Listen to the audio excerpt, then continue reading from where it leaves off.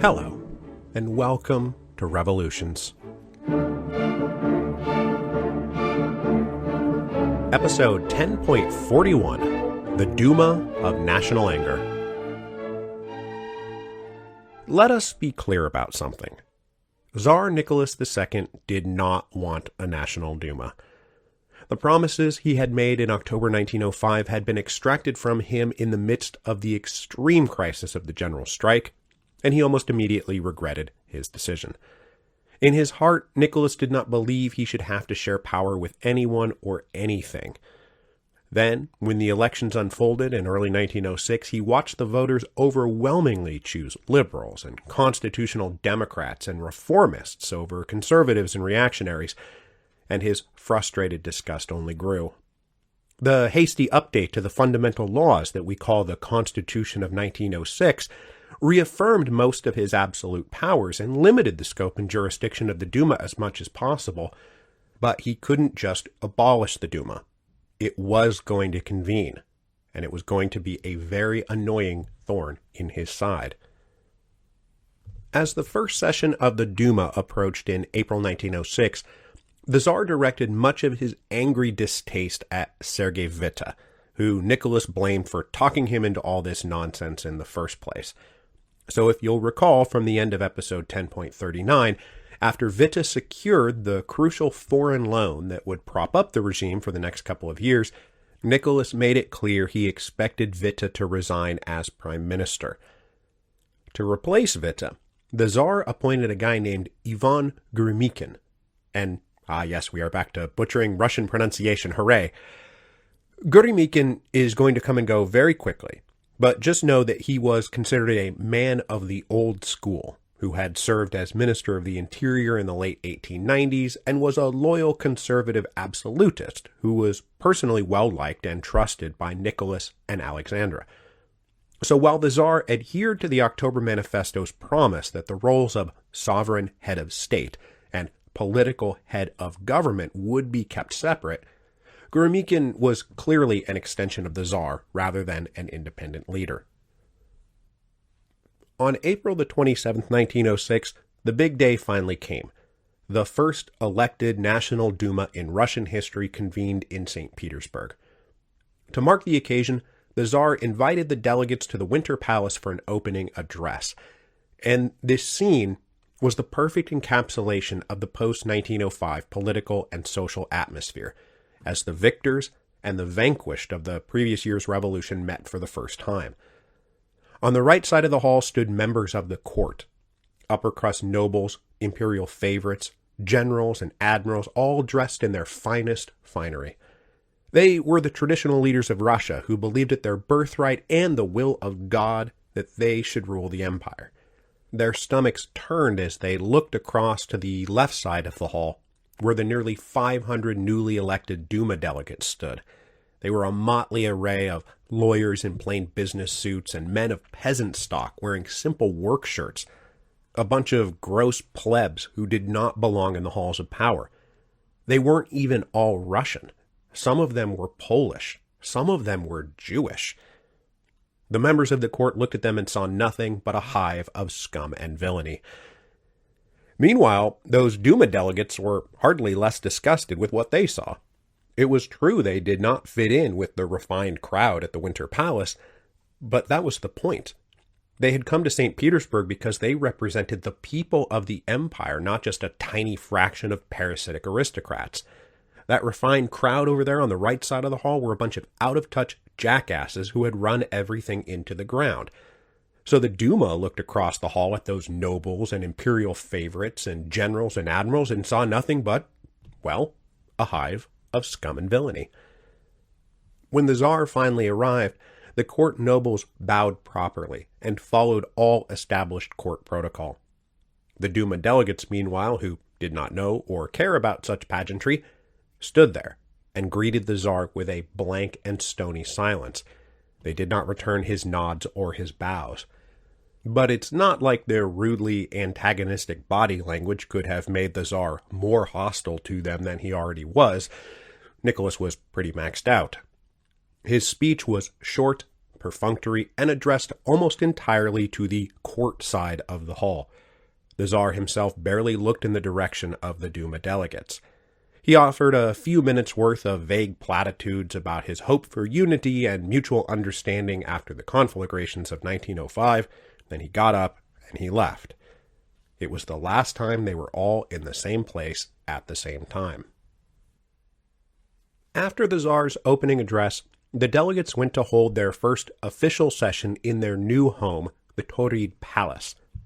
It was a fitting space, a neoclassical palace built in the 1780s and purchased by the state by Catherine the Great. And though it did not literally face west, it actually orients north, its neoclassical design and origin at the height of the western-facing age of Catherine clearly meant that it faced west. As the delegates made the 3-mile walk or so from the Winter Palace, throngs of people lined the streets cheering and waving flags and banners and begging the delegates to institute all the reforms they believed the Duma had been called to institute. This walk only reinforced the idea that they were the true representatives of the people, and their job was to correct the terrible course the empire was on, years of neglect, abuse, and mismanagement that had culminated with disastrous military defeat abroad and a full-blown social revolution at home. All of which had been the handiwork of those idiots they had just left behind in the Winter Palace. Their forthright eagerness to channel the long-simmering rage of the people of the Russian Empire and challenge the existing political order would earn this first National Duma the title, the Duma of National Anger. As the Duma commenced its first session, the delegates looked around the room and took stock of each other. Most did not know each other, and since electoral politics was literally a months-old phenomenon in Russia, things like party affiliation or political platforms were incredibly nebulous concepts. But the party with the most seats were the Cadets, liberal constitutional Democrats mostly drawn from the ranks of the educated urban professionals. They were first and foremost there to secure individual civil rights and a real parliamentary constitution modeled ideally after the British system. But for the Cadets, that was meant to be the beginning. Once that baseline parliamentary constitutional system was secured, they planned to use it to secure even more social, economic, and political reforms. Now, oddly, the most influential cadet, and probably the single most influential person in the First Duma, was not a delegate at all. That was Pavel Milyukov, who I first introduced at the end of episode 10.20, The Liberal Tradition. Milyukov was a historian and professor and journalist who had spent time in jail and in exile, and who had returned to Russia when the Revolution of 1905 got going. Milyukov was important enough that Sergei Witte had tried to bring him into the government back in November 1905, but Milyukov refused to be co-opted, and instead poured his energy into building the cadet party apparatus and secure those victories in the recent Duma elections. But, like I said, Milyukov himself was not elected to the Duma. His newspaper had published the infamous financial manifesto that had called for a tax strike to keep the revolution going, which we talked about in episode 10.38, The Days of Freedom. The government barred anyone who published that manifesto to serve in the Duma, and so instead, Milyukov hung out in the press gallery, watching everything unfold on the floor in front of him. In between sessions, he and the cadet delegates met to plot tactics and strategy, and it was said that Milyukov ran the Duma from the tea room. And while that overstates his influence, he wasn't some kind of puppet master, Milyukov was pretty influential.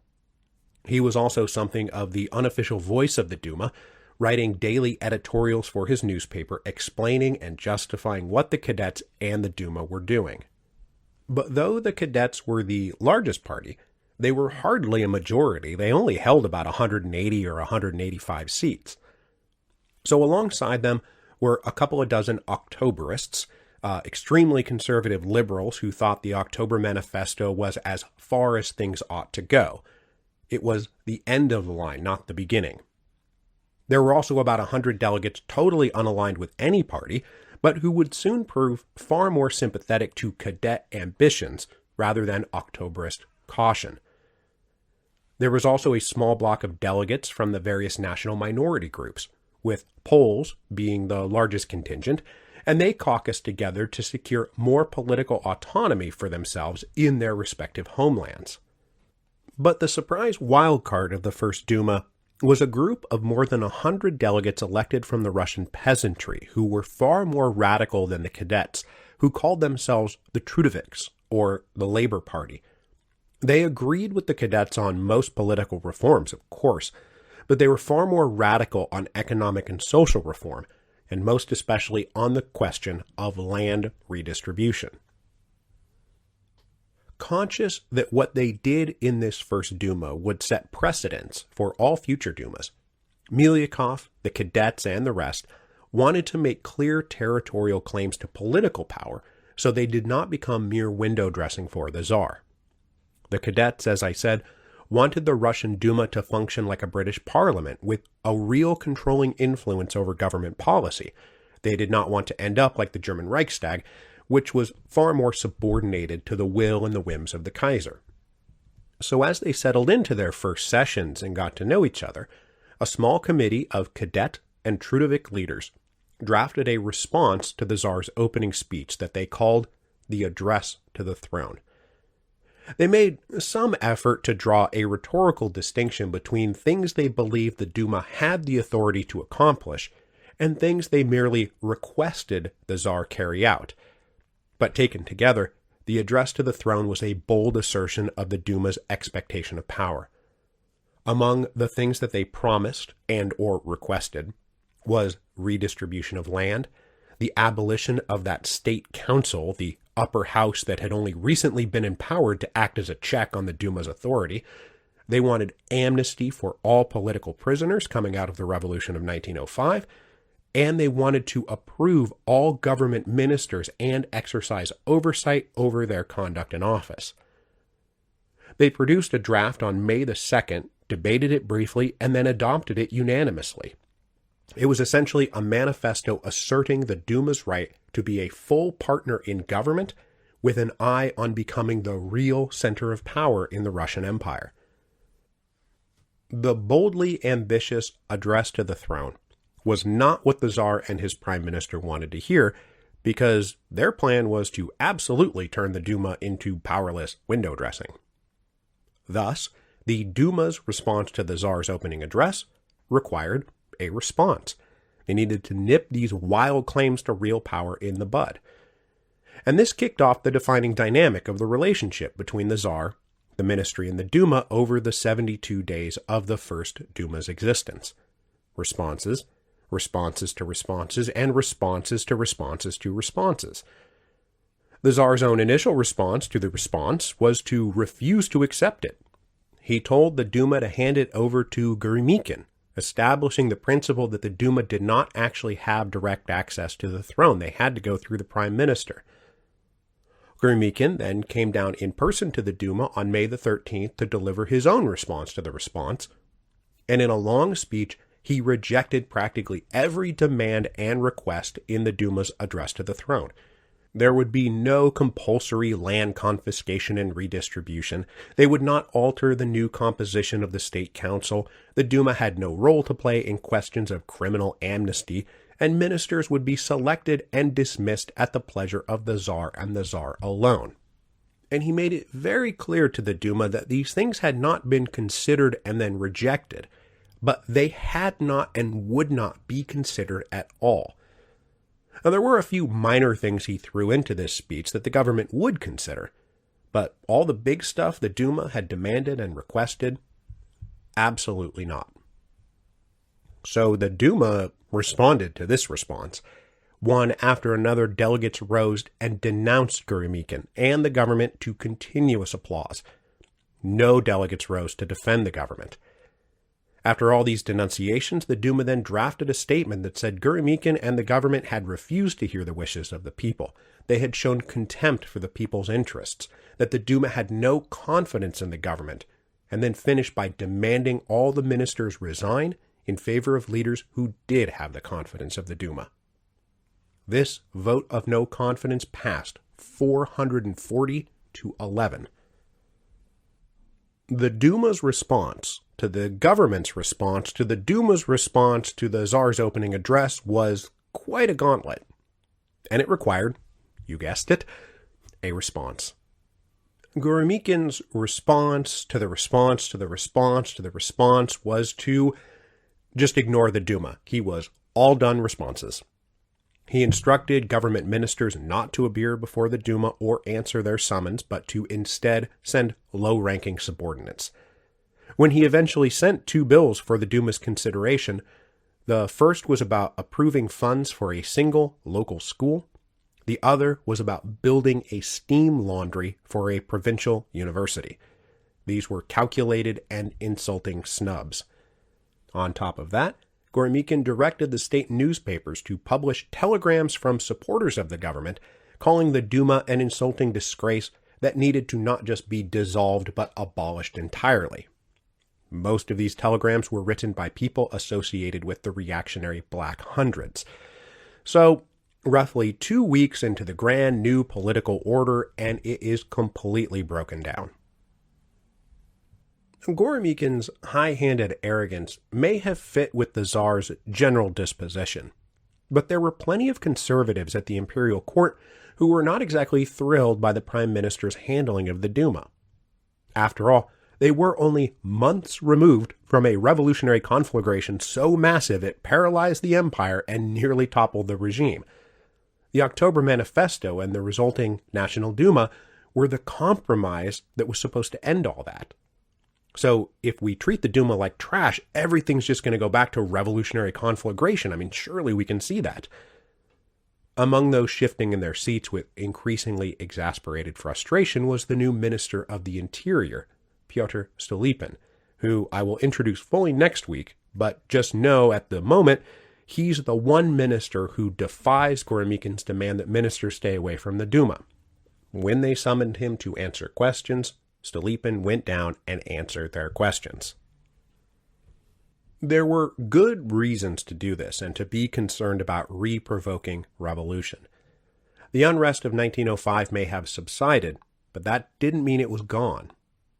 The general strike of 1905 had peaked with 2 million workers off the job, and while there wasn't anything close to that going on in the spring of 1906, there was still, at any given moment, around 100,000 workers on some kind of strike.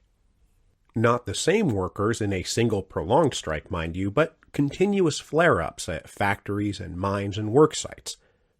And though the number of striking workers at any given moment was now way less than it had been at the end of 1905, it's still a major increase in what was considered the normal baseline for labor unrest. I mean, remember back in episode 10.24, we talked about the unprecedented St. Petersburg strikes in 1896, where upwards of 10,000 workers went on strike at the same time. So we've come quite a ways in a decade, as now 10 times that number of workers on strike is considered kind of a simmering, normal state of affairs. But the major issue at this point, more than anything else, was unemployment, which was exacerbated by the return of hundreds of thousands of young men from the old front lines after the defeat in the Russo-Japanese War. In St. Petersburg, the worker focus turned as much from factory conditions and political reform to the treatment of all the unemployed. And while Bolsheviks and Mensheviks and SRs boycotted the Duma, they were still out there actively organizing among those unhappy and unemployed workers. Meanwhile, out in the rural areas, there were also recurrent episodes and strikes and slowdowns protesting low day wages or, more than anything else, the lack of land. By one estimate, there were more than 1,500 combative episodes in the span between May and July 1906. Some of them went so far as to launch tax strikes that established short-lived peasant republics, because the communes were mostly self-governing, so their refusal to pay taxes to the authorities was a quasi-declaration of independence from the Tsar. This, too, was all influenced by the return of so many young men from the front lines of the war. That meant more mouths to feed, more strain on limited resources, and by some accounts they were more militantly hostile to the local authorities when they returned. But none of this was exactly violent, and even attacks on property and estates were minimal, although the SR Combat Organization is still out there and they are continuing to conduct their campaign of bombings and assassinations. The most violent episode of this period was not revolutionary at all. It was reactionary. And specifically, I am talking about the Białystok pogrom in Russian-occupied Poland in June of 1906. The city was predominantly Jewish. Jews accounted for 3/4 of the 63,000 or so people who lived there. It was predominantly a commercial and industrial city at this point, and had been the site of ongoing clashes all through 1904 and 1905, as it was a hotbed of the Jewish Labor Bund, an anarchist group called Black Banner, and Polish nationalists and socialists of various shapes and sizes. There were assassinations and counter-assassinations between police and revolutionary groups that led to martial law being declared in September 1905 that was not lifted until March of 1906. By that point, the new chief of police was a Polish liberal who sympathized with the Jewish community. His appointment enraged the notoriously anti-Semitic local police officers, as well as the police chief's boss, the Russian police commissar, who was himself an ardent anti-Semite. They no longer drew any distinction between an individual radical anarchist who happened to be Jewish and the Jews collectively. As rumors swirled of some kind of anti-Semitic pogrom against the Jewish population, the sympathetic police chief said a pogrom would happen over his dead body, and then that's what happened. On May the 28th, 1906, that guy was assassinated. The police immediately blamed Jewish killers, but it very quickly came out that the triggerman was actually an ex-police officer who was almost certainly hired by the anti-Semitic Russian commissar. A few days later, on June the 1st, 1906, 2 Christian processions marched separately through the city, one Catholic and one Orthodox. Both were attacked. A bomb was thrown at the Catholics and shots were fired at the Orthodox. These shots and explosions triggered a sudden and suspiciously well-timed cry of "Beat the Jews" as black hundreds stormed out and raided Jewish shops and homes. The police either did nothing to stop them or joined in themselves. The first day of chaotic destruction and beatings and killings then gave way to 2 more days of attacks that were even more coordinated and now had the support of Russian soldiers. It was only after Minister of the Interior Stolypin ordered local governors to remove those troops and stop the pogrom that the violence finally subsided. The casualties were somewhere between 80 and 200 dead, God knows how many wounded, and at least 150 shops and markets completely destroyed. The Białystok pogrom outraged world opinion, and it also outraged the Duma. They summoned Minister of the Interior Stolypin to answer questions, and he said forthrightly the pogrom was wrong. Then they demanded to know how much state officials from the local level on up were in on this from the beginning. Because remember, this is happening right after General Trepov and the gang had been caught writing and funding anti-Semitic screeds during the punitive campaigns back in January and February. The local Russian authorities in Białystok tried to blame the Polish residents of the city, but evidence emerged that they had been planning this thing for weeks, and eventually the guy who fired on the Orthodox procession was arrested, and he confessed that he had been hired by the authorities to give the pogrom an excuse to get going. This would remain an ongoing scandal that the Duma dealt with and used to attack the government, much to the government's annoyed and guilty embarrassment. So we are now into mid-June, and there is nothing but mutually antagonistic hostility between the Duma and the government. People on both sides feared the consequences of not ultimately finding a way to work together. Inside the court, as I said, there was a real fear that it would trigger another revolution. But inside the Duma, the fear was now that they would face a reactionary crackdown. Now, there were 2 stabs at solving the deadlock. One was spearheaded by the aforementioned General Trepov, who, on June the 16th, apparently at his own initiative, invited Milyakov to come meet with him. Trepov told Milyukov he thought he could get the Tsar to go along with certain parts of the Duma's program and reshuffle the ministry. But this was undermined just a few days later when Stolypin summoned Milyukov to a meeting and offered far less generous terms of compromise. Milyukov assumed this was some kind of tricky double-cross, but really, it was just that Trepov and Stolypin did not know what the other was up to. But these attempts at forming some kind of compromise government acceptable to the Duma went nowhere and were overtaken by events. Specifically overtaken by the biggest question looming before everybody, land reform.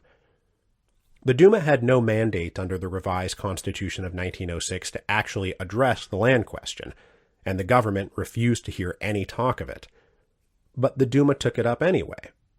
The cadets said, look, we can take imperial family property and state land and church land and some property from the largest private estates and redistribute it to the people.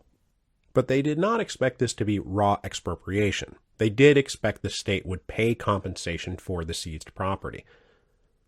The Trudovics, meanwhile, who mostly came from those peasant areas, were far more radical. They envisioned, ultimately, total nationalization and redistribution of all property, including mines and all natural resources. Not all at once, mind you, but that was the goal.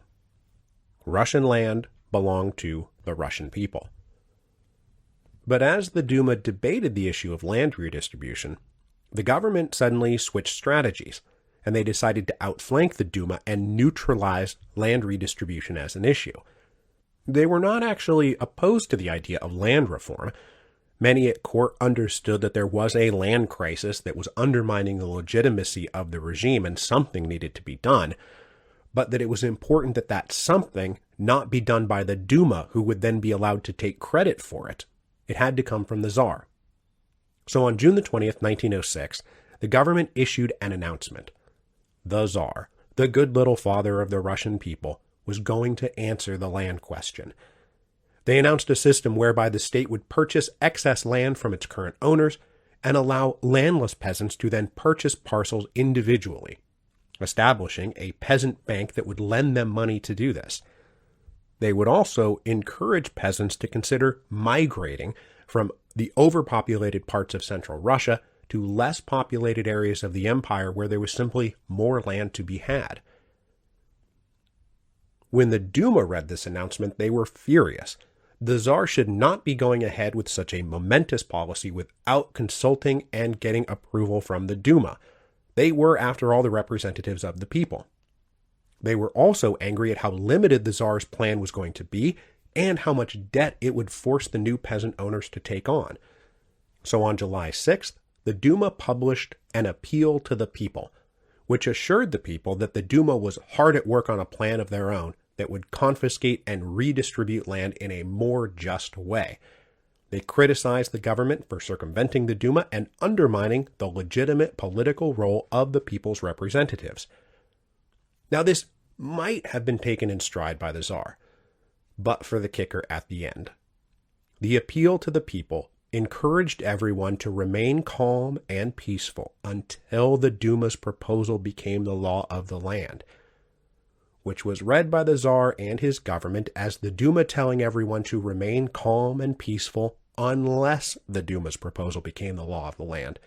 It read like a threat to restart revolution if they didn't get their way. This was the last straw. The final response to all the responses was simple. It was time to dissolve the Duma of national anger. Clearly, things were not working. Both the high-handed Gromykin and the realistic and calculating Stolypin both advised the Tsar to do it. Dissolve the Duma, call a new election, see if we can't get a better class of delegates elected who will not be so intransigently hostile. The Tsar was thrilled his ministers were finally talking sense. Now, rumors of the Duma's dissolution had swirled since the first address to the throne, but so far, the hammer had not yet fallen. To trick the Duma into a sense of immediate complacency, the Tsar invited the president of the Duma down for a personal audience to discuss their issues on July the 9th, and Stolypin agreed to attend a session on July the 10th to answer more questions about the Bialystok program. But they made those promises knowing neither meeting would ever take place. Now, the Tsar had the right to dissolve the Duma. It was his right as Tsar to do it, as long as he called new elections. But it was still a moment fraught with danger. How would the people respond? Would they restart the revolution? To counter this threat, the military and police presence in the capital were beefed up on July the 8th, and suddenly there were lots of armed authorities at the train station and other strategically important points in St. Petersburg. Then, before dawn, on July the 9th, 1906, soldiers surrounded the Tauride Palace before the delegates gathered for the day's session to ensure that there would be no session that day. Placards were then posted all over the city saying the Duma had been dissolved and new elections would be held for a second Duma, which would convene in February 1907. It also declared St. Petersburg was now temporarily under emergency law. Gatherings and processions and proclamations would not be tolerated, newspapers would be censored, and prohibited from calling for further protests. So the delegates arriving for work that day were shocked to find themselves locked out and the Duma dissolved. But they weren't exactly surprised. They had been expecting something like this for a long time, and contingency plans were in place. Milyukov spent the day literally riding around St. Petersburg on a bicycle, spreading the word to leaders to gather at a prearranged spot in the city to plan a response.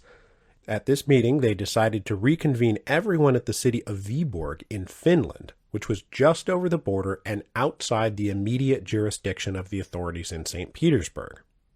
This was not a permanent solution, but it would probably give them room enough to operate for maybe 12 hours, and that might be all they needed to rally the people of Russia to their defense. So later that evening, about 200 delegates, mostly cadets and Trudovik, successfully reconvened in Vyborg. Late in the evening on July the 9th, 1906, they drafted a protest manifesto addressed to the people from the people's representatives. It denounced the dissolution of the Duma and called for passive but not violent resistance to the authorities. Specifically, they called for a tax strike and a refusal to provide new conscripts for the army. But they had done very little real prep work to make such a coordinated empire-wide protest work. They were just sort of hoping to call for it and let the people spontaneously come through. But to everyone's surprise, to the Duma's dismay and the government's delight, 1906 was not 1905. And despite the ongoing protests and strikes, it did not appear that either the workers or the peasants wanted to relaunch a full-scale revolution in defense of the ousted Duma. Within days, Milyukov and the other Duma leaders received reports from the field that no one was heeding their call. Their manifesto to the people from the people's representatives was a dead letter. There was not going to be a revolution of 1906. History is a funny old thing.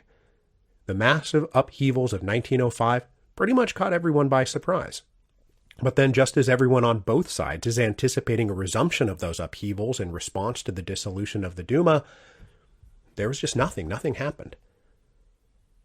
But as the Tsar and his closest imperial advisors breathed a sigh of relief, they did not take it as a sign that all was well and they could just go back to the way things had been. Part of the reason there was no revolutionary response to the dissolution of the first Duma was that they had told everybody a second Duma was coming in February 1907, and the Tsar's government was going to have to be smarter about how they handled that second Duma.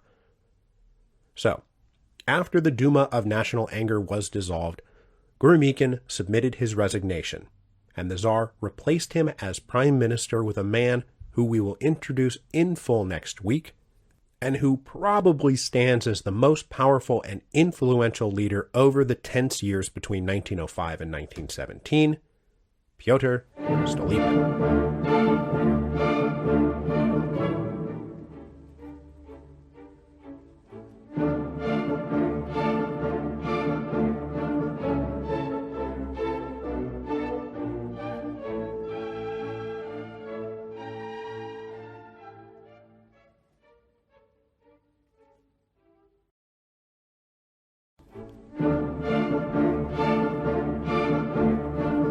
Episode 10.42, The Stolypin Reforms.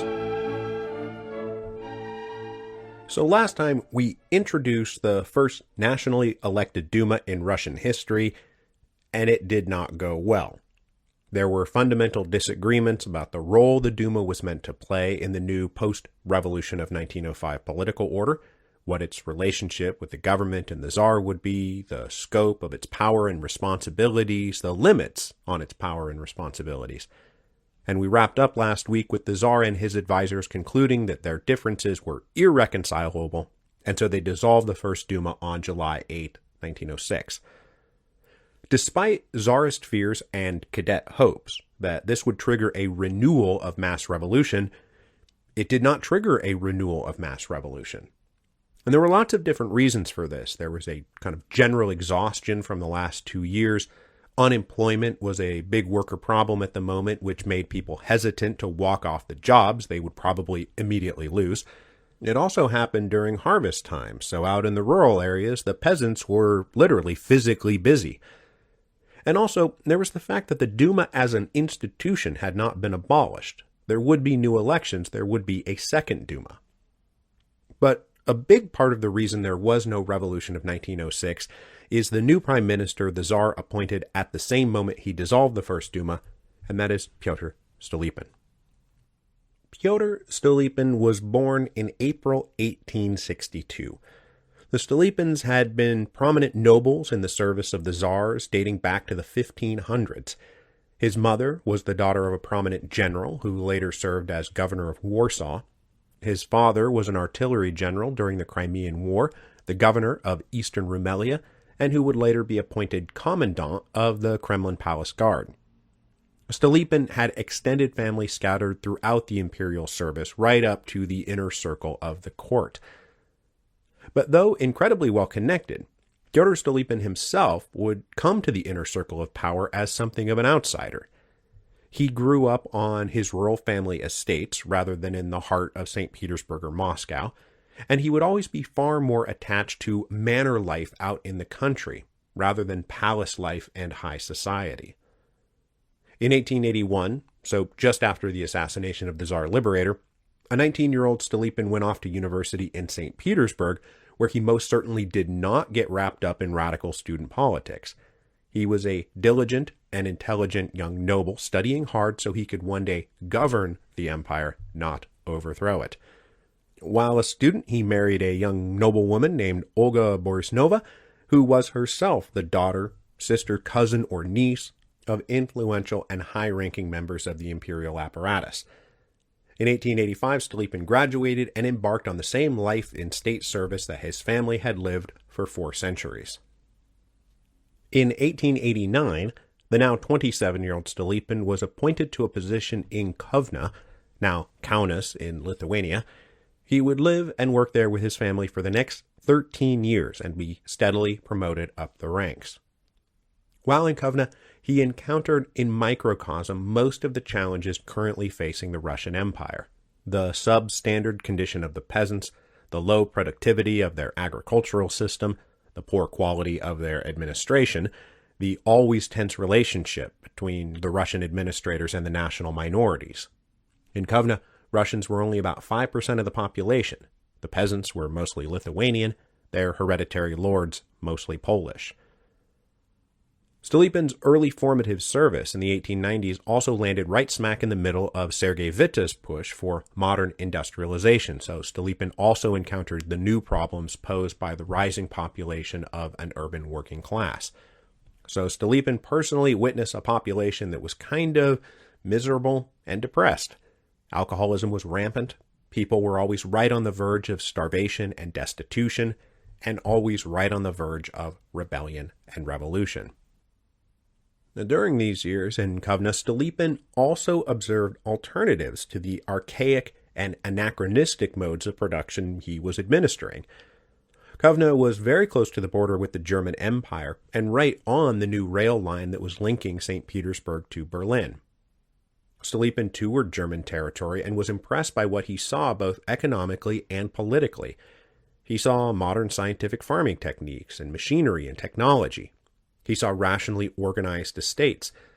and most especially he witnessed the role he believed individual ownership played in incentivizing work and increasing agricultural productivity. He observed people who went about their business fitter, happier, and more productive. He also observed how this satisfied peasantry in the German Empire formed a solid conservative bulwark supporting the Kaiser. They were not throwing bombs or burning down estates, at least not that he could see. Stolypin would then come back to Russian territory and see nothing but backwardness all around him. He desired change and reform. He believed that there was nothing happening in neighboring Germany that could not be brought over to Russia, even if the ultimate Russian version of all of this must be rooted organically in Russian history and culture. Stolypin spent 13 happy and productive years in Kovna until the Tsar appointed him governor of the province of Gronda in May 1902 in what is today Belarus. Stolypin was only weeks past his 40th birthday, and I can't tell if he was straight up the youngest governor ever appointed, or if it was just notable how young he was to earn this appointment, but in any case, he was very young to get this job, and it spoke both to the quality of his work and the quality of his connections. The appointment came just as the recession that followed the Witte boom was setting in, and when poor harvests were sparking an agricultural crisis and a wave of peasant unrest in the spring and summer of 1902.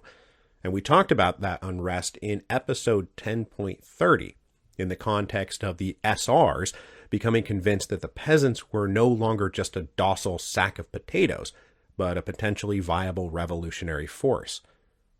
And though he sat on the other side of the political lines, Governor Stolypin happened to agree with them.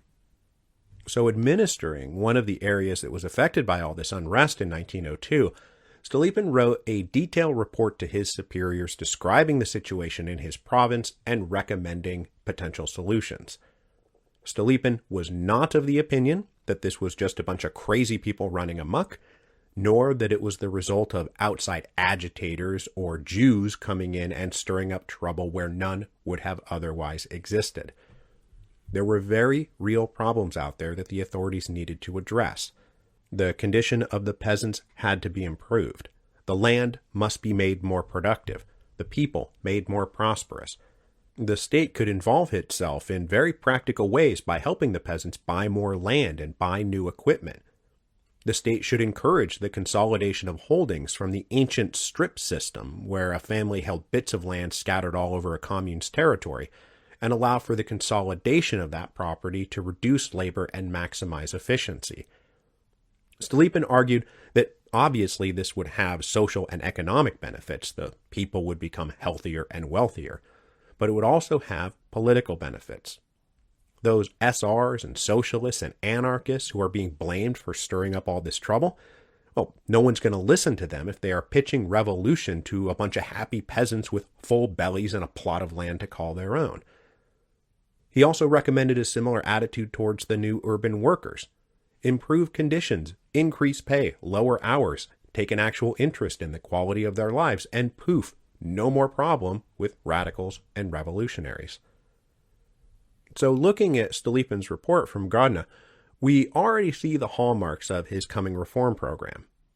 His superiors were impressed with his recommendations, especially because they were presented as how can we make the Tsar and his empire stronger and more stable, not how can we turn the world upside down. This, too, would be a hallmark of the Stolypin reforms. So he was quickly promoted to the governor of Saratov, a bigger, more important, and more difficult job.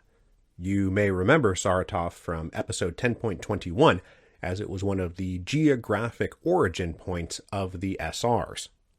Saratov was a province defined by enormous inequality in the distribution of land. Roughly 1,000 families owned about half of all the land, while everyone else owned the other half. Stolypin had just taken over in 1904 when the cascading failures at home and abroad swept the empire towards the revolution of 1905. And like all other provincial governors, Stolypin grappled with worker strikes, peasant rebellions, subversive socialist literature, SR bombers, as well as violent reactionary groups coalescing into what would become the Black Hundreds, all of which blew up massively during the wave of protests following Bloody Sunday in early 1905. Stolypin navigated the revolution of 1905 better than most of his colleagues, which was especially noteworthy given that he was governing a province more naturally prone to revolutionary unrest.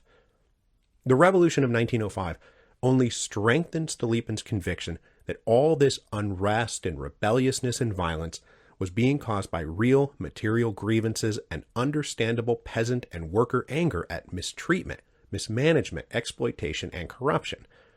Even if the Tsar managed to survive these upheavals by beating everyone back into line, that still did not address the underlying social and economic issues. And unless those issues were addressed, this would just keep happening, and Russia would keep descending until it became an embarrassing and chaotic third-rate power full of miserable people killing each other and burning each other's houses down. But though Stolypin understood that the use of repressive force only addressed the symptoms, not the underlying disease, that did not mean he was against using repressive force against rebels and revolutionaries. Far from it. When the general strike hit in October 1905, Stolypin declared martial law and promised to meet violence with violence. And he did not personally shrink from a fight. Stolypin was a big dude, physically imposing. He was tall and barrel-chested, and as governor he was known to wade into crowds of demonstrating workers demanding that they remain calm and orderly, apparently unconcerned about his own personal safety. And, as often as necessary, the forces under his command did meet violence with violence. So his combination of strong physical repression and active work addressing grievances meant that by the time the chaotic year of 1905 ended, Stolypin could look back and note with pride that Saratov had not been engulfed by as much revolutionary upheaval as provinces even immediately adjacent to it. This was also noted by his superiors in St. Petersburg, including the Tsar, who read Governor Stolypin's reports with interest and made approving notes in the margins. By the spring of 1906, Stolypin was 43 years old and a rising star in the imperial government. But though he believed he had a bright future ahead of him, even Stolypin was shocked when the Tsar appointed him Minister of the Interior in April 1906, responsible not just for the administration and security of a single province, but the entire empire. Stolypin very briefly attempted to argue he was too young and inexperienced for the post, but you don't actually say no to an appointment like that, so he did not. But he did stand out in the government. He was quite a bit younger than everybody else, and he had also spent his entire career out in the provinces, both doing his job or living and managing his estates. And he took some pride in this. He said, "The fact that I have been a provincial governor for a short time has not made me into a bureaucrat. I am a stranger to the Petersburg official world. I have no past there, no career ties, no links to the court." He believed that he could see what they could not, and he hoped that he could make them do what they must. Arriving in St. Petersburg on the eve of the First Duma in April 1906, Stolypin was just settling into his new job when the First Duma earned its moniker as the Duma of National Anger. Now, Stolypin was obviously sympathetic to the need for wide-ranging reform, but he disagreed vehemently with the Duma on the purpose, the method, and the nature of those reforms. Because we must be very clear here. Stolypin was not a Democrat. He was not a constitutional liberal. He may not have been a blithe and reactionary defender of orthodoxy, autocracy, and nationality, but he was there to defend it. That was the alpha and omega of his entire program.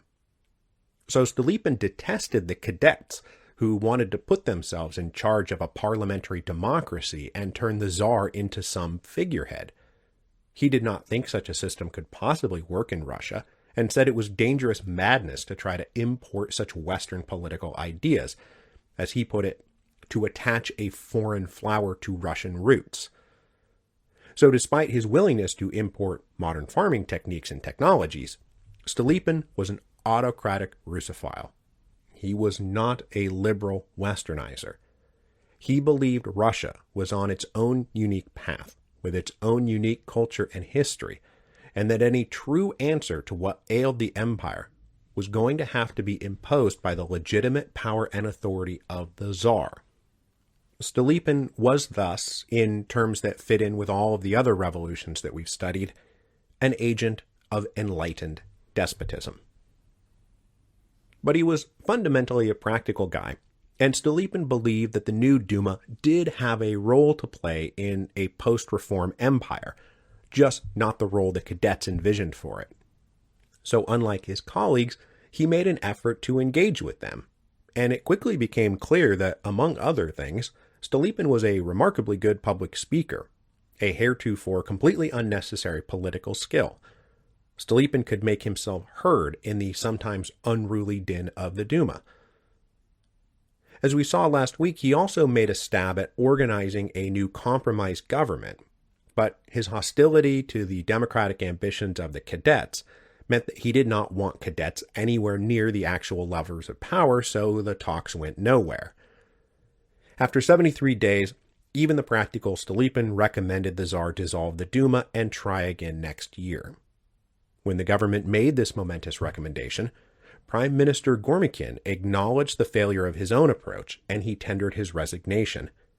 The Tsar then turned to young Stolypin and named him prime minister with a brief to do all of it, all that was necessary, all that could be done, all that must be done. So Stolypin was young when he was appointed governor, and he was young when he was made Minister of the Interior, and now he was crazy young to be leading the government of the entire Russian Empire. But he believed he knew what ailed that empire, believed that he knew the cure, and he had the energy and talent to administer that cure. So he got to work. Stolypin became prime minister at an extraordinarily precarious moment. It was entirely possible the hurricane of revolution was about to whip back up. One of the reasons the Tsar trusted Stolypin is he had proven he was not a soft man who could be pushed around, or who thought compromise meant giving away the farm to liberals, Democrats, and socialists. And indeed, Stolypin's attitude was, first, they would pacify and suppress all violent antagonism, and then he would carry out reform. Peace and good order were the essential prerequisites of imperial renewal. Stolypin assured the Tsar that they would prove they were strong and not weak, that was the first order of business, that their reforms were not coming because they were buckling under pressure, but being delivered from an unassailable position of strength, that it was their choice to do this, not the revolutionaries. And shortly after becoming prime minister, Stolypin gave an interview for the foreign press where he said, "The revolution must be suppressed, and only then will it be possible to establish the definitive and firm basis for the future regime." And this was not hypothetical, because though we know from a historical vantage point that there would be no revolution of 1906, Stolypin and his ministers did not know that the revolution wasn't really starting back up. The cadet delegates had just called for mass resistance in response to the dissolution of the Duma. Mutinies started breaking out in both army and naval units. Union leaders were calling for strikes. And as we briefly discussed last week, in May and June and July, peasant unrests had broken out all over the empire. And certainly the most active revolutionaries, the Bolsheviks and the Mensheviks, and especially the SRs, were as active as ever. So all through the summer of 1906, local police reported the discovery of homemade bombs and bomb-making material, thousands of pounds of dynamite, thousands of pistols and rifles, hundreds of thousands of cartridges. Political terrorism was alive and well, and anyone who worked from the state, from a police patrolman all the way up to the Tsar himself, was a target for assassination. So when I say that the hurricane of mass revolution did not return in the summer of 1906, the sudden tornadoes of revolutionary violence were hitting as regularly as they had for the past decade. As the new prime minister, Stolypin was himself, of course, now a prime target. And they almost got him, just a few weeks into his tenure in office, the first of a few times they almost got him. On August 12, 1906, Stolypin was at one of his summer homes. It was a Saturday afternoon, and he spent the morning welcoming petitioners and guests. 3 SRs showed up holding suitcases, and they tried to blend in with the crowd. When a guard noticed one of them acting suspicious and asked to inspect his briefcase, the 3 men shouted some revolutionary slogans, hurled their suitcases on the ground, all 3 of which were jam-packed with bombs, triggering a massive explosion. This explosion killed somewhere between 27 and 32 people, depending on what source you read. The 3 bombers, now suicide bombers, of course included in that number. The total injured was somewhere between 30 and 70, some by the blast and some by the later collapse of part of the house. 2 of Stolypin's 6 children were among the injured, and while you will sometimes see it said that his 15-year-old daughter was killed, that is erroneous. She lived through it. The Prime Minister himself only received some superficial cuts to the face, and after seeing to his own children, he organized a relief effort and response to the wounded.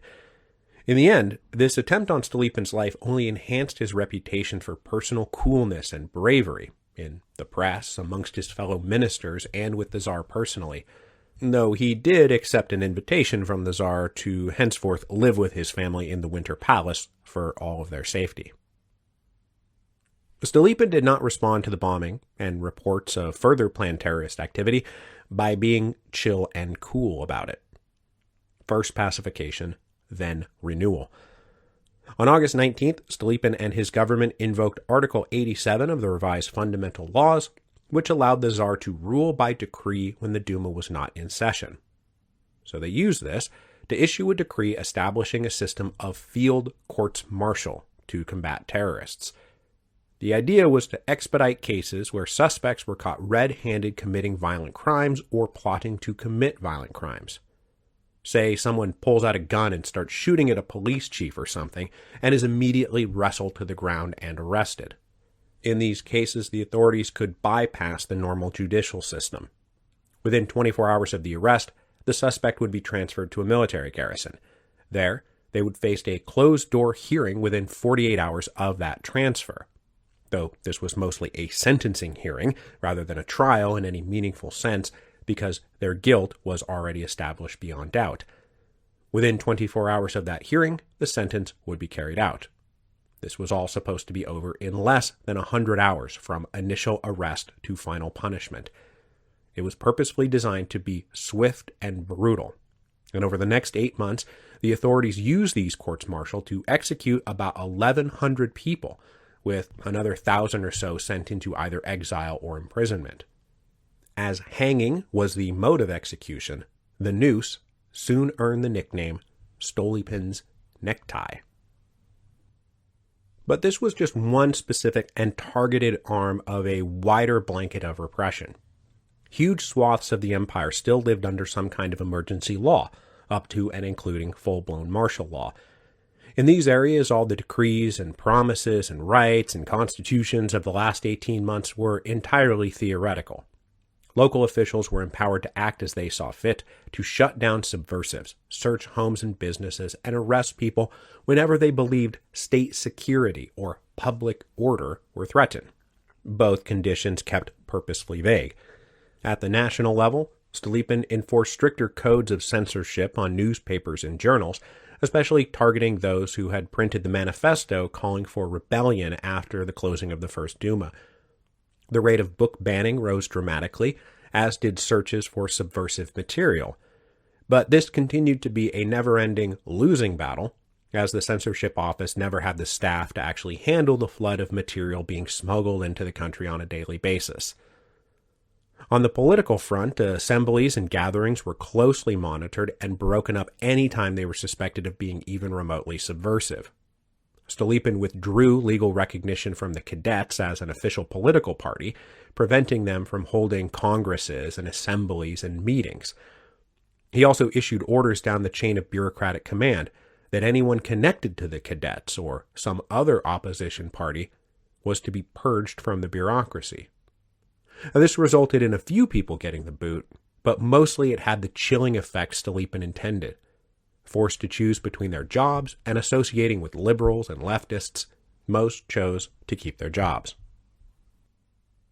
So that's the repressive part of Stolypin's program.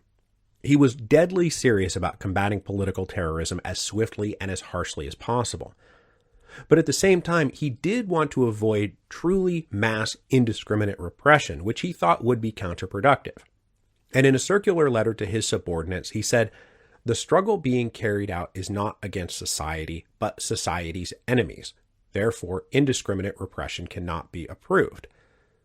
He hoped to prove this by moving quickly and forcefully to enact political and economic reforms that would release all the existing tension. And he further said in that same letter, "The government firmly intends to enable old and unsatisfactory laws to be repealed or amended in a legal manner. The old order will be renewed."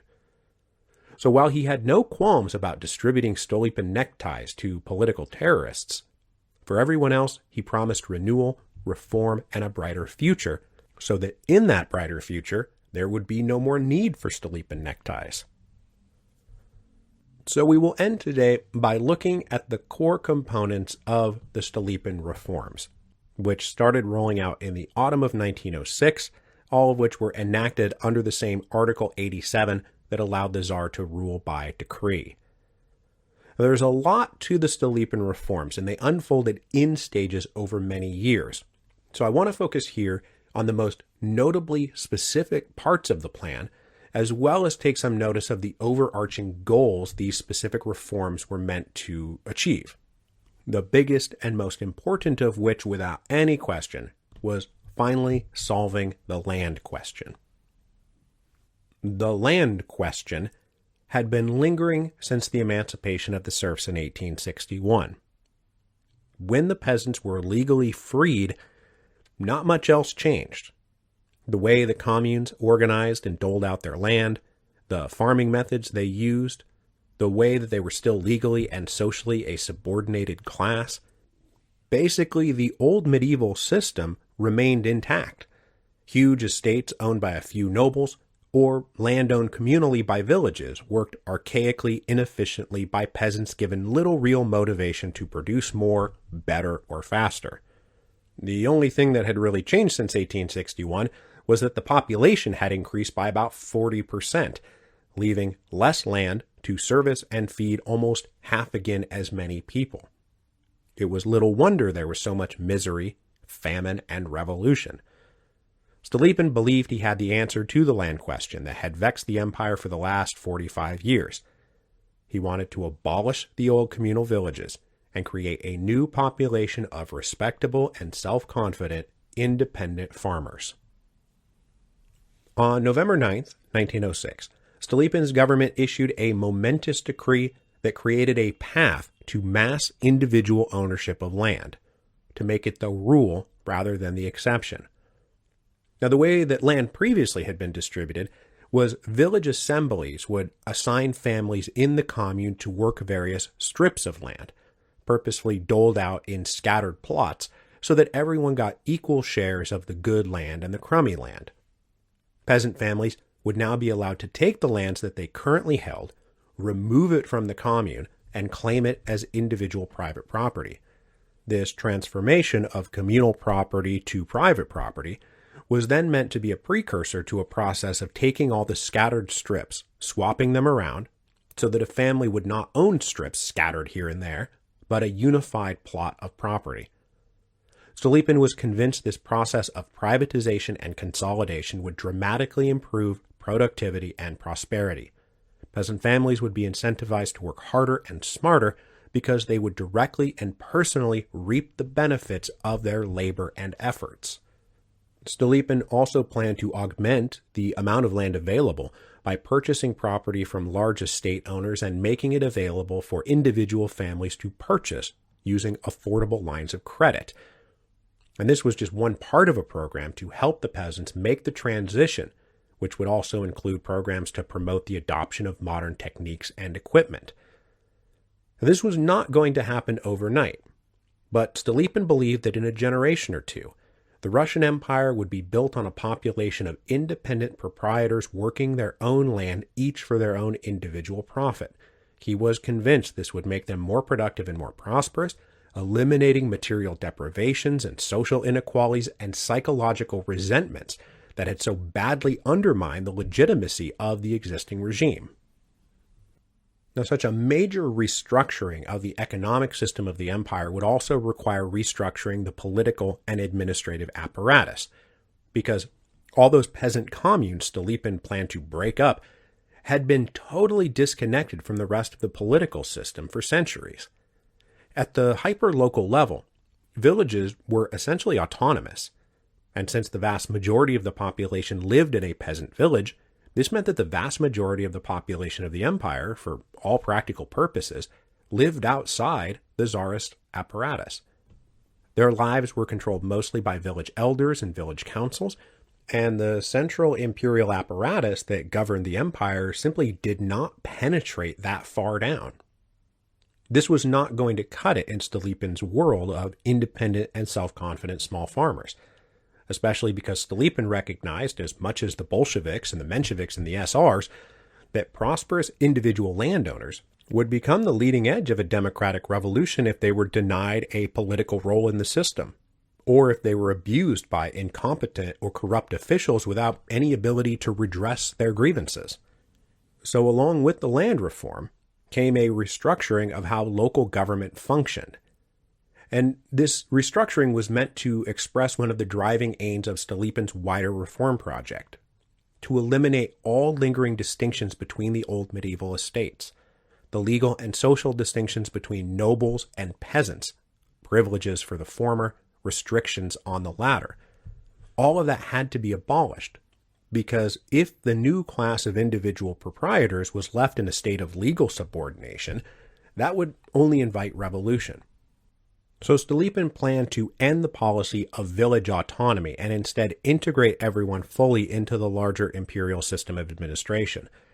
He planned to form hyper-local zemstva to allow his new population of equally dignified, independent farmers a place to air their grievances and debate local issues, so that the government could be made aware of those issues and respond to them in a timely manner. This would allow everyone to feel like they were being treated with equal dignity and respect and that their voices were being heard. This would turn the new farmers from sullen and resentful and oppressed peasants into supportive defenders of the political order. Stolypin's reforms would also eventually include the judicial system, which would be reformed to make everyone equally subject to the same laws and processed by the same courts, which was still not happening. And really, everywhere you look in the Stolypin reforms, it's all about erasing the distinctions between the old medieval estates and turning nobles and peasants into equal legal citizens, not living in two separate worlds, but in one unified empire. So those are the big pieces of the Stolypin reforms, the initial efforts he made to start renewing the empire. And in a way, Stolypin is trying to do the same thing that the socialists he's fighting against are trying to do: eliminate legal and social and material inequality. But he's taking a completely different path, not by collectivizing, but by individualizing, by emphasizing individual property and civic equality as individuals, rather than communal prosperity as a part of a collective. And he believed if he saw his reforms through to the end, that he would eliminate all of the revolutionary energy that was coursing through the empire. He also worked quickly because he was hoping to be able to get all this done before the next election for the Second Duma, which was fast approaching in February 1907. Stolypin hoped the second batch of delegates would be more cooperative than the first, but as we will see next week, he will be disappointed. And thus, while we have talked about Stolypin's reforms and Stolypin's neckties, the Second Duma is going to end with another bit of Russian history he gets to take ownership of: Stolypin's coup.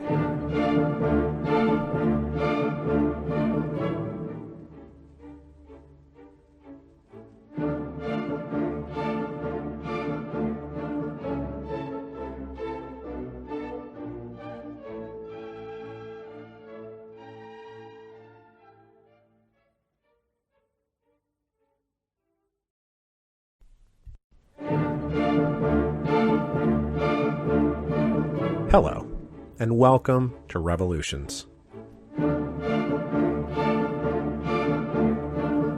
Episode 10.43, The Coup of 1907.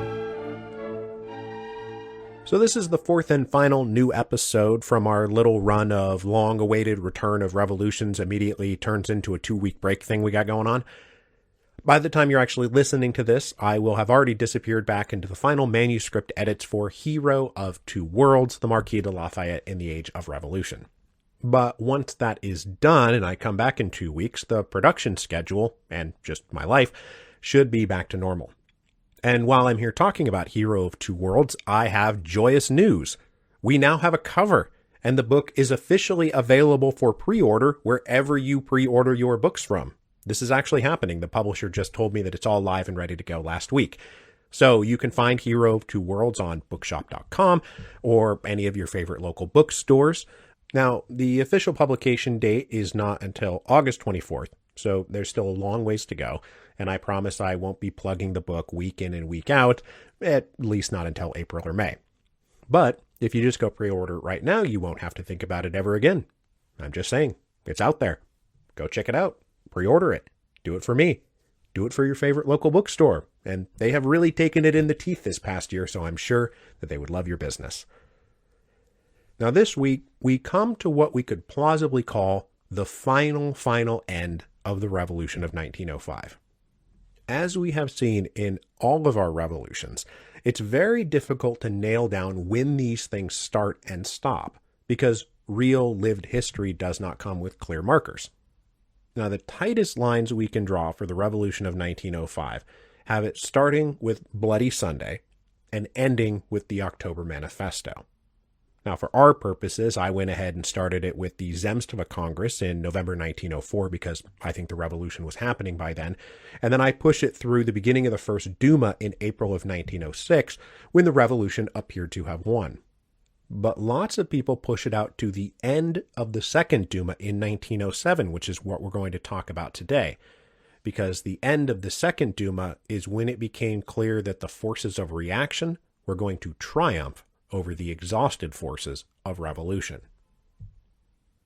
As we discussed last week, Prime Minister Stolypin had about 6 months to work with a free hand to get as much of his reform program in place before the elections to the Second Duma commenced at the beginning of 1907. But after the new year came, he had to put all of his attention into those elections. The hope was that he would be able to make the new Duma friendlier and more compliant than the first one had been. To help ensure this result, Stolypin's government put their thumb on the scale wherever and whenever they could. They had a discretionary fund that they used to promote conservative candidates and buy positive editorials in the newspapers.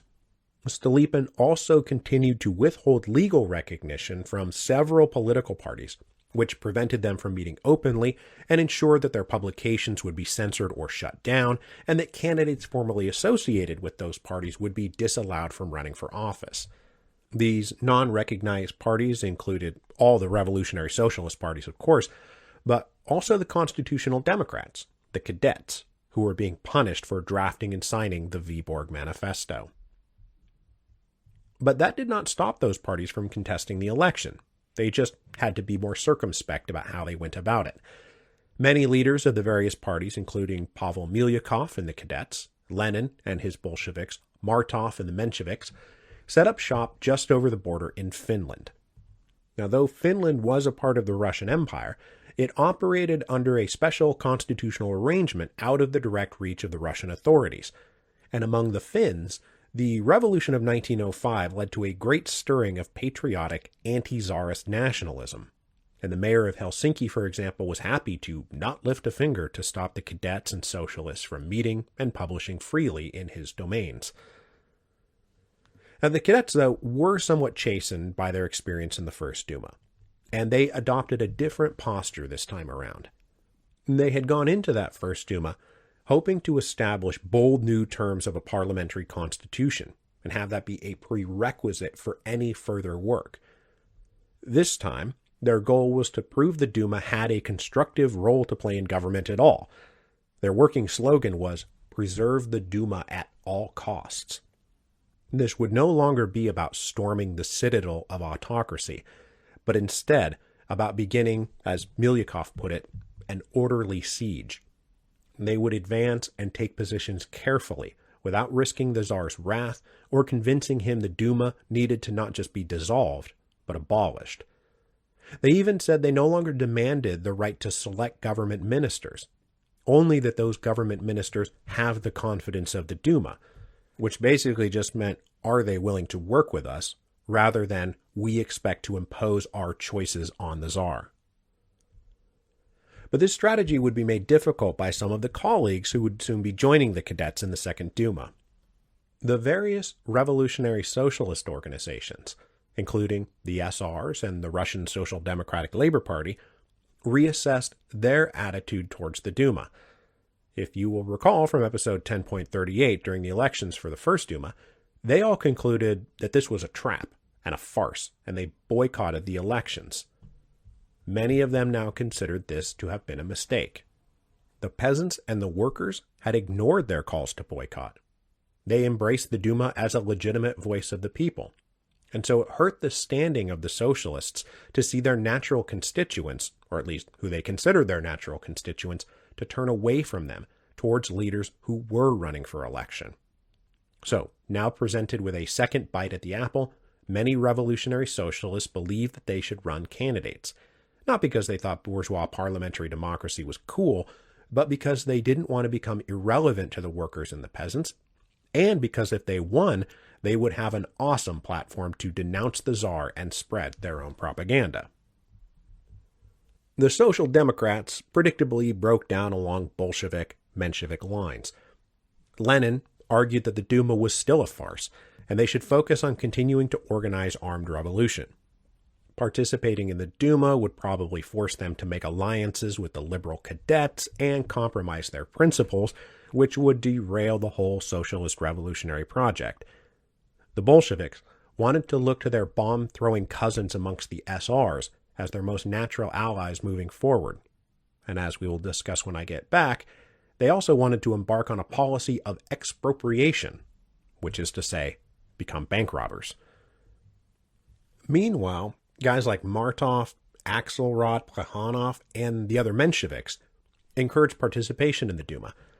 And after winning majority control of the Russian Social Democratic Labor Party at a party congress in the spring of 1906, their view became the official party view. With democratic politics now somewhat in force, they should begin the long-awaited process of turning themselves into a legal political party modeled on the German Socialist Party. They should run candidates, organize out in the open, and cultivate a mass movement. This had, after all, been the plan going all the way back to the 1890s. Lenin and his supporters scoffed at their naivete. They were not a legal party. They could not operate out in the open. The state was handing out Stolypin neckties and shutting down their presses and arresting their members. Most of the empire was still under emergency law.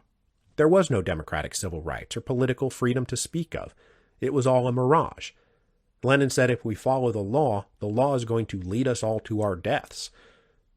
But the Mensheviks prevailed and ran candidates for election in early 1907.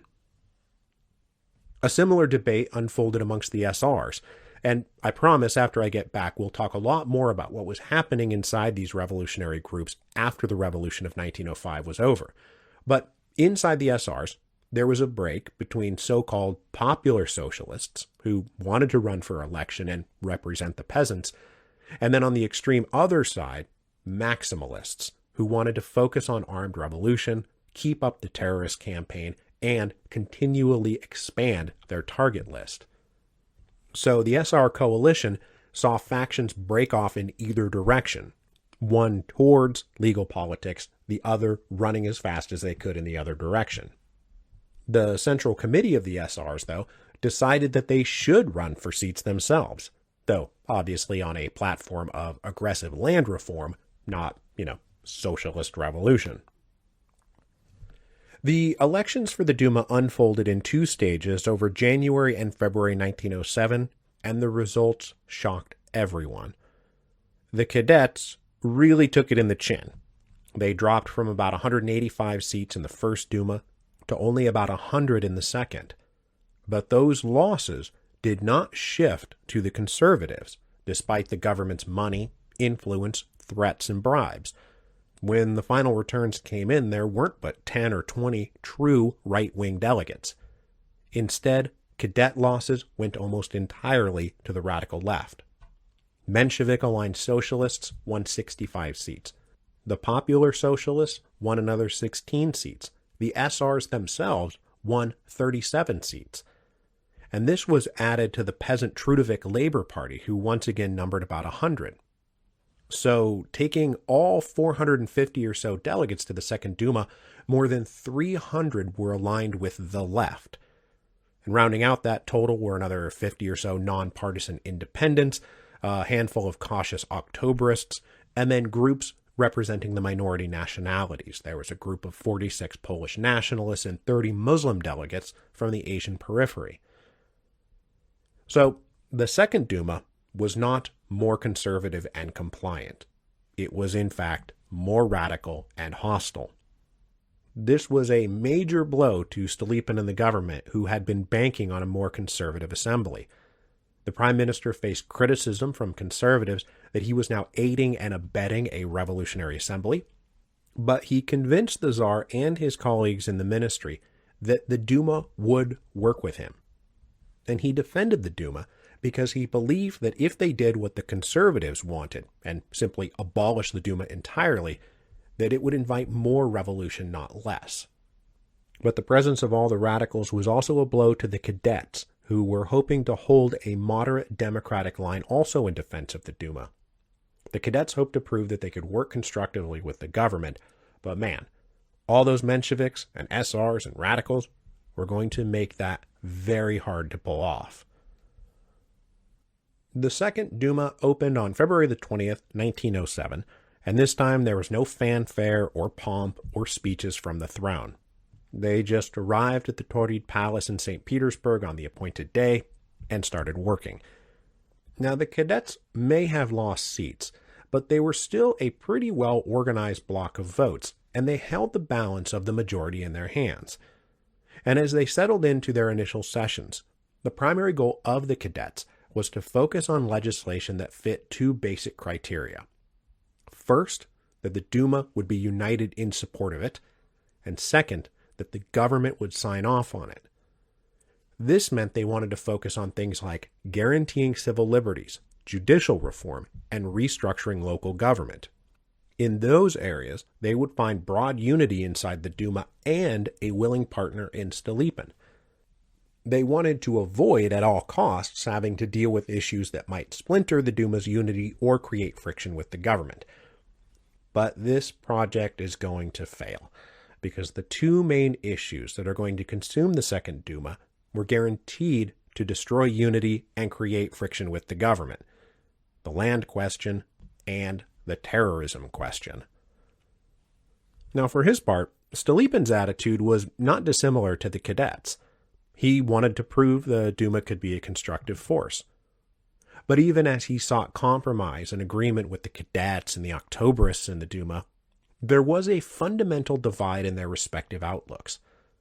Stolypin clearly considered the Duma to be something far more like a government ministry than an independent assembly.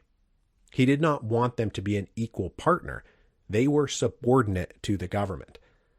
Stolypin saw the role of the Duma as a place where issues could be raised for the government to respond to, and then, after being alerted to some pressing concern, the government could craft responsive legislation for the Duma to approve, giving that legislation legitimacy that straight imperial decrees might not have.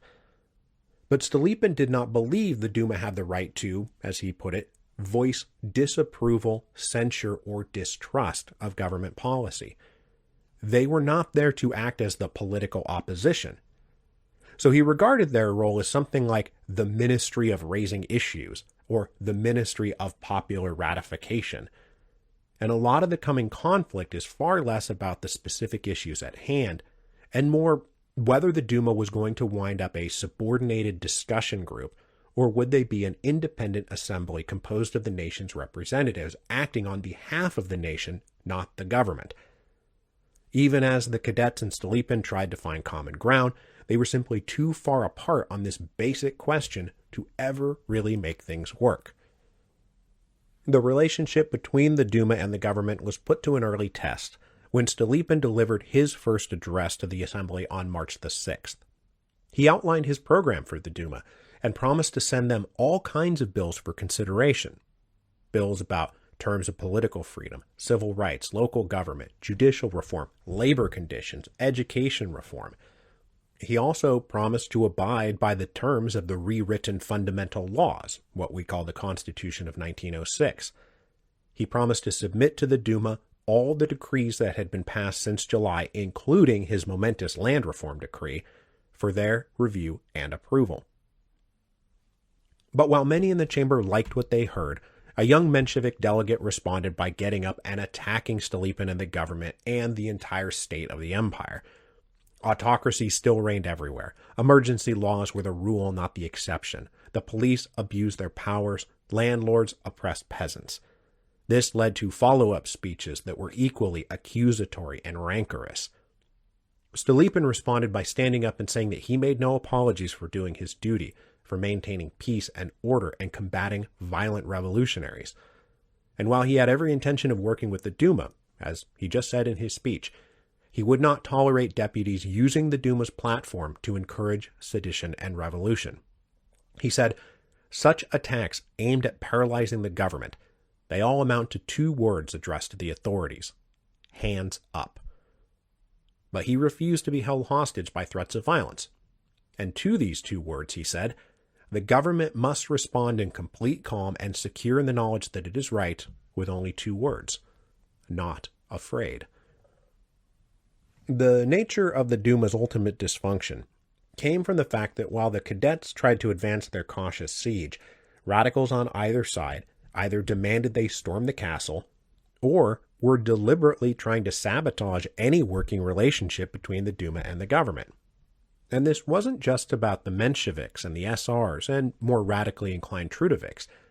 Those radical right-wing delegates were connected to the URP, the Union of the Russian People, which was a proto-fascist party, and they set out to sow as much dissent and distrust and hostility as possible to break the Duma or prove that they needed to be outright abolished. The Tsar loved the URP, and from the get-go he himself was clearly waiting for any excuse to dissolve the Duma.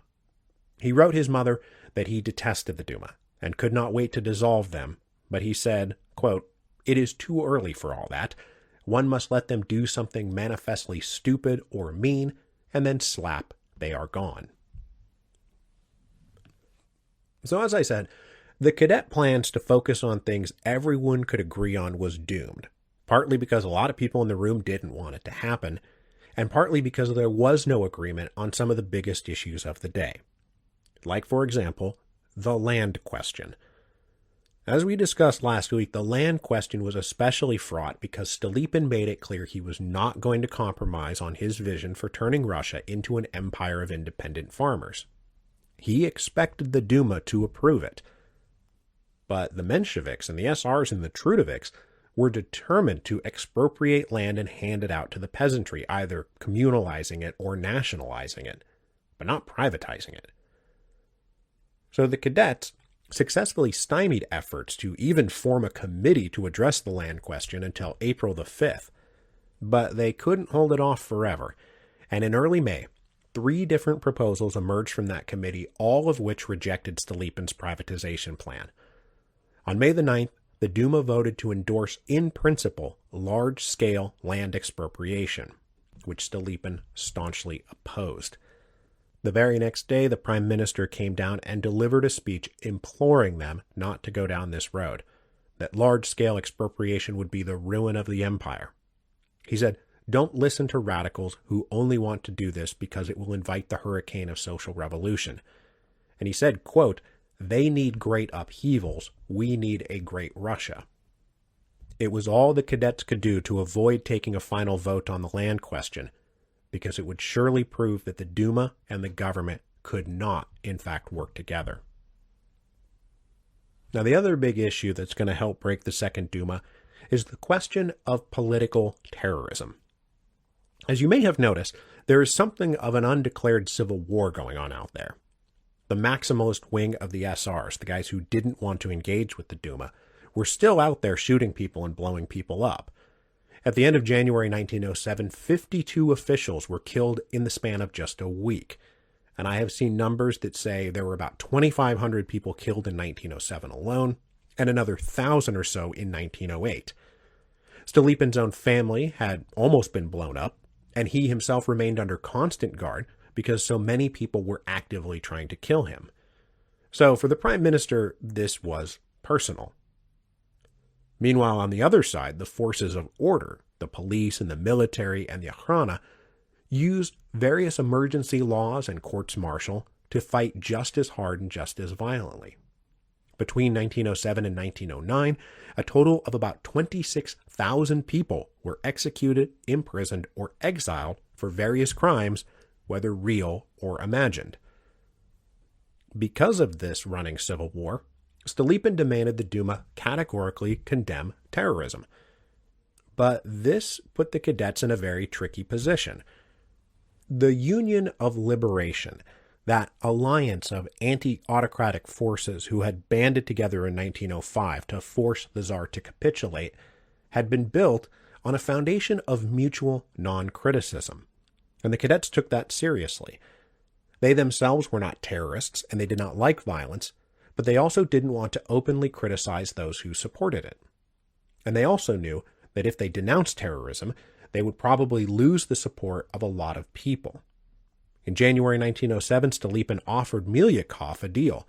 If you denounce terrorism openly, I will legalize your political party. But ultimately, Milyukov decided it would ruin his reputation and make the cadets seem like sellouts and turncoats.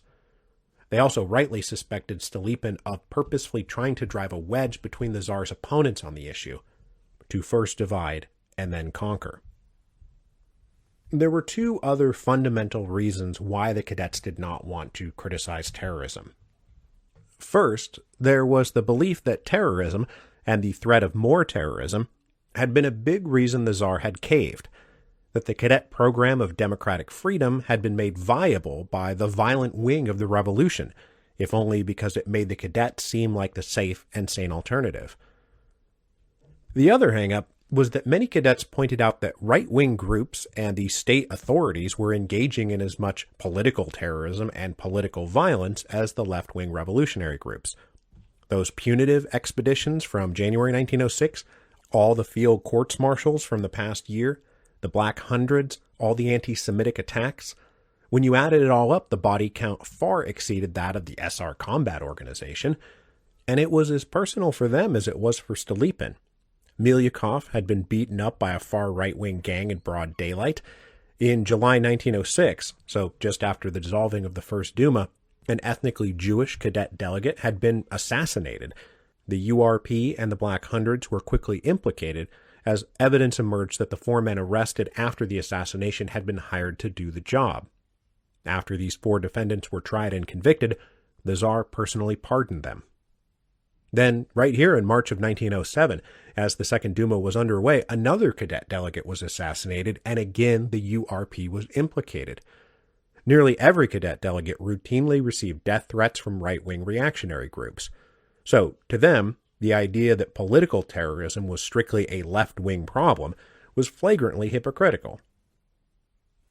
As Stolypin tried to force the Duma to take a vote on condemning terrorism, and as the cadets tried to avoid the issue, tips came in through the Ochrana's spy network that Mensheviks and soldiers had met in the St. Petersburg Polytechnical School. The delegation of soldiers had allegedly presented the socialists a long list of complaints about conditions and asked them to take up their cause and do something about it in the Duma. The authorities also now had in hand a paper written by a Bolshevik encouraging the Social Democrats to take up the cause of the soldiers, invite representatives from the Army and Navy to meet at party headquarters, and form a concrete alliance. The basis of that alliance would be if the government ever sought to expel socialist delegates from the Duma, that the Army would rise up and come to their aid. The government then got a further tip that on May the 5th, delegates and soldiers would be meeting together at the home of a Menshevik. So, that night, the police raided that home and detained 35 deputies that they found there. but they did not find any soldiers nor any incriminating paperwork that would serve as proof that they were engaged in some kind of revolutionary military conspiracy. On May 7th, Stolypin then came down to answer questions about the mistreatment of these deputies. The authorities had violated their rights and privileges and immunities, and he said that the police had dug up even more incriminating evidence, but nothing more was said about it for several weeks. In fact, no further action was taken until Stolypin concluded the Second Duma was never going to approve his land reforms or take a firm stance on terrorism. So the Second Duma had to go the way of the First Duma, and he needed an excuse to dissolve them. On June the 1st, Stolypin addressed a closed-door session. He announced that the government had reviewed evidence linked to the raid and that the St. Petersburg prosecutor was ready to bring charges against at least 16 Menshevik delegates, and they needed to interview dozens more. But to do all of this, they needed the Duma to expel 55 socialist deputies to clear a path for the investigation and the charges. This was an incredibly provocative demand. For the Duma to straight up expel delegates and hand them over to the authorities for punishment just because the government asked them to. So the Duma voted to form a committee and look into the affair, and they worked around the clock for the next 36 hours. But by the end of June the 2nd, they still weren't ready to make a final decision because the members of the committee had found lots of exaggerations and dubious claims about the evidence. It was long on accusation and short on evidence. The committee came to the conclusion that there was probably not a real military conspiracy, at least not anything like the government was claiming, and that it was all extremely circumstantial and flimsy. That same evening, a small delegation of cadets met with Stolypin to work out some kind of compromise. Stolypin said there could be no compromise.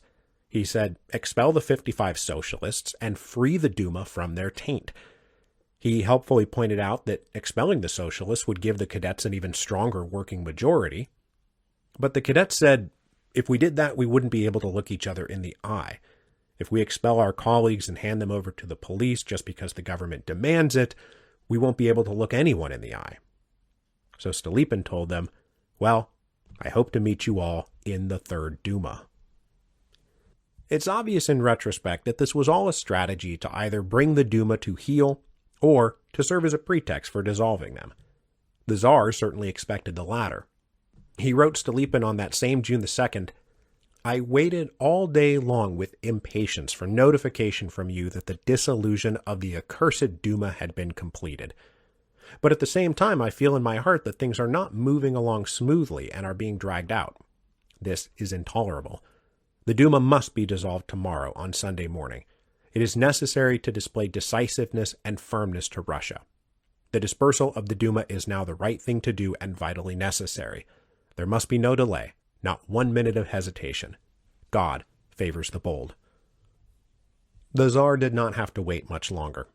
That night, the police rounded up and arrested about 200 people, including the 16 Mensheviks most implicated in the alleged plot. Then at 6 a.m. on Sunday, June the 3rd, 1907, the placards went up all over St. Petersburg announcing the dissolution of the Duma. The Tsar's accompanying explanation said that this was done, quote, to our regret, which, yeah, right. He also said radical Duma members had, quote, the intention of increasing unrest and promoting the disintegration of the state.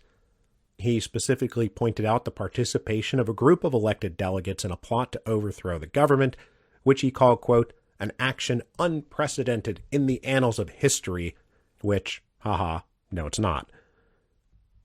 As before, the dissolution of the Duma was accompanied by an announcement that a new Duma, a third Duma, would convene in November 1907. The Duma as an institution would not be abolished. But to ensure the Third Duma would not be like the first two, the announcement said the electoral laws had been rewritten to ensure men of virtue and wisdom were returned. And you know what that means. The distribution of seats and the process of election were completely changed. Most cities were no longer treated as independent entities, but absorbed into the surrounding rural areas to stop urban liberals from winning seats. Wealthy landowners were awarded many, many more seats. Poor rural villages were given many, many fewer. They also straight up eliminated about 100 seats that were awarded to minority nationality communities on the periphery of the empire. The Third Duma was designed to be an all-Russian affair. And finally, the election was now going to be a three-stage process to ensure that by the third and final stage, the only electors left choosing the actual delegates would be the wealthiest landowners in Russia. Because of the abrupt and unilateral rewriting of the election law that accompanied the dissolving of the Second Duma, we call this moment the coup of 1907, or Stolypin's coup. It wasn't just about calling a new election, but about arbitrarily rewriting the fundamental laws of the empire to eliminate political opposition. And to be very clear, the electoral process was something that was written into the fundamental laws. And the thing is, Stolypin couldn't even appeal to Article 87, that provision that said the Tsar could rule by decree when the Duma was not in session, because Article 87 explicitly excluded changes to the fundamental laws from the list of things the Tsar could issue decrees about. All the government could appeal to was the Tsar's historic authority and the vague claim that, well, he rewrote the fundamental laws so he could rewrite them again as he saw fit. Except he had literally written into the fundamental laws that he was no longer allowed to do that. This was one of the core parts of pure absolutism that was supposed to have been jettisoned as a result of the Revolution of 1905. And it is why this moment right here in June of 1907 is considered the final end of the Revolution of 1905. Because by arbitrarily and unilaterally rewriting the electoral law, the Tsar was reasserting the principle of absolutism. And he got away with it. So how did Nicholas get away with it? How did Prime Minister Stolypin pull this off? They were brazenly flouting the verdict of the Revolution of 1905 and daring anyone to stop them. Well, they got away with it because the people of Russia were, by now, sinking into apathy, despair, resignation, and hopelessness. They had worked themselves at the red line for years and discovered the Tsar was just waiting for them to drop from exhaustion. The police and the Okhrana continued to round up people and shut down presses and exceed their authority without constraint or punishment.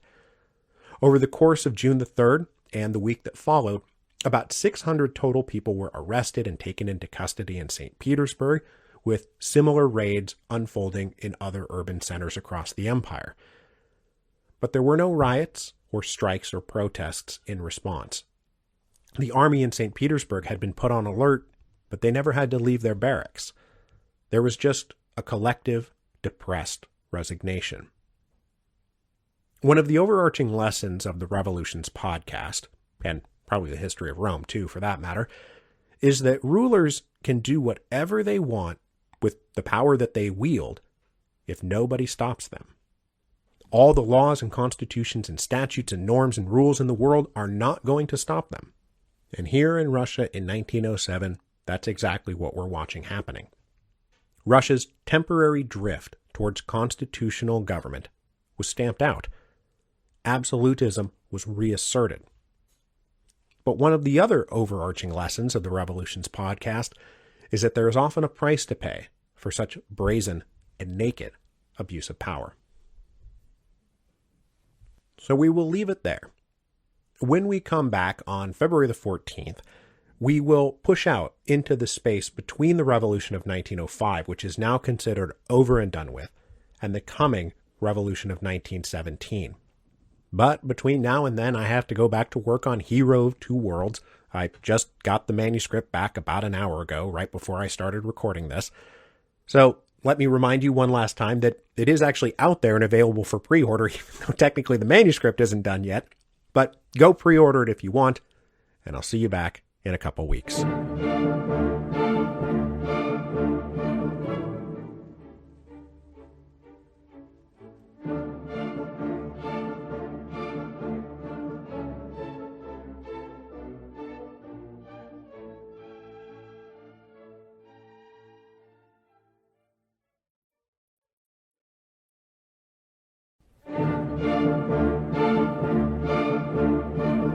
Hello, and welcome to Revolutions.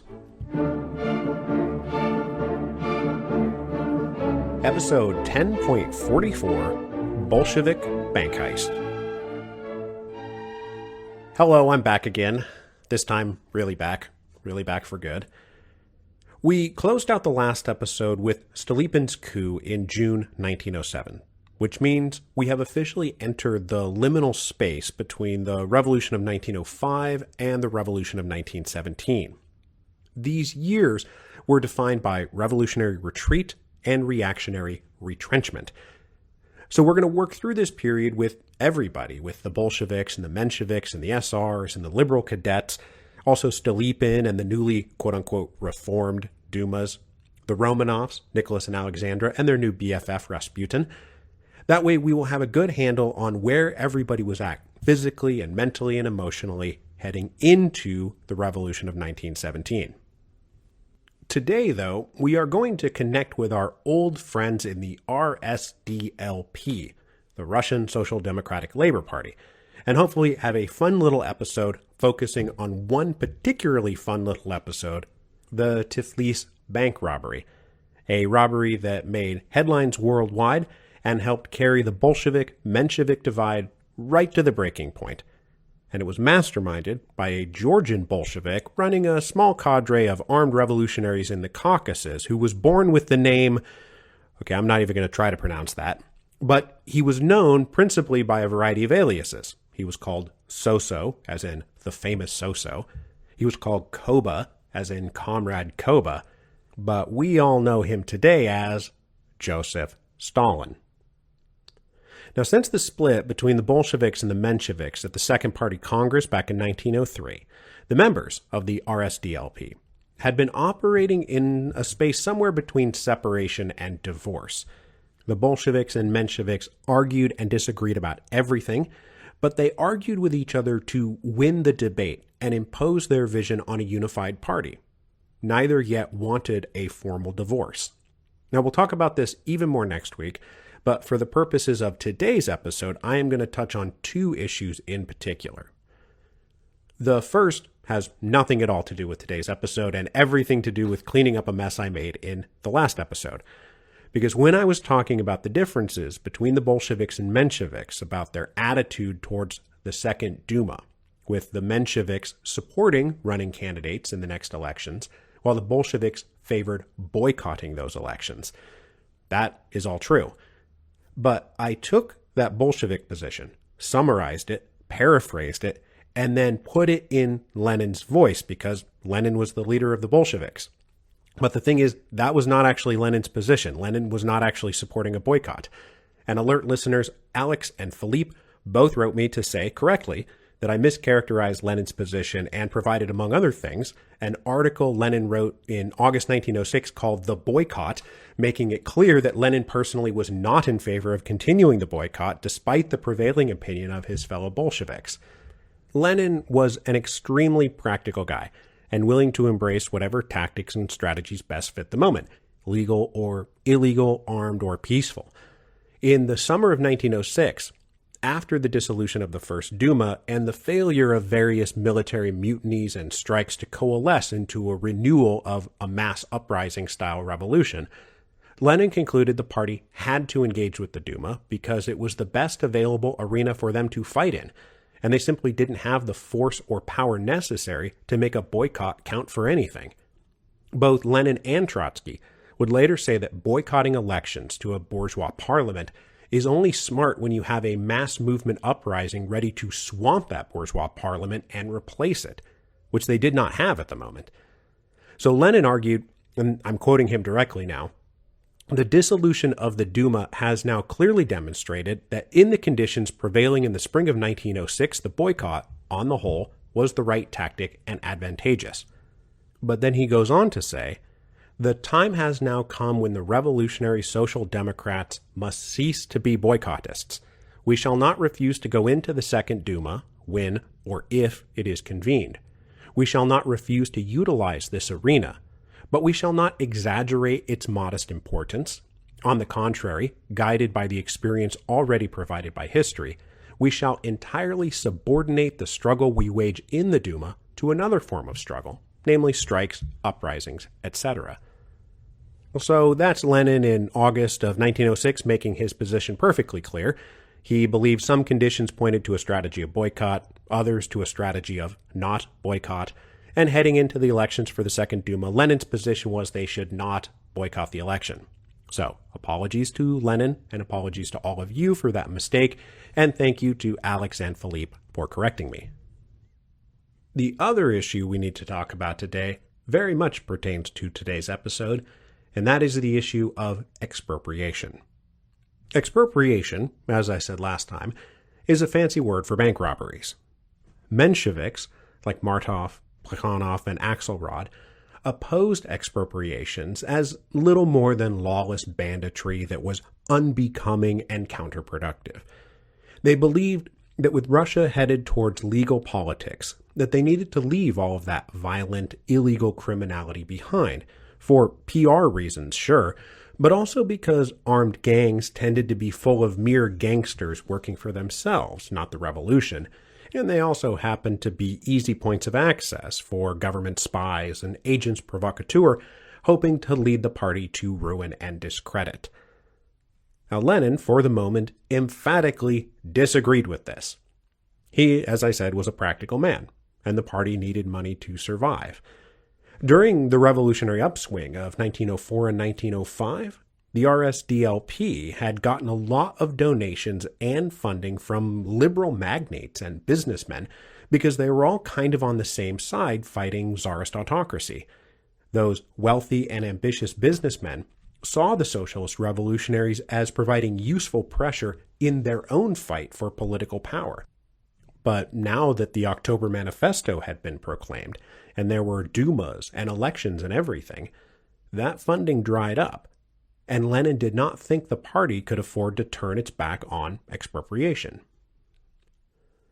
So despite Menshevik opposition, and that means formal party opposition because the Mensheviks won control of the Central Committee of the party at the Fourth Party Congress in April 1906, Lenin and a group of senior Bolsheviks just kept on doing their own thing through a not officially acknowledged group called Bolshevik Center.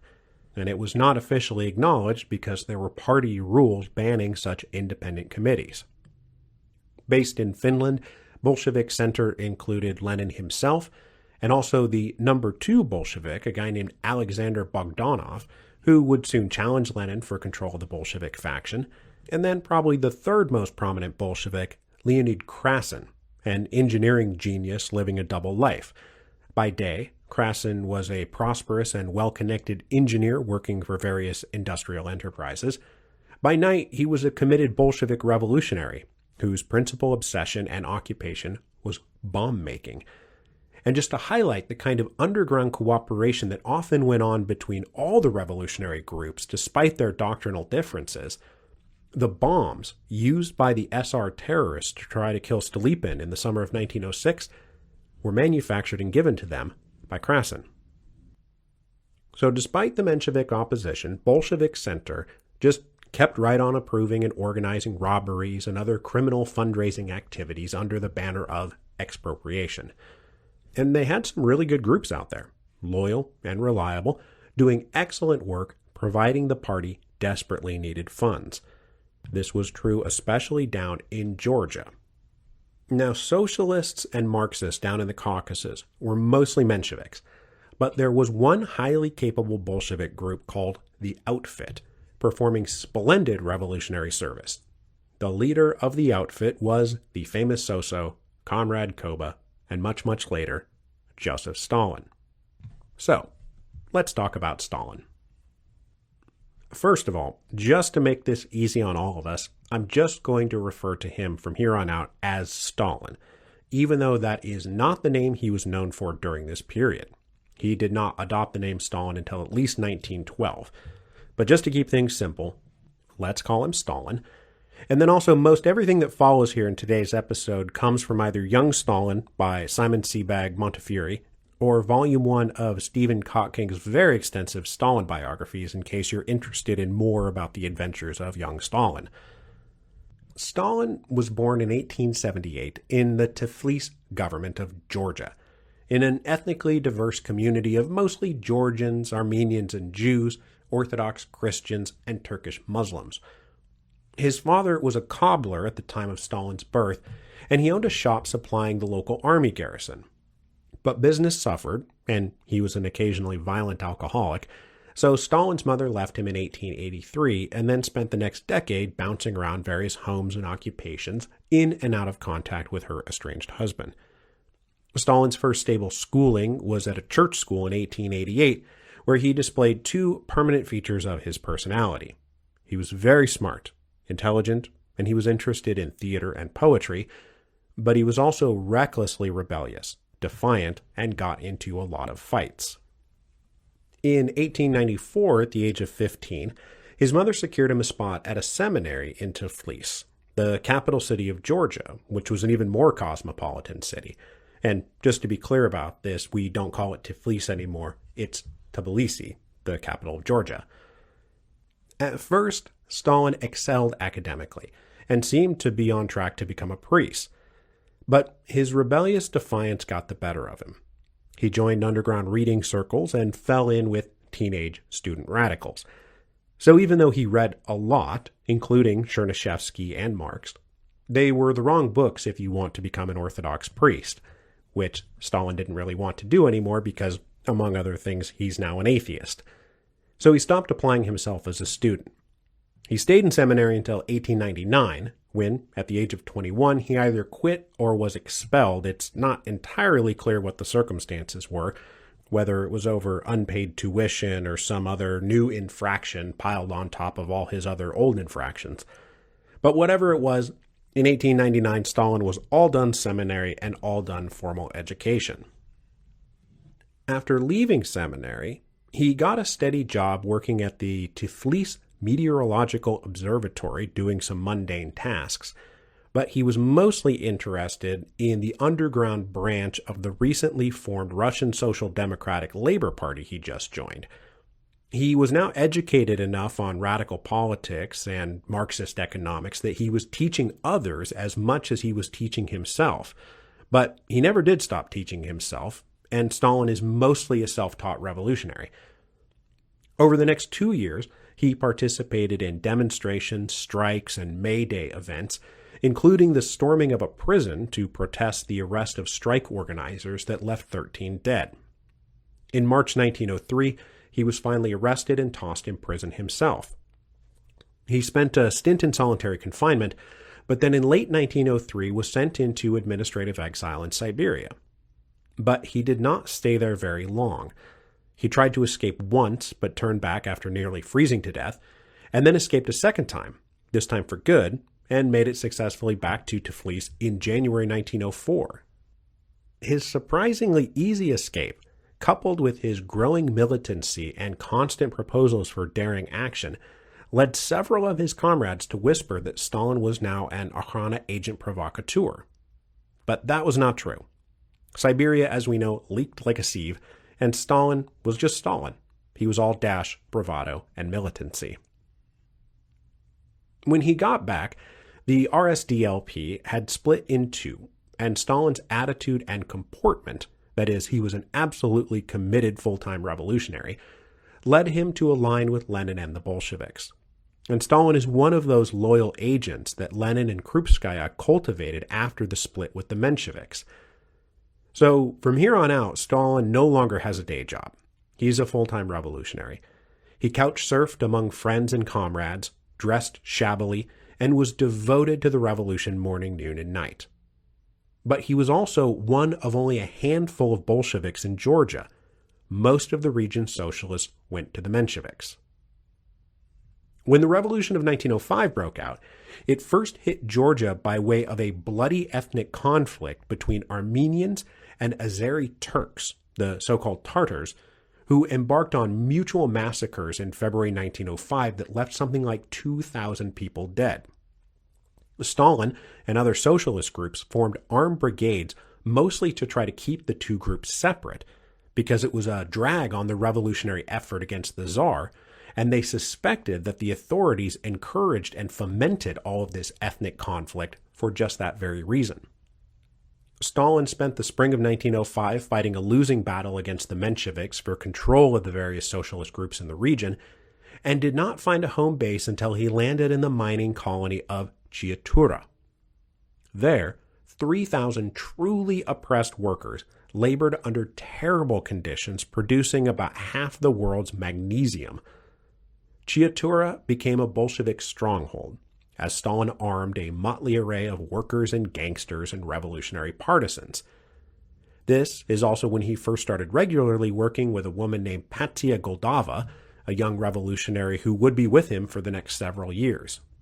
Chiatura was used as a base for guerrilla attacks and spreading propaganda, but Stalin also ran a protection racket over the local mines and businesses to quote-unquote protect them as long as Stalin got paid. Now, since many of the owners were themselves opposed to the Tsar's authority, both over their businesses and the region generally, Stalin didn't have to press too hard for these payoffs. They willingly gave him money, and he even stayed in the homes of some of the biggest industrialists in Chiatura while waging his revolution. So also joining Stalin's group was an old friend who wound up kicked out of the same seminary as Stalin in 1901. Now his name too is also a mess to pronounce, but luckily everybody came to call him Camo. Camo is not an intellectual revolutionary. He is usually described as a credulous simpleton who could not learn Russian nor Marxism, despite Stalin's efforts to tutor him. After being expelled from the seminary in 1901, he joined Stalin's underground group and served as an enforcer, a robber, and a hatchet man. As he gained experience, Camo also became the principal trainer of new recruits. He also discovered he had a flair for disguise, and he enjoyed brazenly passing unnoticed on smuggling runs or intelligence missions. He was also violent and utterly devoted and loyal to Stalin and the revolutionary cause, and he was far more inclined to cut throats than argue the finer points of Marxist doctrine, which he didn't care much about anyway. So the rest of the revolutionary year of 1905 in Georgia was all bombings and assassinations and fighting in the street between revolutionaries and police and Cossacks. It was really truly open revolutionary warfare down there. And the revolutionaries were clearly winning this war.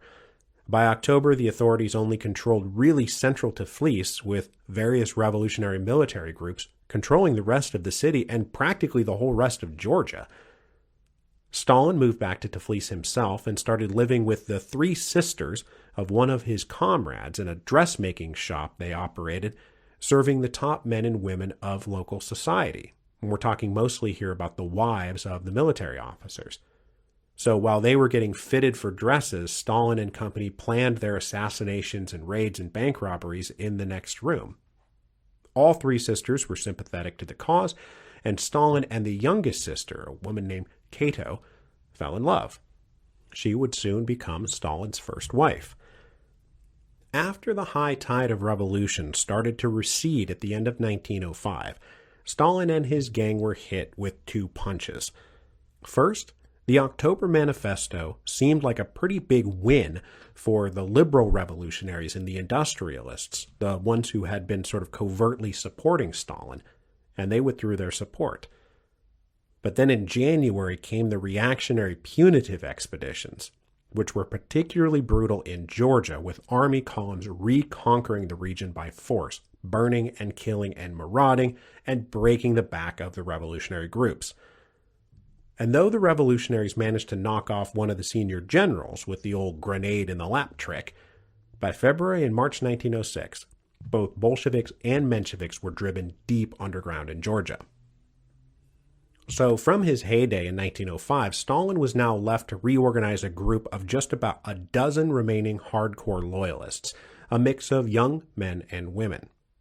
Officially, they called themselves the Technical Group of the Expropriators Club, but informally became known simply as the Outfit. This outfit included still Patsia Goldavia, and also two of her friends, Annetta and Alexandra, who were all adept smugglers and gunfighters.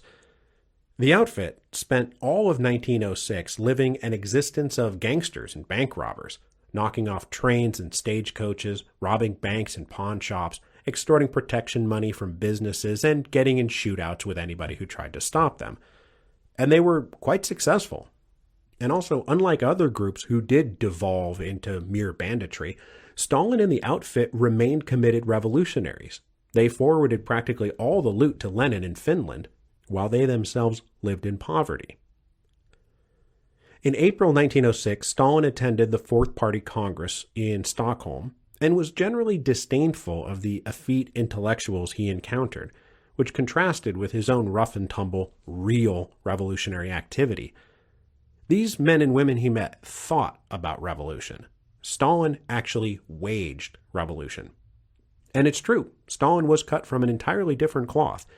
He was smart, but he was a man of action, not an intellectual. The tool of his trade was the pistol, not the pen. In the fall of 1906, Bolshevik Center wanted to do some more fundraising, and decided maybe they wanted to do something really big. And by the spring of 1907, Stalin had indicated that there was a juicy target, a recently opened branch of the State Bank in downtown Tiflis. In April 1907, a couple of the women in the outfit successfully smuggled in bombs and grenades made by Krasin. Meanwhile, Stalin had suborned two key inside accomplices, one of them a bank clerk, the other an old friend from back home now working as a clerk in the local post office who was privy to the secret schedules about movement of money. That guy then tipped off Stalin that a large shipment of cash was due to be transferred via stagecoach on June 13, 1907. Stalin then went off to the Fifth Party Congress, which we'll talk more about next week because it is pretty consequential. But while there, and in other meetings with Lenin in Berlin, he got the go-ahead to carry out the biggest bank heist yet.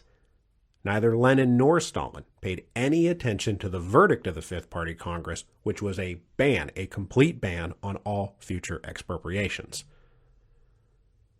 Intense planning then went on in the dress shop where Stalin lived, and in the home of the mother of one of Stalin's closest comrades, who was herself a sympathetic co-conspirator. This was going to be a big job, the biggest ever, and outside the core members of the outfit, they also brought in other hired guns, either mercenary gangster bandits or willing accomplices from among other revolutionary groups like the SRs. But there were some hiccups along the way. The guy who was supposed to lead the operation on the ground got arrested. And then, when they gave the job to Camo, he was placing fuses in a couple of bombs in May of 1907, and one of them exploded in his face. It did not kill him, but it badly damaged one of his eyes and put him in bed for a month. But he swore that he would be ready when the time came. And he was. Because if there's one thing about Camo that everybody agreed on, from his revolutionary comrades to German police officers, is that Camo had incredible tolerance for pain. At 10:30 a.m. on June 13th, 1907, the main square of Tiflis was packed. There were tons of people, merchants, porters, men, women, and children. There always were. On this particular day, the crowd was augmented by two additional groups. First, there was a policeman or Cossack on every single street corner. They were quite visible. But there was a second group, intentionally invisible. Bunch of otherwise unremarkable people dressed as peasants milling around. Two women, Annetta and Patsia, both core members of the outfit, loitered around, not drawing any attention to themselves. And inside a tavern located right off the square, about 24 mean-looking dudes had taken over the joint. One fellow revolutionary who was not in on the plot was spotted and invited in for a drink, and then he noticed that armed men were at the door, letting people in, but not letting them out. Camo, meanwhile, master of disguise that he was, paraded around the square in a horse-drawn carriage dressed like and acting like a cavalry captain. Then, right on schedule, Patsia spotted a little convoy coming down the road towards the square. She gave the signal to Annetta, who then signaled the men inside the tavern. They finished their drinks, mounted up, and then spread out into the crowd of the square. Then, right on time, a stagecoach bearing an incredible amount of money entered the square. It was followed by an open carriage filled to the brim with armed police officers and soldiers. 2 Cossacks rode in front of this group, 2 Cossacks behind with another one off to the side. Inside the main carriage was a cashier, an accountant, and 2 armed soldiers. The carriages crossed the square in less than a minute and approached the turnoff to the bank. One guy in the crowd, nonchalantly reading a newspaper, lowered it. And that was the signal. From out of the crowd, a handful of otherwise unremarkable-looking peasants moved towards the stagecoach. They reached into their pockets and pulled out grenades. Then they lobbed them under the wheels and horses. Massive explosions rocked the square. They killed the horses, the men, and apparently blew out windows and toppled chimneys. People freaked out, they panicked and ran, those not killed or wounded in the blasts, mind you.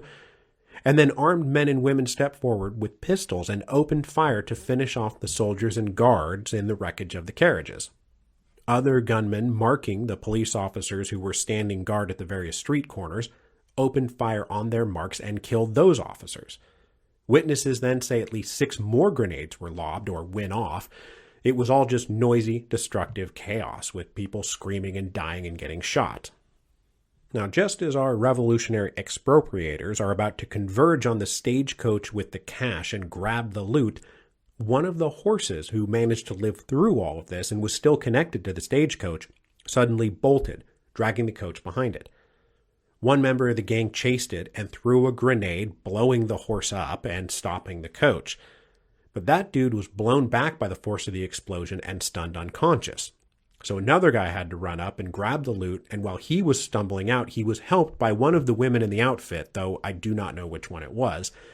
Then Camo rode up, firing his pistol in all directions and waving at them to load the cash into his carriage. They tossed the cash in, and he rode off while they fled on foot. On his way out of the square, Camo passed a police unit coming in, and looking like a cavalry captain, he barked at them, "The money is safe, get to the square." It was not until much later that they realized they had been had. Camo successfully made it to the planned safe house, where he offloaded the money, changed clothes, and left, while a husband and wife team sewed the bundles of bills into a mattress. Patsia then arrived, having successfully gotten out of the square, and called for young porters to take the mattress to another safe house across the river.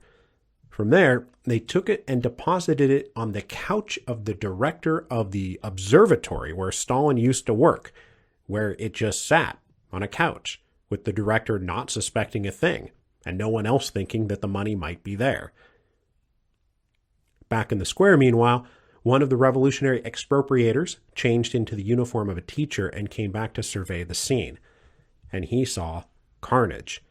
The whole square was blown to hell, with what was later pegged at 40 dead and 50 wounded.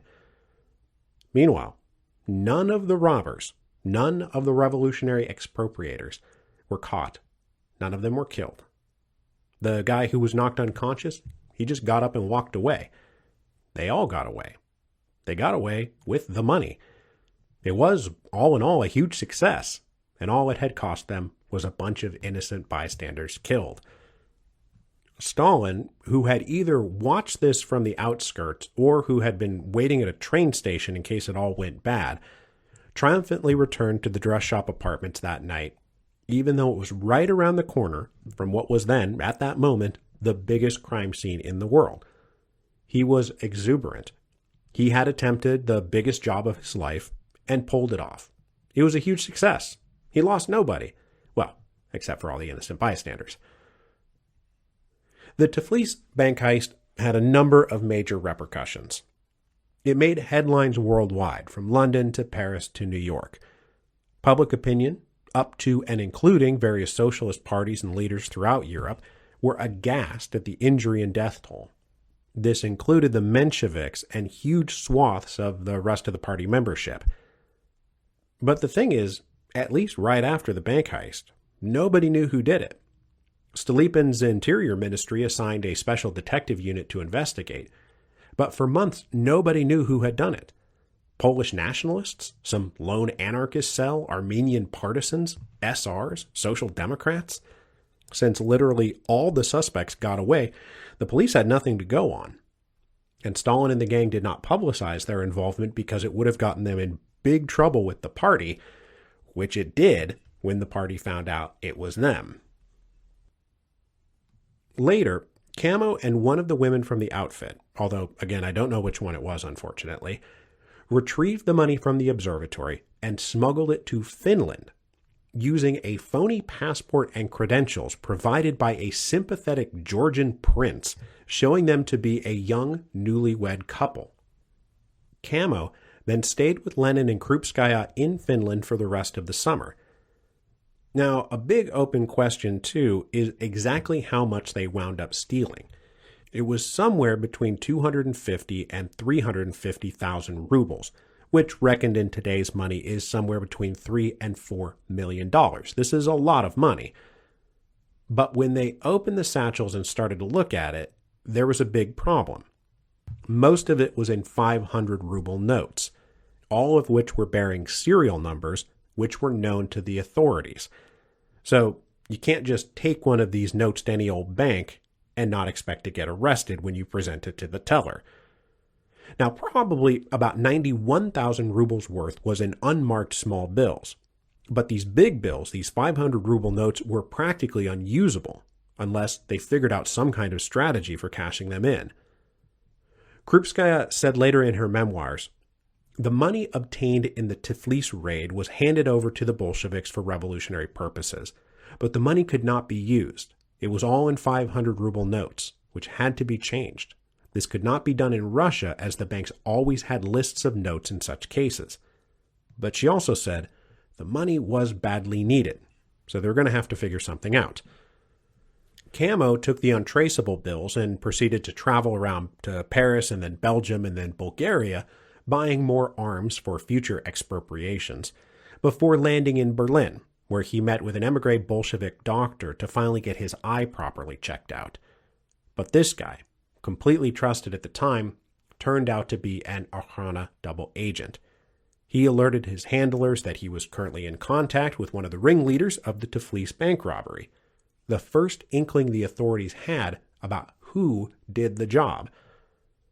They contacted the German authorities, who detained Camo and found fake passports and a bunch of explosives, which was more than enough to arrest and hold him.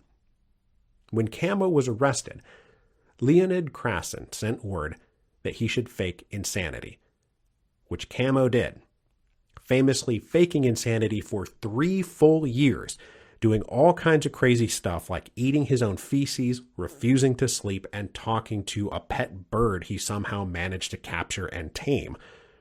The Germans literally tortured him with like hot needles under the fingernails and stuff like that to break his act and prove that he was faking. But Camo never broke because he had this insane tolerance for pain. Extradited back to Russia, he wound up in a prison mental asylum where he escaped in 1911 and immediately went back to planning more bank robberies. Now, as I said, Camo's arrest at the end of 1907 was the first time the authorities realized that this was a Bolshevik bank heist.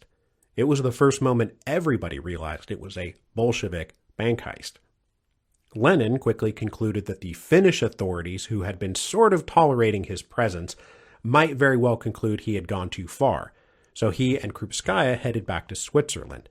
And Lenin made his way to a train station trying to avoid checkpoints by crossing an iced-over lake and nearly drowned when the ice started to give way, which led Lenin to say that it would have been a really stupid way to die. By the end of 1907 and beginning of 1908, the Bolsheviks made one good attempt to cash out the marked bills. They settled on a plan for agents in various European capitals outside the Russian Empire to take small amounts of these bills and just hope they could get away with it, or at least enough of them could get away with it. Krupskaya said the money was badly needed, and so a group of comrades made an attempt to change the 500 ruble notes simultaneously in various towns abroad. But the informer doctor in Berlin was told of the plan, and he told the Russian authorities, who then turned around and told everybody in Europe to please be on the lookout for criminals trying to cash the Tiflis banknotes. In January 1908, they tried it, and it failed. bank managers across Europe had been alerted to be on the lookout for 500 ruble Russian notes, and everyone who tried to bring some in, whether in Stockholm or Geneva or Paris, was arrested. As you can imagine, all of this caused further ruptures between the Bolsheviks and the Mensheviks. Martov and his compatriots were furious when they found out the Bolsheviks were behind it. They spent years conducting their own internal investigation, interviewing Stalin's accomplices like the post office clerk and the bank clerk. And though never officially kicked out of the party, Stalin does appear to have been expelled from the Georgian local party, which was run by his enemies, the Mensheviks. He then departed his homeland, basically never to return. Lenin, meanwhile, had been careful enough about his own involvement that nothing solid could ever be pinned on him. But the whole incident marked the end of his support for expropriations, and this led to a split among the Bolsheviks, because Krasin and Bogdanov both wanted to keep going with this stuff, and they were furious at Lenin for playing dumb and then backing off of future projects. So it was just fractures inside of fractures inside of fractures. Finally, most of the rest of the bills, all those 500 ruble notes, wound up being burned. All of that just to make a little fire. So that's the story of the Tiflis bank robbery. Next week, we will come back to the Russian Social Democratic Labor Party and talk more about what went on at the Fifth Party Congress and how that was supposed to be a moment of final unification and instead really set the stage for their final divorce as everybody settled back into being émigrés in the reactionary period after the Stolypin reforms. It was also at this Fifth Party Congress that Trotsky, who had been arrested and sent into exile, finally returned, and he was now ready to pitch his comrades on a new theory he had developed, a theory of permanent revolution.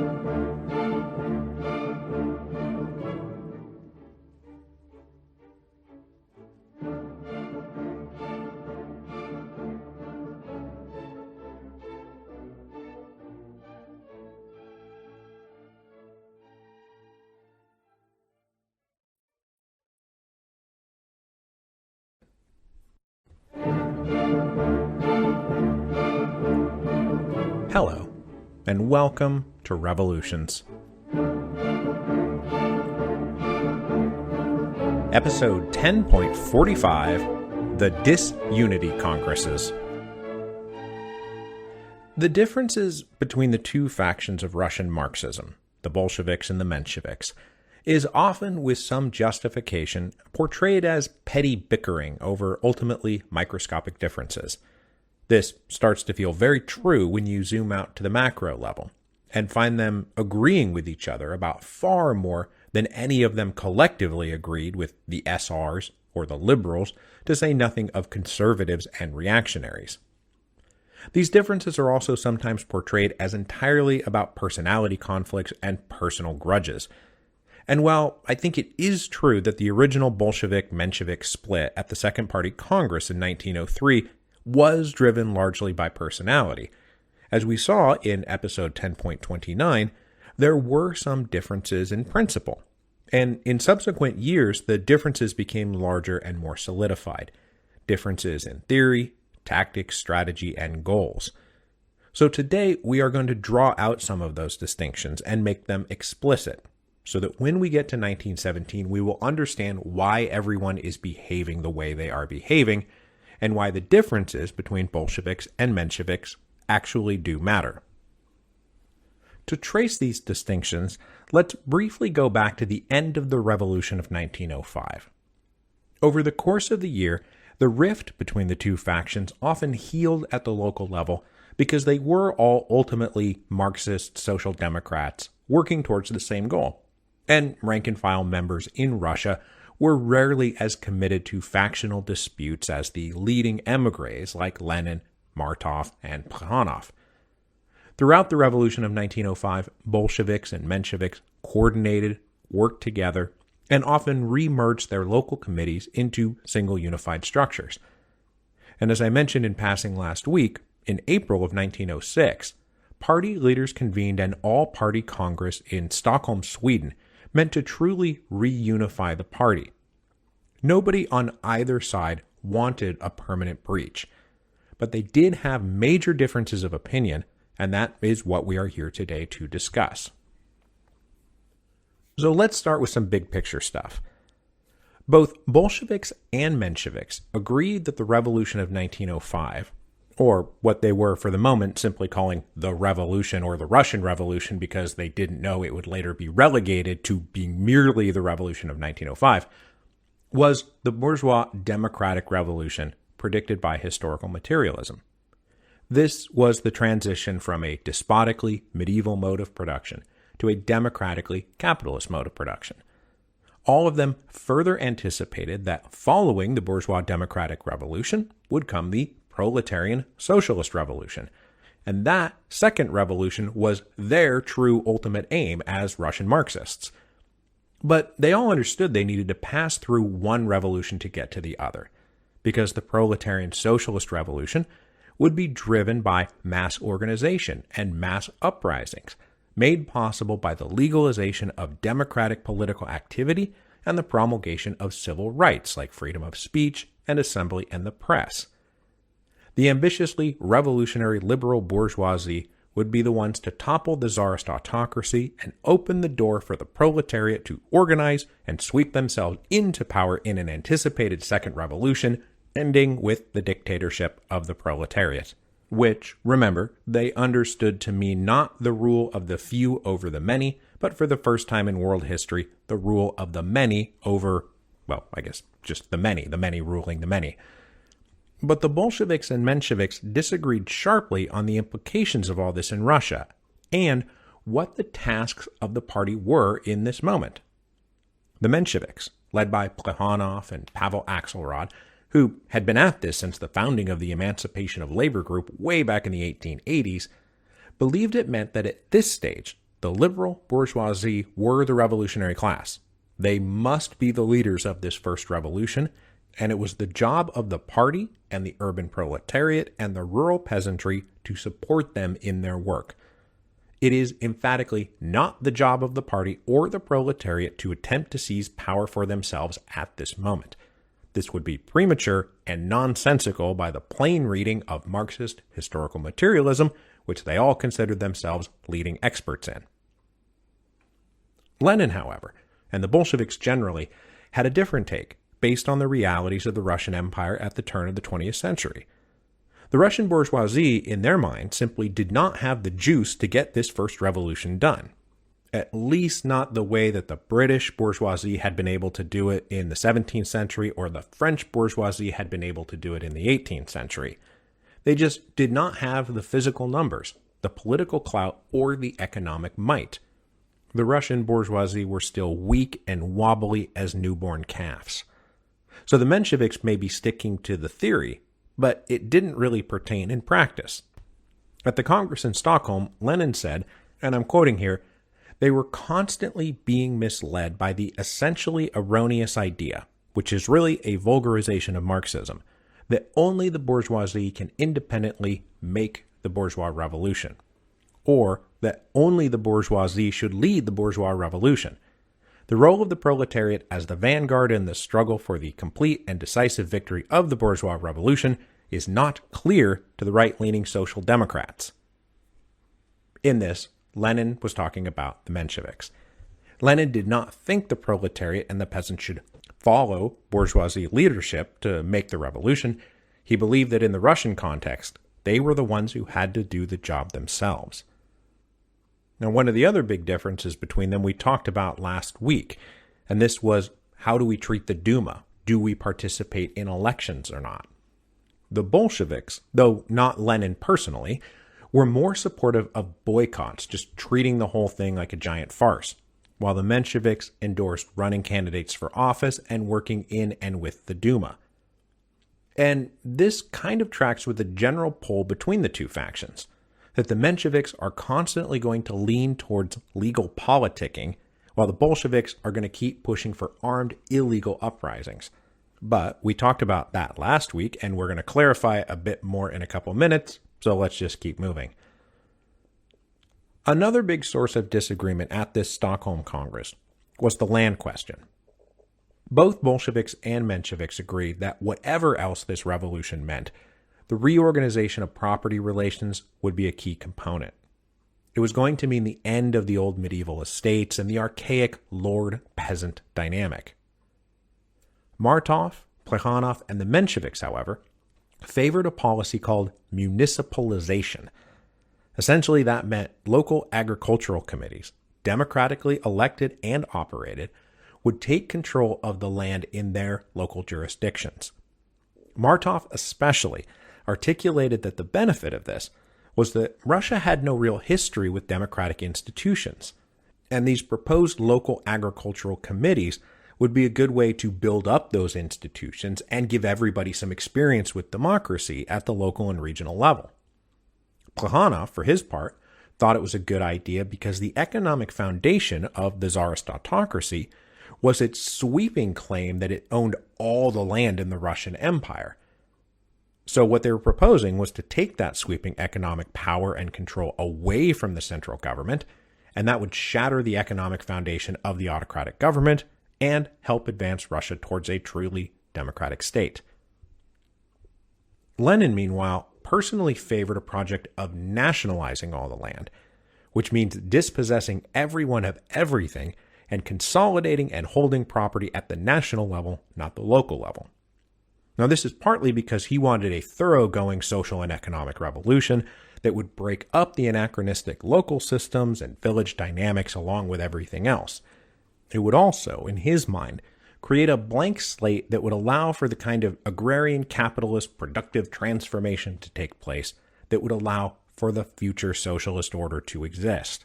Because Lord Almighty was traditional Russian agricultural very unproductive. Nationalization meant rationalization and modernization, and it would truly accomplish the work of the political, economic, and social revolution they all sought. The Mensheviks believed nationalization was not just wrong, but positively counter-revolutionary. Pavel Axelrod especially countered Lenin by saying if the revolution embarked on a project of nationalization, it would create two enormous interrelated problems. First, it would be such an abrupt provocation that it would almost certainly invite a massive reaction, paving the way for the restoration of the overthrown czars, because they're all assuming the czars are overthrown at this point. Axelrod believed strongly that a policy of municipalization would be inoffensive enough to not spark that backlash, since all those villages and communes out there would have their land given to them, not taken away from them. Second, even if Russia did endure a period of restoration, which had, after all, happened in both Britain and France after their giant revolutions, cementing municipalized and locally controlled property would prevent the restored czar from wielding the kind of power that he had wielded before the revolution. Lenin's response to this gets at his own larger vision for what's really happening, and this is the critical point, even more than just what they're going to do about the land. He scoffed at the idea that they needed to worry about not provoking a backlash, or being overly tentative in order to avoid a post-revolution czarist restoration. Because the quote-unquote Russian Revolution was just one facet of the international socialist revolution. So the true task of the Russian revolutionaries right here at the beginning of the 20th century, more than anything else, was toppling the Tsar, taking out one of the pillars of European conservatism, an institution that provided money and spies and troops that kept the Western proletariat in check. Socialists across Europe, in the West and in Russia, believed that the toppling of the Tsar would be the starting pistol for the long-awaited socialist revolution in Western Europe. And Lenin said that alone was the only thing that could guarantee the survival of Russian democracy, let alone Russian socialism. He said, and I'm quoting again here, "I would formulate this proposition as follows. The Russian Revolution can achieve victory by its own efforts, but it cannot possibly hold and consolidate its gains by its own strength. It cannot do this unless there is a socialist revolution in the West. Without this condition, restoration is inevitable, whether we have municipalization or nationalization or division of the land. Our democratic republic has no other reserve than the socialist proletariat of the West. This statement and this idea is going to become a very thorny problem for a victorious Lenin down the road when that Western socialist revolution fails to materialize. So the debate over the land question was resolved at the Stockholm Congress by endorsing a mixed compromise proposal where they would seek to nationalize the land but then divide it and parcel it out at the local level. Now, this was a compromise nobody was particularly happy with, but the point of talking about it here is that the debate illuminated some of the different visions and strategies and ideas separating the Bolsheviks and the Mensheviks. And, I should mention, the fact that they came to a compromise neither of them was particularly happy with shows that they were still trying to keep the party unified.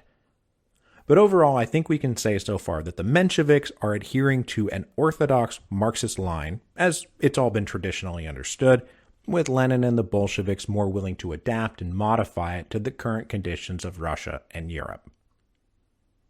In terms of their immediate factional conflict, though, the main upshot of this Congress in Stockholm is that the Mensheviks routinely commanded a majority of the votes, and they took control of the Central Committee, and they had their way on most issues. Lenin and the Bolsheviks, though, did not meekly accept Menshevik control of the party. And by early 1907, they were lobbying hard for yet another party congress. They said that they wanted to resolve further issues and policies, but it was seen by the Mensheviks as a transparently bad faith attempt by Lenin and his comrades to pack a new Congress with their delegates to wrest control of the party back from the Mensheviks. And it probably was. But the Bolsheviks successfully organized enough calls from local groups that the Menshevik Central Committee relented, and they called for an all-party Congress for April 1907. This would be the fifth party Congress, and it roughly coincided with the beginning of the Second Duma. Everybody still with me? Good. The Fifth Party Congress of the Russian Social Democratic Labor Party was by far the biggest to date and the biggest for some time to come. Now, every book I read seems to give me ever so slightly different numbers, but the number of delegates is usually pegged right around 330. For comparison, that acrimonious Second Congress we talked about was just over 100 delegates. Now, this reflected both the growth of the party, which now stood at about 70,000 active members, but also because for the first time they were including Marxist social democratic parties from other nationalities who had voted to join one large empire-wide party. So that meant 45 delegates from Poland, including Rosa Luxemburg, about 30 delegates from Latvia, and another 60 Jewish Bundists, who re-merged with the party after a few years of organizational estrangement. This Congress was meant to really reunify and re-solidify all the social democratic parties in the Russian Empire. And everybody was there. Plekhanov, Martov, Axelrod for the Mensheviks, while the Bolsheviks were led by Lenin and included many of the core Bolsheviks who would go on to form the Soviet Union, guys like Zinoviev and Kamenev and Stalin. This Congress was originally meant to meet in Copenhagen, but as the delegates started showing up, the Russians put heavy pressure on the Danes to forbid their gathering, and the Danes relented. So the delegates had to scramble at the last minute and move up to the relatively free safety of London. When they got there, they hastily arranged lodgings and a meeting hall, and wound up meeting, very ironically, in a Fabian church frequented by elite British conservatives. Short of cash and scrambling to pay for the rental fees and their lodgings, they eventually got help from a sympathetic German-American soap manufacturer named Joseph Fels, who agreed to lend the party £1,700 as long as every delegate signed a promissory note, which they did, all of them using aliases. Now, when all these Russian revolutionaries showed up in London, their presence and purpose was known to the British press, and the delegates were hounded by local photographers, basically the original paparazzi, taking pictures and treating them as curiously exotic animals from a strange and foreign land, and many of them donned disguises and snuck in through the back door to avoid being photographed and identified by the Russian authorities. This Congress was meant to be conciliatory and unifying. But from the jump, the atmosphere was acrimonious, hostile, and at times approached outright fistfights. One delegate named Angelica Balabanova said that the Congress was defined by an all-absorbing and almost fanatical spirit of factionalism. They couldn't even agree on what to call it, because calling it the quote-unquote Fifth Party Congress implied recognizing the legitimacy of a Congress that had been called back in April 1905, but which had been boycotted by the Mensheviks. So right off the bat, they had to sidestep that debate and agree to refer to it only as the London Congress. But at least they came to a compromise, although this was just about the only thing they managed to compromise on. There were many things on the agenda in London. The party's attitude towards the Duma, the attitude towards the cadets, whether to organize non-party worker congresses, what their attitude towards combat brigades and expropriations would be, and then just organizationally and structurally, what kind of party did they want to be? There was very little agreement, and in these debates at the Congress in London, we will find the rest of the divisions that will ultimately, permanently, rupture the party. Now, because Lenin and the Bolsheviks held an edge in the delegate count, and because all the delegates from Latvia and Poland and Lithuania all pretty much voted with the Bolsheviks, Lenin pressed his advantage very hard, which only further poisoned relations and led to more bad blood. So, we're going to talk about their principal differences here, but let's not kid ourselves, a lot of this is still about personality. But, one way or the other, this Unity Congress is going to be nothing but a disunity Congress. So to start, let's talk about what they thought about the Duma. As we talked about last week, Lenin himself personally endorsed participation in elections and the Duma, and was happy the Social Democrats now had a few dozen delegates working in the Second Duma. Most of his fellow Bolsheviks, though, were very skeptical of this, and none of them saw eye to eye with the Mensheviks about what those delegates ought to be doing. The Mensheviks believed they were there to use the Duma to advance the bourgeois revolution, to support the liberal cadet attempts to forge a real legislative body in a democratic constitutional system, rather than just have it descend into being Stolypin's consultative ministry of raising issues. Instead, the Mensheviks supported the idea of using the Duma to possibly, generate legislation that would advance democracy and socialism in Russia. But just to be very, very clear about this, Martov, for example, advocated legal party work and working in the Duma, but that did not mean he was giving up on clandestine illegal activity. Martov actually said that only revisionists on one side and anarchists on the other ever said that legal politics and illegal revolutionary activity were incompatible. And on this, he and Lenin agreed. They both thought that both approaches were necessary to get the job done. But despite endorsing elections and legal party work, Lenin was still pretty cynical about the Duma, and he believed that they should only use it as a space for agitation and organization and propaganda. Mostly, Lenin wanted them to make a bunch of trouble. That the party instructions to the delegates should be do not work with the liberals and do not work with the government to pass bills, but instead do everything in your power to heighten the conflict between the Duma and the Tsar's government, and relentlessly criticize the cadets at every opportunity to expose the liberals as class enemies of the people, not their leaders, which was a mantle they were trying to don. Lenin wanted to heighten class conflict and avoid at all cost anything resembling class collaboration. He did not want the proletariat or the Russian Social Democratic Labor Party to give itself over to mere reformist parliamentarianism or become just like an electorate for the liberals to draw from. That was not the point of engaging with the Duma.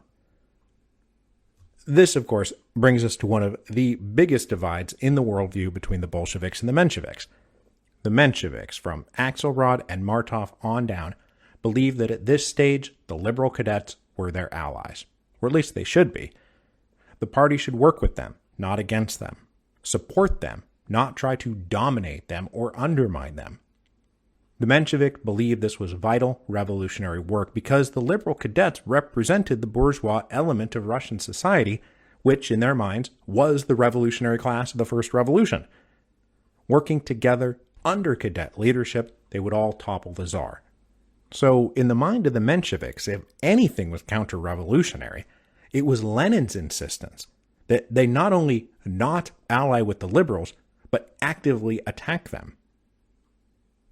But Lenin and the Bolsheviks were implacably hostile to the liberals. Lenin said the cadets were simply there to advise the Tsar on the best methods of strangling the people. They were not a revolutionary force in the Russian context, but a reactionary one. In the Russian context, the democratic revolution must be accomplished by an alliance of workers and peasants. They were the only ones who could successfully carry it to its conclusion. The cadets were just a bunch of reformers who were only interested in preventing revolution, not advancing it, even if it was on their own behalf. This was a fight Lenin and the Bolsheviks won decisively, and the Congress voted that the official position of the party was that the cadets were counter-revolutionary and must not be aligned with. The party could make alliances with SRs and Trudoviks, but that was it. The Mensheviks lost this vote and shook their head. They could not believe Lenin and the Bolsheviks were turning their backs on what seemed to be the clearest and most obvious task of the party at this stage of the revolution. Another big Menshevik idea that Congress decisively shot down was the idea of organizing independent worker congresses. This was the brainchild mostly of Pavel Axelrod. Axelrod had long been concerned that after all these years, the party still remained almost entirely composed of a bunch of intellectuals. The events after the dissolution of the First Duma in 1906, when the party attempted to raise boycotts and strikes among the proletariat, and they found themselves ignored, was very demoralizing. Whatever power or influence they thought they had gained over the workers in 1905 was really just all in their heads. Axelrod wanted the party and the proletariat to become unified, to collaborate, to invite the full and real participation of the workers. And everywhere he looked inside the party, he again saw people just like him, a bunch of intellectuals. So his idea was to promote non-party workers' congresses that would be by the workers and for the workers, and allow them to participate in the movement on their own terms, give them something to join that wasn't just a bunch of nerdy intellectuals, and that would eventually lead to the integration of the party apparatus with these worker congresses to create something like a huge legal labor party modeled on the German Socialist Party. Lenin and the Bolsheviks, and frankly most of the delegates at the London Congress, hated this idea. They said, "We are the proletarian entity you are talking about. It is our task to organize the workers under the party as it presently exists. That's why we exist. It is not to build a whole separate structure outside the party." Plus, Lenin and the Bolsheviks were very skeptical that the workers were anywhere close to ready for the kind of political leadership that Axelrod was expecting of them. Even in Western Europe, most workers were not yet class-conscious socialists capable of doing the kind of necessary work expected of revolutionary leadership. Inviting them in would simply disrupt the policies of the party organization. It would be a massive mistake. It would almost certainly devolve into mere economism or trade unionism, begging for slightly better wages and slightly fewer hours, but forever under the untouched hegemony of their masters. So the party rejected the idea of these worker congresses, leaving Axelrod and Martov very demoralized and very afraid of where the Bolsheviks were taking the party. The debates over the Duma and the cadets and these worker congresses really starts to reveal the gravitational direction that each side is pulling itself. The Mensheviks are clearly inclined to pursuing regular legal party work. They wanted to seek allies among the liberals, move towards the center. They wanted to create a mass party of workers to contest elections and then use the Duma to enact beneficial legislation. They believed they should abandon completely, at least for the moment, the idea of armed insurrection and trying to overthrow the Tsar, which Martov called putschism, and which Plekhanov called adventurism, and which they associated with people's will-style terrorism, which had been discredited for like 20 years. They continued to accuse Lenin and the Bolsheviks of embracing those retrograde ideas and seeking to turn the party into a tight conspiratorial unit. On the question of combat brigades and armed insurrections and expropriations, which the Bolsheviks tended to favor, it sounded a lot like the Bolshevik ideal was to turn the party into a tightly disciplined group that acted more like a secretive military structure than an open political party. Why else were they so hostile to worker congresses and mass organizing? Because it would dissolve the power of the elite vanguard dictatorship that Lenin clearly wanted to lead. This, at least, is what they said. But while it is true Lenin still believed they did not live in a world of political freedom, and that the vital necessary work of illegal clandestine activity was incompatible with the kind of open engagement and invitations to participate favored by the Mensheviks, because bringing too many people in too fast would invite in spies and agents provocateurs and informers, and basically guarantee the death of all their clandestine and illegal activities. Plus, the not presently class-conscious workers would actually act against the party and against the revolution, not for it. But the idea that Lenin was pursuing this strictly neo-Jacobin, people's will-style elite vanguard party dictatorship stuff is not true. And here I am very influenced by Lars Lee's book on Lenin, which blows up a lot of these old myths. Because while the Mensheviks accused the Bolsheviks of being a dictatorial vanguardist party, all through these years, Lenin was relentlessly and emphatically arguing that the revolution would be won by a mass uprising. And in fact, he could turn right around and accuse his Menshevik antagonists of themselves being out of touch and ignoring the people, because while they talked a lot about the proletariat, they ignored completely the peasants. Lenin believed the Russian peasants were essential to any Russian revolution, and in this he was far more populist and inclusive and non-elitist than his Menshevik adversaries. In 1906, he wrote a pamphlet attacking a liberal for discounting the role of the masses and the crowds and the purpose of mass participation in politics. In 1908, an American named William Walling came and toured Russia and wrote a book called Russia's Message, the True World Import of the Revolution. It offered a snapshot of where everyone was at in 1908. And Walling himself was mostly sympathetic to the peasants and had SR tendencies, and much later opposed the Bolsheviks after the Revolution of 1917.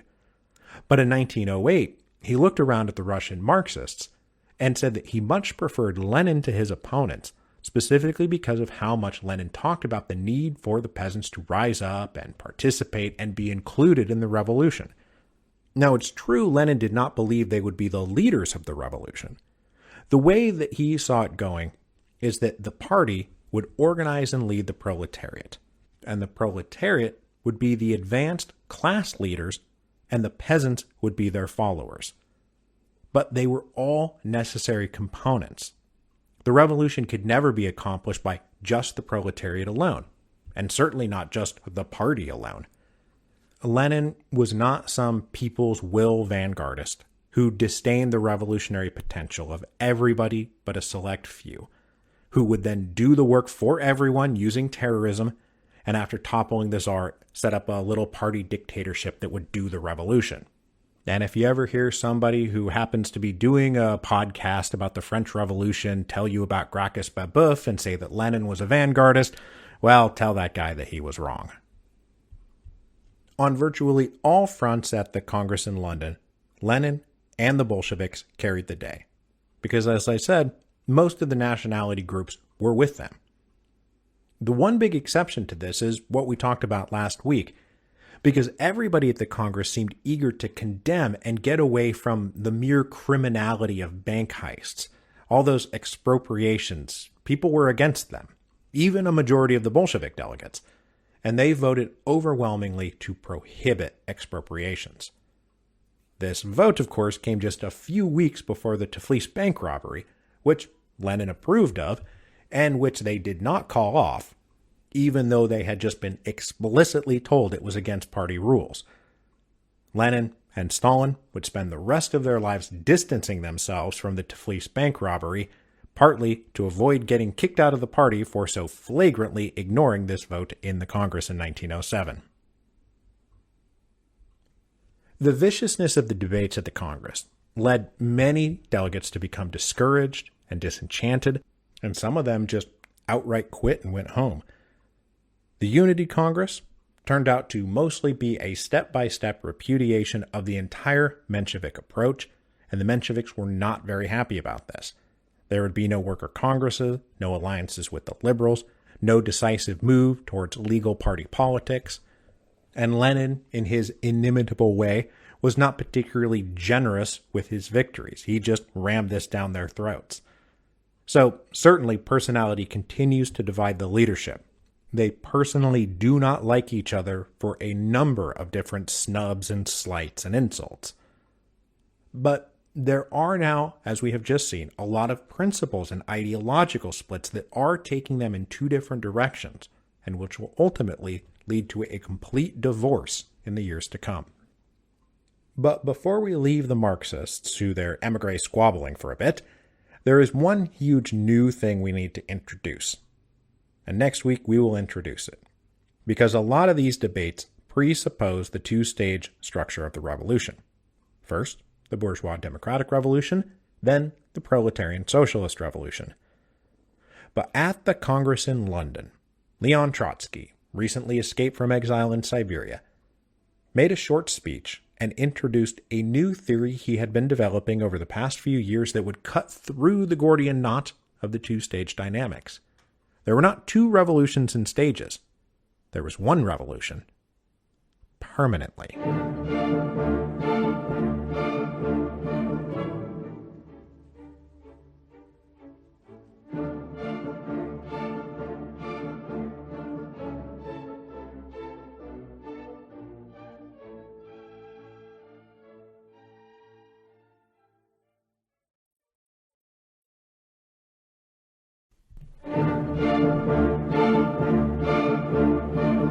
Hello, and welcome to Revolutions.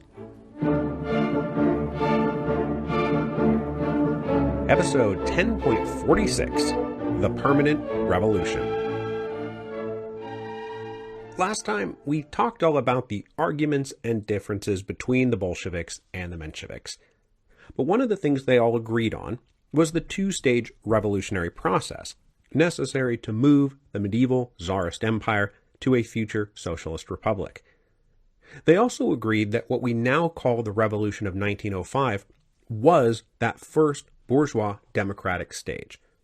They simply disagreed about whether this stage required the Social Democrats to support and follow the liberal bourgeoisie, or whether, in the Russian case, it could be accomplished by a coalition of workers and peasants acting as much against those liberals as against the Tsar. Today, however, we are going to talk about the novel theory proposed by Leon Trotsky, which incorporated, expanded, and at times contradicted these ideas, and which subsequently entered the lexicon as the theory of permanent revolution. Now, just to catch up with Trotsky, since we haven't really talked about him since before I went on hiatus, remember that when the Revolution of 1905 broke out, he was one of the few émigré intellectuals to race back home. He then ran around doing clandestine work and wound up one of the leaders of the St. Petersburg Soviet by the end of the year. He celebrated the October Manifesto and was then dramatically arrested in December 1905 when the first wave of reaction came. Trotsky got tossed in prison and remained in limbo for just under a year before being sentenced to exile in Siberia at the end of 1906. But as these things go in Siberia, his actual confinement was very loose. He faked an illness and then bribed an alcoholic coachman to take him west. After weeks on the road, he passed through St. Petersburg on his way to Finland before anyone even knew he was gone.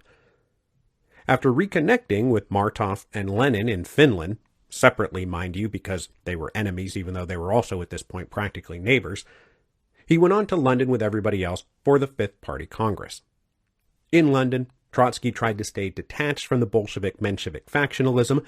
He himself was ideologically disposed towards the Bolsheviks, but was personally more connected to the Mensheviks.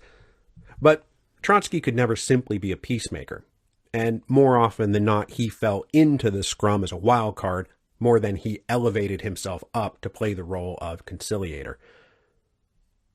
In the midst of debating all the agenda items at the Congress in London in the spring of 1907, Trotsky was at one point afforded about 15 minutes where he briefly outlined an idea he had been tinkering with since at least 1904, but which he fully fleshed out while he was in prison in 1906.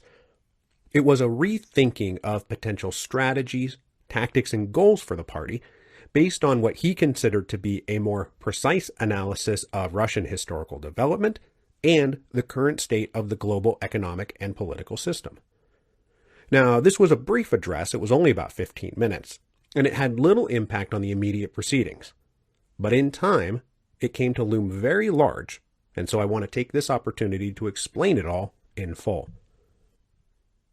First, let's talk about the origin of the phrase permanent revolution. So far as I can tell, Karl Marx first used the phrase in 1844 in his book The Holy Family, but he was using it in the concept of Napoleon's hijacking of the French Revolution and transforming it from permanent revolution into permanent war, and how they needed to go back to permanent revolution. But he then returned to the phrase in 1848 and again in 1850 in the context of how German workers should respond to the Revolution of 1848. Assuming that that revolution would usher in a period of bourgeois liberal rule, Marx told the workers to maintain their own independent organizations with their own leaders and their own goals. The ascendant liberal bourgeoisie would surely try to co-opt the working classes, using phrases and languages of reform to coax the workers into dissolving their own groups, merging into the liberal parties, and becoming merely an electorate, providing votes to liberal politicians.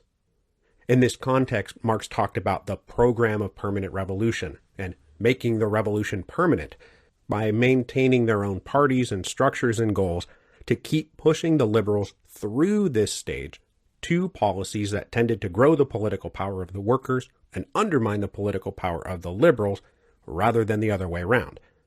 In this way, they would hasten the advent of the Second Socialist Revolution. But though we see this phrase, permanent revolution, bandied about in the mid-19th century, this is not really the way Trotsky will be using it in the early 20th century. And to get to Trotsky's conception, we need to briefly detour through an émigré living in Berlin who was a leading Russian Marxist intellectual at the time and who will eventually play one enormously pivotal role in the history of the Russian Revolution of 1917 whenever we finally get there. His birth name was Israel Lazarevich Gelfand, but in his political life he was known by several different pseudonyms, most generally, and by me here today, as Alexander Parvus. Parvus was a Lithuanian Jew born in 1867 and the son of a family of artisans. In the mid-1880s, he went off to university in Switzerland, where he encountered socialism and Marxism for the first time. He graduated with a doctorate in political economy in 1891, but had his degree flagged and formally diminished by the university administration, who were displeased that he deployed Marxist analysis in his dissertation. After graduating, Parvus did not return to Russia, but instead settled in Berlin, where he became active in the left wing of the German Social Democratic Party and became good friends, allies, and collaborators with people like Rosa Luxemburg and Wilhelm Liebknecht. Evolving into an erudite, cultured, and occasionally brilliant writer, Parvus was a respected Russian socialist both among his fellow Russians and among European socialists generally. After Iskra started, Parvus became a regular contributor, with his columns invariably featured on the front page. His reputation then skyrocketed in 1904 when, at the beginning of the Russo-Japanese War, Parvus predicted both defeat for Russia and resulting domestic upheavals at a moment when everyone, conservatives, liberals, and socialists alike, assumed Russia would trounce the Japanese and emerge stronger than ever. When all of his predictions came true, Parvus suddenly enjoyed the reputation of being a brilliant prophet. During the summer of 1904, as the first inkling that all his predictions were about to come true filtered back from the Far East, Parvis opened his doors to Trotsky. In the wake of the original Bolshevik-Menshevik split, Trotsky found himself homeless, both politically and also literally, and he moved in with Parvis in Berlin. Living together for the next several months, they conversed and debated and collaborated with each other. Trotsky left this period taking with him a few ideas imprinted upon him by Parvis that he later developed in his own creative and idiosyncratic way. One was the firm belief that European capitalism had successfully advanced to becoming a truly international force above and beyond national boundaries. Marx may have said that the struggle for socialist revolution would first be national and then international, but that was 50 long years ago, and the capitalist bourgeoisie had long since broken out of their national borders. The fight, now, today, would be international whether they liked it or not. Parvis also seems to have given Trotsky the basic conception of what the Tsarist apparatus actually was, its nature, its origin, and its purpose. Parvis argued the Tsarist Empire was different from Western monarchies, which grew organically as expressions of the feudal estates. In Russia, the Tsarist regime developed principally to resist encroachment from their more economically and technologically advanced neighbors, like Sweden and Poland and Lithuania. It was thus a military bureaucracy that combined ancient Asiatic despotism with modern Western armies, which, as we will see in a moment, becomes meaningful to Trotsky's analysis of the nature of revolution in Russia. Both of these notions Trotsky carried with him going forward, as both he and Parvis departed for Russia when the revolution of 1905 got going. Tossed in prison by the end of the year, Trotsky had lots of time to think more, read more, and start putting new ideas down on paper, specifically in a pamphlet he wrote in prison called Results and Prospects. But before we get to Results and Prospects, we need to talk about one of the other big concepts that undergirds the theory of permanent revolution, and that is the theory of uneven and combined development. This is a very important concept about which entire books can and have been written, and which I will now try to sum up in like 2 paragraphs.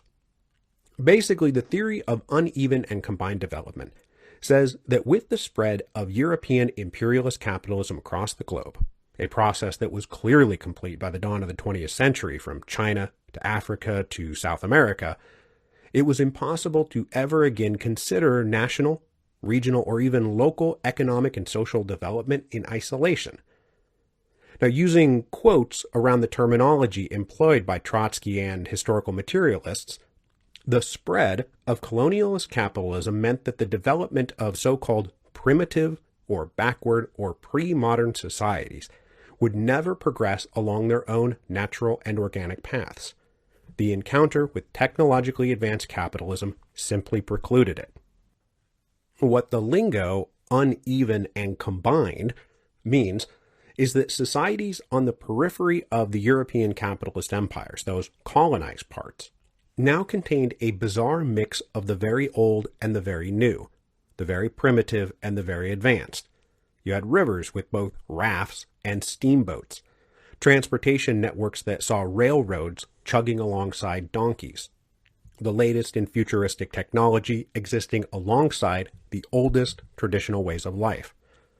And usually the way this played out is that specific geographic pockets of those societies would become very technologically advanced, because the arrival of colonial capitalism was mostly about resource and raw material extraction. So areas with mines, oil fields, timber forests, or places where you could mechanize cash crop farming would all become rapidly modernized and industrialized, while maybe just a few miles away, people were still living just as their ancestors had lived for thousands of years.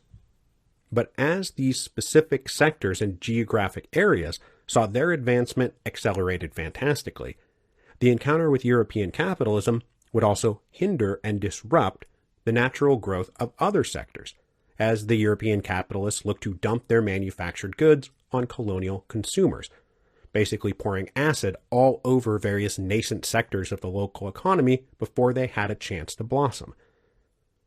This also meant that in many ways the whole course of modernization in any society that encountered such European colonial capitalism could be compressed, because all the technological components and social modes of behavior already existed. They just needed to be adopted, rather than slowly developed over time.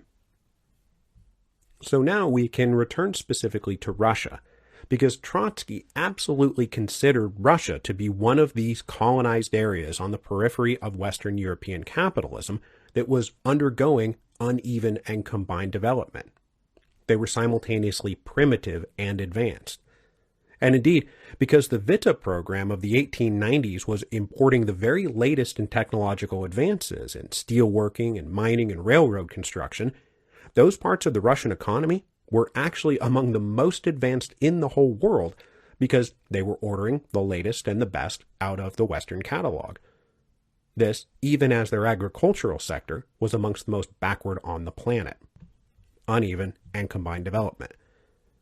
Trotsky believed this state of affairs meant Russia could plot a different and more direct course through the democratic revolution to the socialist revolution, which he outlined in a pamphlet he wrote in prison in 1906 called, as I said, Results and Prospects. This pamphlet was not published until much later, but it clearly spells out Trotsky's ideas at the time, ideas that would play a huge role in the Bolshevik approach to the revolution of 1917, and so we're going to spend the rest of today's episode just kind of working our way through it.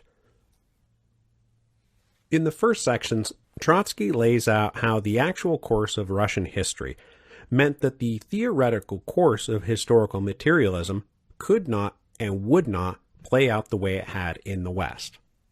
In the first chapter, Trotsky expanded on Parvis's ideas about the history of the Tsarist apparatus, that its existentially threatening encounters with Sweden and Poland and Lithuania starting in the 1500s forced the Tsars to adapt to protect their territory. The Tsarist state then started gobbling up nearly all the surplus produce of its empire to feed and fund their large armies. This not only turned the Russian state into a centralized military dictatorship, it also short-circuited the development of any potential Russian bourgeoisie, because excess wealth did not accumulate in private hands, it all went to service the state and the army. Trotsky continues this theme in the second chapter on the development of Russian cities and towns. Rather than being early centers of trade and industry and commerce like in the West, Russian towns were little more than administrative outposts, either serving a military function or as a home base for tax collection. They produced almost nothing and were neither economically creative nor producers of independent wealth. This, Trotsky contrasted with Western examples, where the towns created both the large bourgeoisie, the great merchants and the bankers, but also the petty bourgeoisie, the shopkeepers and artisans and small-time traders who would eventually, at least in France, fill out the energetic ranks of the sans-culottes. This just didn't happen in Russia. And that meant that when modern capitalist development finally did take place in Russia, it was not an outgrowth of and funded by those commercial towns of the medieval period. It was actually financed by foreign capital. Bourgeois democratic revolution is premised on the existence of an energetic, wealthy, and ambitious bourgeoisie ready to burst out of the fetters of feudal constraint. But that class simply did not exist in Russia at the beginning of the 20th century.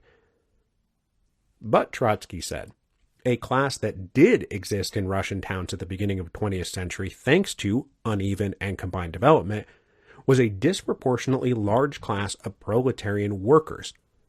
So observing the historical development of Russian towns and cities led Trotsky to the conclusion that there was now, at the beginning of the 20th century at least, a unique imbalance between the strength of the bourgeoisie and the proletariat. And this is key to Trotsky's whole program. Trotsky then proceeded to a discussion of the three big revolutionary debates that must be understood: 1789, 1848, and 1905. Trotsky reckoned that in 1789, The very strong French bourgeoisie became the leaders of an entire national struggle against the Ancien regime. They guided this struggle, and they gave everyone national slogans and direction and purpose. 1789 is essentially the model bourgeois democratic revolution that everybody looked to. But then when it came time for Central Europe to be hit by the bourgeois democratic revolution in 1848, Trotsky found the liberal bourgeoisie wanting to be leaders of the national revolution. I mean, most of them were literally classified as liberal nationalists, but they were not strong enough or decisive enough to accomplish this task on their own. With the specter of the French Revolution hanging over everyone's head, they both needed the urban proletariat workers and the petty bourgeoisie tradesmen and the peasants to make their struggle successful. But these liberal bourgeoisie so deeply feared the forces they were unleashing that at the decisive hour they retreated from revolution rather than pursue it. In essence, Trotsky said, they feared autocracy less than the people, and so their revolution failed.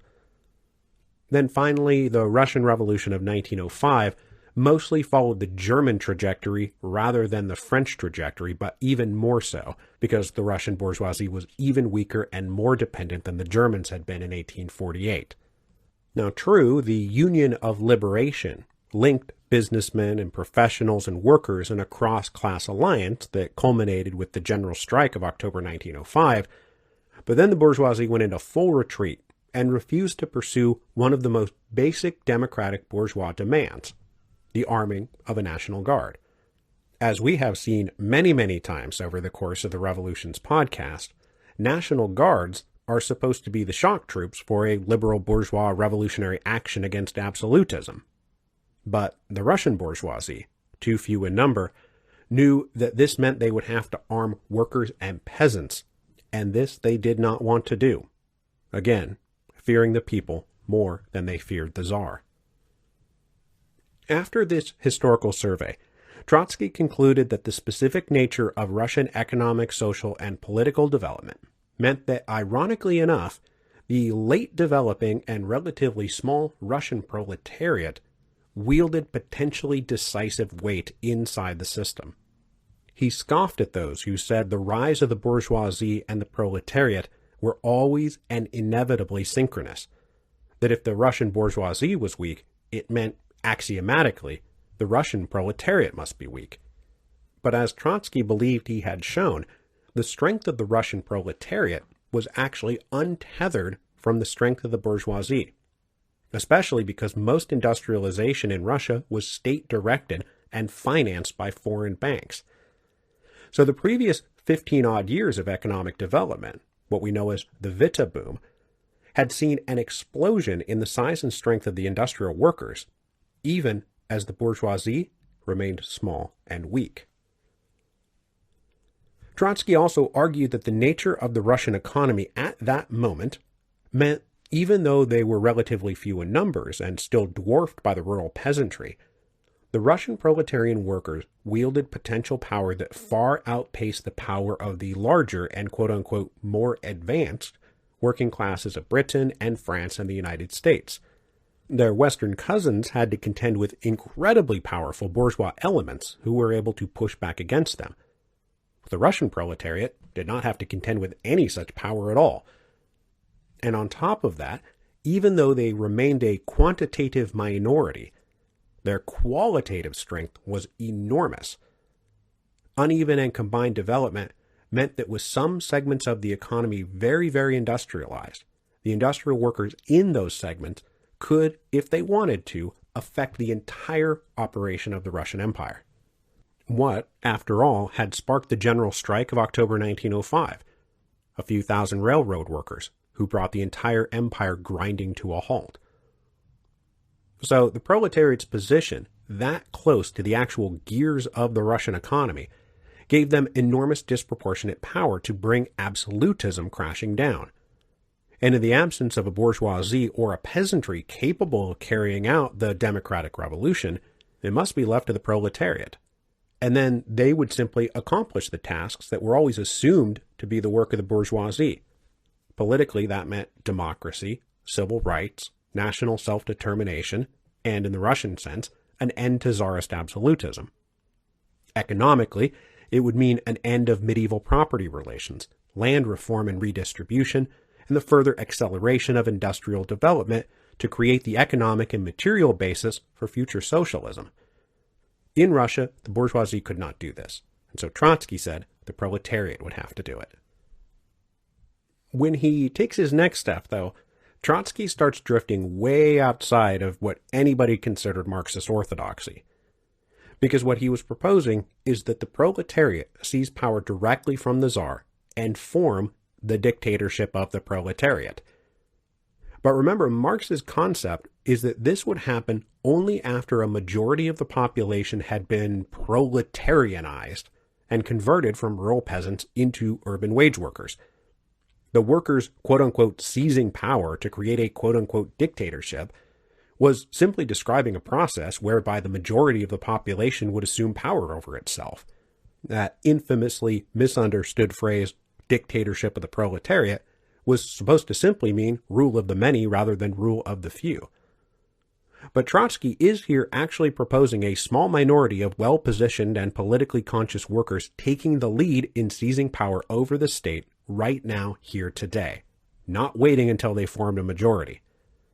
But at least in the beginning, Trotsky did not anticipate trouble, because he figured the vast majority of the population, that is, the peasants, would undoubtedly support the new revolutionary proletarian government, because that government would be the entity advancing and guaranteeing what the peasants wanted most out of the revolution: the destruction of medieval property relations and the redistribution of rural land. This could and would be done by the workers on behalf of the peasants, and thus the peasants would look to the workers rather than the bourgeoisie as their liberators. Once this stage had been accomplished, the Russian proletariat seizing power directly from the Tsar, we get to the permanent revolution part of the theory of permanent revolution.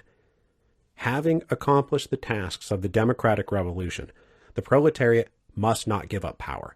They must not hand things over to the liberal bourgeois parties and retreat and wait until conditions were ripe for socialism. Trotsky thought that that would be an insane blunder, especially in the Russian context, where most of the capitalist and industrial development was already being directed by state forces anyway. Instead, the workers must stay in power and use that state power to advance Russia towards socialism. Instead of two discrete stages of revolution, one led by the bourgeoisie, the second led by the proletariat, Trotsky is instead proposing the proletariat make one sustained push through the creation of democracy to the further economic development of Russia and then straight on to socialism without ever giving up power. It would be one permanent revolution. Trotsky was not insensible to the difficulties that might obstruct this one sustained push, and in fact, addressing those difficulties was the core part of the other major component that made the permanent revolution permanent, and that was that it could never stop at the borders of Russia. It must absolutely be carried out to the rest of Europe and the rest of the world. Trotsky saw zero chances for success of any Russian revolution, democratic or socialist, if it did not trigger socialist revolution in the West, and then get cover and support from those new socialist governments. Trotsky saw major reactionary dangers from both conservative forces that would seek to restore the Tsar, but also from the peasantry, once the proletarian government moved from the democratic tasks onto the socialist tasks. Trotsky took it as an essential point that land must be collectivized and its productive power concentrated to create the material basis of socialism and actually make Russian agriculture productive enough to feed everybody. But this process would almost certainly lead to a breach with the peasantry. Now, Trotsky advised taking things slow and piecemeal. First, only collectivize large noble estates, and leave communal land and individual small pieces of property alone. He said it would be a huge blunder, in fact, if they did everything all at once, because it would just make the peasants immediately counter-revolutionary, rather than saving all that for later. But they were probably going to wind up fighting against the proletarian government one way or the other. So Trotsky concluded results and prospects, by taking a stab at predicting the likely course of events once the proletariat seized power in Russia and found themselves facing these two great threats. In front of them, the full force of the reactionary powers of Europe trying to restore the Tsar, and behind them, angry peasants potentially furious about plans to nationalize and collectivize the land. Trotsky thought that though this put the proletarian government in an incredibly precarious position, it would only be temporary, because Trotsky was also convinced the revolution in Russia would be the first domino of European socialist revolution. It would be the signal, the starting gun, whatever metaphor you want to use. And he actually laid out exactly how he thought it was going to go. It would start with that great linchpin of European history, Poland. Once the Tsar and his armies had been removed from the picture, you could pretty much guarantee a revolution in Poland would follow quickly. But this meant that the Germans and the Austrians would be unable to tolerate such a revolution in neighboring Poland, and they would surely march their armies to the border. This would have two effects.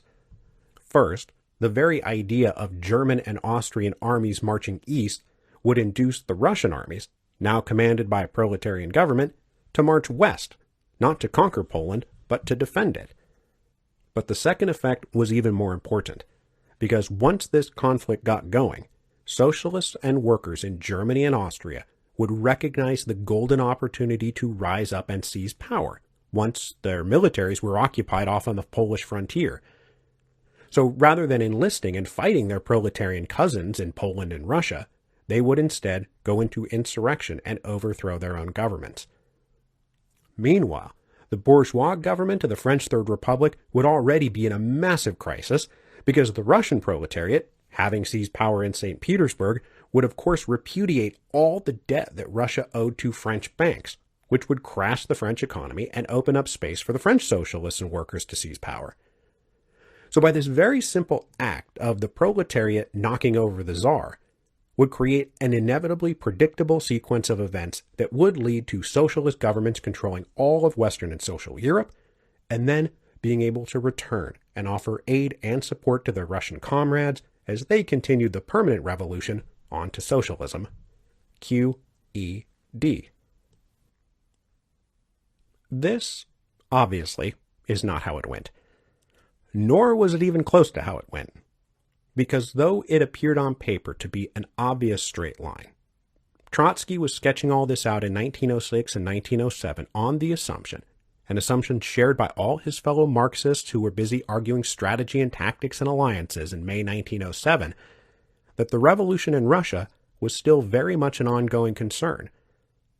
They were shocked and horrified to discover that just a few weeks after departing London, Prime Minister Stolypin successfully launched his coup against the Second Duma, rewrote the Russian constitution, and the Russian people hardly made a peep of protest.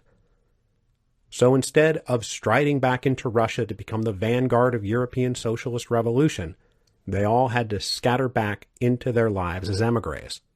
Lenin and Krupskaya wound up in Switzerland for the next decade.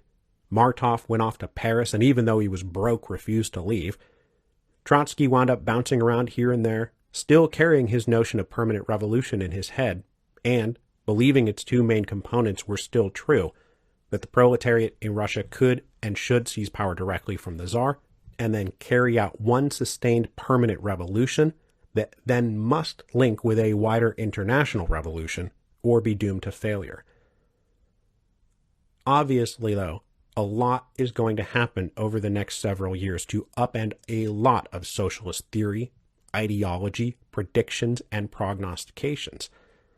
But Trotsky's theory of permanent revolution is going to adapt, and its resiliency will carry all the way through to the revolution of 1917, when the Marxists would get the band back together and try again.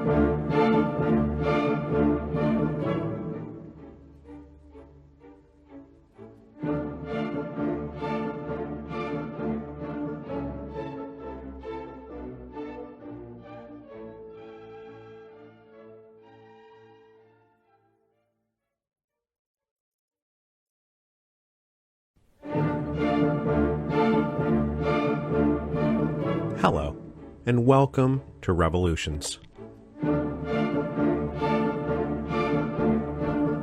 episode 10.47, The Duma of Lords and Lackeys. We've spent the last 3 episodes with the Bolsheviks and Mensheviks, as they debated revolutionary tactics and strategy, under the impression the revolution of 1905 was just going to keep advancing. Today, we will return to where we left things off at the end of episode 10.43, with Stolypin's coup in the summer of 1907 emphatically slamming the door once and for all on that revolution, and sending the socialists tumbling back into emigre obscurity. The immediate future did not belong to the revolutionaries, but rather the reformers. These reformers, centered around Prime Minister Stolypin, spent the next several years riding high, believing that they were carrying out a program that would hew an enlightened line between radical revolutionaries on one side and reactionary conservatives on the other, both of whom were pursuing paths that would surely destroy the Russian Empire, while Stolypin and the reformers were setting out to save it. The optimistic heyday of the Stolypin era was between 1907 and 1911, and it was made possible by a couple of big factors. First, the economic outlook for Russia was starting to improve. Harvests were pretty good. Exports were profitable. Enterprises that had been rocked by slowdowns and shutdowns and strikes returned to a state of something resembling productive growth. Foreign investment, especially from the French, continued to come into the empire, propping up both its industrialization efforts and the Tsar's own personal finances. The empire was also, of course, no longer at war, and the impact of the humiliating defeat to Japan faded. The terms of the peace treaty, for example, were both light and manageable. Peasant upheavals and worker demonstrations diminished year in and year out. And while there was ongoing war between the police authorities and SR maximalist terrorists, those battles now resemble gang warfare rather than a great social and political revolution. Each day, week, month, and year seemed to put the revolution even further in the rearview mirror. And then, of course, there's the person of Stolypin himself. He had vision and drive and ambition and energy, and for the next several years would put motor force to reforms that had been long discussed but never implemented. To help him implement these reforms, Stolypin and his government now had an elected Duma they could work with, thanks to the unilateral rewriting of the election laws he did in the summer of 1907. The biggest thing about the new election law was that it just cut out of the electorate all but about the richest third of the eligible population, and practically cut national minorities out of the equation completely by just straight up eliminating 100 seats from the Third Duma, most of which were drawn from the imperial periphery. So for comparison's sake, the elections to the first 2 Dumas roughly broke down to 1 delegate per 2,000 landowners. For the Third Duma, it was now 1 per 230. Previously, it was 1 for every 4,000 town dwellers, which was now changed to 1 for every 1,000 of the highest tax-paying merchants. Previously, it was 1 for every 30,000 peasants. That was now 1 for every 60,000 peasants. And finally, what used to be 1 for every 90,000 workers was now 1 delegate for every 125,000 workers. So the results of the election that were held in October 1907 were pretty predictable, and the large caucuses of cadets and Trudoviks and socialists who had made the first 2 Dumas so forthrightly combative lost nearly all their seats. The liberal cadets had started in the first Duma with close to 200 seats. Then they dropped down to 100 for the second, and now only held about 50. The surprisingly strong showing by the Trudoviks, who nobody had even considered before, and numbered well over 100 in the first 2 Dumas, were now down to just 13. Meanwhile, outright socialists didn't do much better. They numbered just 19 in the Third Duma, which was a surprisingly strong showing given the number of bans and crackdowns and censorships and police raids that were thrown at them. The flip side of this were the conservative and right-wing nationalist parties. Tiny minorities in the first 2 Dumas, they now came into the Third Duma with a heavy slate of delegates, going from somewhere south of 50 to somewhere north of 150, depending on the classifications you use to define what parties these people are in. The clear winners of the elections to the Third Duma, though, were the Octoberists. The Octoberists were the conservative liberals who had previously been non-entities standing in the shadow of the more radical cadets, but who now stormed into the Third Duma with 154 seats. They were by far the single largest coherent bloc of delegates. The Octoberists are drawn straight out of the ranks of the old Zemstva constitutionalists. These guys had briefly held the spotlight way back in episode 10.32 when we talked about the Zemstva Congress of November 1904, but they very quickly gave up that spotlight come Bloody Sunday in January 1905, and events just left them in the dust. They were called the Octoberists because their whole ideological platform rested on the idea that the October Manifesto of 1905 represented the thing that the empire needed. More radical liberals and the cadets didn't think the October Manifesto went far enough. Meanwhile, conservatives thought it went way too far. The Octoberists were the one who thought it was perfect. It was just right. Legal equality and civil rights with reasonable restrictions. A representative assembly of educated elites helping craft imperial policy, but not trying to take over the government like the cadets were. They were cautious constitutional monarchists and very anti-revolutionary. They believed they were the proper and responsible stewards of the empire. Now, the Octoberists did not have outright majorities, though.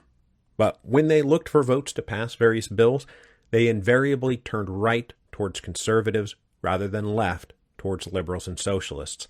And because of this, everyone to their left soon dubbed the Third Duma, mostly full of rich nobles, the Duma of lords and lackeys.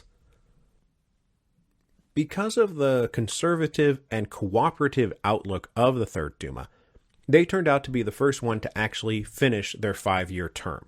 They would not be dissolved early. They would all sit in their seats until 1912.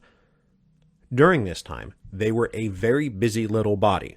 They considered more than 2,500 bills and crafted another 200 of their own, all without running afoul of the government or the Tsar, at least not running too afoul. They made a point of working with Stolypin and the government rather than against them, but they also did hold regular hearings, interrogating government ministers and exercising what they saw as a healthy and proper oversight role over the entire administration of the empire. But the thing that tripped them up during these years was not bomb-throwing revolutionaries, so much as Tsar Nicholas, Empress Alexander, and their conservative friends at court, plus an empire's worth of entrenched power and interest who opposed everything Stolypin was trying to do. And in the end, as we will see next week, those entrenched conservative interests will win, and Stolypin and the reformers will lose. But for the moment, they didn't realize they were going to lose. They thought they were embarking on a grand project of reform that was going to save the empire. And today, we are going to talk about two major things they attempted to do that are intertwined and go hand in hand, even though we are going to talk about one and then the other, because they are meant to foster and reinforce each other. Now that he had a Duma he could work with and a clear mandate to pursue his policy objectives, Stolypin set out to reform the empire's dysfunctional administrative apparatus and finally answer once and for all the land question. Stolypin had no illusions that this would take place overnight, and he once said that it would probably take 20 years for all of this to take root. But he really hoped that when the Russian Empire came out the other side, that they would be an empire of citizen farmers who were industrious and hardworking, who enjoyed civil, legal, and economic equality, and no longer had to labor under the old estates or feudal political, social, and economic relations. He hoped the reformed empire would have a governing structure more responsive and efficient, and give all these new self-confident citizen farmers a place to participate, and a feeling like they were heard. In general, Stolypin wants to lift the empire out of medieval despotism and turn it into a Western-style state. Now, if he could have snapped his fingers and just been done with it, maybe it would have worked, and maybe the Second Russian Revolution never would have happened. But that is not how the real world works. So first, let's run down the current administrative apparatus from top to bottom. And folks, it is a mess. It is, in fact, a lot like the Broken Regime episode from the French Revolution series. The Russian Empire combined archaic elements that had developed deep in the mists of the medieval period with rationalized elements grafted onto the system over the centuries by, say, Peter the Great or Catherine the Great. It was defined mostly by overlapping jurisdiction, unclear lines of communication, and jealously guarded prerogatives. What Stolypin wanted, and what the Third Duma's conservative liberal sentiments agreed with, was a grand project of rationalization. They wanted to reduce the role and the power of the old aristocracy and mostly eliminate any institution based on the medieval estates. They wanted to open the system to better and more able administrators, establish meaningful supervision and oversight that would coordinate and align different levels of the administrative apparatus, rather than having one of these crazy quilt regimes full of friction and chaos and inefficiency. And by rationalizing all of that out in the provincial areas, it would lead to greater coordination and alignment with the goals of the central administrators in St. Petersburg. Now, for this project, Stolypin did not have to invent anything. After becoming prime minister, he just appointed a commission to examine and consolidate 40 years' worth of proposals and commissions and suggestions and plans that had existed going back to the 1860s but had never been implemented. The main object of nearly all those proposals was how to address the big question of bringing all the ex-serfs fully into the system. Because though serfdom had been abolished, the old traditional social and political systems out in the countryside remained basically unchanged, and that question had never been answered. Having come up through the provincial administrative system, Stolypin was uniquely able to analyze its strengths and weaknesses, and then take from the grab bag of suggestions that had grown up over the last 40 years the best ideas. Stolypin would spend the rest of his short life trying to implement these reforms. At its broadest level, Russia was divided into governorates. There were more than 60 in total, with about 50 inside of Great Russia itself. Nearly all of them were defined by boundaries created during the reign of Catherine the Great. The governors of these areas were appointed by the central government, and over the decades had accumulated an overwhelming array of responsibilities that ran through their office, even as they lacked the support staff and budgets necessary to handle all the work. Plus, their alleged ultimate authority over the people and activities in their geographic governorate, in practice, ran them into jurisdictional conflicts with other parts of the central state. For example, the ministries of railroads or agriculture. Those ministries claimed thematic jurisdiction over their areas of authority, and it was never made clear, for example, whether railroads running through a particular governorate was under the authority of the governor or agents of the railroad ministry. This, of course, led to friction, inefficiency, miscommunication, and fruitless bureaucratic infighting. The step below the governorates only added to this confusing friction. They were all divided into districts, but there was no official executive officer or even designated administrative office running these districts. They were simply managed by a hodgepodge network of committees and groups and associations, either formed locally or by some central ministry, all of them bumping into each other and irrationally overlapping with zero coordination or communication. The closest thing a district had to an executive was something called the Marshal of the Nobility, who was elected by the local nobles. Over the years, these marshals of the nobility in a given district would take on the role of chairman of this committee or that organization and bring a lot of different areas under their personal purview, but never in any rational or systematic way. The marshals of the nobility also had zero budget for staff or any kind of official standing councils or committees to help them manage the workload, which was considerable. Then, as we also know, operating inside these governorates were the much-discussed zemstva. These quasi-representative bodies created in the 1860s were tasked with engineering work and infrastructure projects and schools and various other social programs, but they existed completely independently of the regular governor or district officials. In terms of an organizational flowchart, the zemstva were detached from it completely and just sort of off doing their own thing. They could not overrule a governor, but they also did not work for him. One of the main points of administrative friction and conflict over the past couple decades was that the ambitious delegates to the Zemstvas were hoping to grow their power until they supplanted the existing central apparatus and become essentially state legislatures of a federal constitutional monarchy. But for the moment, they were still just free-floating bodies contributing to the overlap and conflict and jumbled inefficiency of the entire apparatus. Now, all of that, though, was happening at a pretty high level. The main problem since the 1860s was actually what to do with the emancipated peasantry at the very lowest levels, who continued to live and work and die completely outside the imperial system, which did not penetrate that far down. Villages were run by local elders. They handled local justice and disputes, they collected taxes and assigned land, and could even forbid somebody from leaving the village. For women, this was especially stifling, as their livelihoods and freedom were controlled by patriarchal village elders, and it was why many so desperately sought more emancipated lives in the city, and why they were happy to join the ranks of the working class. It was considered escape from their traditional oppression. The central government left all of this to the local villages, and it's why, for example, the SRs and the anarchists, and more than a few social democrats, looked at Russia and were like, well, why don't we just get rid of the parasitic imperial apparatus and let the self-governing communes do what they've always done? Is anybody going to miss an imperial system that basically plays no part in anyone's lives to begin with? Probably not. Now, the principal point of contact between the imperial apparatus and these self-governing villages was a much maligned office that was a prime target for the Stolypin reforms, and that is the land captains. Land captains were drawn from the ranks of the local gentry, and they were assigned jurisdiction over the peasants of a rural region called a volost, which were the collection of villages in a roughly 25 square kilometer area.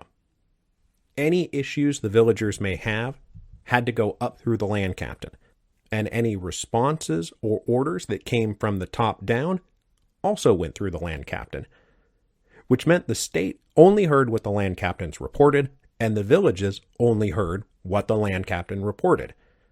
As you can imagine, a position like this becomes a hotbed of local corruption and abuse, and for the villagers, land captains were the real face of political, economic, and social tyranny. And remember, the peasantry usually thought the Tsar was good and would save them from his corrupt local administrators if he ever found out how much they abused them and double-taxed them and lied to them. The myth of the good Tsar always went hand in hand with the reality of local abuse. So what is Stolypin's plan for all this? Well, basically, he wanted to create a system of federalized centralization, which is a bit of an oxymoron, I know, but just hear me out. Russia was too big and too spread out for the central government to make all the decisions. Pure centralization was just dumb and inefficient. So Stolypin's plan was to make the provincial governors the foundation of imperial administration. For most things, most of the time, they would be the supreme authority. But they would also be appointed by and answerable to the central government. So it's not like the provinces would choose their own leaders like in a truly federalized system. To aid the governor, Stolypin planned to create a new provincial council composed of local gentry, important economic players, and officials representing other government ministries. This council would also include representatives of the Zemstva, which Stolypin now wanted to integrate formally into the system.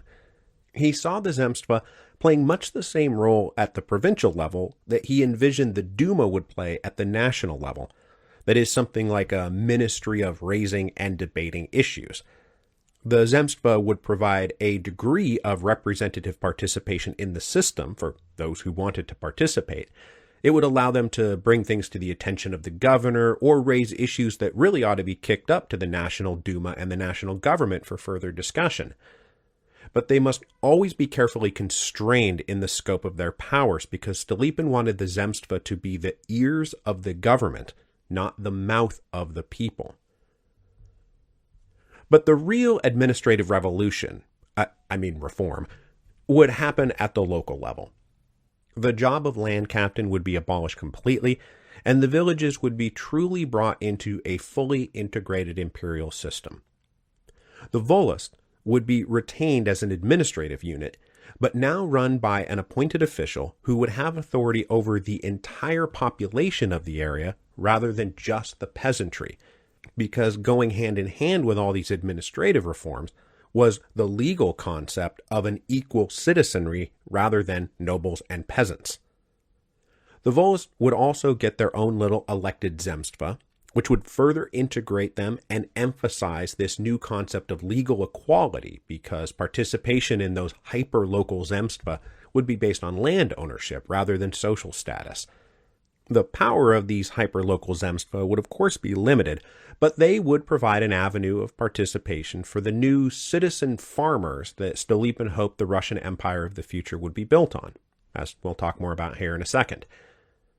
These local units would then be tied back up through the chain of imperial command, creating permanent lines of communication and authority going up and down, so that for the first time governance of the Russian Empire would be linked from St. Petersburg all the way down to the individual village and back up again. So that's the administrative side of things.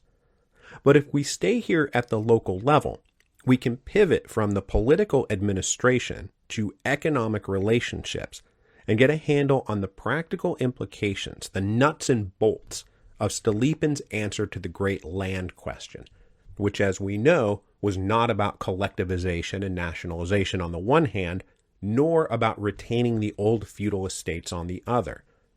He believed the answer was to create an entirely new class of industrious citizen farmers whose work would improve the general productivity of the empire and lead to general prosperity everywhere.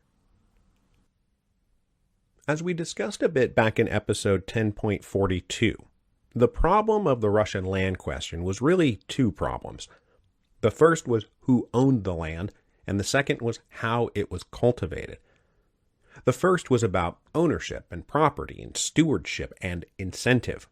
The second was about the methods and technologies used to actually make the land grow food. Stolypin believed that his land reform plan addressed both questions simultaneously. Across the empire, about 75% of peasant households and about 85% of all the land were held as communal property in the villages. In the central Russian provinces, this number was borderline 100%. Every household and every scrap of land was held communally. But the problem of productivity was not just about whether or not it was held as private property or communal property, but specifically how Russian communal property was held, because it was doled out via this thing called the strip system. The common holdings of a village would be distributed to member households not as single plots of land, but in separated strips. This was meant to spread out good land and bad land and mix up everyone's burden and rewards equally. But these strips would be spread out all over the place, and in some cases be as little as 3 feet wide, so you couldn't even use a modern plow to do a single line. So a household might control, let's say, 30 acres of land, but those 30 acres could be spread out over like 50 different strips, which introduced a couple of major burdens to productivity. First, being the time and effort it took to move from strip to strip. Time spent moving from strip to strip was time not spent actually working the land. There was also no ability to plan to cultivate a crop on a rational basis. Because everybody's land was just sort of mixed up, everyone had to do what everyone else was doing in the way that everybody else did it. And of course, with periodic redistribution always a factor, there is very little incentive to improve or invest time and resources into something that might not be yours in a couple of years. To people who said we need to thus nationalize the land or collectivize and redistribute it on a more rational basis, Stolypin argued that that would not be enough, because the amount of land was not necessarily the problem, or at least it was a problem, there wasn't enough of it. The problem was that it wasn't productive enough, and he believed that individual profit incentives were the missing ingredient to Russian agriculture. It would be the only thing that would motivate Russians everywhere to get better at what they did, to be smarter about their land use, to think harder about how they grew things and why they grew things. Famously, Stolypin said that he wanted to make his wager not on the needy and the drunken, but on the sober and the strong. That incentivizing industrious hard work and allowing people to keep the profits from their industrious hard work would lead farmers to make the qualitative changes necessary to make Russian land more productive in a way that just socialized or nationalized land would not, or God forbid just continuing the strip system, which nobody wanted to do. To begin the process of completely transforming the nature of Russian agriculture, Stolypin passed that law in November 1906, which stated that henceforth peasant households could demand their allotment of communal land be withdrawn from the commune and turned into private property. This was something that could be demanded and was not subject to approval by the village elders. As a halfway point, there was a lesser right that could be invoked, where a household would not withdraw from the commune system, but they could demand consolidation of their property into a single plot, which would allow for greater efficiency and productivity. After this grand pronouncement, there were a bunch of laws and decrees and orders that were put out there, especially undertaken during the period of the Third Duma, to make this process easier for the so-called separatists who wanted to quit the communal village and strike out on their own as Stolypin's perfect citizen farmers. In practice, this transformation required a massive amount of effort to carry out. Multiple ministries were involved in it.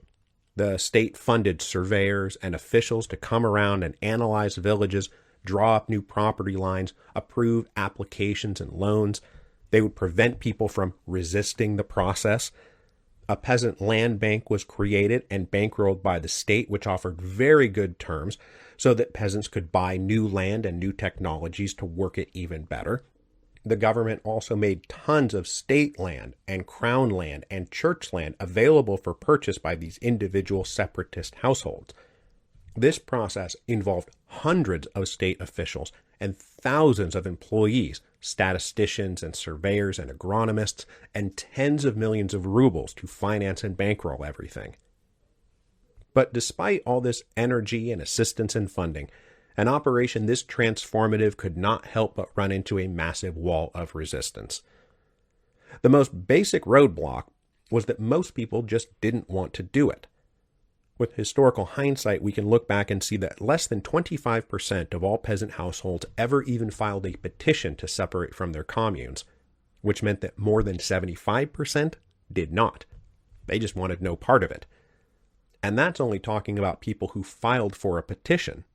Probably 1/3 of those who filed a petition wound up either never separating or withdrawing the petition before it was processed.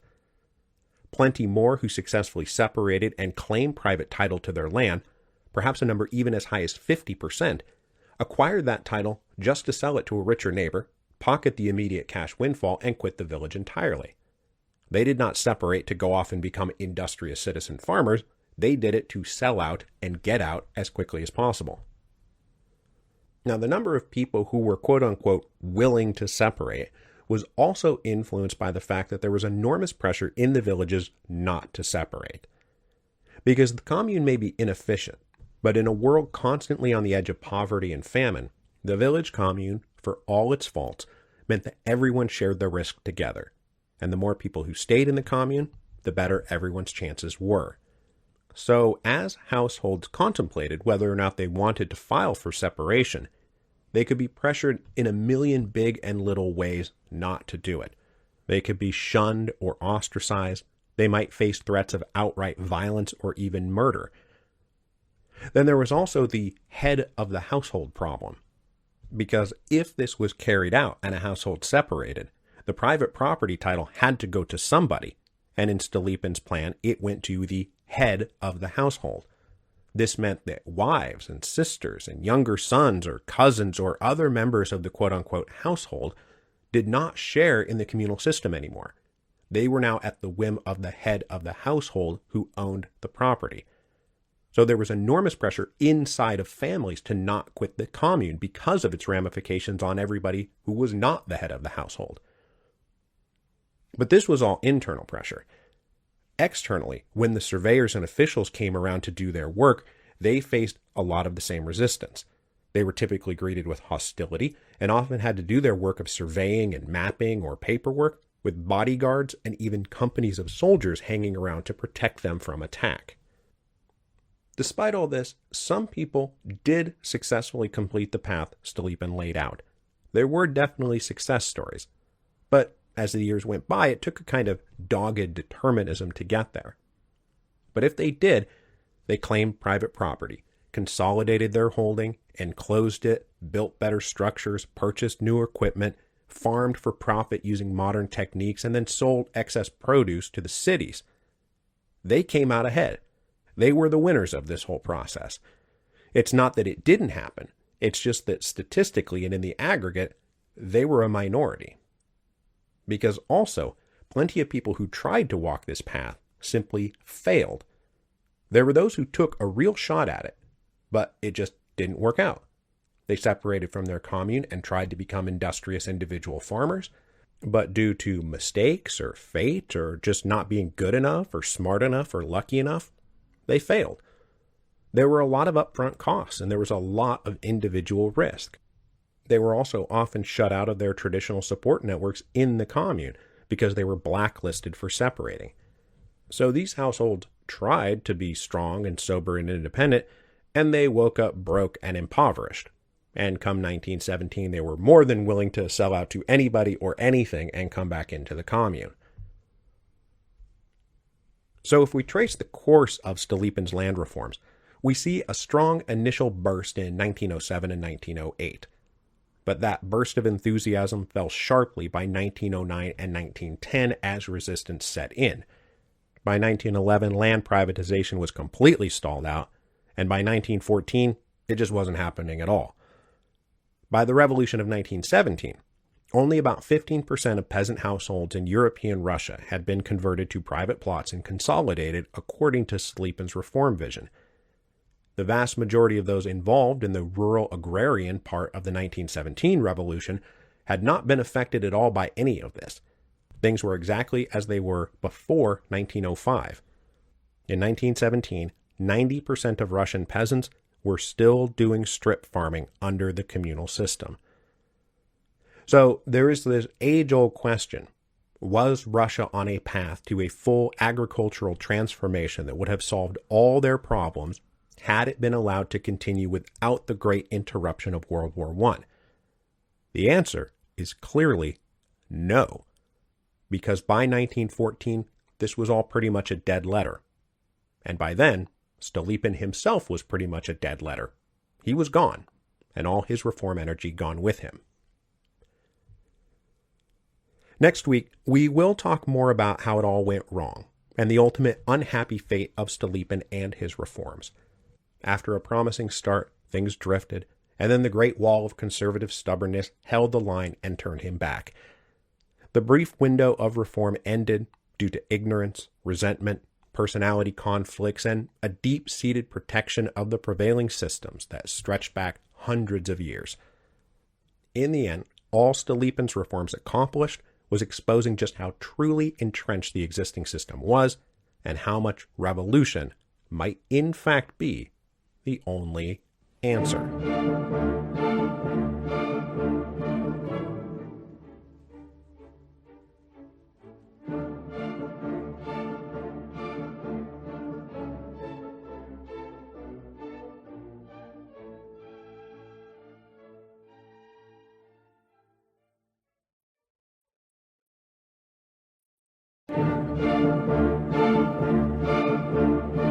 Hello, and welcome to Revolutions.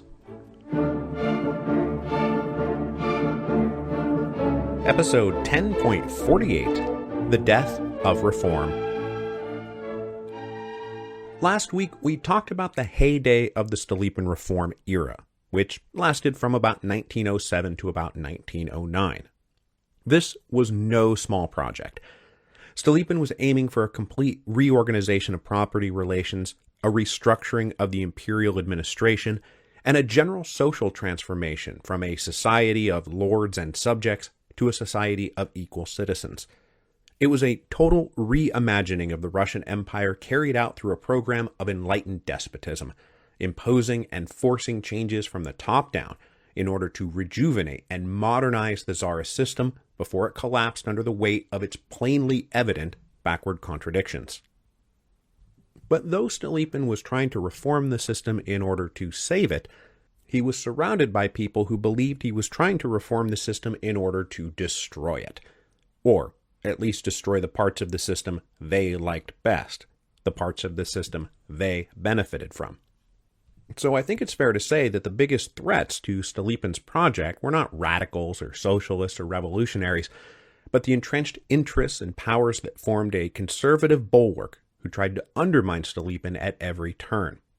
We're talking about nobles, both at court and out in the countryside, the leadership of the conservative Orthodox Church, Russian nationalists who formed that proto-fascist Union of the Russian People and their paramilitary Black Hundreds groups, police officers, gendarmes, and Okhrana agents who were afraid they might be subjected to oversight, patriarchal village elders who didn't want anything to change because they would lose their own little dominion of power and influence.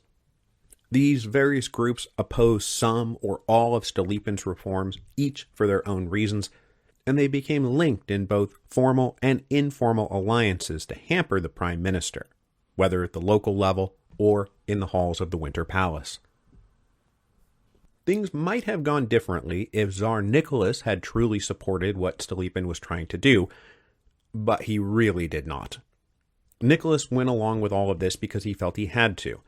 After the revolution of 1905, the situation was too dire for him to do what he really wanted to do, which was nothing. He still believed with every fiber of his being that he was the divinely ordained autocrat of all the Russias. He was the father. Everyone else were his children. No one should stand between a father and his children, certainly not constitutions or dumas or prime ministers. It was also clear that Stolypin's reforms aimed to supplant the sovereignty of the Tsar with the sovereignty of the state. And in this new system, the Tsar would be reduced to being merely an executive functionary, still exalted and rich and powerful, but under the overarching constitutional state just like everyone else. Nicholas not only found this idea personally degrading, but also a sin against God. Because when you get up to that level, it's not just that he felt his rights were being taken away, it's that he believed that this was literally blasphemy against the will of God. So Stolypin had always carried his brief to implement reform because of the upheavals of 1905, and because people around Nicholas convinced the Tsar, if he didn't go along with it, that the revolution would come back. But Stolypin was never operating in a world where the Tsar was like, yes, I see what you're doing and I like it. Because he didn't like it, he hated it.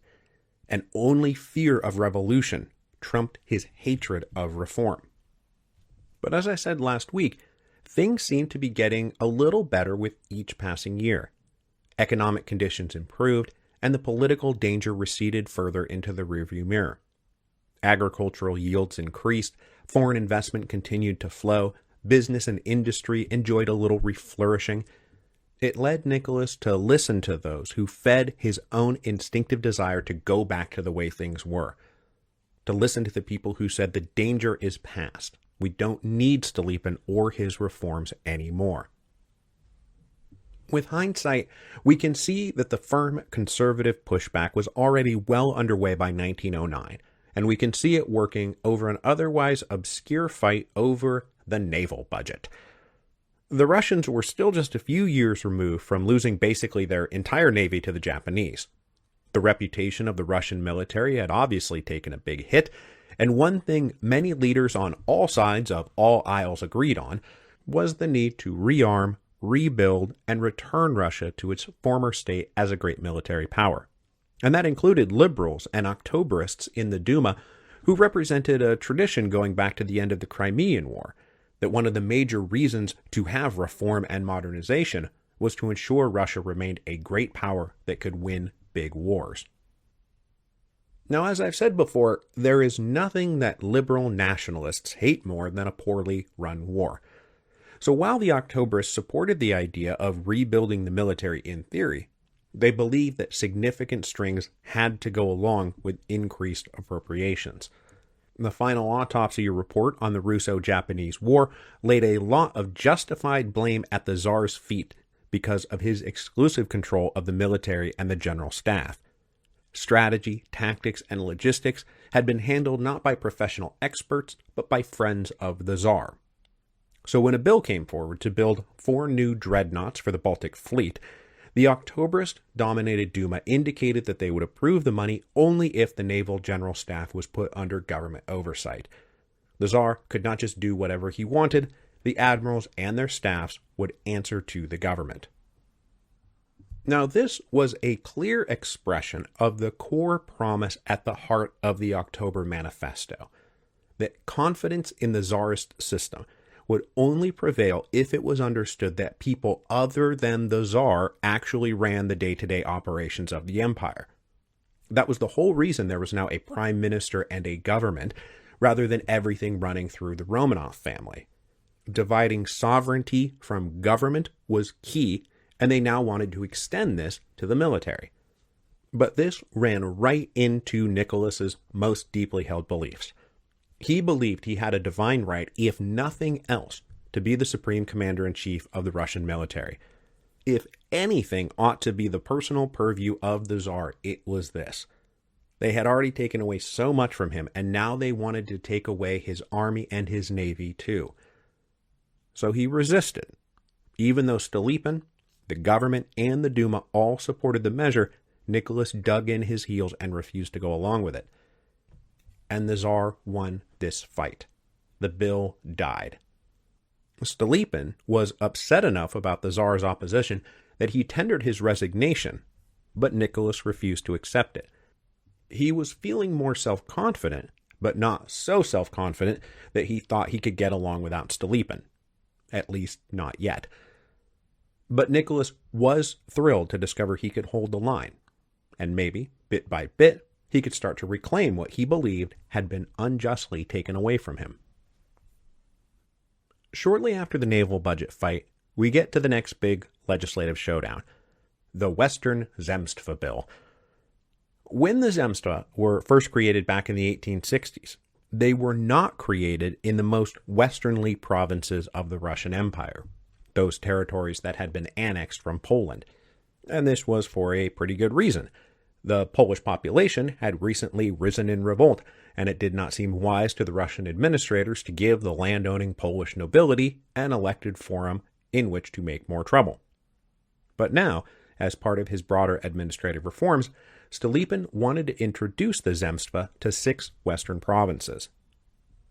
But to be very clear, this was not about Polish rights or national equality or local autonomy or any such nonsense. These new Zemstvas were in fact designed with quite the opposite goal in mind. Suffrage, voting procedures, and other qualifications were meant to heavily favor the Russian landowners in these provinces. It was meant to elevate Russian voices and interests and strengthen the Russian character of the administration of the Polish provinces. Support for the bill in the Duma came not from the liberals necessarily or Poles, but conservative Russian nationalists who wanted to ensure the Russian Empire remained the Russian Empire. Thanks to the support of these nationalist groups, when the bill was introduced in the Duma in May 1910, it was passed, and then it got kicked up to the upper house, the State Council, for consideration and debate and final approval. The slow-moving wheels of the legislative process meant that the State Council was not ready to take up the bill until early 1911, and it turned out that there were objections to creating new Zemstva. Some didn't like that it seemed to undermine the traditional status of the local Polish nobility, because even though they were Polish, they were still nobles, and nobles in the State Council didn't want to see their brethren have their rights taken away. Others just didn't like the idea of extending the Zemstva at all. They wanted such a democratic institution to shrink and disappear, not expand and grow. But opposition truly coalesced around a much more particular and petty idea.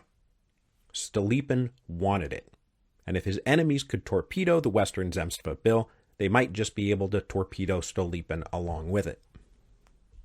As the vote in the State Council approached in March 1911, Several of Stolypin's enemies at court went behind the prime minister's back straight to Tsar Nicholas and encouraged Nicholas to suspect the worst both about the bill and his prime minister. They leaned on Nicholas to withdraw his support for the bill and, crucially, not tell Stolypin what he was doing, lest the wily prime minister evade the trap. Nicholas went along with all of this, and on the eve of the vote, surreptitiously informed the state councilors looking to him for instructions and guidance that they ought to vote their conscience, which was taken as a clear sign he did not support the bill, or he would have said, vote for the bill. Stolypin was not aware of any of this, nor did he have reason to suspect the bill might be in trouble. Final approval seemed to be a foregone conclusion, and Stolypin did not even bother to attend the final debates on the assumption that it was all in the bag. But when he came down to the State Council on March the 4th to witness the final vote on one of the key provisions, he was shocked when it was voted down.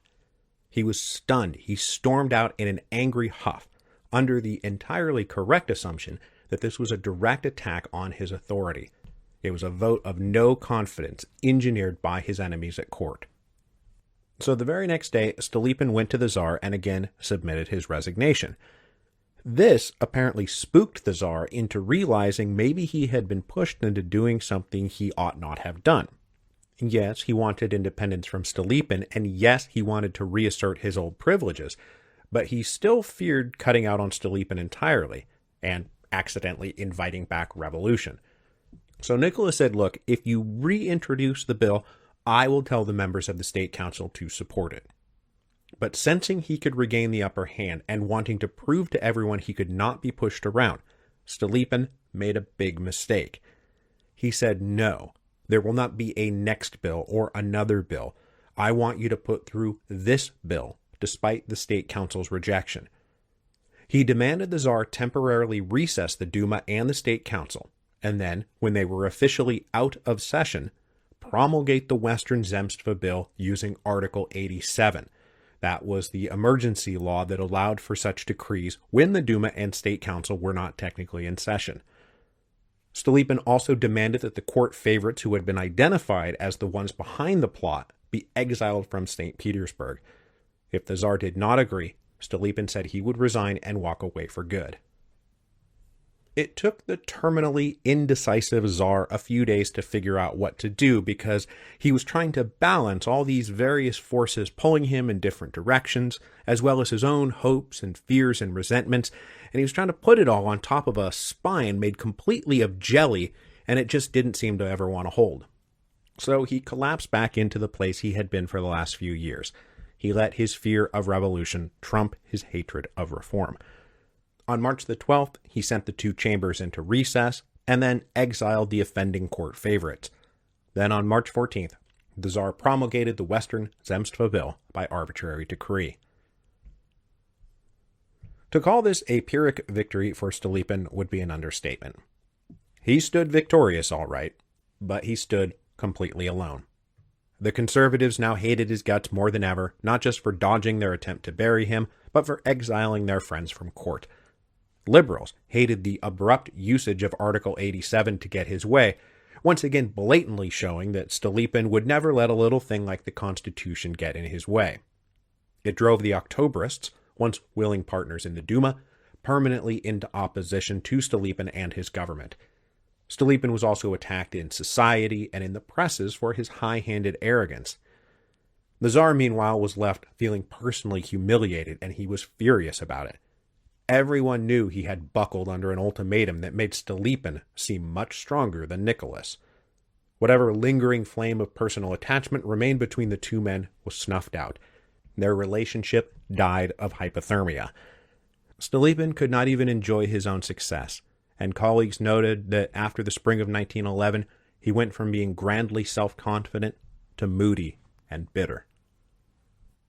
Stolypin went into the summer of 1911 unhappy with everyone and with everyone unhappy with him. It is extremely plausible, bordering on a certainty, that if what is about to happen had not happened, Stolypin would have been ejected from power and ejected from our story anyway. That he would have followed in the footsteps of Sergei Witte, and wound up writing pointed critiques of his successors that nobody paid any attention to, while maybe sort of hoping the Tsar would come to his senses and recall him. But instead, what's about to happen did happen, and so Stolypin's departure from our story is far more abrupt and far more permanent. Stolypin lived for years knowing that he was the prime target for assassination. All Russian officials were targets for assassination. The SR terrorists had made it very clear, long before even the revolution of 1905, that anybody who worked for the Tsar was a viable target. This was not a theoretical or a hypothetical threat. This was very real. Stolypin had already escaped one bombing already in the summer of 1906. He went around wearing bulletproof vests and always surrounded by bodyguards. Because of all this, Stolypin seems to have had a fatalistic assumption about his own demise. In his will, that he rewrote in 1906, he stated that he wished to be buried close to wherever he was murdered. It's hard to tell exactly what his state of mind was in the summer of 1911 and how much he had literally developed a death wish, but he certainly did everything in his power to not avoid getting assassinated. In late August 1911, the imperial court journeyed to Kiev to celebrate the unveiling of a statue to the Tsar Liberator Alexander II. Preceding this trip, the police informed Stolypin that they had picked up chatter about an active plot to assassinate him. They advised the prime minister to keep his head down and stay away from public places during the trip. Instead, Stolypin left his bulletproof vest and his personal bodyguards behind and entrusted a locked box full of papers to a close friend, telling that friend to burn them if he didn't come back. Then, off to Kiev he went, and he did not come back. The last few days of August 1911 make it pretty clear how damaged the relationship between the Tsar and the Prime Minister now was. Though Stolypin was in Kiev, he was thoroughly snubbed by the court. The imperial family did not invite him to their various soirees and ceremonies, and he was always a pointed and obvious absence. Stolypin also ignored the advice of the police and regularly walked around in public. He visited horse races at the hippodrome and took walks in the park. This brazen disregard for his own safety at the very least indicates Stolypin was not desperate to stay alive at all costs. Whether or not he was actually suicidally depressed is beyond any historian's ability to diagnose. The great confusing irony of all this is that though Stolypin was walking around Kiev brazenly disregarding the threat of assassination, and though there really was a threat of assassination that he was brazenly disregarding, it was not the assassination threat that the police had warned Stolypin not to brazenly disregard. That threat, the threat that Stolypin thought he was brazenly disregarding, was completely made up. It was imaginary. But it was made up to throw the police off the scent of the real threat of assassination. In fact, the real assassin was the very same person who had warned the police about the fake assassination plot that didn't actually exist. This is all very confusing, so let us start at the beginning. 24-year-old Dmitry Grigorovich Bogrov was the son of a wealthy Ukrainian Jewish family. He had gone off to university and emerged as a lawyer, but also emerged as an SR revolutionary, because during his days at university he fell in with student radicals. But young Bogrov was as interested in gambling and partying as being a revolutionary, and he was frequently blowing through all his cash and turning back to his family for more money. It would appear, however, that sometime around 1907, he secured his own stable financial situation by becoming a paid police informant. For the next 3 years, Bogrov reliably passed information along to the police, thwarting various plots and leading to the arrest of his supposed comrades. He was considered by the Kiev police to be one of their most trusted and reliable sources of information. Now, over time, his comrades grew suspicious of where Bogrov was getting his income, and at first they thought he was embezzling from the party. But over the course of a secret investigation, they turned over a few rocks and discovered the far worse truth, that he was a paid police spy. Rather than just whack Bogrov, they decided to use him. In mid-August 1911, his erstwhile comrades confronted him with undeniable evidence, and they gave him a stark ultimatum. They said, "We know what you've done. We could kill you right now and be done with it if we wanted to, but we're going to give you one chance to live. You must kill somebody important by September the 5th, or we're going to execute you." And then they cut him loose to either figure out how to kill somebody important or get whacked himself. At first, Bagrat was going to kill the head of the Kiev police, the guy he had been informing for all these years. But Bagrat chickened out when he went to meet the police chief and was treated so warmly that he just couldn't go through with it. He also apparently considered assassinating the Tsar himself, but decided that if a Ukrainian Jew assassinated Tsar Nicholas, that would lead directly to a violent anti-Semitic backlash, and so he abandoned that idea as well. Stolypin was thus selected as a target for no other reason than Bagrat had to kill somebody important, and other potential targets had too many complications. To give himself some breathing room, Bagrat went to the police and told them there's a plot against Stolypin's life. He then invented 2 fictitious SR assassins and said they are going to use my apartment as a home base. So, I'm going to clear out of there, but you should keep that apartment under surveillance. Since he had been such a reliable source all these years, the police took this seriously.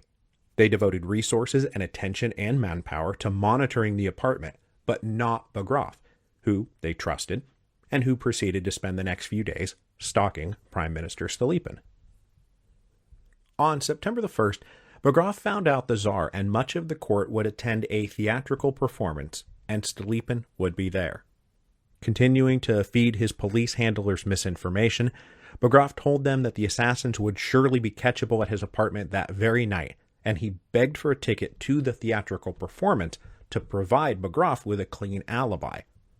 Just 1 hour before the performance was set to begin, he received the ticket from his police handlers, and that is how he gained access to the theater that night. The Tsar was seated in the front row near the orchestra with his 4 daughters. Stolypin was nearby, though the 2 men did not interact. Around 10 p.m., during the second intermission, Stolypin stood chatting with a few of his neighbors. Bagrat, dressed in formal coattails, approached with a pistol hidden under his program. As soon as he got close, he pulled out the pistol and fired 2 shots into the Prime Minister. One hit Stolypin's hand and ricocheted and wounded a musician. The other hit him in the chest, deflected off a medal Stolypin was wearing for the occasion, and lodged in his liver. Bagrat was jumped, apprehended, and beaten into submission. Now, according to witnesses, Stolypin at first staggered in shock confusion and did not exactly understand what had just happened to him. But then he opened up his coat and saw blood pouring out everywhere and realized he had been shot. He collapsed into a chair and in the commotion shouted loud enough for everyone to hear, "I am happy to die for the Tsar." Stolypin was rushed out of the theater to a nearby hospital, and it's entirely possible that with today's medicine he would have lived, because at first the wound did not seem fatal. But his recovery in the hospital over the next few days took a sharp and fatal turn when the wound became infected, and it was the infection rather than the bullet that killed him. On September the 5th, 1911, Pyotr Stolypin died. Stolypin loomed like a giant over a very particular moment of Russian history. And for a long time, there was a general story, at least among Western historians, and especially during the Cold War, that his life and reforms represented the great path not taken. That he was carrying out the great reforms that had been exposed as necessary by the Revolution of 1905, and those reforms were cut short by his untimely death. Had he lived, he could have kept going and reinvented and reimagined the empire and thus avoided the whole Second Revolution of 1917. But every book you read nowadays pretty much agrees that this was not the case. That his death here in 1911 actually came after his reforms started to stall and fail. He was already cut off and estranged from the Tsar, and politically he was dead man walking. Every instinct in the Tsar's body was to turn away and reject land reform and administrative reform and social reforms. And the conservative defenders of the old order were winning the argument by September 1911. As we talked about last week, the land reforms, the vaunted land reforms, were already limited and mostly resisted at every level. The proposed administrative and political reforms were never carried out. They would have taken years to accomplish anyway. But by the time Stolypin was dead, they were already being slow-walked until the Tsar could just get rid of them. Stolypin was despised enough by conservatives that, given Bagrat's connection to the police, there was immediate suspicion that the hit was ordered not by the SR revolutionaries, but high-placed conservative reactionaries. In truth, Stolypin was trying to impose his vision onto Russia, which, for all we know, might have worked had he been able to impose it. But he did not have any support from the Tsar, and he was acting on behalf of no real organic community out there in the provinces, or the villages, or the cities, or really anywhere. And he was trying to do it with a bureaucracy that was too weak, too disorganized, and too incoherent to carry it out. So as I said, had he not been assassinated here in 1911, the story probably would have gone that he winds up drafting bitter memoirs about how everybody should have listened to him, rather than him carrying all this to a successful conclusion and avoiding any future Russian revolutions. That's my read on it anyway. But his death does helpfully coincide with the death of reform, bringing to an end a brief period opened by the emergency of 1905, but which was dead, whether metaphorically or bodily, by 1911. After Stolypin's death, no one anywhere near the levers of power would ever again try anything so bold or so challenging to the existing order. Because Nicholas, his court, his family, and his friends promptly retreated to their old habits, believing the worst was behind them. But obviously, the worst is yet to come. Next week, we will follow our story back to the inner sanctum of the imperial court, as Nicholas and Alexandra reasserted their own personal power over the empire that they believed God had given them to run. This means that it's finally time to introduce one of the most infamous characters in all of Russian history, and you all know who I'm talking about, so I don't even have to dramatically end this episode by saying his name.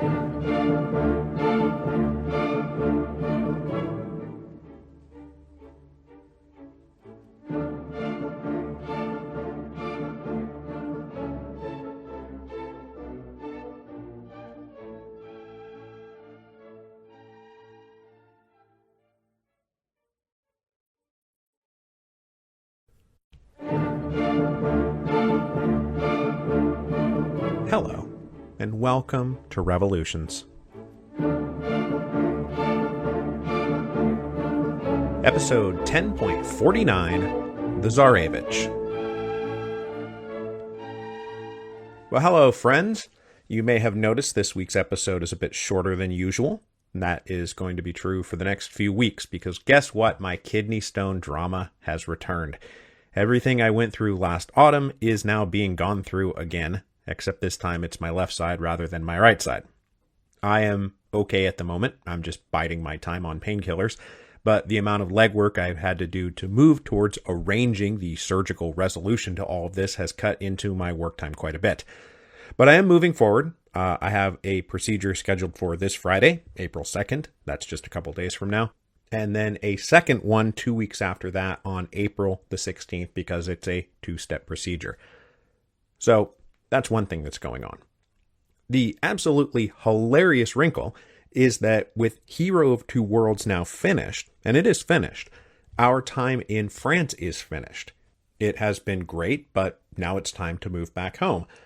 Now, this has been coming for a while. I just haven't said anything about it yet, but everything is arranged, and the plane tickets are bought and locked in, and they are bought and locked in for April 18th. So if you do the math, that means that the schedule for these surgeries is going to mean that I'm practically going directly from a hospital bed to an airplane, which, gee whiz, that will be tons of fun. So basically what's happening with me is that we have just a few weeks left in France. I have a huge list of things to do, and my body has decided to throw onto that to-do list have multiple surgical procedures, including all requisite consultations, lab tests, and scans that go along with it. Now, going through all of this at the end of last year was quite a miserable ordeal, but was thus a character-building experience because, as you all know, according to Calvin's dad, being miserable builds character.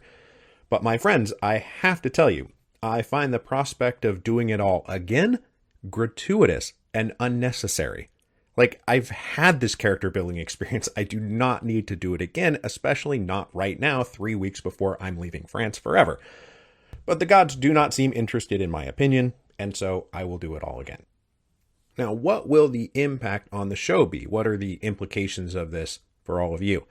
Well, I was already going to take 2 weeks off at the end of April and the beginning of May to account for moving back to the United States and getting resettled.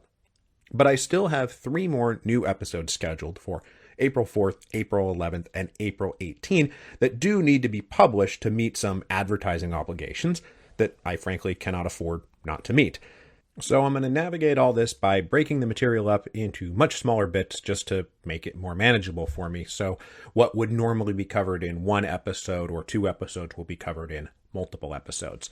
So this week we were supposed to introduce he whose name you already know, but that part was meant to come after I did the requisite explanation for why he whose name you already know even shows up in the first place.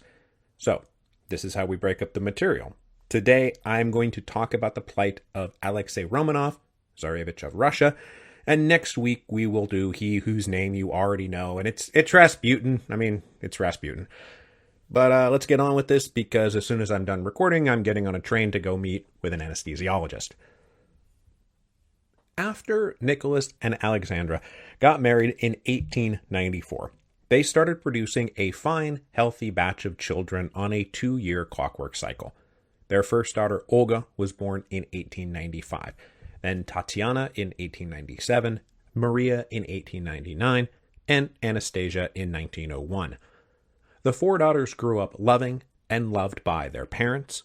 They also grew up loving and loved by each other.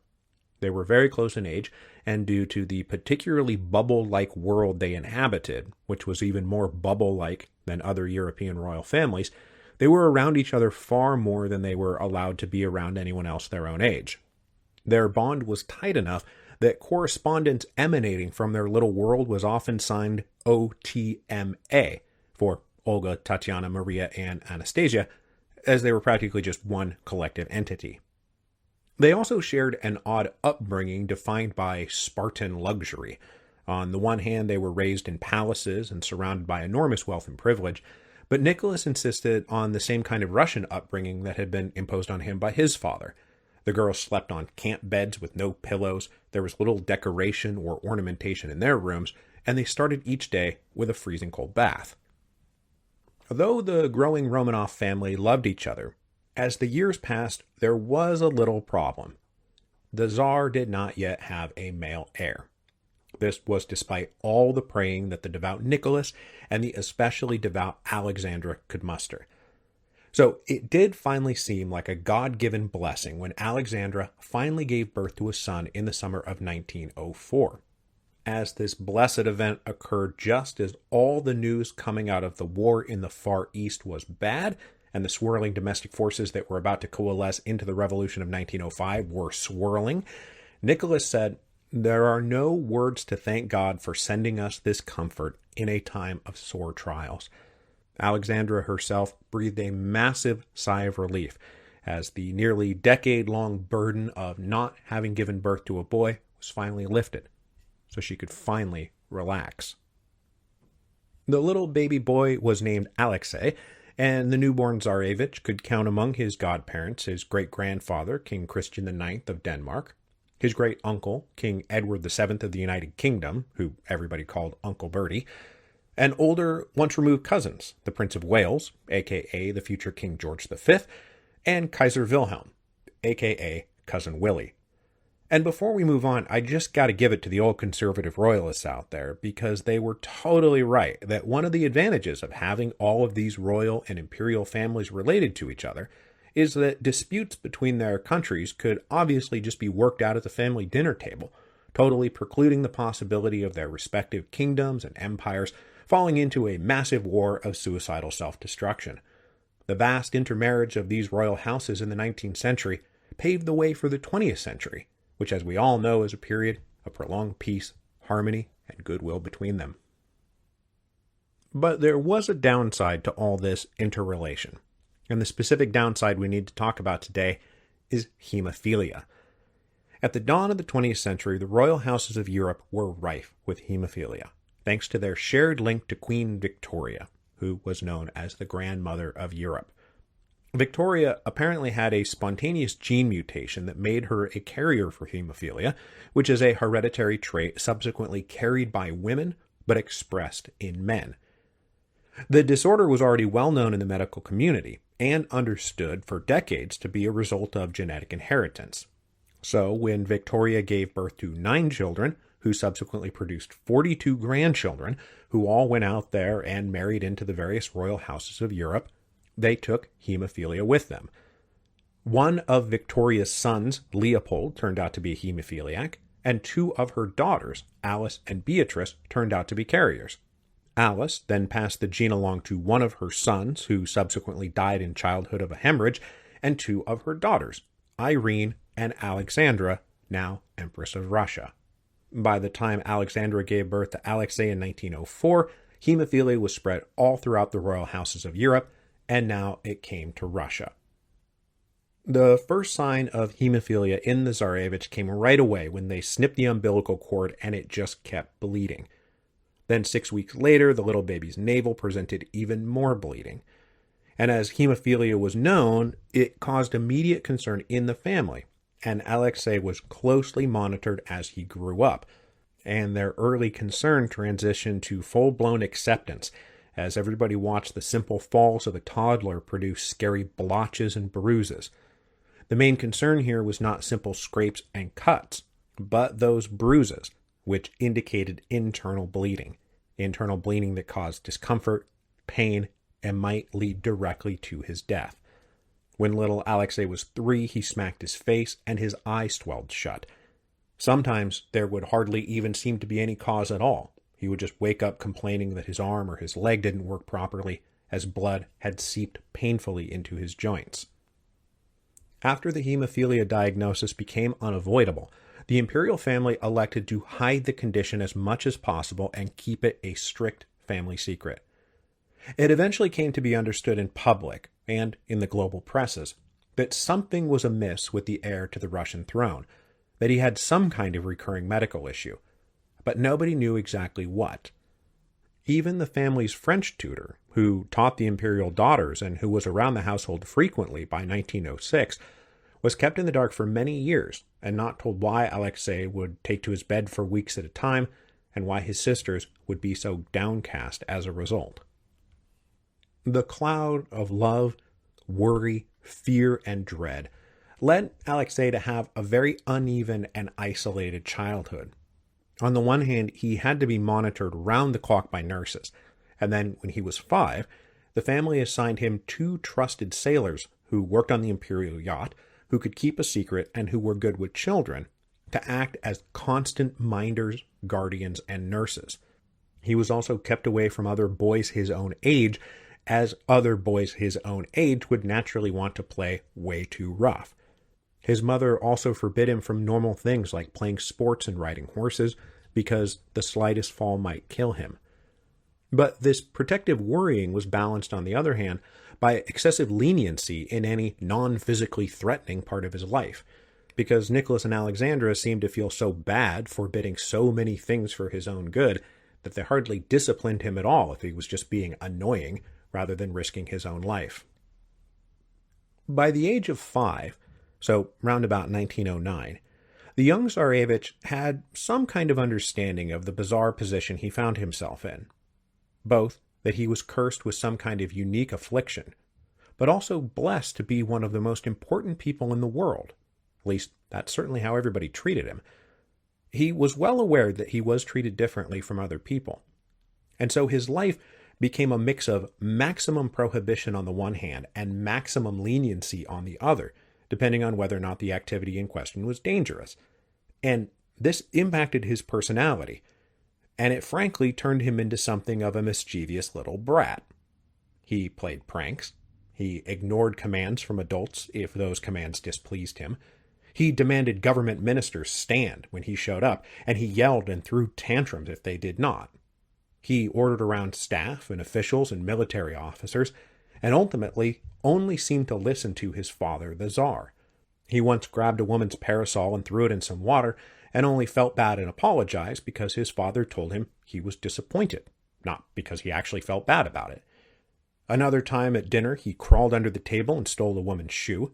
Then, when the Tsar ordered him to put it back, he did, but only after sticking a strawberry in the toe for the poor woman to jam her foot into. In between these episodes of mischievous brattiness, though, he occasionally rebelled against the physical constraints his parents tried to keep him under, but found out for himself that the little bumps and scrapes he acquired just from living life, not even necessarily doing anything too dangerous, sent him to bed for weeks of painful recuperation. All of this took a toll on him, especially as he came to understand that his disorder was potentially fatal. Now, no young kid is supposed to lay around pondering his own mortality and wondering if this time would be the time that he died. But he did. And so too did his parents, especially the Empress, who labored under constant worry. When the doctors could only do so much, Alexandra let her spirituality and devout Christianity take her in any direction possible that would ease her worried mind. I mean, look, all parents endure never-ending concern about their children's safety. Humans are fragile. The world is hard and sharp and moving 1,000 miles an hour. One mistake, one accident, and that's it. We all know it. But the Romanovs lived with this to the extreme. And easing this mental burden led the Empress to seek out spiritual advisors and spiritual healers, and anybody who might ease her son's pain and her own constant worry. So, this is the mentality of the imperial family when they heard about an obscure faith healer from Siberia who had come to St. Petersburg in 1906 bearing letters of recommendation and who had patrons in high society. And that, unfortunately, is where we're going to have to leave it for now, because this is where Rasputin comes from. This is why Rasputin is important. But because the family hid the hemophilia of their son from the world, from Russian society, from the Russian people, from everybody, nobody at the time could quite understand how or why Rasputin was able to get such a hold of the Tsar and his wife. But it's pretty simple. They believed he was blessed by God with the power to heal their son.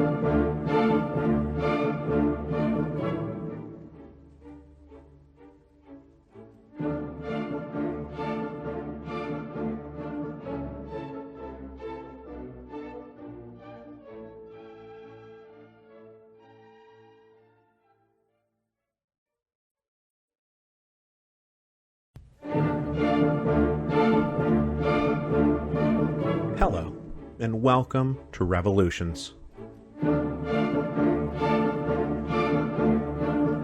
Episode 10.50, The Holy Man. Last time, we talked about the Tsarevich, his hemophilia, and the effect it had on his parents and sisters. Because all through the tumults of the Revolution of 1905, its aftermath, and the reactionary turn that followed, the family labored under emotional stress that does not excuse or even fully explain their behavior, but does add a necessary dimension to the story. And I didn't mention this last week, but there is a kind of parallel to what happened with Louis XVI and Marie Antoinette in the late 1780s. They too went years without producing a male heir and endured the stress and toll of not having secured the dynasty. And then when a baby boy finally came along, he was constantly sick. In his case, not hemophilia, but tuberculosis. And then the beloved crown prince and heir to the throne entered his final illness and died in June 1789, like right in the middle of the crisis of the Estates General. Now, things like this don't explain everything, but they do matter. But the Tsarevich did not die. Despite many scary moments, he kept living. He kept surviving. And the need to explain this survival with some kind of cause and effect mechanism led particularly Alexandra further down the road towards mystic religiosity. Now, she was always devoutly religious, but after the birth of her son, she became more devout than ever. And this is important not just on a personal level, but on a political and social level, especially in the aftermath of the Revolution of 1905. Because Nicholas and Alexandra fervently believed in God, in divinity, in divine agency working in the world and responsive to prayer. This tied directly into the health not just of their family, but of the empire, which they continued to believe had been given to Nicholas by God. Their reactionary conservatism, the fight to undo 1905 and reclaim their rightful authority, was not just about jealously guarding worldly power, but about defending divinity from blasphemy. Their calculations were not just political, but religious. They paid as much heed, and then maybe more than they should have, to religious and spiritual advisors as government ministers and political advisors. The deep interwoven connection between religion, politics, and family life all came to be embodied by one man in particular, who has become the archetype of the hypnotically manipulative spiritual advisor, Grigory Rasputin. Much has been made of Rasputin. Much has been said of Rasputin. He has been an infamous figure for more than a century, and it's a very tricky thing to disentangle truth from myth.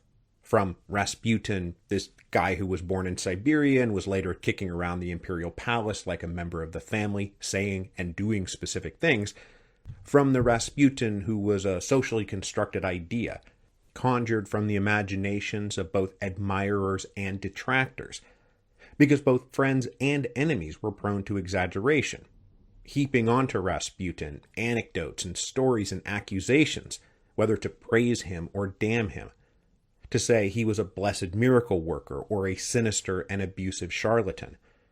And this remains a challenge because stories picked up in the press or spread around society gossip was later treated as primary source material by future historians and biographers who passed along these quote-unquote first-hand accounts that were, in reality, just people jotting down rumors they heard in a salon, or stories deliberately manufactured to make Rasputin look either really good or really bad. So what I'm relying on here is a recent biography of Rasputin by Douglas Smith, which is a gargantuan biography that came out a few years ago, and which has done an admirable job of just starting from square one to take stock of what we know, what we don't know, what was true, and what was false. Because not everything you know about Rasputin is true. But also, not everything you know about Rasputin is false. So first things first, pretty much everything you may have heard about Rasputin before the age of 30 has no basis in actual concrete contemporaneous evidence. Any specific anecdote about him doing this or doing that invariably comes from a much later period, either supplied by Rasputin in interviews and conversations, or supplied by his enemies, taking what they believed about him in, say, 1912 or 1913, and then telling stories about what he must have been like in, say, 1890. But none of it comes from the period itself, which is understandable. Rasputin was born an illiterate peasant among illiterate peasants, and so it's not exactly a shock that there is almost no documentation about his early life. The gist of what we do know is that he was born in a small Siberian village in January 1869 and was the only surviving child of his parents. His father at some point worked in the imperial mail service as a driver, and probably Rasputin did spend most of his life kinda up to no good. There appears to be at least a few notes of arrest from local police that speak to a mischievous, bordering on criminal personality. Now, oddly enough, both Rasputin's enemies and his friends have an interest in exaggerating and inventing stories about his youthful deviancy. His enemies obviously want to make him look bad. But because in the future Rasputin will effectively be telling a story of how he's a born-again Christian, though not in that precise language at all, it's important to establish how sinful he was in order to emphasize the power of the transformation wrought by God. That is how those born-again stories work. There is no redemption without sin. In 1897, Rasputin was 28 years old. He was married with a few children and still living in the household of his parents when he suddenly got it into his head to change his life completely. He was now going to seek the path of a godly pilgrim, become a monk or a holy man. And apparently Rasputin just sort of announced one day that he was off to find God, and went off to find God. Now obviously something pushed him down that path, but it's hard to say what, whether it was some transcendent mystical experience or something more mundane, like looking down at his plow one day and was like, man, hard work sucks, I'm out of here. Now, the decision to go off and find God was not unheard of, and wandering religious pilgrims were a well-known part of life in the Russian Empire. So Rasputin is not just being some lone weirdo here, he is joining a very active and well-populated milieu. He went first to a monastery where he probably learned to read and write, and then spent a few years on the pilgrimage circuit of Orthodox Christianity, probably making it as far as Mount Athos in Greece. And then he would periodically return home, hang out for a little bit before leaving to go on another pilgrimage. While back in his home village, he developed a small circle of friends and acolytes who joined him for their own brand of Christian worship. Now, he was suspected at the time, and is still sometimes connected to this day, with a particular underground sect of heretics who were into sadomasochistic orgies as the true path to God. But it does not appear that investigations of Rasputin by the church or the state ever established a real link. In 1904, so like 7 years after he decided to become a man of God, Rasputin moved from the pilgrimage circuit to big city society. First, he went to the city of Kazan on the banks of the Volga, and there met and ingratiated himself with local church officials and an influential monastery. These guys sized him up, believed Rasputin to be a sincere man of God, and gave him their blessing to operate as a quasi-mystical holy man, healer, and seer. And this role, too, was an established part of Russian life. They were called starets, spiritual advisors, teachers, and soothsayers, dispensing advice based on their own mysterious connection to God. After spending a while in Kazan, Rasputin acquired a handful of letters of recommendation from influential people in the church and society, and carried those to St. Petersburg. He came to the capital probably in the summer of 1905, which, let's be very clear, we're right smack dab in the middle of the revolution of 1905 here. But when he arrived, he met and impressed two gatekeepers into St. Petersburg society. The first was an influential theologian named Feofan. The other were the two so-called Black Princesses, the Montenegro-born wives of two of the Tsar's cousins, who were influential patrons and salon keepers in St. Petersburg. With friends and supporters now established in both the church and in society, the doors of St. Petersburg were opened to Rasputin. Now, it might seem strange that this rough, semi-literate peasant could so easily win his way into high society. But at this moment in history, Russian high society was very disconnected from the traditional hierarchy of the Orthodox Church, which was mostly meant for the peasants. Instead, they were super into spiritualism, mysticism, and the occult. This is just a part of a whole global trend in the late 19th and early 20th century. This is the heyday of theosophy and seances and paranormal belief. Rasputin fit right into the expected mold of an exotic mystical shaman from the wilderness who might possess second sight and clairvoyance and magical healing abilities. And his very uncouth peasant habits only added to a kind of repellent allure that he carried around with him. But Rasputin was singularly successful in this scene because of his undeniably magnetic personal charisma, which everyone talks about, friend and foe alike. And in particular, they talked about his eyes. That his eyes had this deep, penetrating, and unsettling intensity. That he would look right at you, fix his eyes on you, and you just sort of feel seen. This is not necessarily out-and-out hypnosis, but the intensity of Rasputin's penetrating gaze was universally remarked upon. And he paired this penetrating gaze with a habit of affecting an unashamed, egalitarian manner with whoever he happened to be talking to, no matter how great or small. And he would ask these incredibly direct and personal questions, right? How's your marriage? Are you happy? Do your children love you? Stuff like that. Stuff that was practically unheard of in high society and made people both uncomfortable and vulnerable. And this was the key to Rasputin's social success, and the key to his ability to manipulate people. Rasputin was a master of social manipulation, and as we'll talk about next week, he was well aware of the power he was able to wield over people, especially women, and he already knew how to get what he wanted, whatever that might be.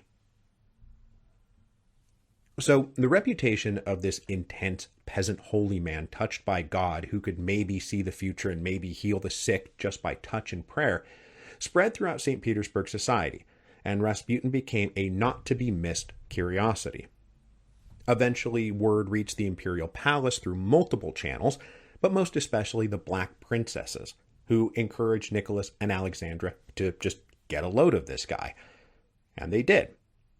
On November the 1st, 1905, so again, we're talking just a few weeks after the Tsar signed the October Manifesto admitting defeat in the Revolution of 1905, Rasputin was invited to the imperial palace. Nicholas jotted down the meeting in his diary, this marking the first contact between Rasputin and the Romanovs. Rasputin made a favorable impression on the imperial couple, especially as he seemed to be the living embodiment of everything Nicholas and Alexandra wanted to believe about the empire. He was this simple peasant touched by God who loved and supported the Tsar. He was everything they wanted from the Russian people. He called them mother and father and told them, "Do not worry, all will be well." It was exactly what they wanted to hear, and as the months and years went on, they were happy to invite Rasputin around to tell them more of exactly what they wanted to hear.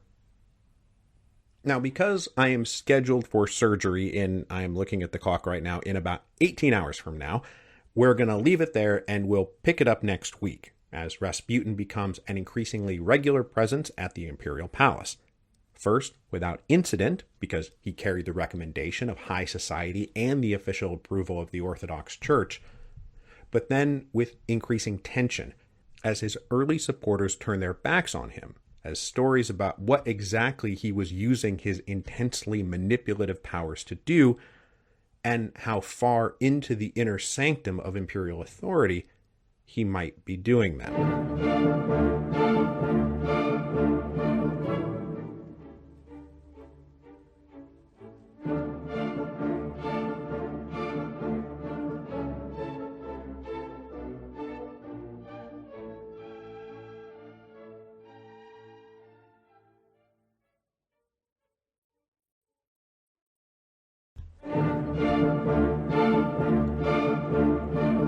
Hello, and welcome to Revolutions. Episode 10.51, Our Friend. Welcome to the third installment of what was supposed to be a single episode about Rasputin and his relationship with the imperial family, but which became 3 mini-episodes thanks to my recent health adventures. As I wrote this episode, I was propped up in bed in between kidney stone procedures. The next one is scheduled for this coming Friday, April 16th, after which we almost immediately hop on a plane and fly home on Sunday, April 18th. So there will be an episode that drops that day on Sunday, April 18th, but it will have nothing to do with the Russian Revolution. Instead, it'll be a little standalone reflection called The Streets of Paris, a few episodic slices of life from living here between 2018 and 2021 that connect back to scenes from our previous series on the various French revolutions, right? What it was like to be in the middle of Parisian streets crammed with angry protesters, or streets crammed with jubilant crowds, or streets as empty and silent as a post-apocalyptic fantasy. After that, I will take 2 weeks off to adjust to moving back to the United States, and then we'll come back to launch World War I. So last week, we got as far as Rasputin's first introduction to the imperial family in November 1905. Nicholas and Alexandra took a shine to the peasant holy man, but it's not like he immediately moved into the palace. Over the course of the next several years, he regularly bounced back and forth between St. Petersburg and his home village in Siberia, developing and cultivating his reputation on both sides of the Ural Mountains. So after the first meeting between Rasputin and the imperial family in late 1905, he did not actually see them again until July 1906, and then after that, not again until October 1906. Now, in between this, he sent various letters and salutations, and they came to think rather highly of him, but his movement into the inner circle was slow and steady, not sudden and all at once. Rasputin really started becoming a recognizable fixture in the imperial circle in the spring of 1907, not just in St. Petersburg high society, but out on the outskirts of town, in the imperial residence at Tsarsky Selo. In particular, he won over a young woman named Anna Vorobova, who had become an intimate personal friend of Alexandra. About a decade younger than the Empress, Anna served as a close friend and protege and devoutly loyal supporter. She was invited to take up residence in a home adjacent to the main imperial palace and very much inside the imperial bubble. An unhappy marriage to an unhappy husband led Anna to seek spiritual solace with the apparently holy Rasputin, and she became one of his most fervent supporters in the inner circle. Many of the meetings between Rasputin and Nicholas and Alexandra physically took place inside Anna's house. Rasputin was successful enough at conquering St. Petersburg high society and earning special attention and favors from the imperial family that by the fall of 1907, he was able to buy a fine two-story house on the main street of his home village. He was fast transitioning from charismatic eccentric to well-connected figure with powerful friends and allies. On this particular trip home in the fall of 1907, Rasputin also arrived with 4 devoutly loyal female supporters who all took up residence with him and Rasputin's wife and children. This led to much speculation and gossip about his relationship with these women. Rasputin had a well-documented habit of publicly hugging and kissing women in ways that were well outside what would be considered decent. He was also known to regularly take mixed-gendered trips to the bath, which was considered irregular and indecent. Local complaints led local church authorities to investigate him and interview everyone in Rasputin's little circle over the winter of 1907-1908, which concluded that he was sitting right on the line. He wasn't necessarily a heretic and hadn't done anything illegal, but he was probably up to no good. Local concern out on the far-flung periphery of the empire was matched by concern in the inner circle of the empire. When Rasputin was in St. Petersburg, he made increasingly familiar calls on the imperial family, who now welcomed him with eager and open arms. The Tsar's sister Olga was shocked to discover Rasputin was allowed to linger in the family's private chambers even after the children had changed into their nightgowns. Right around this same time, Olga found herself alone with Rasputin at a little evening soiree and was extremely put off by his advances. He moved over to her real close and started caressing her while they talked, causing her to get up and leave the room. But though Olga was disturbed by Rasputin's behavior, shortly after these incidents, the then 3-year-old Alexei fell and hurt his leg, causing all kinds of painful internal bleeding. The doctors could do nothing, but the family called Rasputin, and he came over and he prayed over the toddler, and in the morning, Alexei was better. Olga found Rasputin personally distasteful, but after this was convinced that he had some kind of healing ability that could not be denied. And it was this place, as the comforter and healer of the Tsarevich, that Rasputin's place became secure, practically no matter what he did or what stories were told about him. So we should talk about this for a second. Because if you are disinclined to believe Rasputin had the ability to literally ask God to heal the sick and God listened, we do have to wonder what's going on here. Robert Massey's biography of Nicholas and Alexandra spends a lot of time on this question. And the basic takeaway is that a hemophiliac recovering from an incident requires an environment of peace, calm, and serenity. You got to eliminate physical jostling and emotional stress to allow extremely tentative and fragile blood clots to form. Now, both Rasputin's skeptics and his supporters all report that the family believed in him enough that his prayers and his presence created that environment. It also led them to have faith in recovery outside the ministrations of the doctors, which just so happened to be full of exactly the kind of poking and prodding that disrupted the healing process. So, again, if you are disinclined to believe a religious explanation, what you might say is that Rasputin showed up and allowed the Tsarevich's body to heal itself. But Rasputin did provide a kind of faith that allowed Alexei's body to accomplish the work it needed to accomplish. There is also some evidence that he intervened to prevent the administration of aspirin as a pain reliever, which thins the blood and was doing far more harm than good. But whatever the explicit mix of factors, Nicholas, and especially Alexandra, became convinced Rasputin could relieve their little son's misery, and thus their own misery. And even a skeptic like Olga, who did not like Rasputin personally, could not deny the apparently miraculous results he achieved. Outside the inner circle, though, Rasputin ingratiating himself with the imperial family was a cause for concern. Plenty of people believed he was just a smooth-talking charlatan whose ultimate intentions were not known. I mean, we can't forget that this is all taking place against a backdrop of massive social revolution. Rasputin was an unknown and potentially destabilizing element, and maybe even some kind of deep-cover subversive revolutionary himself. It shouldn't surprise anyone to learn that the Okhrana opened a file on him and kept him under near-constant surveillance, and shared their findings with Prime Minister Stolypin. Their basic conclusion was that Rasputin was a womanizing con artist who should be kept as far away from the Tsar as possible. Stolypin took this assessment to Nicholas, who promised to never see Rasputin again, but who then just kept right on seeing Rasputin. In any fight between Stolypin and Rasputin for the ear of the Tsar, Rasputin was always going to win, because he was happy to tell Nicholas what he wanted to hear, and Stolypin was always telling the Tsar things he didn't want to hear. Now this set the pattern for the next several years, Nicholas and Alexandra ever defending Rasputin, and often referring to him simply as our friend, from enemies and slanderers who wanted to destroy him for their own sinister reasons.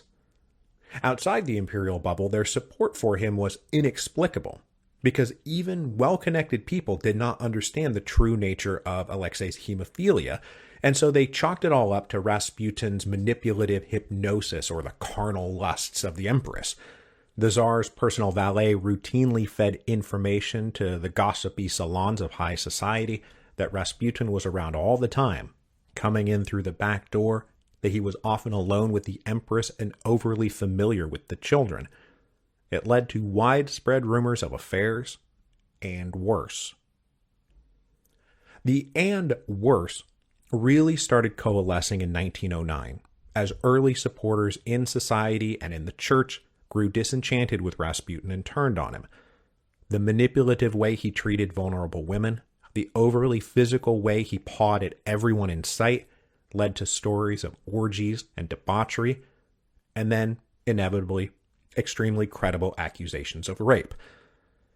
The rape accusations came from, among other places, a nun at a convent he visited, 2 of his early young female admirers, another from the personal governess of the Tsarevich.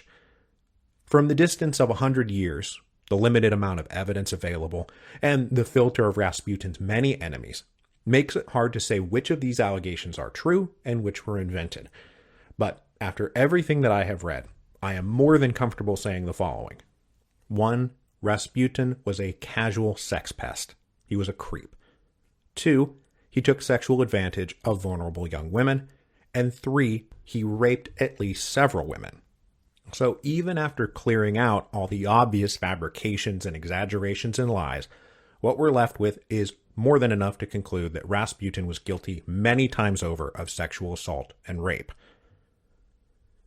The stories of his immoral behavior and the various rape allegations against him became well known in society by 1909 and 1910, and they were a huge part of the reason his early supporters inside the church turned on him. But Alexandra refused to believe any of it. She dismissed all of it as lies and slanders against our friend, who was a man of deep and loving faith, nothing more. People just didn't understand him because they could not understand someone who was touched by God.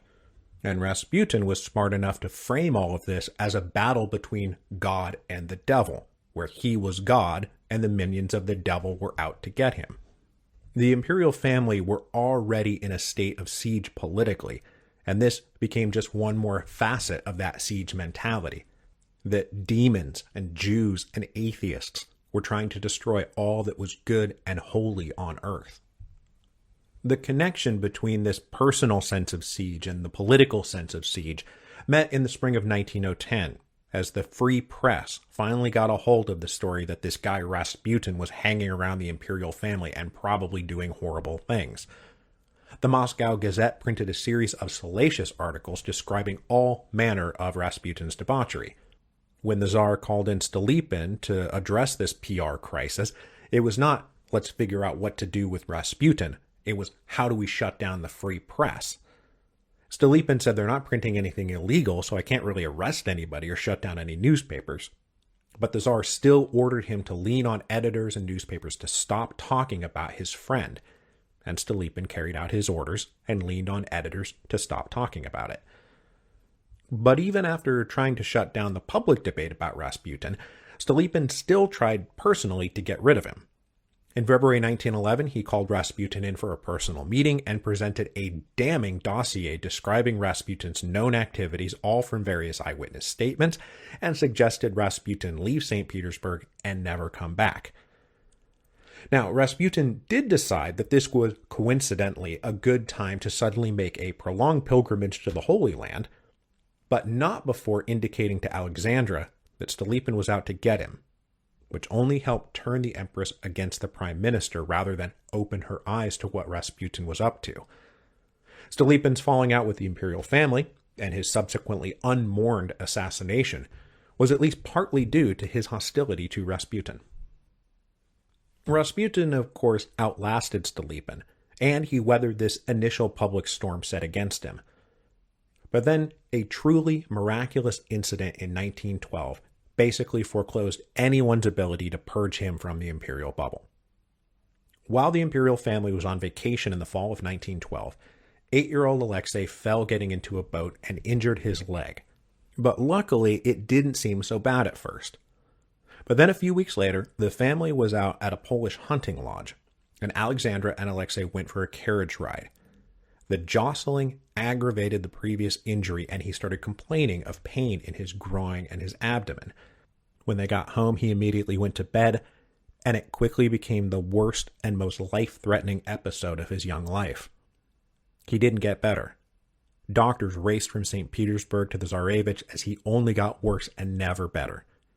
Alexandra maintained a nearly sleepless vigil for a week and a half, while Nicholas maintained the pretense that all was fine and well for the throngs of visitors and attendants. Eventually word started leaking, and the public was notified the Tsarevich was gravely ill. There were public vigils and prayers.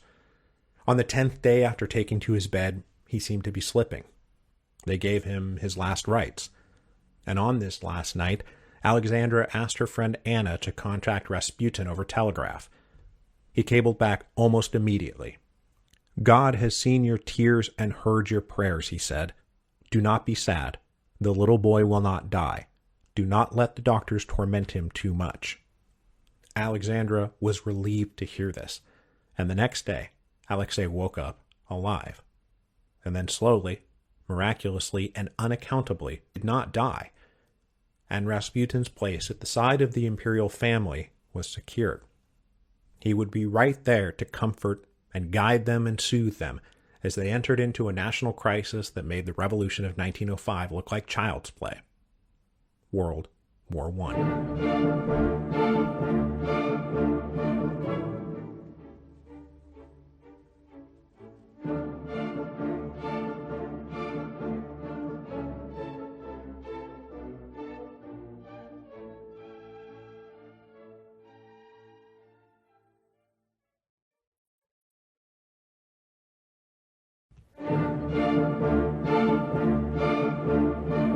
Hello, and welcome to Revolutions.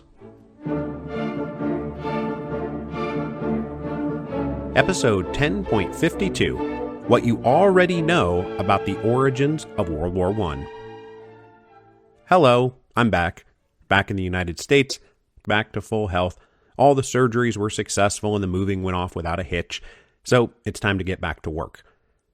To commemorate the end of my time in France and return to the United States, let's please remember why I moved to France in the first place. I went to write Hero of Two Worlds, the Marquis de Lafayette in the Age of Revolution. The book is done now. The galleys are out and in circulation, and Publishers Weekly actually just dropped a very positive review of it the other day. They said it was a, quote, comprehensive and accessible biography, and that, quote, Duncan marshals a wealth of information into a crisp and readable narrative. This sympathetic portrait illuminates the complexities of Lafayette and his revolutionary era. So that's pretty rad to get a good review from Publishers Weekly. Now, pub date is August 24th, 2021, which is just about 16 weeks from now, and you know what that means. That's right, it's time to start the old pre-order campaign. This is where I implore you and beg you and threaten you with various degrees of severity for you to pre-order the book. Now, we did this last time and put Storm Before the Storm on the bestseller list, which I remain eternally grateful for. And now I'm going to ask you all to help me make my prove it shot. Last time I made a simple and manageable request, 5,000 pre-orders. And we did that. In fact, they told me we ended up with 8,500 pre-orders. Now that was back in 2017, and since then the audience for Revolutions has only grown. There are more of you fine people out there listening to this than ever. So this time, they are asking me to ask you for a nice round 10,000. That is not unreasonable. And I am not asking you, dear listener who is listening to this right now, to personally go order 10,000 copies for yourself. I just want you to do it once. Well, maybe twice. As you know, this is the last series of Revolutions I will be producing, and if you have enjoyed all the free content I have made for you over all of these years and you feel like it's enriched your life, please support me now by pre-ordering Hero of Two Worlds. It is 500 pages covering Lafayette's life and times from being a teenage runaway who went off to join the American Revolution to being a still vigorous senior citizen helping overthrow his old classmate, King Charles X. It's got shipwrecks and prison breaks and political intrigue and giant public spectacles and underground revolutionary cells. If that all sounds good, please go pre-order the book. I worked really hard on it, and I still don't hate it, so that means you'll probably like it. Now, over the next few months, we will do some fun promotional and PR stuff. But one thing I want you to do when you pre-order the book is do it from your favorite local bookseller. We are now coming out of a year of COVID. The world is starting to open back up. And just like on a personal level, I'd like to see how many different brick and mortar local bookstores we can get Hero of Two Worlds pre-ordered from. At some point, I'm going to issue a call for you to submit the name and address of the local store you ordered the book from so we can track it and celebrate spreading the love around as we all try to get back on our feet together. As the pre-order campaign unfolds, there will be various prizes and other carrots out there to further incentivize you. But the stick is going to be that if you don't pre-order the book and we don't hit 10,000 pre-orders and Hero of Two Worlds succumbs to sophomore slump and I'm humiliated in the eyes of the publishing world, I'll just quit Revolutions early. If we're not at 10,000 pre-orders by August 24th, I'll release an episode the following Sunday that just says the commies won and walk away forever. And you wouldn't want that now, would you? Well, me neither. So please pre-order Hero of Two Worlds today. Stop this episode right now and go do it. It's very easy. You can get it at bookshop.org or wherever else you can pre-order books from, like your local favorite bookseller.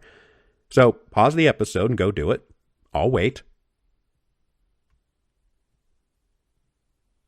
Okay, great. Thanks. On with the show.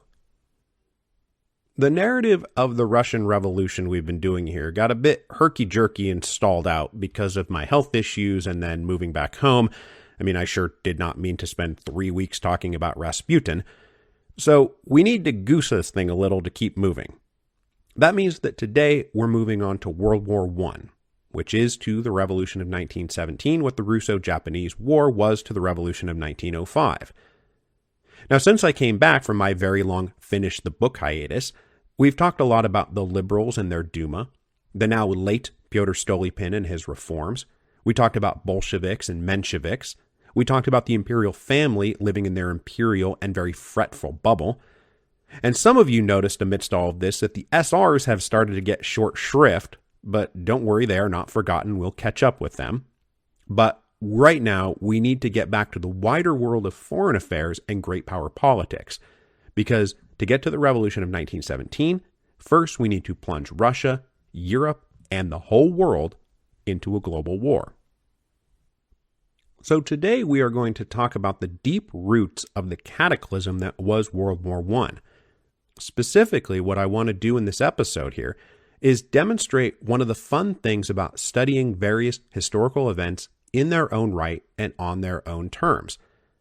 Because it turns out when you study things like the French Revolution or the revolutions of 1848 or the Paris Commune, when it comes time to answer the question, what are the origins of World War I, like 80% of the pieces are already in place for you. So today I'm going to show you how much we already know about how and why everything blew up in the summer of 1914. Over the course of the Revolutions podcast, going all the way back to episode 3.6, the Stately Quadrille, we've been dealing with 5 major European powers: France, Britain, Prussia, Austria, and Russia. And the whole theme of that episode was how these powers shifted alliances like dance partners to defend their interests and maintain a balance of power. And specifically, we talked about the major European powers undergoing a diplomatic revolution in 1756 that saw rising Prussia and their great armies ally with the also rising United Kingdom and their great navies, creating a formidable new alliance that forced 2 implacable enemies, Bourbon France and Habsburg Austria, into a very awkward counter-alliance. And that's how these things always go in Europe. New alliances based on a new environment or new foreign objectives or new domestic concerns, creating new counter-alliances, as old allies become new rivals and old rivals become new allies. Now, all the talk we did in the early episodes on the French Revolution were mostly about the west-facing axis of European great power politics in the 18th century. But if you skip ahead to the middle of the French Revolution series when war starts brewing, or really skip ahead to the early episodes on 1848 or this current series we're doing right now on Russia, we've talked a fair bit about the east-facing axis that revolved around Protestant Prussians, Catholic Austrians, Orthodox Russians, and Muslim Turks jockeying for each other over places like Poland and the Balkans. We know, for example, from episode 7.4 on the Austrian Empire and episode 7.6 on the Kingdom of Hungary, that the Ottomans broke into Europe in the mid-1500s and planted their flag over a huge chunk of the Balkans, leading the Austrians to turn their southeastern border into a perpetually mobilized military frontier. Then, if you skip ahead to episode 10.10 of our current series, we talked about how the Ottoman expansion ceased and started to be turned back as the Russians and Turks, for example, fought rounds of wars against each other, which, starting around Peter the Great and then really by the time of Catherine the Great, saw Russia pushing south into the Black Sea at the expense of the retreating Ottomans. They took ports and coastlines and ultimately annexed all of Crimea. They did all this with an eye on maybe one day recapturing Constantinople and returning it to the Orthodox faith, and controlling the Dardanelles to boot. We also know from episode 3.20 that when the French Revolution broke out in 1789, Prussia, Austria, and Russia were all mostly focused on the partitions of Poland, which were far more immediately vital to their national interests than the collapse of Bourbon France into domestic chaos, which they all welcomed and had little interest in either arresting or getting involved in.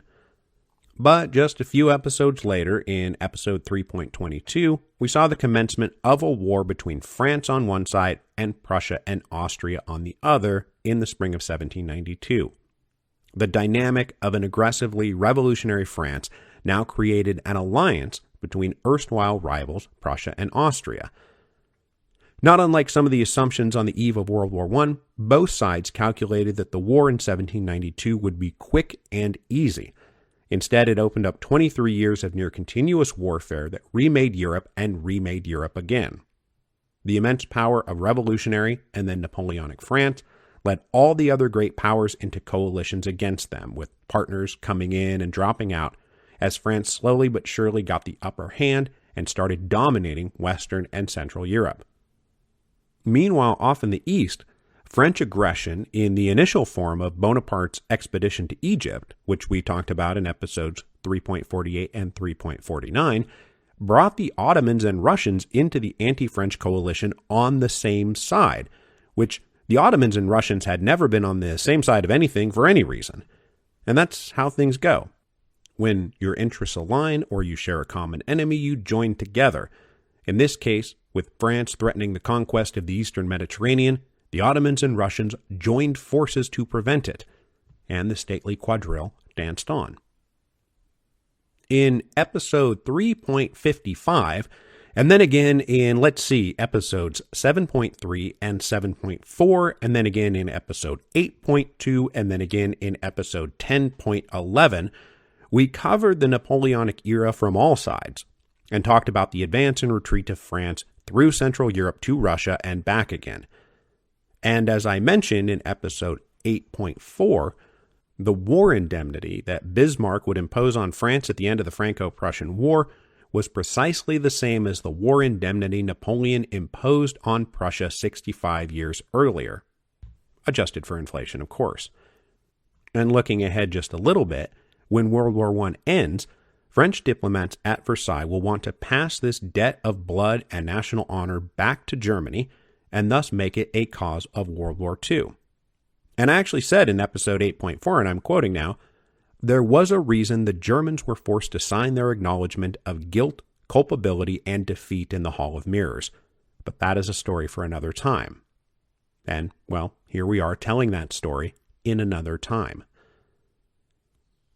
We linked the end of the Napoleonic Wars to the beginning of the Restoration and post-Napoleonic Europe in episode 6.1 on Restoration France, and then a lot in the supplementals to Series 6, specifically 6.8c on Metternich and 6.8d on the Italian Carbonari.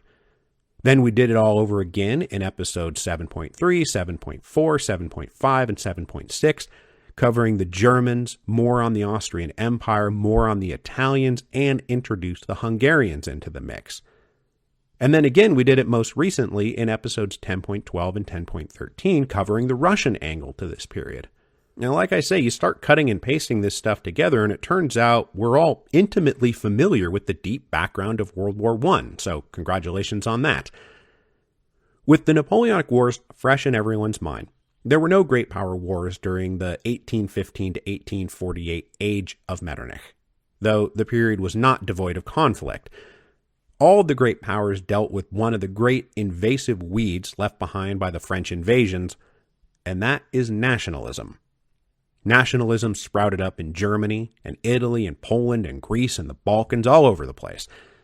All of these subject peoples, who had just been resubjected to various foreign rulers at the Congress of Vienna in 1815, wanted freedom and self-determination, and it became a real pain in the neck for the great powers of Europe. But that brings us to one of the great gaping holes of the Revolutions podcast, a big revolution I elected to skip over, the Greek War of Independence. Now, had I covered the Greek War of Independence, the origin story of World War I told through various revolutions would be almost airtight, because Greek independence really introduces the Eastern question, which was a question posed by the great European powers as the Ottoman Empire continued its slow and steady decline. That erosion was now being fueled from both the inside and the outside. From the inside, Christian subjects in the Balkans, Bulgarians and Romanians and Serbs, fueled by that new fire of nationalism and encouraged by Greek success in the 1820s, wanted to break away from Constantinople. From the outside, the pressure came from Britain and France and Austria and Russia, all of whom looked to grow their own empires at Ottoman expense. The Austrians and Russians jockeyed for hegemony over the Balkans. Britain and France swept around through the Mediterranean, directing their imperial and colonial ambitions to North Africa and the Middle East. And for example, we talked about the French invasion of Algeria in episode 6.3 in terms of its role in the domestic political conflicts between Charles X and his liberal enemies leading up to the Revolution of 1830. But it also took place in the context of the declining Ottoman Empire, whose authority and influence were now on the wane. and they could do nothing to stop the French from advancing into Muslim territory in North Africa.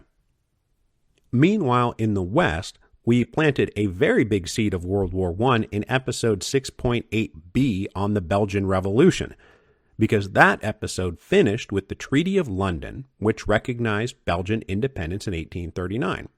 And I will just go ahead and quote myself from that episode.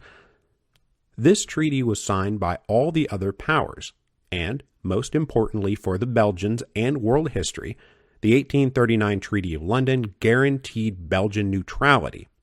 It was this very treaty that the Germans would dismiss as a mere scrap of paper in 1914, a scrap of paper that no one would actually risk another mass European war to defend. Then moving on to Series 7 on 1848, we find so many of the roots really starting to pop above the ground. Because the springtime of the peoples and the explosion of nationalism as a major ideology would play a huge role in the events that triggered World War I. You skip to the end of the series on 1848, and we see the failure of liberal nationalism to unify Germany give way to the Bismarck-led path of blood and iron. In Austria, we saw every one of their subject peoples, Hungarians, Czechs, Poles, Italians, Hungarians, Serbs, you name it, all fired up by dreams of national independence and self-determination.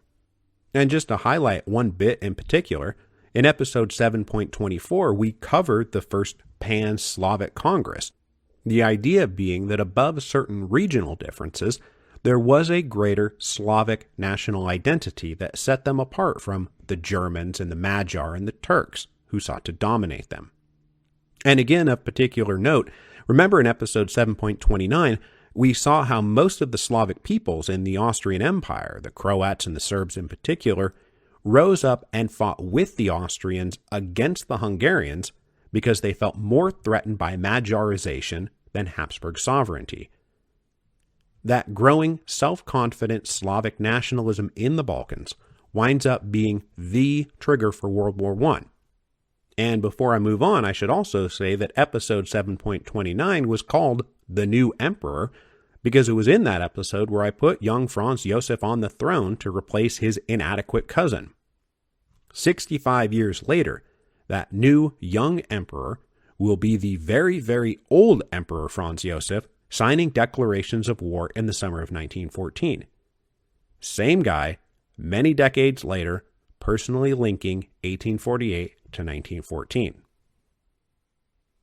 In episode 8.1, we move directly from 1848 towards the Franco-Prussian War by recapping the Second French Empire, which saw, among other things, Emperor Napoleon III end the days of French passivity on the world stage. Seeking to reassert French power and influence after 2 generations of humble reticence, Napoleon III started getting very bold. In the early 1850s, he got into it with the Tsar of Russia over who got to be the patron of Christians in the Ottoman-controlled Holy Lands, Napoleon promoting Catholicism for domestic political reasons, Russia, as ever, considering itself the great protector of Orthodox Christians everywhere. Now, we talked about all this from the Russian side in episode 10.14. The resulting diplomatic crisis saw Britain join France for an unprecedented joint military operation against Russia, which we call the Crimean War. Now, what really drove them together was their shared ambitions to control the Mediterranean, with the Ottomans continuing to recede, and their shared fear that Russia had exactly the same idea. But this moment, the Crimean War, is when France and Britain really start to come together. The Russian defeat sent the Russians into a shame spiral, while Napoleon III emerged so self-confident that he proceeded to back the Italians against the Austrians in the Second War of Italian Independence, which successfully broke off northern Italy from the Austrian Empire in 1859, which pissed off the Austrians something fierce, let me tell you. Now, all of that was in episode 8.1. Then in 8.2, we talked about Bismarck's Wars of German Unification. He first answered the Schleswig-Holstein question we introduced in episode 7.20, Where Do You Draw the Line?, when we talked all about the problem of mixed populations in transnational regions and divergences between elite leaders and the local population, all posing almost insurmountable conundrums to those seeking pure national unification. Regions where Germans lived right next door to Danes or Poles or Czechs makes it very difficult to draw clear national boundaries because clear national boundaries simply do not exist. It's not a thing. All of that will play directly into World War I, as does Bismarck's answer to whether Austria would be in or out of unified Germany. In 1866, Prussia launched a lightning war against Austria that drove them out of unified Germany, which had the effect, I should mention, of turning the Austrian Empire into the Austro-Hungarian Empire, after a conscious decision to make the Magyar-Hungarians equal partners in the empire in 1869. Now that the Habsburgs had lost their Italian provinces and had no hope of dominating other German realms, it was only to the Magyar that they could look to keep their empire intact. Now, the really big event in terms of leading up to World War I is, of course, the Franco-Prussian War, which we talked about in detail in episodes 8.2, 8.3, and 8.4, specifically so we could talk about the Paris Commune, but we also talk about all that stuff, so now we can reference it when it comes time to explain World War I. Bismarck goaded Napoleon III into a war that bound the German states to Prussia, then saw this unified German army trounce the French, and declared the German Empire in the Hall of Mirrors in Versailles in 1870. A French humiliation they did not forget when staging their treaties ending World War I in the Hall of Mirrors at Versailles. We also mentioned in episode 8.5 that the Germans seizing Alsace-Lorraine became a major source of national resentment and a rallying cry for the French for the next 50 years. Maps of the departments of France continued to depict Alsace and Lorraine, but marked in black. This is also, of course, the moment Prussia stops being one of the great powers and becomes Germany. And so after German unification, the great powers are pretty much what they have been all this time, but they're kind of under different names, the names that we will know them in World War I. The United Kingdom, the French Third Republic, Tsarist Russia, the German Empire, and the Austro-Hungarian Empire. It's still pretty much the same players, just in different forms. Now, to really start bringing things together, we need to turn to stuff we recently talked about in episode 10.25. After their humiliating defeat to Prussia, now Germany, the leaders of France wanted to A, make sure no such thing ever happened again, and B, maybe get their revenge one day. So France started courting the heck out of Russia. Germany also courted Russia, but by the late 1880s, France had the upper hand diplomatically. Russia itself felt threatened by the rising immensity of German power, but also Tsar Alexander, Nicholas's father, didn't really like young Kaiser Wilhelm personally. In 1894, France and Russia signed a defensive treaty of alliance. In this treaty, France got a Russian army sitting on Germany's eastern border, making Germany forever think twice about attacking France, and Russia got a vice versa assurance, but mostly they got loans from French banks to finance the industrial boom being masterminded by Sergei Witte. The defensive alliance between France and Russia, secured in 1894, is crucial to the origins of World War I. It's only going to get stronger over the next 20 years, right up into the events of 1914. Because France and Russia are both going to be committed to defending each other against Germany. Germany, meanwhile, knows it's going to have to fight a war on two fronts if it ever goes to war with either Russia or France. The arrival of the Franco-Russian alliance also pretty much coincides with the arrival of Tsar Nicholas to the throne. It was all done before he came to power, but he's the one who inherited it. His cousin, Kaiser Wilhelm, is then going to do everything he can to break the Franco-Russian alliance. We talked all about this when we talked about the origins and course of the Russo-Japanese War in episodes 10.26 and then again in episode 10.31. Willie relentlessly encourages Nicky to advance the Russian Empire into the Far East, hopefully turning Russian attention, money, and manpower away from the German border in the process. Willie so relentlessly encouraged Nicky to go fight the Japanese yellow menace on behalf of a white Christian civilization that the Tsar believed right to the end that Germany would eventually join the Russo-Japanese War and bail him out once it started going bad. But then it turned into a humiliating catastrophe, and it was not at all in German interest to help the Russians fight the Japanese, so they didn't. International realpolitik is a game of interest, not sentiment. The Russian humiliation, of course, led to the Revolution of 1905 domestically, but it would also lead the Russian leaders to further reassess their position against Germany. It would also lead them to seek the restoration of their national honor at the earliest possible opportunity. In the aftermath of the Russo-Japanese War, the Russians would dramatically reform and rebuild their armies and look for a chance to prove to the world that they could still project their power and authority, that they were not, like the Ottomans or the Austro-Hungarians, an empire in decline. So, for example, they would try to advance their long-standing ideological position that the Tsars of Russia were the patrons and protectors of all Orthodox Christians everywhere, particularly Slavic Orthodox Christians, like, for example, the Serbs. So, just by trying to talk about all these European revolutions over all these episodes and all these years, we have simultaneously planted many of the seeds of World War I. Not all of them, mind you, but tons of them. The rivalry between France and Germany, and the lingering grudges caused by the Franco-Prussian War, the long-standing Russian encroachment on the Ottomans and the larger Eastern question, the state of the Austro-Hungarian Empire and their relationship to their subjects and neighbors in the Balkans, the recent alliance between France and Russia, the colonial expansions of France and Britain into North Africa and all the way to the Far East, the destabilizing humiliation of Russia in the Russo-Japanese War, and then, of course, just generally the rise of nationalism as a powerful new ideology. None of this is new information. It's all been refresher.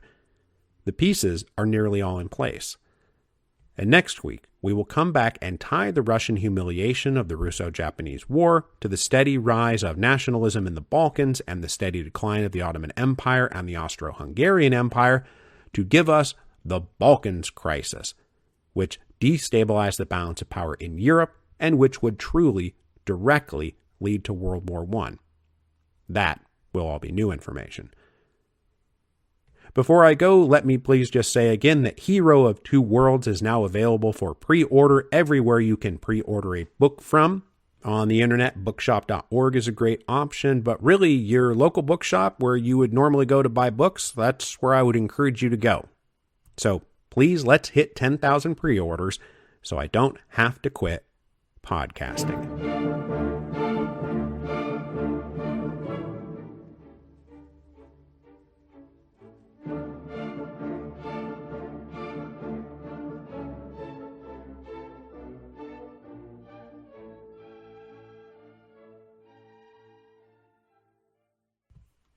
Okay, look, you and I both know quitting podcasting is an idle threat. I'm not actually going to do it. It's a joke. But just do me this solid. Pre-order the book. Thank you.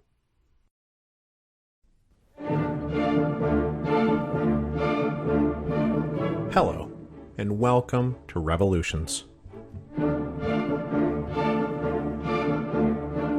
Supplemental: The Streets of Paris. By the time you hear this, I will be gone. We moved to Paris in the summer of 2018 so that I could write Hero of Two Worlds. Now, 3 years later, the book is finished and we are flying home. There's more to say about living in France than I can possibly fit into a short piece like this. Family life and work life, all the funny things and the hard things and the joyful things and the crushing things, all the things.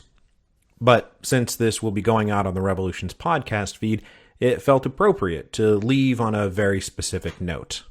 Because, boy, have I talked a lot about the streets of Paris, the mobs of Paris, the crowds of Paris, in 1789, and 1792, and 1830, and 1848, and 1871. In these 3 years that I've been here, there was never a full-blown revolutionary event in the streets of Paris, but I saw some things. And so I thought I'd share some of those impressions, some eyewitness accounts of what it was like to be swept up and carried along through the streets of Paris by a bunch of Parisians. And if you go to revolutionspodcast.com or follow me on Twitter, I've managed to dig up some pictures or video from each of the four things I'm about to talk to you about. So be sure to check that out because I was there. I saw some things. The very first mob action in the streets of Paris that I participated in was actually just a few days after we arrived. We moved to Paris on July 11, 2018, and just a few days later was 14 Juillet, what the English-speaking world erroneously refers to as Bastille Day. This is a date that plays a huge role in Hero of Two Worlds, by the way, as the first great celebration, the Fête de la Fédération, on July 14, 1790, was the height of Lafayette's fame and influence and popularity. But though it is purposefully linked to the memory of the fall of the Bastille, 14 Juillet, going all the way back to 1790, is not a celebration of revolutionary chaos or popular direct action, but of post-revolutionary order and peace. This post-revolutionary order and peace is visibly represented and enforced by citizens under arms, under the direction and control of the state.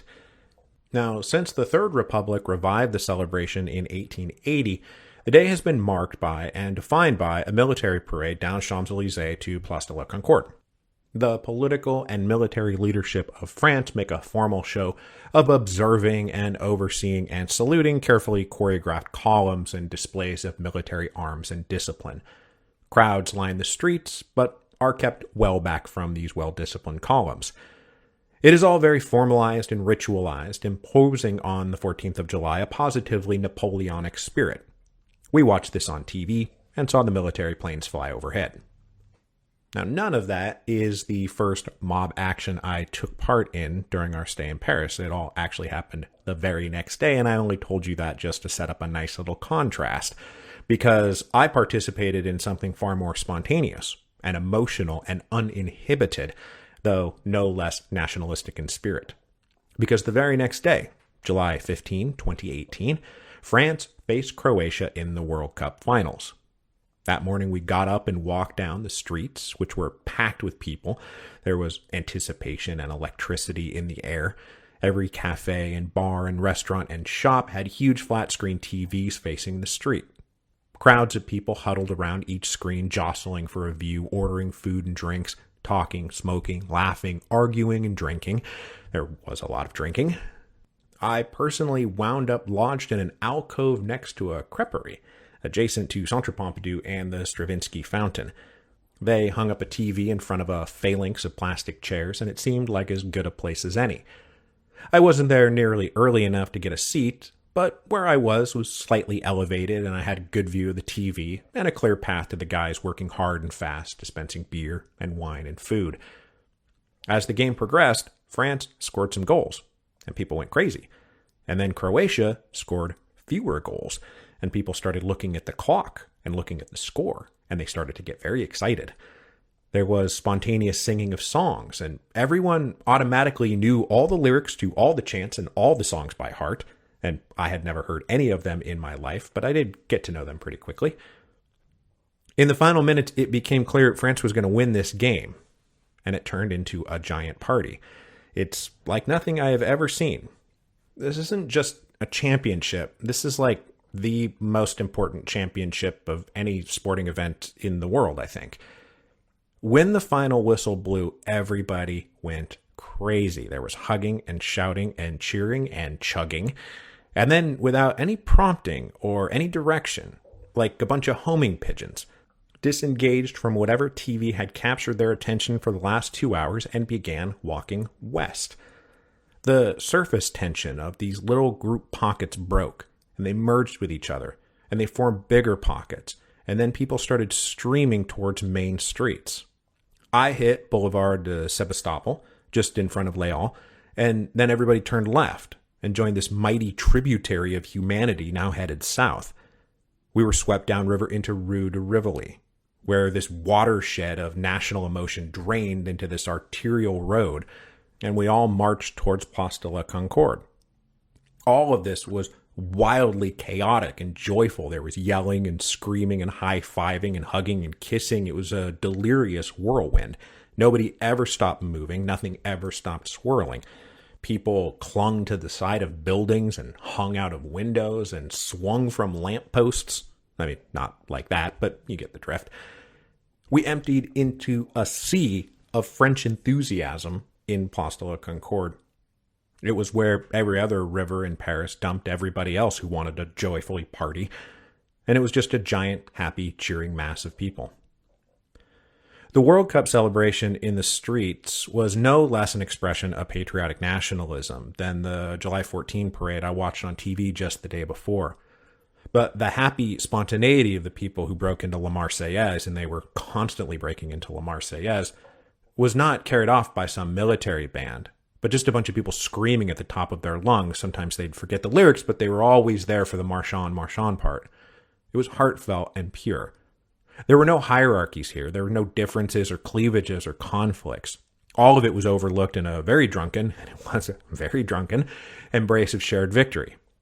It would not be for a few days yet that idiots on the talking head TV shows would insist on exposing the civic myth of colorblind French citizenship by wondering aloud whether a team made up of so many players of African heritage, Mbappe and Kanté and Pogba, could really be considered a French national team. But that wasn't for a few days. I didn't have to hear from those idiots quite yet. I walked home deliriously happy among deliriously happy mobs. 4 months later, the same streets were packed again, but this time with energy that is far more familiar to us here at the Revolutions podcast.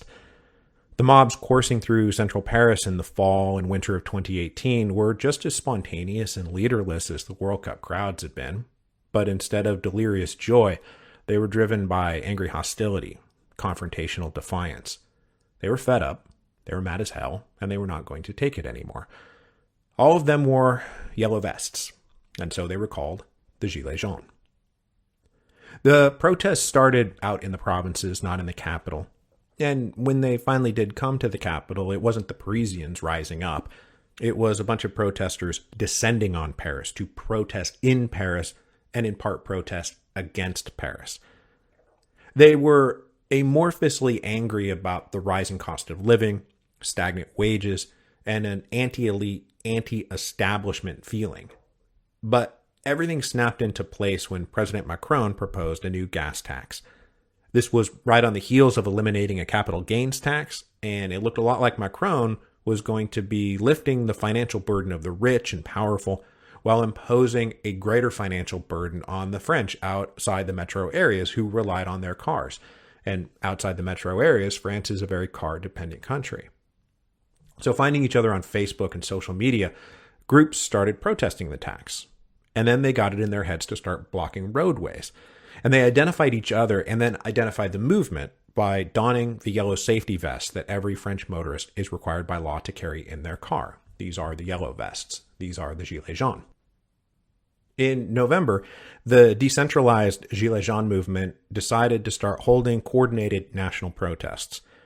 The first of these demonstrations was on November 17, 2018, and included perhaps 300,000 people across France, blocking roadways and marching through cities. There were clashes and accidents, a couple hundred wounded, and a few deaths. We were still new to France and not 100% plugged into what was going on out there. And the following Saturday, November 24th, Mrs. Revolutions went on one of her long runs, as she does every Saturday morning. Little realizing that a planned pleasant jog over to Champs-Élysées, the Arc de Triomphe, and the Eiffel Tower was carrying her right into the middle of what was about to become global news. The Gilets jaunes were supposed to confine themselves on that Saturday to the Champ de Mars. That's the deal they had worked out with the authorities. But they seemed to have no intention of actually following through with that. They were here to defy, not comply. And so they ignored the cordons and they flaunted out onto Champs-Élysées. Mrs. Revolutions found herself in the middle of a pack of protesters, kind of out of nowhere. And this was all curious enough, and she took a picture, and that's on the website. But then suddenly a police van roared up, like right in front of her, and unloaded a company of police in tactical armor, like a helicopter offloading a platoon into the middle of a war zone. These guys rushed out. They mobbed into the mob, grabbing and tackling people as everybody scattered to avoid contact with the police. And Mrs. Revolutions quite literally ran home. What else could she do? And then we watched the rest on TV, clashes all over the west end of the city. And this was just Act 2 of the Gilets Jaunes protests. Act 3 was on December 1st, and this time Paris prepared. Shops closed down and started boarding up their windows. The police mustered in full force. But the Gilets Jaunes had momentum, and they were winning. Polls showed that they were far more popular than Macron was, and the anticipation delivered. That day there were more clashes. There were torched cars. This is the day the Arc de Triomphe was vandalized. They poured out in uncoordinated streams heading every which way, and the police were unable to stop them from spreading out across the city. Eventually, they made it to our neck of the woods over in the Marais by the Hôtel de Ville and marched right under our window. Now, mostly this was just yelling and chanting and demonstrating, but there was a healthy dose of window smashing and fire lighting along the way.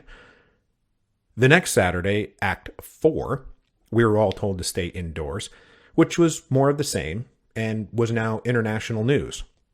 Now, it was never as bad as some of the images and video that was going out there might have made it look like. It did look like Paris was literally engulfed in flames and there was mass rioting. It was never that bad. But I did take a video one night of the clouds of tear gas and smoke from burning cars and the flashbangs and the fighting all happening right outside our window. It did all happen, and I did capture it with my own eyes and with my own camera.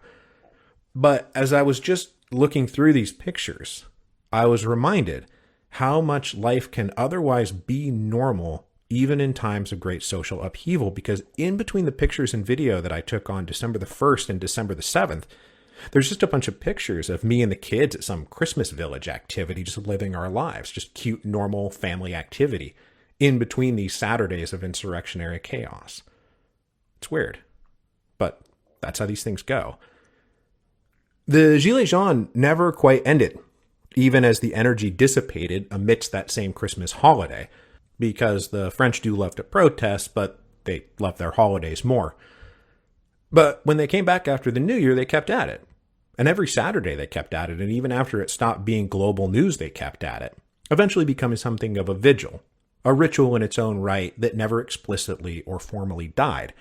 And by September 2019, like almost a year later, they were up to Act 45, the 45th consecutive Saturday of some kind of Gilets Jaunes protest. Over the course of all this, just shy of 2,000 people were injured. There were about 1,000 police injuries and about a dozen fatalities. And it never did end. It just changed and transformed and was then swallowed by much larger events. Almost exactly a year after those initial early clashes with the Gilets Jaunes, we get the next big street action at the end of 2019. One of President Macron's other big ideas was unifying and streamlining the retirement and pension system, the details of which are far too esoteric for us to worry about here. But what is important is the powerful transportation unions recognized any such unifying and streamlining would make their plans worse. And they weren't wrong about that. It was also generally recognized among the unions that this was part of the ongoing hammering of a neoliberal wedge into the oak of French social democracy that had taken root after World War II, but which European elites have been trying to chop down since the end of the Cold War.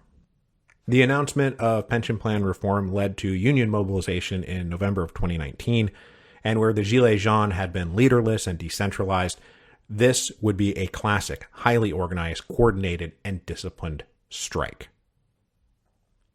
I personally attended 3 of the big marches. I would go link up with them at one of the big rallies at Place de la République. Then we would march down to Place de la Bastille on our way to Place de la Nation. And this goes right through the heart of the old sans-culotte district of the French Revolution. Now, I have been to protests before, big protests, little protests, but in my life, I have never seen a turnout of marching demonstrators like I saw in Paris during the transportation strike of late 2019. There were so many people. And I would walk among them. I would stop and they would keep coming. I'd walk some more. I'd turn around. They'd just keep coming. It was just an endless river of people. The atmosphere was all very happy and party-like atmosphere. It was much closer to the World Cup celebrants than the angry Gilets jaunes. There was drumming and musicians and dancers and singing and chanting and waving and cheering. I saw the musicians of the Bastille Opera House sing La Marseillaise, which was by far the most beautiful rendition of a song that they always sing at all of these things, no matter what's going on. Mostly, though, it was just a lot of people walking and chatting. There were obligatory signs depicting Macron as Louis XVI, and as we marched down the prearranged route, there would be cops in riot gear on side streets making sure that nobody strayed off course. Now, amidst the crowd, there were the Black Bloc kids, or the anarchists, who were there to vandalize things and cause trouble. And one time I did get caught up with a group of about a dozen Black Bloc kids to my right, while a bunch of police in riot gear were off to my left, and I realized for a second I am right in between a bunch of anarchists and a bunch of extremely pissed off police officers, and so I just stopped and let them go on, because I'm just a humble history podcaster and I didn't want to get caught up in all that. Now, nobody knew in December of 2019 that this was going to be the largest transportation strike in a generation, the largest in 35 years. I mean, it was big and it shut the whole city down, but then it just kept going. It just kept going and going and going.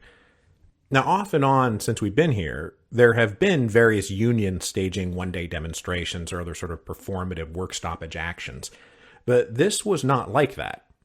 Macron dug his heels in, the unions dug their heels in, and it just kept going. Day in and day out, week in and week out. Now, everybody predicted it would be over by Christmas, because again, the French don't want their protests to mess with their holidays. And it was also kind of assumed that the unions would not be willing to take the PR hit of canceling everybody's vacations just to keep this going. Now, eventually, various unions did start dropping out, and the government agreed to do this or that. But to be honest, by February of 2020, after this had been going on for about 3 months, it was still ongoing. And it only stopped when it disappeared into the gaping maw of COVID. And that changed the streets of Paris in completely unimaginable and unpredictable ways. In February of 2020, we were going into the third month of pretty disrupted life thanks to the transportation strike. And the news started paying more attention to this virus in China, especially when the first confirmed red dot in Europe showed up where else but in Paris, the most visited tourist destination in the world. That makes sense. And we didn't think much of it. It was an idle curiosity. But then Italy just started getting consumed, overrun. They went into this national lockdown, which seemed insane. And the general mood in France was, well, of course the Italians screwed this up, not like us. We're too smart for all of that. A few weeks later, we joined them. Lockdown officially started on March 17th, 2020. And it was effectively a 23-hour-a-day confinement. You were allowed to leave your domicile for 1 hour of exercise activity per day, plus whatever necessary trips to the grocery store or pharmacy one might have to make. You were not allowed to travel more than 1 kilometer from your house. And so there we were, the four of us. Mrs. Revolutions, my son, age 7, my daughter, age 4, confined to a 500-square-foot apartment 23 hours a day. Now, I had a book to finish at this point, and so I spent a lot of that time drafting the original manuscript of Hero of Two Worlds, while listening to ocean crashing or heavy thunderstorm white noise sounds, just so I could tune the world out. And when you get to the part in the book where Lafayette and his wife and children are confined to a prison in Olmütz, please just know how semi-autobiographical that part is. But we settled into a routine where my wife and I would each take one kid with us for an hour of outside time and then the next day switch. This would just give everybody a break from everybody else for at least a little bit. But everything was closed. All the parks, all the green space and the playgrounds, all of it was closed. And so I only count myself as supremely lucky that we were within 1 kilometer of the Seine, so we could at least get something resembling fresh air and a little bit of nature. When I was with my son, we would walk down in front of the Hôtel de Ville, then cross the river and turn right and walk over to the Palais de Justice and the Conciergerie and then come back. With my daughter, we would walk down but turn left. We would cross over Pont Louis-Philippe to the tip of Ile Saint Louis, then go across Pont Saint Louis behind Notre Dame, which, oh yeah, Notre Dame practically burned down while we were here. We saw those flames taking down the spire from our window.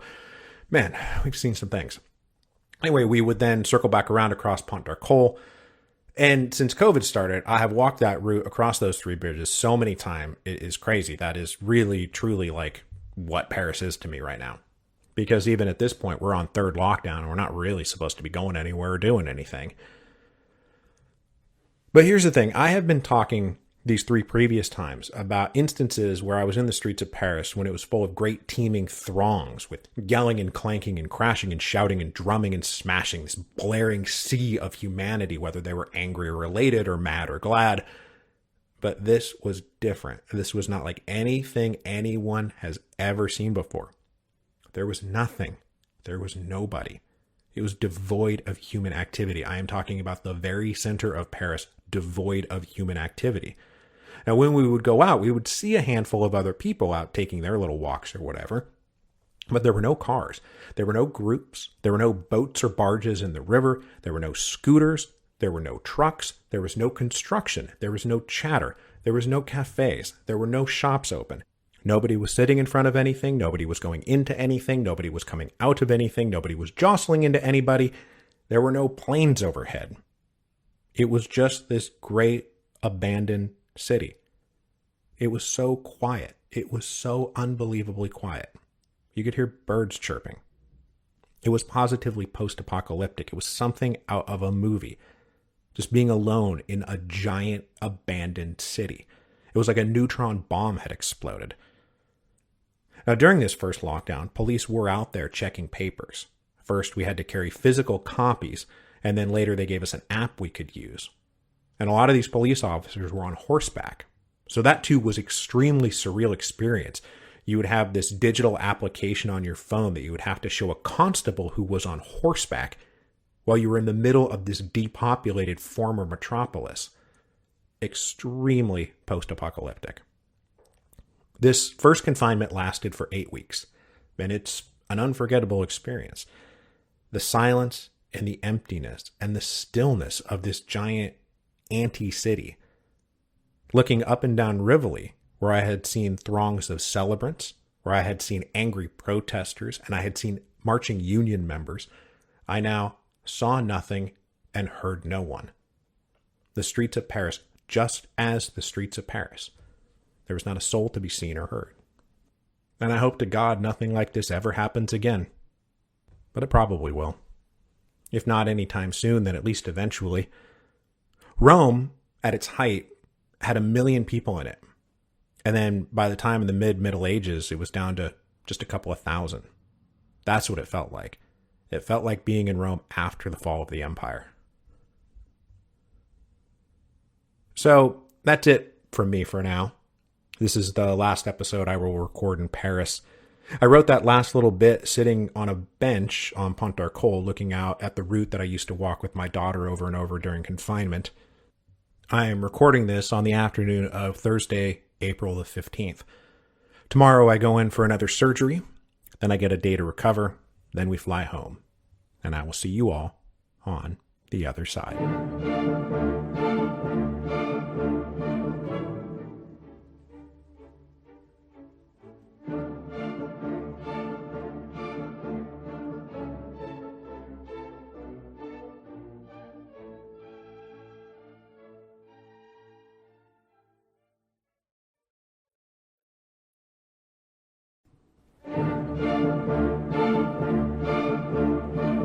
Hello, and welcome to Revolutions.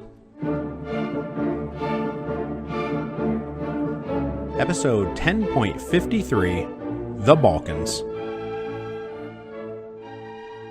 Last time, we walked through everything we already knew about the deep background of World War I from stuff we've already talked about in the podcast.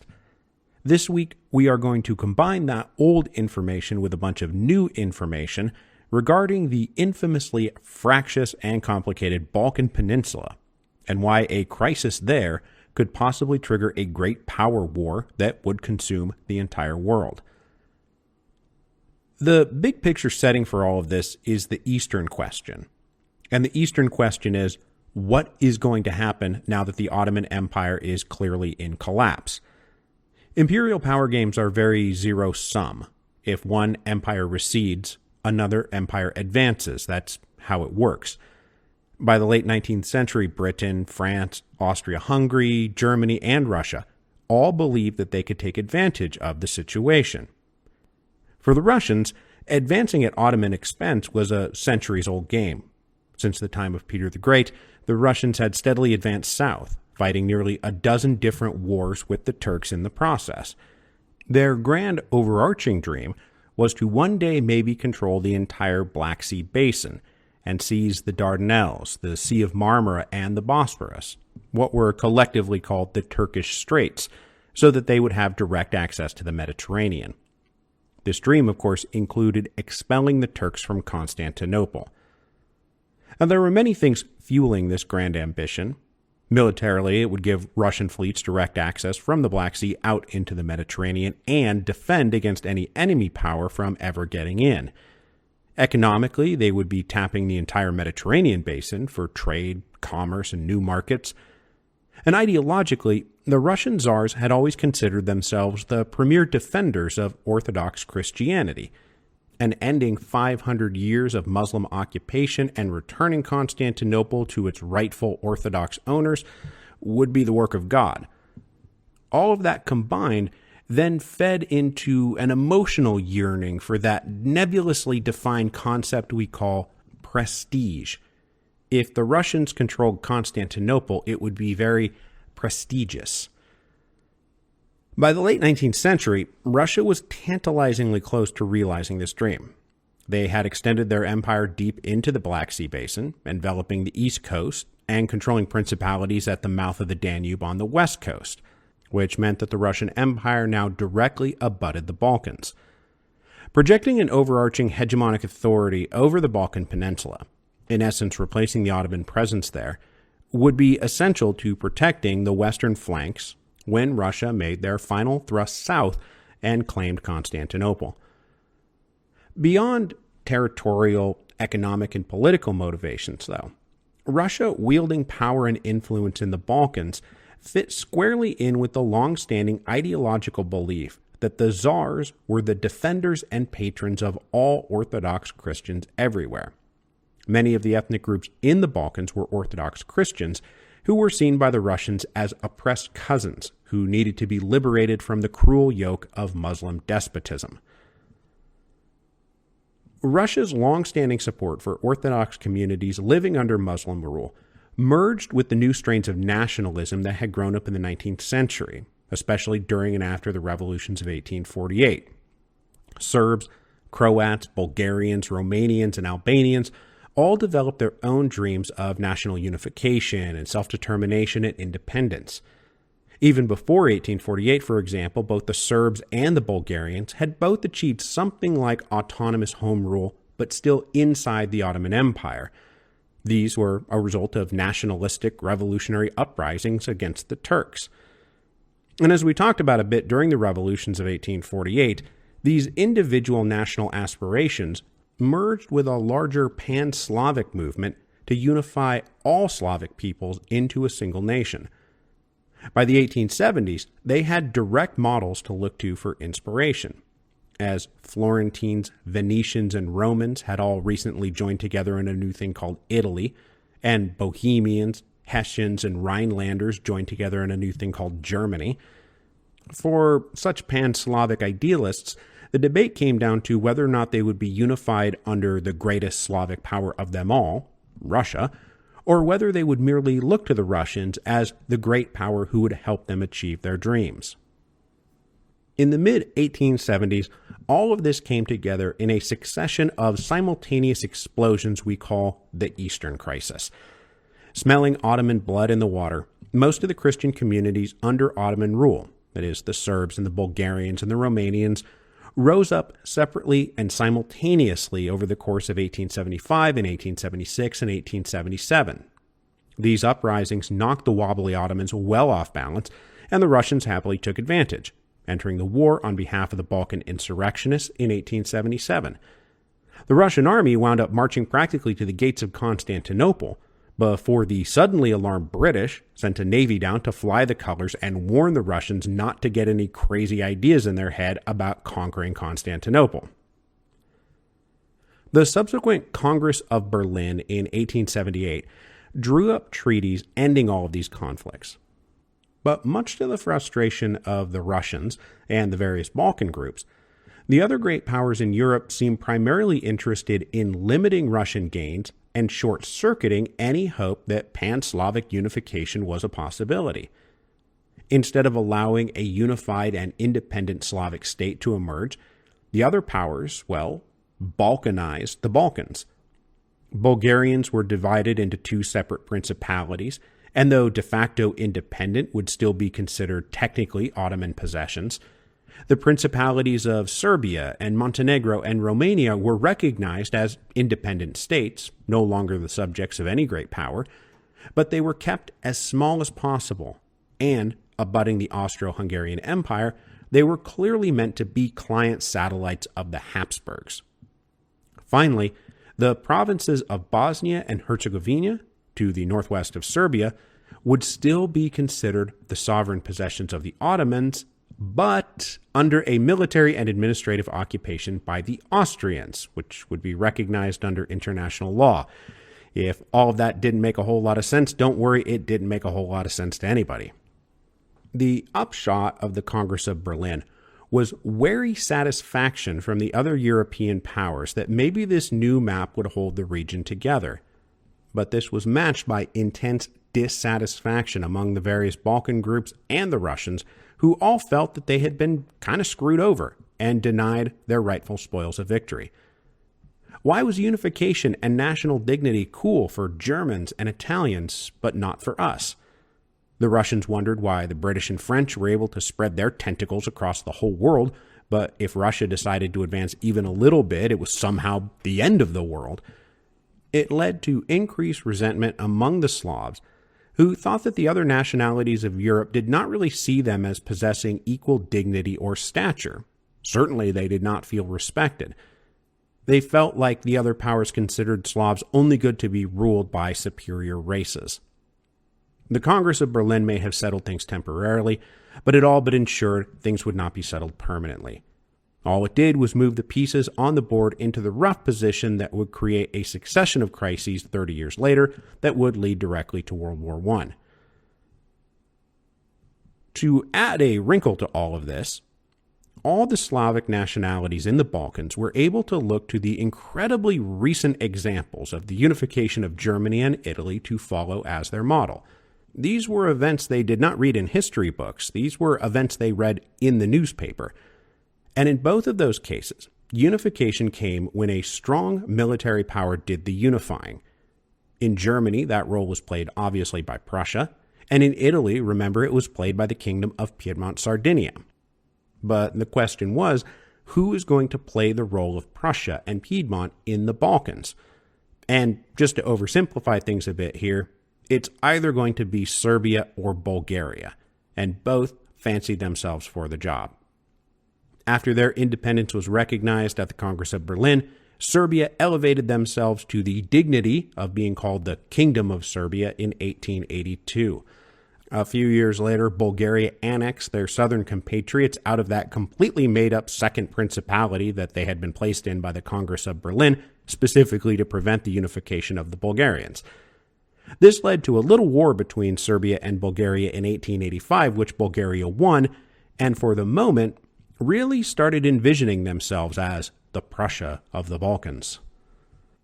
But events in Serbia will wind up playing a much bigger role in our story, so we're going to stick with them. After independence, they were ruled by a royal dynasty that was very friendly with the Habsburgs. But nationalistic elements among the Serbian political elite and in the officer corps of the army believed that achieving their dream of Greater Serbia, that is, uniting all the Serbs together into a single polity, meant including the large contingent of Serbs living in Bosnia and Herzegovina, which, remember, was still de jure provinces of the Turks, but de facto provinces of the Austrians. It's good and confusing times in the Balkans all the time. Now, the Kingdom of Serbia seizing Bosnia and Herzegovina is obviously going to mean breaking it away from the Habsburgs, which almost certainly required help from the Russians to accomplish. In 1903, a powerful nationalist clique, including some of the most prominent leaders and military officers in Serbia, orchestrated a violent coup. They assassinated their pro-Habsburg king and queen, as well as several government ministers, and installed a new dynasty who had close ties to Russia. Now, this was an era where monarchs and ministers and world leaders were getting assassinated left and right by various revolutionaries and terrorists and nationalists and reactionaries. The turn of the 20th century, for the record, was a very hazardous time to be a political leader, as it seems like somebody somewhere was likely planning to drop a bomb in your lap or fire a few rounds into your chest, as we have seen repeatedly over in Russia. But regicide is still regicide. And in the wake of the coup, Serbia found itself very isolated diplomatically by the other powers. Even the Russians, who clearly benefited in the long run from the coup, condemned the crime of regicide.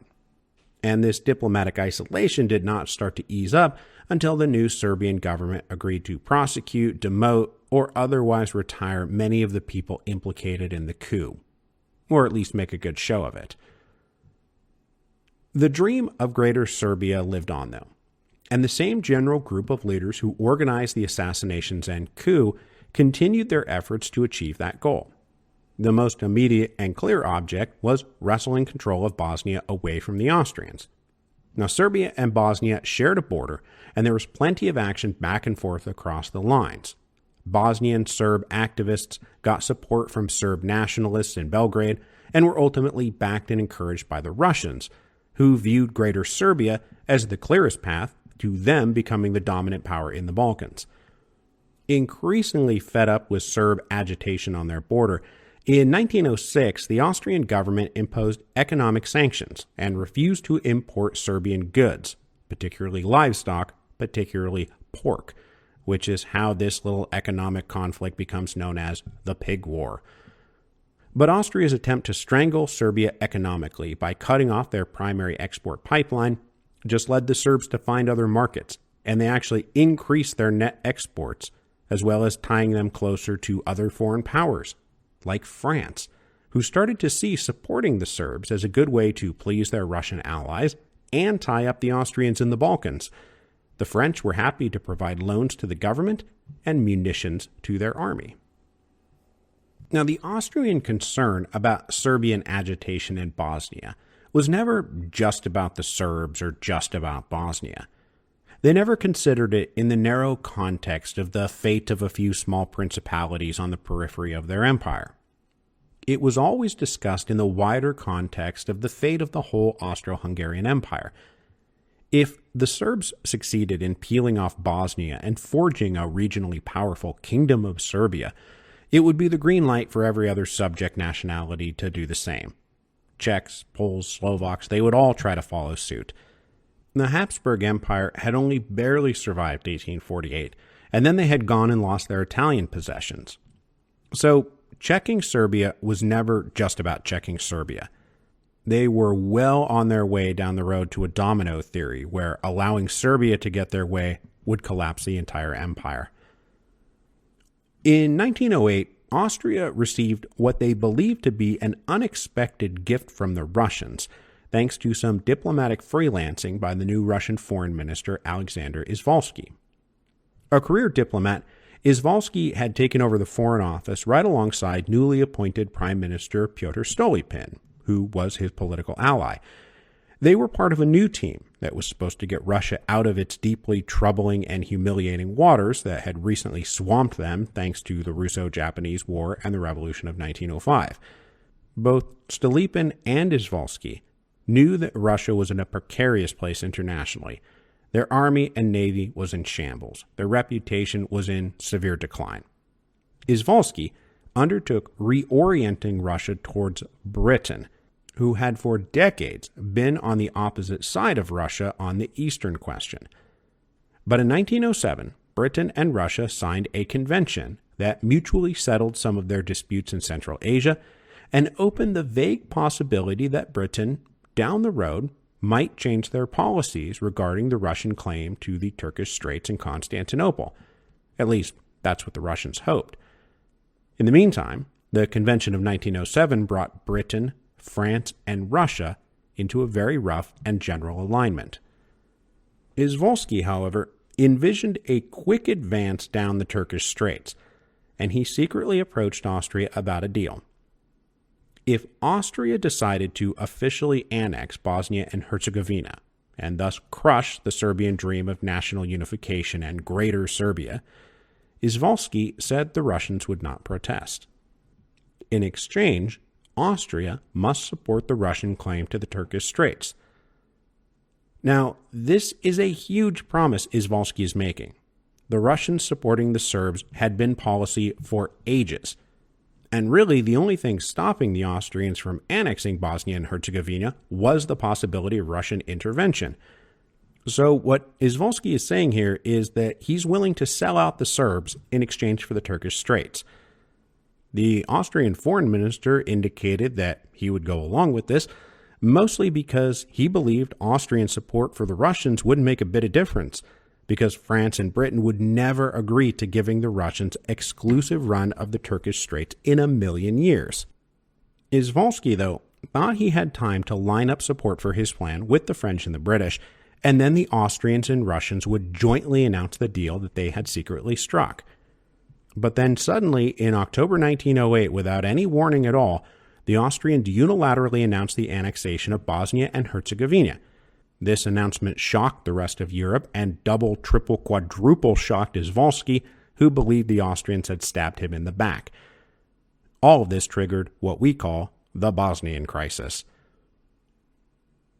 The annexation of Bosnia put Russia in a very tight spot and caught Izvolsky way out on a limb that could not support him. Their longtime clients, the Serbs, howled in protest and demanded Russia defend their interests against the Austrians. But there was little the Russians could do. They were in no position politically or militarily or financially to get drawn into a war against Austria in the Balkans. Now, the military did start preliminary war mobilization, but then Germany stepped in and issued a blunt ultimatum to Russia that they better accept the annexation or face war with Austria and Germany. Meanwhile, Izvolsky had created just enough scandalous evidence that he had agreed to sell out the Serbs that he was more or less blackmailed into not protesting the annexation, even though Russia now received basically nothing in return. So Russia accepted the annexation of Bosnia and made no further protests and rattled no more sabers. The Tsar was personally furious at how everyone around him had behaved, especially because they now made Russia look so duplicitous and weak. Izvolsky was soon enough removed from his position as foreign minister and demoted to being a mere ambassador again. But critically, they made him ambassador to France, where he spent every waking moment in Paris promoting the Russian and French alliance against the Germanic Central Powers who had betrayed and humiliated him on a personal level in 1908. These things, too, helped start wars. The Serbs were not content to sit back and just let all this happen, though. And in response, hardcore Serb nationalists formed a new underground group called Unification or Death that basically grew organically from the same group who had staged the murderous coup in 1903. They were casually referred to as the Black Hand. Their goal? Using any and all means necessary, including violence and assassination, to achieve the dream of Greater Serbia. The ties between the Serb government and Black Hand were not formal, but there was a lot of overlap between the two. And for example, the head of Serbian military intelligence doubled as the leader of Black Hand. They planned to be aggressively provocative to destabilize the general situation in the Balkans and enlarge Serbian territory in the resulting chaos, with the specific non-negotiable objective of taking Bosnia away from the Austrians. So we will end today with the final round of Balkan destabilization before the July crisis of 1914, which, as I'm sure you know, was set off when Black Hand assassins murdered the heir to the Austrian throne, Franz Ferdinand, as he was on a goodwill tour through the oh-so-recently and controversially annexed Bosnian capital of Sarajevo. But before that can happen, the Balkans have to go through not one but two Balkans Wars. These new Balkans Wars were advanced recapitulations of the uprisings that we refer to as the Eastern Crisis from back in the mid-1870s. The Balkans Wars exploded in 1912 because in 1911, the Italians had launched a successful invasion of what is now Libya and peeled it away from the tottering Ottoman Empire. The reason this is relevant is because none of the other great powers in Europe protested or came to the Turks' defense. They just let Italy do it. Germany and Austria were formal allies of Italy, and the British and French were now lining up with the Russians in what everyone was clearly understanding to be a post-Ottoman world. It did not take long for the nations in the Balkans to decide the time had come to toss the Turks out of Europe once and for all, and divide their remaining territory amongst themselves. In 1912, Serbia, Montenegro, Bulgaria, and Greece formed the Balkan League. And after agreeing in advance to what a rough post-Ottoman map of the Balkans would look like, they declared war on the Turks. The combined forces of the Balkan League all but expelled the Ottomans from their last foothold in Europe. None of the other great powers got into this conflict. Russia was still not ready to fight another war. Their military experts predicted they would not be ready until at least 1917, though they certainly welcomed an aggressive Slavic uprising. The Austrians, meanwhile, were caught flat-footed and couldn't mobilize quick enough to get troops into the field to defend their interests, and by that I mean stop Serbia from getting any bigger. But even if they had been able to get into the war, it's not clear they would have, since that would have surely brought in the Russians, whether they were ready for war or not. And this time, crucially, the Germans indicated to the Austrians that there was no support in Germany for a war in the Balkans. So if Austria started fighting, they would fight alone. This left Austria mighty miffed at their allies in Germany, who weren't supporting them as they tried to contain a grave and unstable threat on their border. Germany walked away well aware that Austria was miffed at them, and since Germany's main interest was not being isolated and left to stand alone against France and Russia, they resolved that in the future they would be far more vocal about standing by Austria, if for no other reason than to prove to Austria that Austria should stand beside Germany. At the resulting peace conference in London in the spring of 1913 to redraw the map of the Balkans yet again, the Bulgarians felt like they were about to be denied territory they believed was rightfully theirs. Now, they also happened to believe that they were bigger and stronger than the rest of the Balkan League combined, and declared war on their erstwhile allies in June 1913 to get a better deal at the conference table. But this turned out to be a serious miscalculation. The rest of the Balkan League quickly defeated the Bulgarians in this Second Balkan War, and the Serb armies advanced all the way to the Adriatic Sea. Now, the Kingdom of Serbia, with a port on the Adriatic, was intolerable to the Austrians, so at the peace conferences, the Austrians demanded the creation of an independent state called Albania. Albania only exists to stop the Serbs from having a port on the Adriatic. In response to this, the Serbs again called on the Russians to protect and defend them, and again the Russians deemed themselves insufficiently positioned to help. And so instead they pressured the Serbs to withdraw their armies from Albania, which the Serbs did to their great frustration and annoyance. The Balkan Wars resulted in the final expulsion of the Ottomans from Europe after 500 years, and the liberation of all of these Orthodox Christianities from the tyranny of the Muslims. But nearly every group, especially Serbia, walked away full of resentment at what they had been denied, rather than reveling in what they had achieved. And that is where we are going to leave them all this week. Serbia believes that it has the power and the momentum to be the Prussia/Piedmont of the Balkans, but they are feeling unfairly stifled. They are going to become even more emotionally committed than ever to seizing Bosnia from the Austrians. The Russians, meanwhile, understood that their relations with the Serbs were fraying. Their inability to help the Serbs in 1908 and then again in 1912 and again in 1913 was a national humiliation for the Russians that could simply not be repeated again. No matter what, the next time the Serbs called for help, the Russians had to respond. They had to. Hopefully, though, nothing would happen before 1917 when Russian war planners believed they would actually be ready for another great war.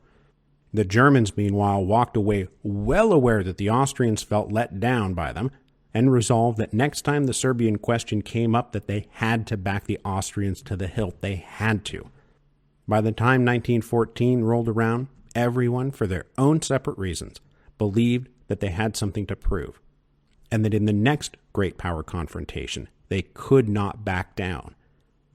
The fear of looking weak, the fear of letting down their allies, absolutely saturated Europe at the dawn of 1914.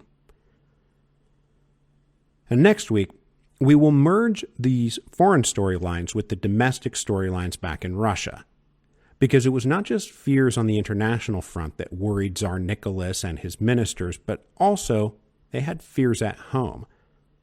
They were living in this post-1905 world that involved things like newspapers and speeches and public opinion and gross things like that. National opinion makers were getting very frustrated by the government's willingness to endure humiliation after humiliation on the global stage, while leaving, for example, the noble Serbs out to dry. From the Russo-Japanese War on, the Tsarist regime had clearly proven itself to be an impediment to the true potential of Russian national greatness. Foreign policy failures had become a stick for critics to beat the government with. Meanwhile, down on the ground, the window of social and labor peace was starting to give way to more militant action. Strikes, protests, and labor unrest were picking up again by 1912 after a few years of dormancy. Liberal critics in the press, upset over foreign policy debacles, combining with angry working classes upset over wages and conditions, were the Revolutionary Coalition of 1905, and they are starting to come back together. So when the July crisis comes in 1914, the Tsar was less concerned that going to war might lead to revolution, and far more concerned that if he did not go to war, there would be a revolution. And in fact, going to war would be the very thing that ended all revolutions forever. But before we go today, please remember to go pre-order Hero of Two Worlds. Somebody on Twitter noted that there were 10,800 registered booksellers in the United States, and I think it would be very cool and great if the book was ordered from each and every one of them. I should also mention that a few people took my threat to quit podcasting if we didn't get to 10,000 pre-orders a bit too seriously. That was playfully tongue-in-cheek. I'm not actually going to quit podcasting if we don't get 10,000 pre-orders, which I thought would have been obvious, but for some people it wasn't. My dry sense of humor does get me into trouble sometimes. The last time I got a bunch of irate emails over something I said in the show was that time I deadpan said that ancient aliens were the cause of the Neolithic agricultural revolution, which I also don't believe. The archaeologists were mad at me about that one. But anyway, pre-order the book, and I'll see you next week as Tsar Nicholas convinces himself that he's going to save his regime by going to war.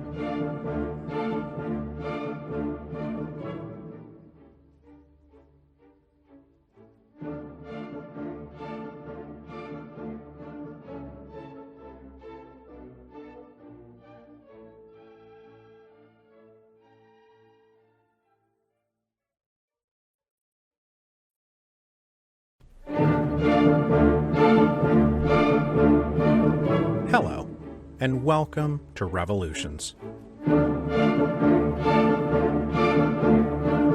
Episode 10.54, War or Revolution.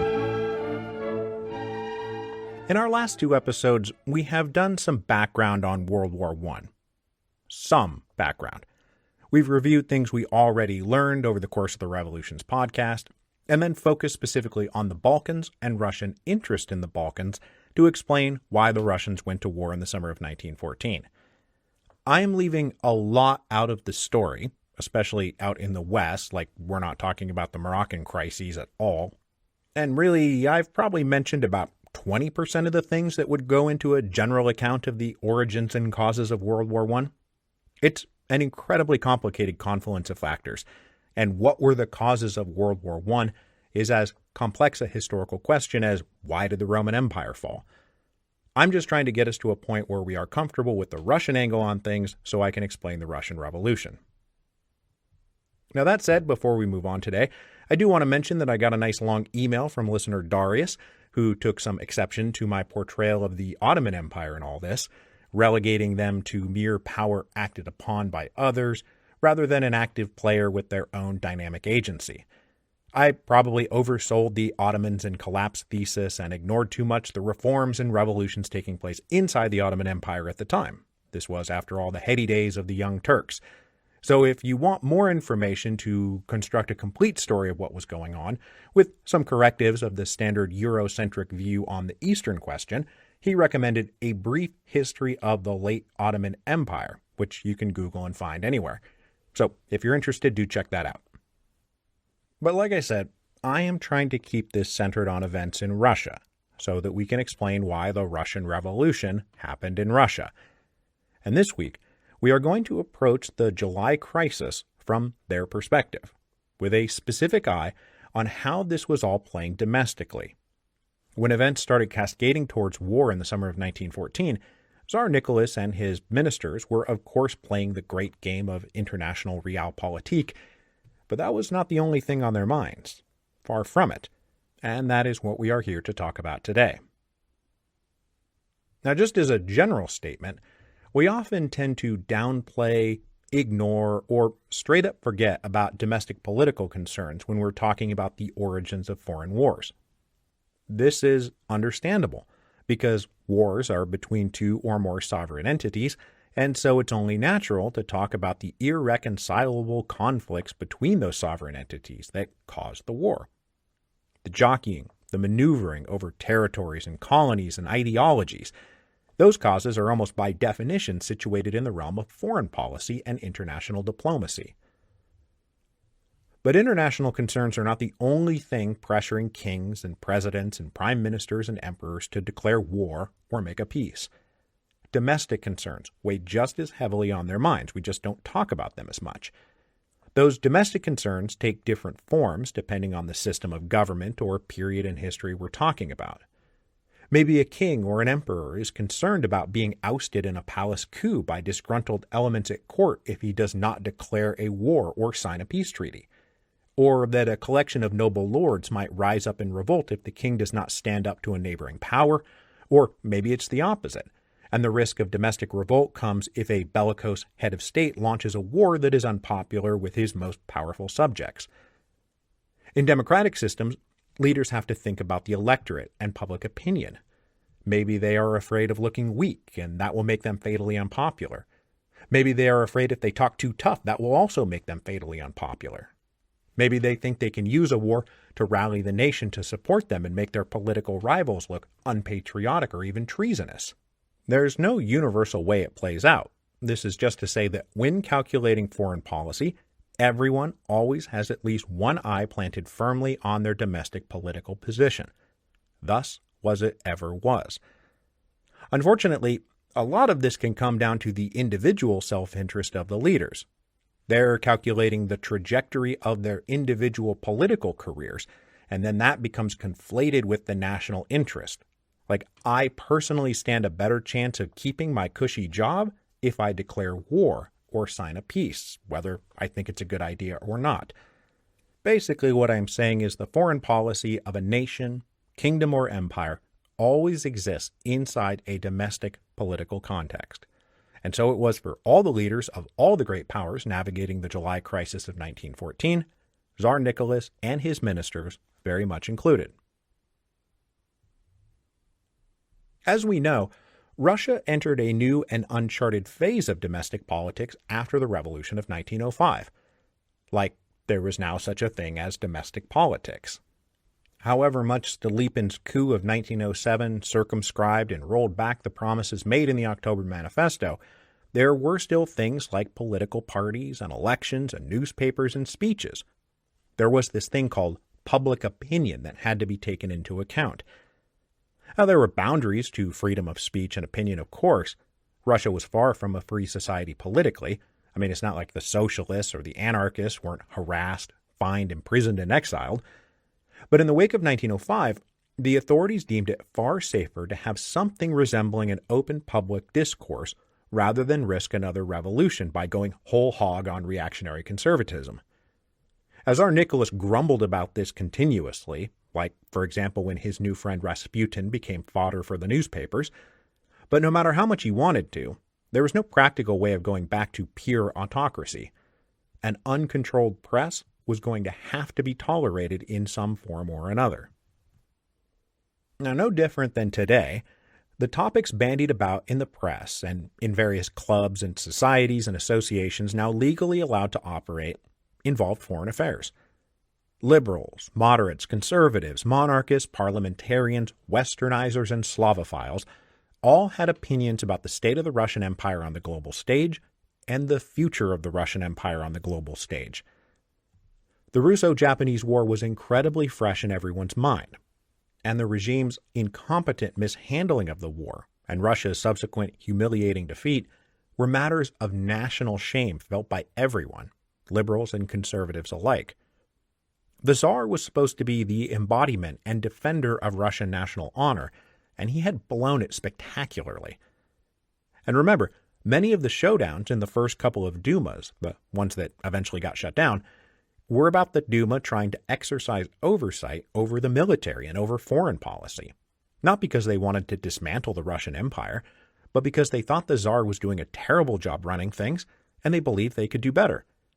In their minds, Tsar Nicholas was an obstacle to Russia maintaining its rightful place as a preeminent world power. So foreign policy and global current events drew a great deal of interest among educated and literate Russians. Whether in the major urban centers or out among the rural intelligentsia, foreign affairs were a regular topic of debate, and increasingly a regular path to criticizing the Tsar, usually obliquely and by implication, but sometimes openly and directly. The Bosnian crisis of 1908, which we talked about last week, was the first big foreign crisis to break out in this new atmosphere, and the Tsar got raked over the coals for his conduct. The cause of the Serbs was popular, and it fit into a larger narrative that the Slavic peoples needed to stand up for each other against condescending German tyrants, and that it was Russia's duty as the largest Slavic power to have the backs of their smaller cousins. When Stolypin, his fellow ministers, the generals, and ultimately the Tsar himself concluded that they were in no position to fight a war on Serbia's behalf in 1908 and they had to back down from Germany's ultimatum, it triggered howls of incredulous and offended protest in the Russian press. One editorial called Russia's humiliation in the Bosnian crisis a diplomatic Tsushima. What stung Nicholas in particular was that the criticisms were framed as the Tsar failing to live up to his own beliefs that Russia was the defender of Orthodox Slavs in the Balkans. He was accused of failing to do his duty, a duty that he himself believed was his duty. These strong domestic criticisms helped convince the government that they could never let such a thing happen again. The Tsar's calculations going forward were never just about the fear of looking weak in the eyes of the other great powers, but a fear of looking weak in the eyes of his own subjects. He was, after all, their leader. He encouraged them to believe that he was the living embodiment of Russian national interest and pride and ambition, and if he continued to fail to live up to those expectations, then his people might start asking what he was even good for. So after the Bosnian crisis of 1908, the Tsar and his government resolved that they would never be put in that position again, the position where they could be bullied by the other great powers. They approved massive new expenditures to rebuild the military. There were conflicts over where this money should go. The army thought the navy just wasted resources, and land armies were what made Russia great, while the navy and its supporters said strong navies are essential to modern warfare and empire building, and our navy is currently at the bottom of the Pacific, so we kind of have to rebuild it. And ultimately they did both. Russian military spending went up and up and up year over year to put them back in a place where no other power could ever dictate terms to Russia ever again. Along the way, they spent a great deal of time, attention, and energy reforming how the Russian military operated, and specifically how quickly it was able to mobilize for war. The thing that had forced them to back down in the Bosnian crisis wasn't just that the Russo-Japanese War had left them weak compared to Germany, although it had, but that the Germans could mobilize and put their armies into the fields so much faster. Conventional military thinking at the time was to mobilize fast, strike first, and knock your opponent out of commission before they could even get off their feet. With the other powers in Europe way ahead of Russia on planning and executing mass mobilizations on strict and efficient timelines, Russian war planners spent the years after 1908 focused on making sure they were never caught flat-footed again. And if you know even a little bit about the origins of World War I, you know that everyone was obsessed with these national mobilization plans and terrified of the consequences of the other guy mobilizing faster than you. And just to keep with the theme of today's episode, the ability of the Russian army and navy to mobilize rapidly and efficiently was, of course, about the Tsar's standing in the other courts of Europe, but it was also about his standing at home. When the next crisis came, and it would, the Tsar must be able to stand tall and proud and tough so that his subjects would keep their faith in him. Nicholas and his advisors just hoped that such a crisis wouldn't come until at least 1917, when the war planners believed Russia would be truly ready. And there were lots of reasons to be optimistic about Russia being ready. Over the next few years, the Russians really were beginning to stand taller, prouder, and tougher. This was also the heyday of the Stolypin reforms, which were aiming to fix all the broken parts of society and the economy. And in general, each passing year made it look like the Russian Empire really was getting stronger and healthier. The economy bounced back and grew larger and more prosperous each year. Consecutive good harvests kept people happy and well-fed, which allowed for even more peasants to make the transition to being non-agricultural industrial workers. New foreign investments and loans came in now that Russia was tied diplomatically to the strong capitalist economies of France and Britain. The great upheavals and strikes of 1905 gave way to an era of labor peace. Now, the era of labor peace was partly, of course, thanks to Stolypin being perfectly willing to trample the rights of socialists and union organizers and labor activists, and in fact he preached as much leniency and latitude as possible with the liberal and moderate papers, so they did not find common cause with the more left-wing writers, who were absolutely being shut down and censored and fined and arrested and exiled. But the years of labor peace were also about a pleasantly growing economy being pretty good for everyone involved. Strike numbers, which had peaked around 14,000 separate incidents in the calendar year of 1905, were hovering around 200 by 1910 and 1911. All of this gave Tsar Nicholas some hope that the madness of 1905 really was in the rearview mirror, and that the Russian Empire was really coming back to life. He had weathered the storm. And as we talked about in episode 10.48, Nicholas stopped seeing any urgent reason to keep Stolypin on as prime minister. He had only accepted Stolypin under duress anyway. And, as I said, it was entirely likely Stolypin was about to be dismissed from the government at the time of his assassination at the end of 1911. This, though, was complacency. And after Stolypin's death, Nicholas let his government drift. He didn't want another strong prime minister, nor did he feel much obliged to develop and carry out coordinated policies. Stolypin's great reform project was driven by his own personal commitment to that project, and when he died, the energy died with him. But that was fine, because everything was fine and getting finer. Not 6 months after Stolypin's death, the winds of social unrest started to pick back up.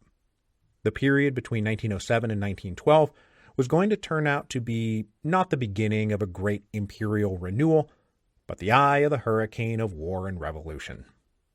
Just as had happened in 1904, criticism of the Tsar's corrupt and incompetent management of the empire abroad was going to start merging with resurgent working-class anger, all combining to make Nicholas believe by the summer of 1914 that all the pieces were moving back into place for a return of social and political revolution, and that maybe a great patriotic national war to distract everyone was a blessing rather than a curse.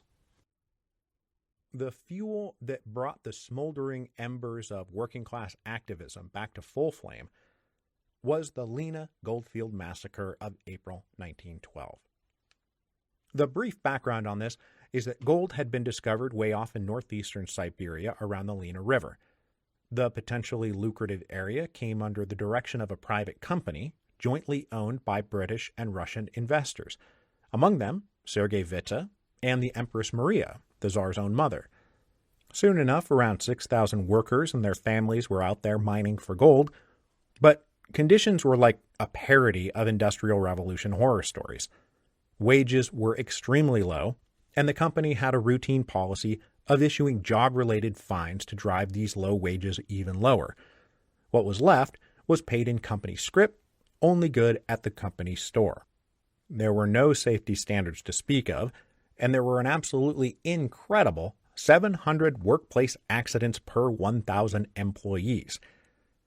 Far away from everything and everybody, and owned and operated by powerful political and financial interests in Britain and Russia, the workers and their families were just stuck with it, and they were ignored.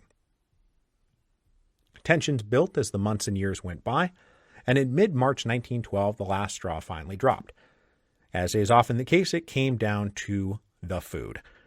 One day, the commissary served rancid meat, and the workers announced they had had enough. They called a spontaneous strike and refused to go back to work until their demands were met. These demands were drawn up by a strike committee and presented to the bosses. And it's nothing you haven't heard before. An 8-hour workday, a 30% raise, better food, and an end to the abusive system of fines. The company refused to budge.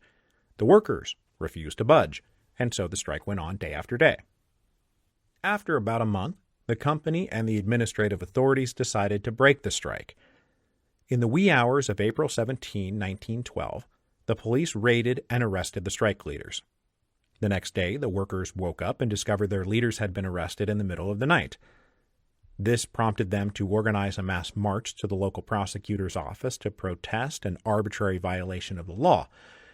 Numbering about 2,500, they set off in the afternoon, but before they got to the prosecutor's office, they were met by a company of soldiers dispatched to stop them. And this led to a mini Bloody Sunday. The troops opened fire on the protesters, and the results were very bloody indeed. Of these 2,500 protesters, 270 of them were killed and another 250 wounded. This is quite a little bloodbath. The Lena Goldfield strike had thus far not been a hugely galvanizing event, but the massacre made national headlines and triggered shocked condemnation. Immediately, strikes and protests in solidarity with the victims of the massacre sprang up. There were 700 strikes in St. Petersburg alone in the last week of April 1912. May Day saw 1,000 separate strikes and walkouts. The company tried to offer concessions to the gold miners, but the workers rejected them as half measures, and so the strike continued. And so, too, did the solidarity demonstrations. Over the course of 1912, 300,000 workers went on strike at some point, and this was by far the largest number since the heady days of 1905, and it put everybody on notice that anger in the working classes may have subsided, there may have been labor peace, but their anger had never gone away. From his exile, Lenin noted with approval that the Lena Goldfields inflamed the masses with revolutionary fire, and it gave hope to him and all his comrades that the Russian working classes were still on their way to revolution. The original Lena Goldfield strike, meanwhile, finally ended in August, when the vast majority of the remaining workers and their families just gave up. They quit and went home. Anger, protests, and strikes that were relaunched by the events around the Lena massacre continued through 1913 and into 1914, renewing concerns in the government that the working classes were something to be concerned about again. But of equal concern, and perhaps of even greater concern, was that liberals and moderates and more respectable elements of society had been appalled by the bloody massacre. And one young lawyer in particular used the Lena massacre to vault himself into the national spotlight, and he's going to become very important down the road. I'm talking about Alexander Kerensky. The domestic criticism of the government over the Lena massacre and the return of sympathy for the working classes as a salient issue for liberals and moderates were then exacerbated by events in the Balkans. Because this was all happening at the same time as the Balkan Wars of 1912 and 1913 that we talked about at the end of last week's show. The outbreak of war in the Balkans led to calls for Russia to get into the fight on behalf of the Serbs and their allies, to push out the Ottomans and push out the Austrians. Instead, the Russian government used their influence over the Serbs to force them to withdraw from Albania and accept a worse treaty than anyone believed they deserved. The Russian government did this because they were trying to hold off a final showdown with Germany and Austria until at least 1917, but the general public knew little of these internal calculations. All they saw was the Tsar once again selling out the Serbs and doing the bidding of the Austrians and the Germans. The Tsar's conduct was extremely unpopular in the press, and he now had to fully reckon with the consequences of not going to war the next time a crisis in the Balkans broke out. To back down yet again was to threaten the legitimacy not just of his government, but of the entire Tsarist system. This brings us to the seminal event we've been building towards and one of the seminal events in world history, because another crisis in the Balkans was just a few months away. Now, I am not going to rehearse all of this in minute detail, but we do need to get down the basics. Archduke Franz Ferdinand was the heir to the Austrian throne, and as his uncle, Emperor Franz Joseph, was 83 years old and had been on the throne since 1849, Franz Ferdinand was not just heir to the throne abstractly, he was likely going to be the emperor within a few short years. In June 1914, he embarked on a goodwill tour of Sarajevo, capital of the oh-so-recently and oh-so-controversially annexed province of Bosnia. The response to this tour was mixed. The Catholic Croat population was happy enough to be with the Habsburgs. I mean, not happy, but happier than if they were with the Serbs. The Muslim population was not happy either, but at least they preferred a dynasty used to ruling a multi-ethnic, multilingual, multi-religious empire to annexation by the Serbs. Meanwhile, the Serb population was highly agitated and very angry. They thought the annexation of Bosnia by the Habsburgs was illegal and preferred annexation by the Kingdom of Serbia. Always looking for a way to provoke the Austrians into the war they believed necessary to achieve the dream of Greater Serbia, the Serbian nationalist group Black Hand decided to assassinate the Archduke. As Franz Ferdinand and his wife traveled in a car through Sarajevo on June 28, 1914, one of their assassins tossed a bomb that the driver of the Archduke's car managed to avoid. But this scare prompted the Archduke to change the route he was going to travel for the rest of the day. In one of the all-time great coincidences in world history, the drivers of the motorcade got mixed up about the route, and when the Archduke's car had to briefly stop so that it could make an awkward turn to stay on the new, revised, safer course, they stopped right next to one of the assassins, by pure coincidence. The assassin couldn't believe his luck. He stepped forward, pulled out a gun, and fired multiple shots into the car, hitting both the Archduke and his wife, killing them both. Entire books have been written about the next 4 weeks. There is an entire section of historiography about July 1914. But we're going to blow through it in about 2 minutes. The Austrian government decided that they were going to use this incident to solve their Serb problem once and for all. Before they could act, though, they had to get assurances of support from the Germans. The Germans, aware that the Austrians were upset over their previous equivocations, told Austria, "Do what you have to do." The Kaiser told the Emperor, "Whatever you do, Germany will back you to the hilt," and that becomes known as Germany's blank check. This led Austria to pursue its most aggressive option, because they knew the Germans now had their backs. That aggressive option: declare war on the Kingdom of Serbia, crush them and dismember them. But as they laid the groundwork for war, they led everyone else in Europe to believe that they were going to play it cool, that they weren't going to overreact, and that really this incident could all be taken in stride. But they did this. They stalled for time especially because the French president was about due to pay a state visit to St. Petersburg at the end of July, and the Austrians didn't want the French and Russians to be able to coordinate a response. But the minute the French president got back on his boat to sail home from this summit in St. Petersburg, the Austrians issued what they believed would be an unmeetable ultimatum to the Kingdom of Serbia that would guarantee war. This surprise ultimatum shocked the capitals of Europe and triggered a mass flurry of diplomatic cables trying to contain the crisis. Because if Austria declares war on Serbia, will Russia declare war on Austria? And if that happens, will Germany declare war on Russia? And if that happens, will France declare war on Germany? And if that happens, will Austria declare war on France? And if all that happens, will Britain join France and Russia and also declare war on Germany and Austria?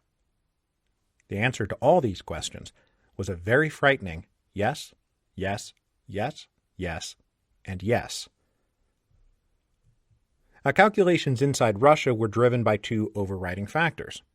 And the whole point I'm trying to make here in this episode is that one of the biggest was entirely about domestic politics.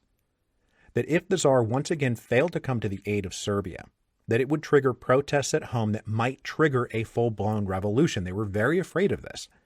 The Tsar would have proven himself once and for all to be so weak that he was practically treasonous.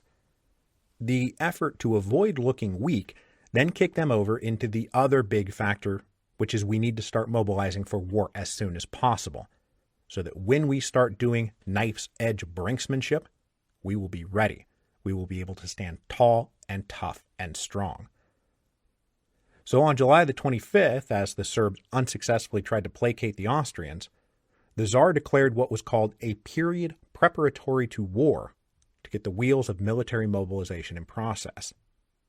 Once those wheels get going, they are going to be very difficult and almost impossible to stop. But still, this period preparatory to war did not mean Russia had to go to war. But when it was noticed in Germany, there was just no way they could sit around not mobilizing for war, or they would be the ones caught flat-footed. Austria, meanwhile, remained laser-focused on Serbia and believed that the Russians were bluffing, and they declared war on Serbia on July 28th. On July 30, the Tsar responded by ordering a general mobilization, which by definition meant following a plan that called for the simultaneous mobilization against both Austria and Germany. This spooked the hell out of the Germans, who had given their blank check to Austria and now had to back it up. Through all of this, Nicky and Willie exchanged their final telegrams. Both of them were trying to avoid a war that neither personally wanted, but both also made it clear that the other was the one who had to back down. Meanwhile, the apparatus of military mobilization, with its inertia far beyond either of their powers, was underway. On July 31st, Germany issued a double ultimatum to Russia and France to either stay neutral in any conflict between Austria and Serbia or face war with Germany. The Tsar now faced a terrible choice, and in his mind, that choice was between war and revolution. All the recent criticism in the press, the popular protests, the renewed labor conflicts over the last few years helped convince the Tsar that the danger of not going to war outweighed the danger of going to war. To back down again, to show his weakness again, might trigger a domestic crisis of political legitimacy that could lead to revolution. Reflecting on these days and the Tsar's decision, his foreign minister later said, and I'm quoting now, "Unless he yielded to the popular demand for war and unsheathed his sword on Serbia's behalf, he would run the risk of revolution and perhaps the loss of his throne." Meanwhile, war also offered a very promising possibility of ending all the criticism and labor unrest. It would turn angry workers into patriotic subjects. It would turn critics into supporters. It would rally the entire nation to a great patriotic cause, which would not destabilize the Tsarist system, but reinforce it and make it stronger than ever. Nicholas himself believed that by declaring war in the summer of 1914, that it would create, and he said this to his children's tutor who wrote it down, a national movement in Russia like that which took place in the Great War of 1812. And it was indeed to great fanfare and cheering that the Tsars stepped out onto the balcony of the Winter Palace and declared to his people that Russia was at war. Though many dangers and horrors lay ahead, Nicholas could at least rest easy, knowing that if nothing else, he had saved his throne.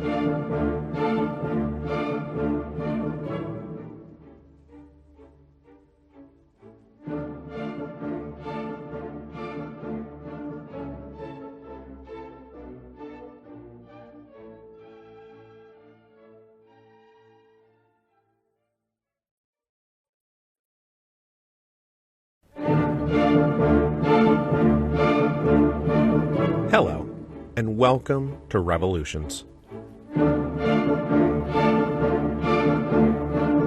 Episode 10.55, Whatever Happened to the International? Over the past few episodes, we have talked about the chain of events that led to World War I from the perspective of those shuffling around the halls of power: foreign ministers, prime ministers, presidents, kings, and emperors. The type of people who hang maps on the wall and treat the world like a giant game of Risk or diplomacy or whatever other tabletop game of world domination you happen to enjoy. As they treated the world like a great big competition, all of them were fundamentally guided by this thing called the national interest. When they sat around in fancy rooms trying to figure out what to do next, their calculations, tactics, and strategies were driven by a desire to advance the national interest of whatever sovereign political unit they happened to be working for.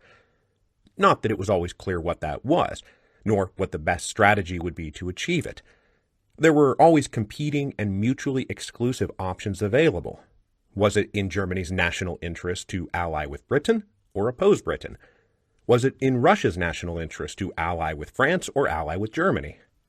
But the point is, wherever you went and whoever you were talking about, their fundamental preoccupation was the national interest. But there was a different point of view out there, an alternate framework for seeing the world. People who were trying to erode, undermine, and ultimately destroy national interest as a kind of thinking. To stop seeing the world from such a parochial, chauvinistic, and tribal viewpoint. And this connects us all the way back to episode 10.1 of this series, which was called what? That's right, the International Workingmen's Association. One of the founding pillars of socialism of all stripes, traditions, and disciplines was the belief that national identity and national interest were a barrier to understanding how the world actually works. One of the core objectives of socialism as a political, economic, and social project was to tear down this false consciousness and reveal the truth about the world, that a French worker had more in common with a German worker than they did with a French banker, that a Russian miner and an Austrian miner were on the same side against a ruling class that oppressed them both in the same ways, for the same reasons, and using the same tools, that for all their dynastic rivalries, the ruling classes of Europe were fundamentally aligned with each other in the much larger project of mass exploitation, that the material and economic conditions, what in Marxist terminology we call relations to the means of production, were far more important than mere regional differences like whether you typically ate sausages or cheese plates, or whether you drank beer or wine. Socialists believed that a huge part of their project was destroying these parochial blinders and allowing the workers of the world to recognize reality. The reality was that class relations, not national relations, were the true relations. Then, and only then, would they be able to throw off their collective shackles, the shackles of imperialism and capitalism and barbarism. Workers of the world unite. That had been the slogan going back to the Communist Manifesto in 1848. And what we are here to talk about today is why, after all this effort, all the books and the pamphlets, the speeches, the declarations, the study groups, the meetings, the manifestos, the workers of the world did not unite in the summer of 1914, and instead joined their respective national war efforts and went off to murder each other in the millions. Now, we spent a bit of time talking about the first attempt by the first generation of revolutionary socialists to achieve the dream of international worker solidarity in the International Workingmen's Association, which broke down due to ideological and personality conflicts between Marxists and anarchists in the mid-1870s. But what I have not yet talked about at all is that about 15 years later, they gave it another shot. In the mid-1880s, a new generation of socialist leaders concluded that the work they were doing in their own respective homelands ultimately necessitated international coordination and cooperation. And so, after much correspondence and many preliminary meetings between leaders of various social parties and the several European powers, delegates representing 20 different nations came together in Paris on July the 14th, 1889, the 100th anniversary of the fall of the Bastille, to found a new international coalition of socialist parties, what thereafter becomes known as the Second International. Now, socialists being socialists, the founding of the Second International was mildly complicated by the fact that divisions inside the ranks of the French socialists led to rival and competing assemblies on that July 14th, 1889, but let's not worry about that too much, because the Second International does ultimately reconcile itself into a functional, unified body that then lives on for the next 25 years. Mostly the Second International was a European affair, with delegates from Britain and Germany and France and Greece and Hungary, but right from the beginning, it did include delegates beyond the confines of Europe. There were a handful of delegates from the United States, as well as at least one guy from Argentina. Over the next 25 years, the number of nationalities represented in the Second International grew to include delegates from literally all over the world, from North America, South America, India, and Asia.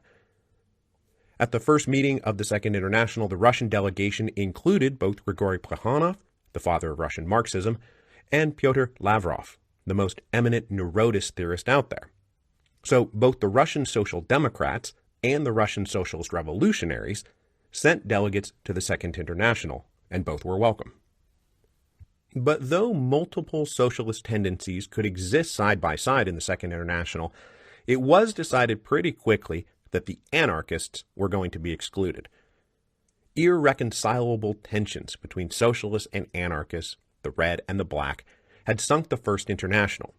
So the red socialists concluded, not without controversy and argument in their own ranks, to exclude the black anarchist groups from the Second International. They did this by including, among the set of requirements a group must meet before they could affiliate with the International, agreement with the principle that political work was an essential component of the socialist struggle.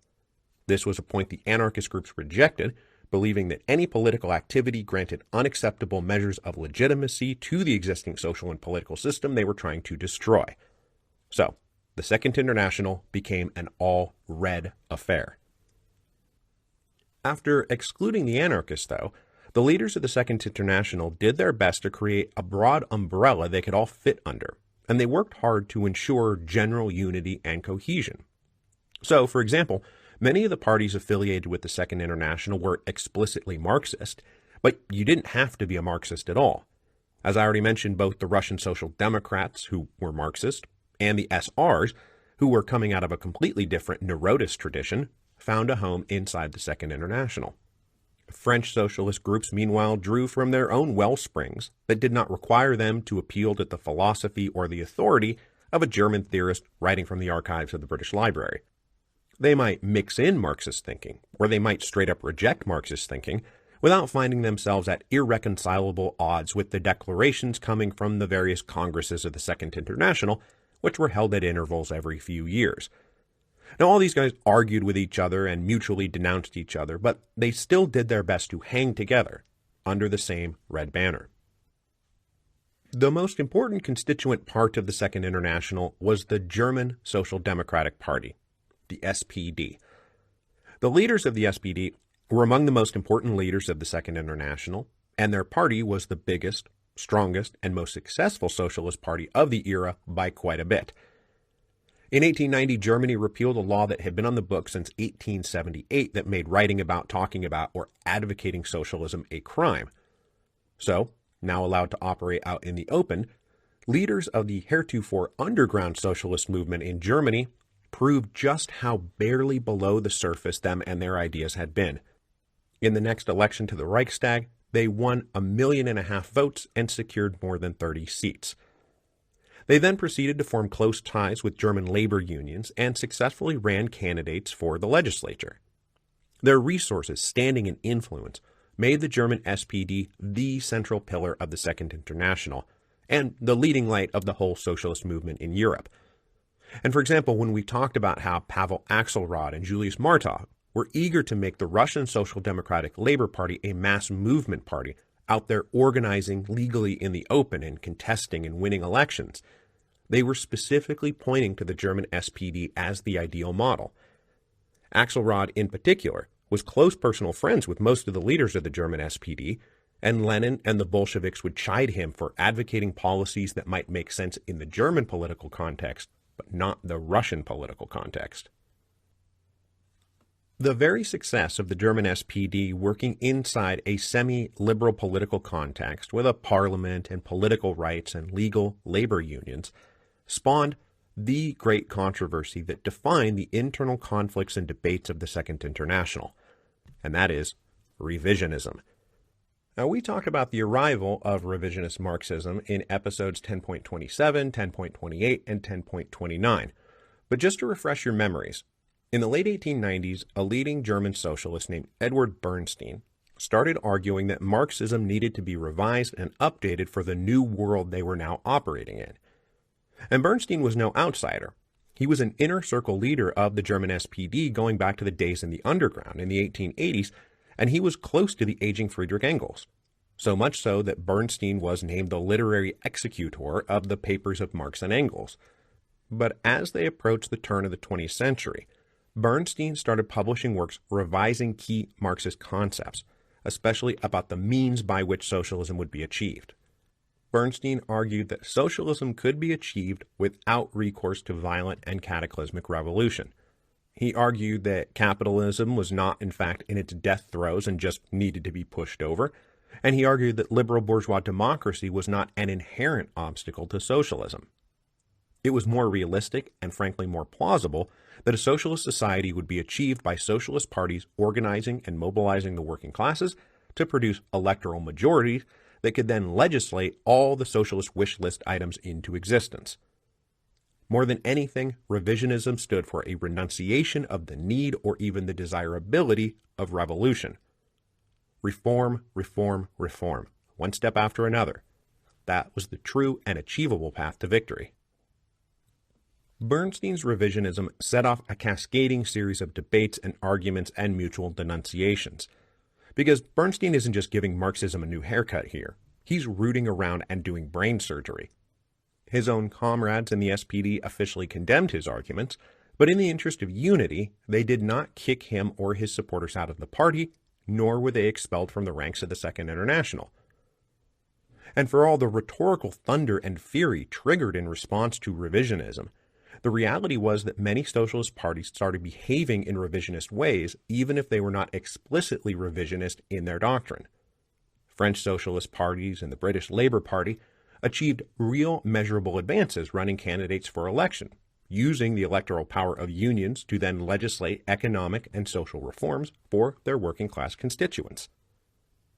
Now, there was, of course, a vocal left wing of the Second International, embodied by people like the famous Polish revolutionary Rosa Luxemburg, who believed that this was all fatally compromising the movement, that by embracing bourgeois parliamentary politics and viewing workplace regulations or wage increases as achievements to be proud of, all they were doing is making the shackles of capitalism so soft that workers stopped thinking they were shackles at all. The left wing argued that capitalism could not be reformed step by step until it became socialism. Capitalism had to be destroyed root and branch. Socialism could not grow out of capitalism, it had to replace capitalism. They warned their comrades that they were all in grave danger of losing sight of this fundamental fact. Now, as I said, we covered a lot of this ground in episodes 10.27 and 10.28 and 10.29, because the battles between revisionist Marxists and orthodox Marxists that consumed international socialism at the dawn of the 20th century, of course, spread over into Russia. Round about 1902 and 1903, the newly minted Russian Social Democratic Labor Party fought internally between orthodox and revisionist wings. The newspaper Iskra was specifically established to combat the heretical scourge of revisionism and economism and reformism, and maintain the true Orthodox revolutionary faith. These were the years when the future leaders of the Bolsheviks and the Mensheviks, like Plekhanov and Lenin and Martov and Axelrod, were all on the same side as defenders of Marxist orthodoxy. if for no other reason than arguing in favor of the parliamentary road to legislating reforms until socialism was achieved, seemed to be lunacy in the context of Tsarist Russia. There was no freedom of speech or freedom of the press or freedom of assembly. There were no elections to win. There was no parliament to legislate from. But then along came the Revolution of 1905 and the October Manifesto, which seemed to promise exactly the kind of semi-free parliamentary system that made the revisionist path possible. The creation of the Duma led to renewed soul-searching about how to achieve the end goal of socialism in Russia. Both the Bolsheviks and Menshevik factions ultimately boycotted elections to the first Duma and then backtracked and aggressively ran candidates for the second Duma. As the years went on, one of the key differences between the Bolsheviks and the Mensheviks was how close did they think their party was from becoming a mass open party of the working classes. Basically, how close is the Russian Social Democratic Labor Party to becoming the German SPD? The Bolsheviks said it's still a long ways off. Mensheviks thought they were actually pretty close and needed to start taking practical steps now to make the transition. In fact, the further right you go inside the ranks of the Mensheviks, you run into a new group called liquidationists who believed that the time had finally come to leave underground revolutionary activity behind for good, that terrorism, criminality, bank robberies, expropriations were just counterproductive banditry, and instead they should focus on legally organizing for reform legislation. Now, a similar debate was also happening inside the ranks of the SRs. And in our episodes about the first couple of Dumas, we talked about how the SRs were also divided on the issue of whether to engage in parliamentary politics or not. Those who were implacably opposed, who wanted to boycott everything and recommit to revolutionary terrorism, splintered off and became known as the SR Maximalists. Meanwhile, on their right wing, a chunk of SRs split towards legal parliamentary work. They reformed themselves as a new group called the Popular Socialists, more or less renouncing the underground and focusing exclusively on achieving agrarian socialism through legal parliamentary means. In 1909, even as unimpeachably a revolutionary as Katerina Breshkovskaya, the babushka of revolution, helped found a new faction of the SRs called New Path, renouncing the efficacy or the need for revolution. Now, through the whole period between the Revolution of 1905 and the arrival of the First World War about a decade later, there was something of a broad realignment happening within the larger spectrum of Russian socialism. Lenin and the Bolsheviks on the left were openly willing to make tactical alliances with left SRs and Maximalists who they had a lot in common with despite their doctrinal disagreements. Certainly Bolshevik policy was tactical alliances with the SRs is cool, tactical alliances with the liberals is not cool. Mensheviks, meanwhile, were often very ready to work with liberals to craft a larger left liberal bloc to combat the Tsar and conservatives in the Black Hundreds. And on this side, the popular socialists and right SRs and right Mensheviks and liquidationists tended to align with one another. Now, I don't want to oversell this, and there were still major differences between the Social Democrats and the SRs, and sometimes everybody just worked together for a shared project, but you see a new dynamic playing out inside of Russian socialism that is going to inform a lot of how they all respond to World War I, because I have sort of just drawn the line between the defensivists and the defeatists. The great controversy surrounding revisionism and the debates over how socialism ought to respond to a world which allowed them to operate in the open, thus potentially negating the need for illegal revolution, was the great controversy inside socialism during the 25 years of what one might call the age of the Second International. And the reason I dwelled a bit on it here today is that it directly informs the great controversy that ultimately destroyed the Second International. Because we need to explain why, after 25 years of declaring the necessity, the fundamental importance of advancing international solidarity of the working classes against the false consciousness of chauvinistic nationalism, why, when the brewing clouds of war finally clapped with thunder and rained in torrents in the summer of 1914, the socialist parties of Europe each joined their respective national war efforts and betrayed their international principles. Throughout their various congresses, and there were 9 of them in all between 1889 and 1914, The members of the Second International could not have been more clear. Great power wars were imperialist, nationalist, and capitalist, and no socialist could support them in any shape or form. Now, some allowances could be made if the war was purely defensive in nature, warding off a foreign invasion, or if it was a war of national liberation against a foreign oppressor. But mostly, great power wars are bad, and socialists cannot support or participate in them. They simply could not allow the workers of the world to be turned into cannon fodder for wars that benefited only the ruling class. Now, some left-wing leaders were not 100% on board with preventing great power war, as they saw those wars as the perfect opportunity to rise up and overthrow their respective governments, as Lenin would put it, to turn a foreign war into a civil war. But in the main, the consistent policy of the Second International was to oppose war.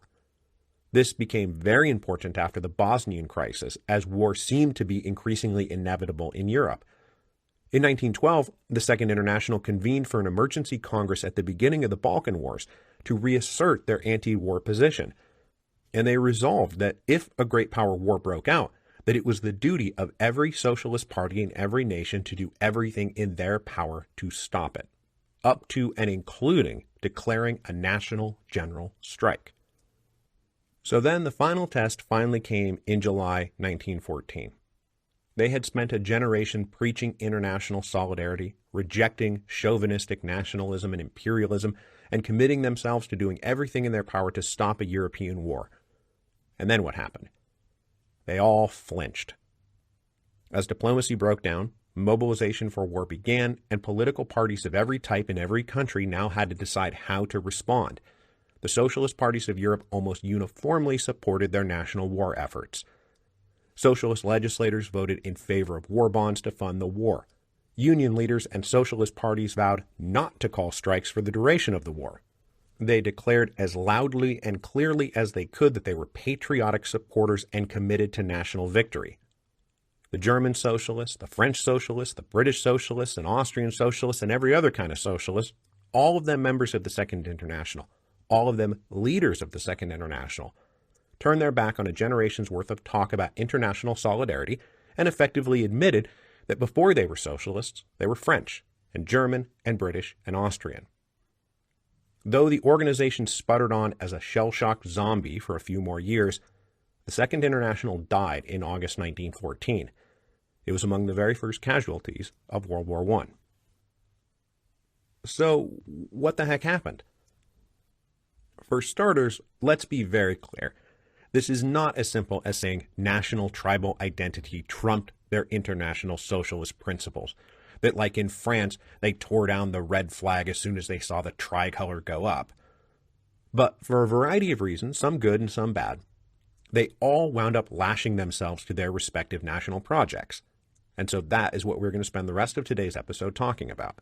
Why that happened. Now, the post-mortem on the Second International usually starts with the idea that it was the victim of the success of its constituent national parties.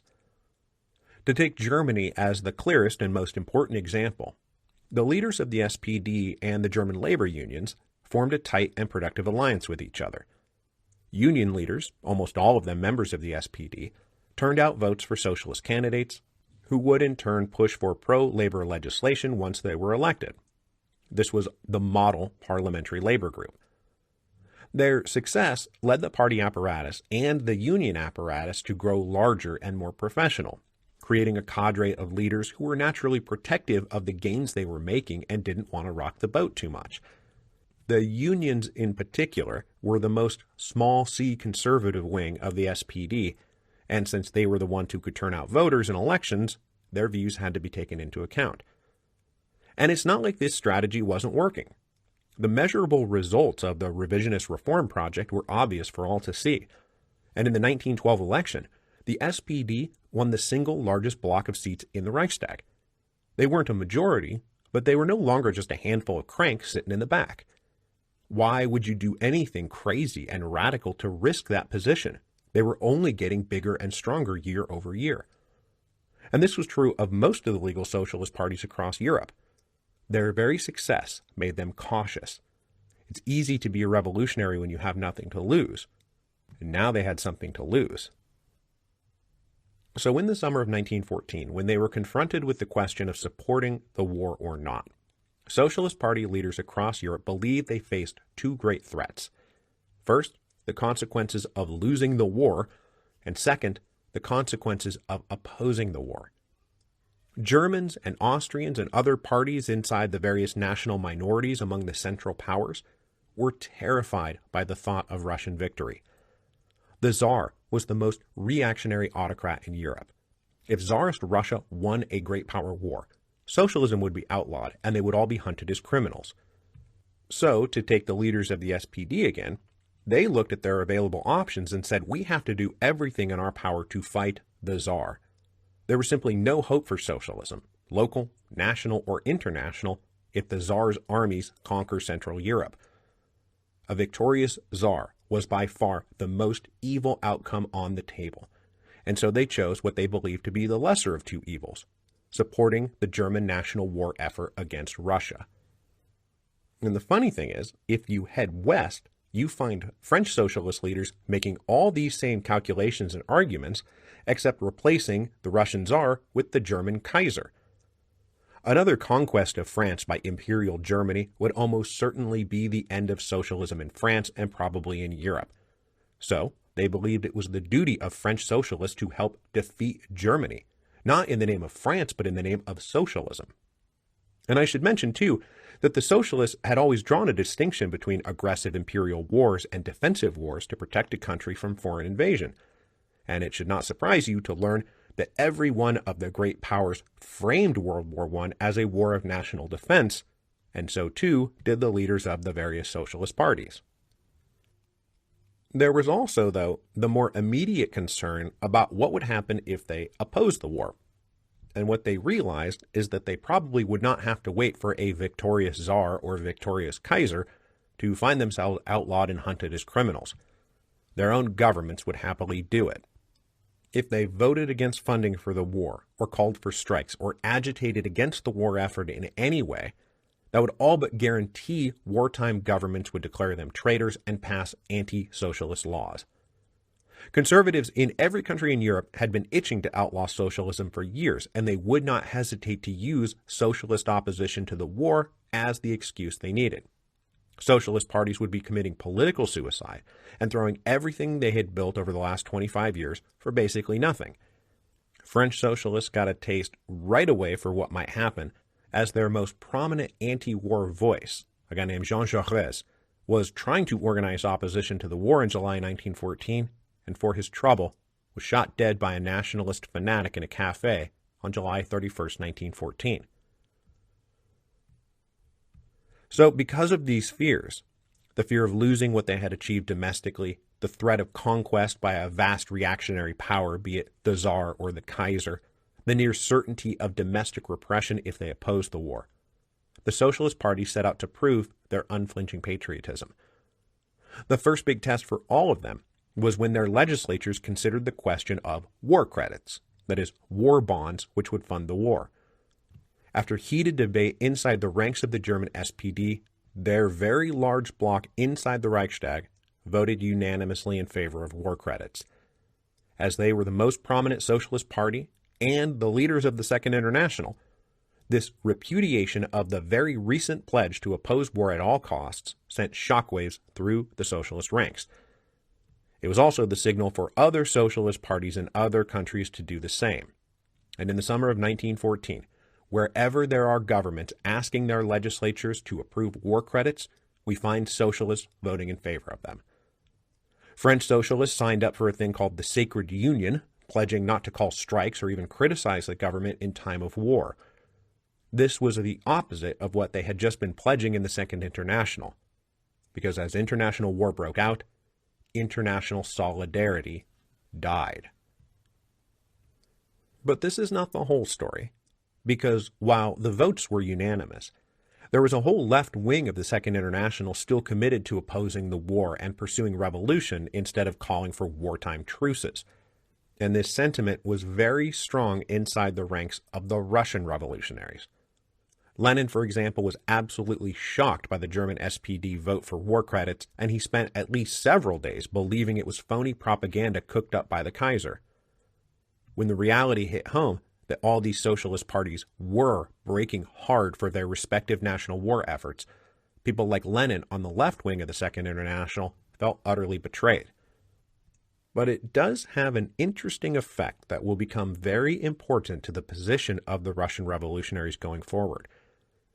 For 50 years, they had been a peripheral appendage to the cause of European and international socialism, considered by their Western comrades to be kind of overly quarrelsome, and whose only significant contribution to the cause of international socialism would be taking out the Tsar.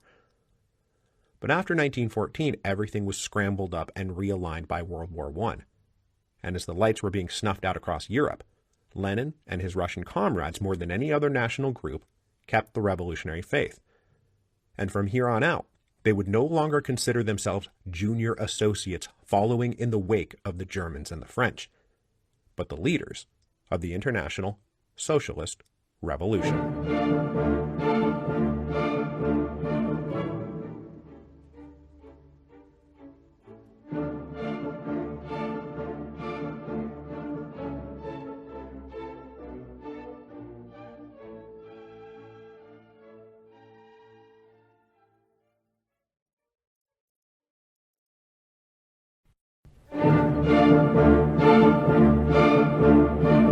Hello, and welcome to Revolutions. Episode 10.56, Great War, Great Retreat. Before we get going this week, I feel like I should take some executive notice of the fact that we are at episode 10.56 of the Russian Revolutions series.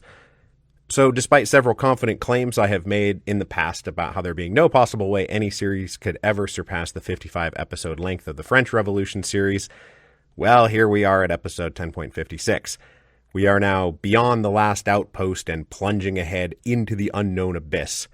And at least we can all take some comfort in the fact that while this series is the last series of the Revolutions podcast, it is now also officially the longest. We have so far successfully carried the story in the longest podcast series to date to August 1914 and the beginning of World War I. Now, of course, nobody knew at the time that it would be called World War I, nor even that in the immediate aftermath of this conflict it would be referred to as the Great War. And indeed, the first and most important thing to understand about the nature of World War I is that everybody walked into the conflict in August 1914 believing that it would all surely be over by Christmas. In the 100-odd years since the Congress of Vienna finally put 23 years of non-stop great power conflict to bed, wars were typically single-season affairs and rarely lasted longer than a single calendar year. Armies marched out, waged a campaign, fought a battle or two, and then hammered out a treaty based on the result. Now, there were exceptions to this, but this was generally the style of warfare that had reigned inside the living memory of all the leaders of Europe, and it naturally colored their assumptions in the summer of 1914. Now, of course, there were plenty of prominent voices inside every republic and monarchy and empire saying, I think this one might be a little different and in a very bad way. But in the main, planning, preparations, expectations revolved around the assumption that 20th century warfare would just be more of the same. Mobilize fast, strike first, knock out your opponent, then drive a hard bargain in the peace talks. Everyone will be home by Christmas. Now, in the interest of massively oversimplifying this, the principal axis upon which the whole insane apparatus of World War I hinged was Germany on one side and France and Russia on the other. Ever since France and Russia aligned in 1794, they had been planning how to wage a two-front war against Germany.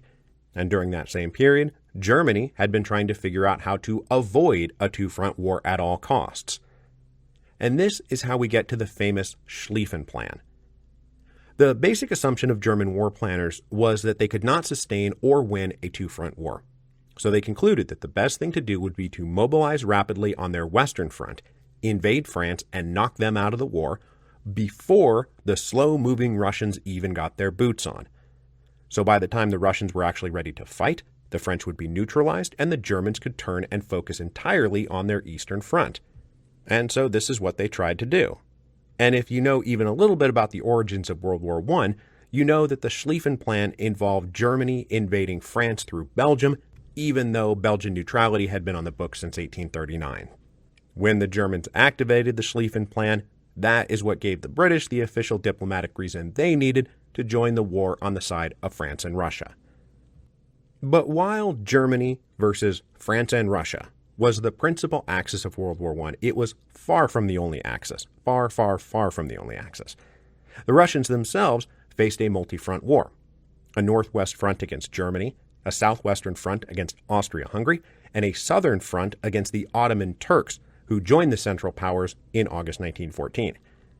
Now, if the Russians acted in a strictly self-interested way, their best plan was to launch a strong offensive against the weaker Austria-Hungary on their southwestern front, while being satisfied to merely hold the defensive line in the northwest against the Germans. Then, once they knocked Austria-Hungary out, they would be free to close in on a now isolated Germany from both the east and the south. But the French, not incorrectly, told their Russian allies, look, we need you to exert heavy pressure on the Germans right from the start, or they will throw everything at us and we will lose.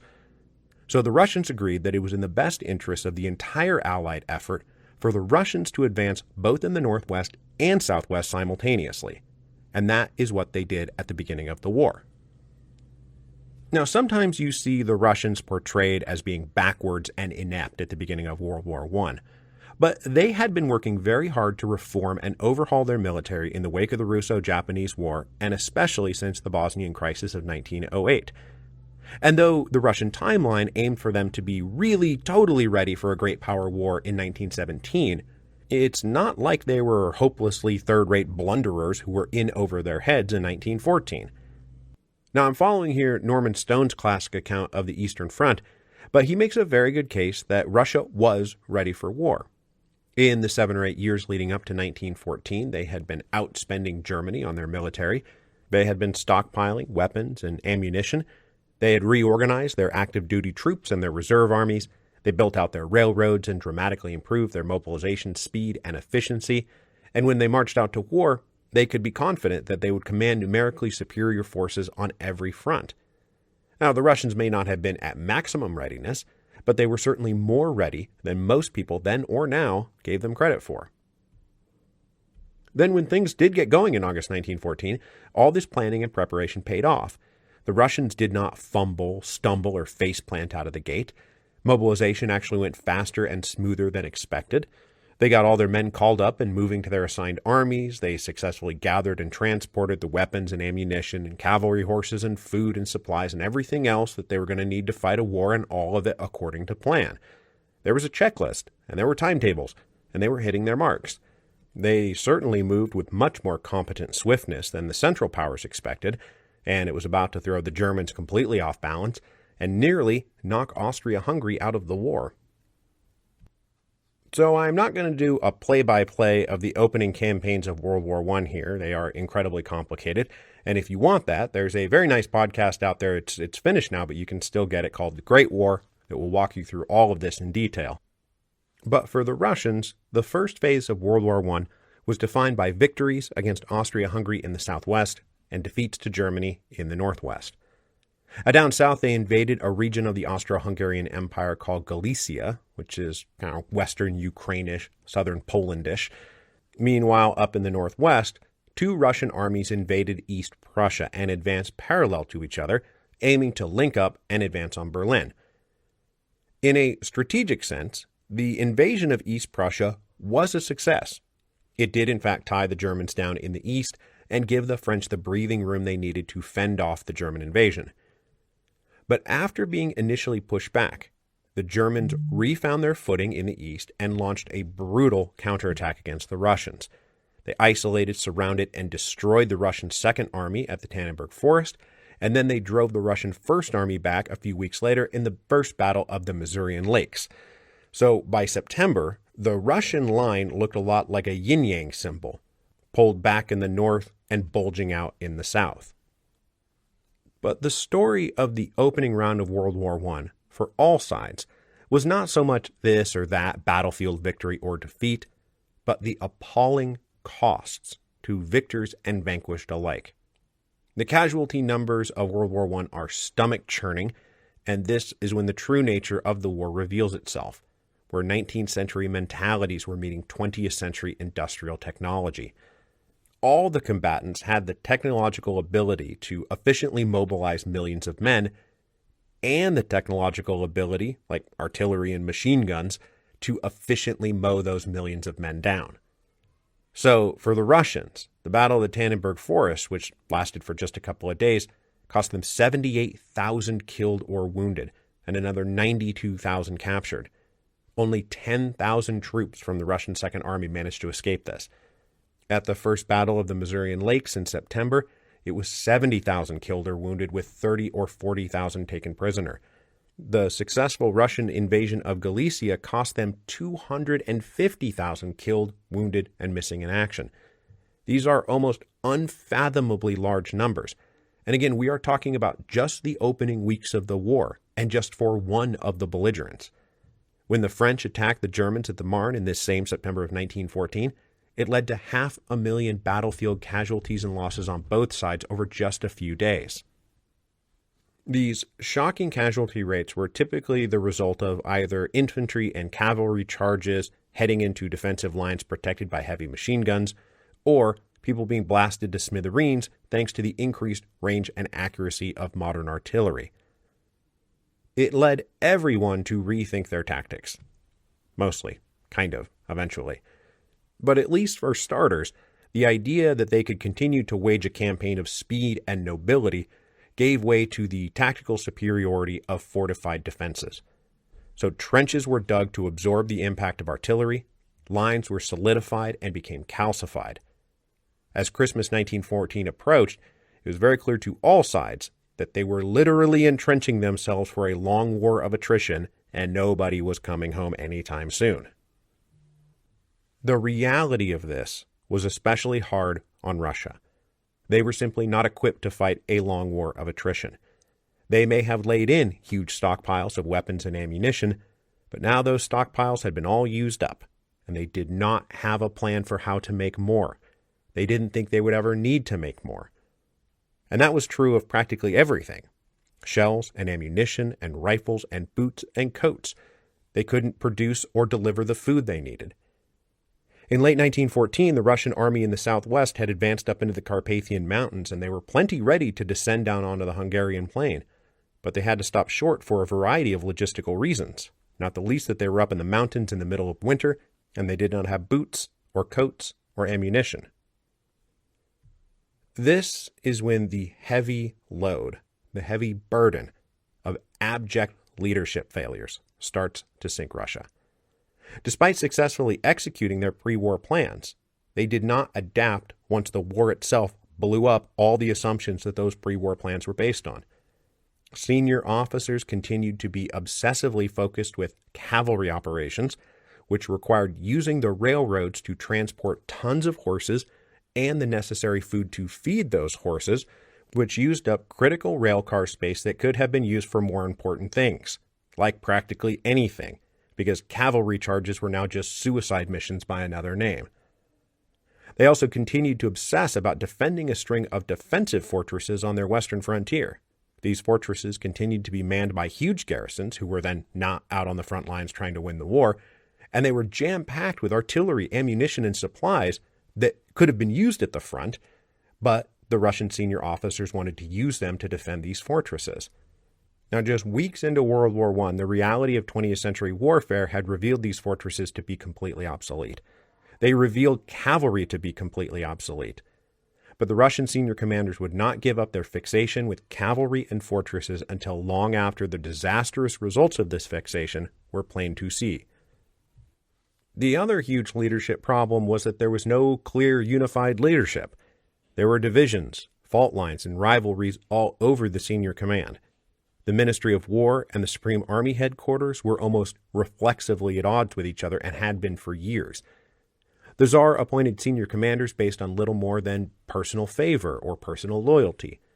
The supreme commander of the whole war, for example, was the Tsar's cousin, Grand Duke Nikolai, who had never fought a battle in his life. The Grand Duke's chief of staff was an imperial guard who Nicholas happened to quite like, and so that's why he got the job. And then, thanks to both personal rivalries and terrible communications, the various front commanders out there just seemed to do their own thing when and how they wanted, often clutching a handful of contradictory orders and plans coming from the several different chains of command floating around out there. One general set out on the front that everything was order, counter-order, and disorder. And through all of this, only a few senior commanders even grasped the reality of the war they were supposedly leading. Most of them stayed back in the rear in comfortable lodgings with their wives and families, out of danger, plenty warm, and very well fed. They did not know and they did not care about the hardships endured by the rank and file, and the general consensus, especially among the officers coming out of the old nobility, was that all these defeats were simply the results of the troops being too soft and too cowardly.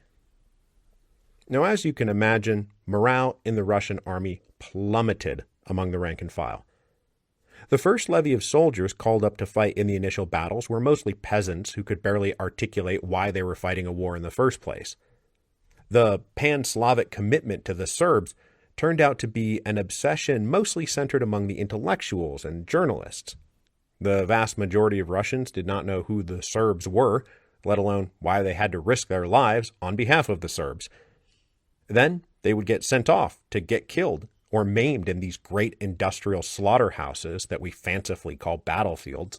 And then, when only a handful of them managed to actually make it back safely, they would be dressed down by their officers for being cowards. The trauma of the early battles was insane. Mass death and dismemberment doled out by the enemy, utter disdain and cruel indifference doled out by their own officers. All of the casualties and losses in August and September 1914 necessitated calling up additional reserves that had never really been factored into the war planning and whose training had been eliminated as a cost-cutting measure. These troops entered the war completely unprepared and now bearing the brunt of the massive supply shortages. They found themselves hungry, freezing, and unarmed, and feeling abandoned, abused, and tortured by their leaders. Over the winter of 1914-1915, morale was horrible. Desertion skyrocketed. And all the while, the senior officers responded by imposing strict discipline and corporal punishment, literally embracing the old joke line about how beatings will continue until morale improves. Meanwhile, operating in between the rank and file and the senior leadership were a new batch of middle-ranking officers who were promoted up from below to replace the tens of thousands of lieutenants and captains who had been blown to pieces back in August and September. These newly promoted officers not only had way more troops to keep in line than anyone could have reasonably expected them to manage, but also their sympathies were entirely with the men and against the aristocratic officer class. And small spoiler alert, this new cohort of officers will be the leaders of the mutinies that will help overthrow the Tsar. Meanwhile, back on the home front, frustration mounted. When the war began in August 1914, nearly everyone did the whole rally round the flag routine. Just like in the Russo-Japanese War, civic leaders, business leaders, and professionals of every shape and size wanted to contribute however they could. The Zemstvas once again became self-organizing engines, mobilizing doctors and nurses and setting up hospitals. They formed committees to coordinate and produce the supplies the military needed. Everyone was happily pitching in and doing their part. Then, round about September and October, their efforts took on a more desperate and vital energy. It became clear the official state apparatus did not have a plan for how to meet the ongoing needs of either the soldiers or the civilian population. Meeting those needs was going to come down to voluntary, private, and unofficial efforts. The Zemstvas became clearinghouses for nearly all wartime logistical operations, and they once again unified at the national level into a new Zemstva Union, chaired by the old liberal noble, Prince Lvov. These people worked around the clock with a patriotic and tireless zeal to do the work the government did not seem capable of doing or interested in doing.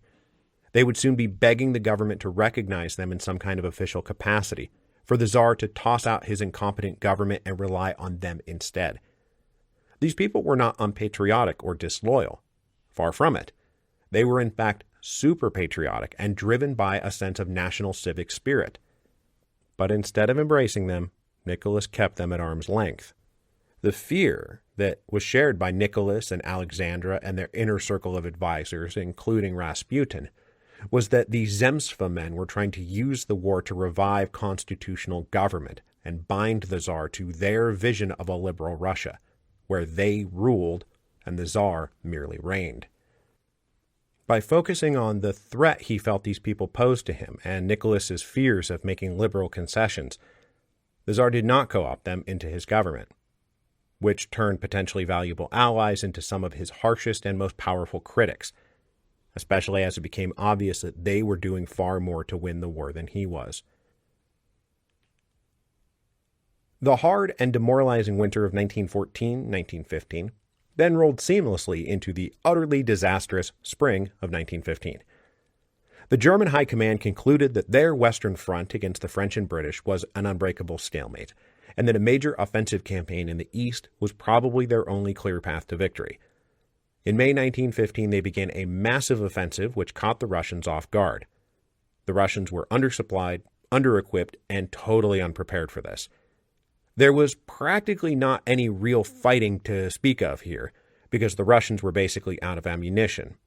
And for example, of the 220,000 troops in the Russian Third Army, only about 40,000 remained intact 10 days later. And there are stories from these battles about how the second wave of troops that would be sent out into a battle would be sent out unarmed. They were simply instructed to pick up the rifle of somebody else who had died already. This is insane. This is horrifying stuff. The Russian army was driven back with heavy casualties. In response to this potentially fatal breakthrough, the Russian High Command ordered a general retreat.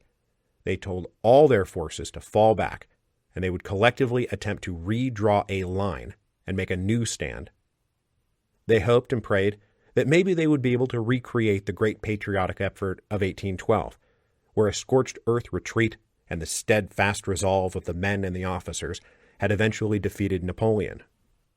But there was no real plan to make another 1812 happen. It was just kind of a hope they had.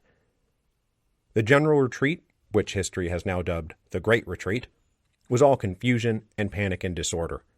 There was mass looting and desertion and destruction.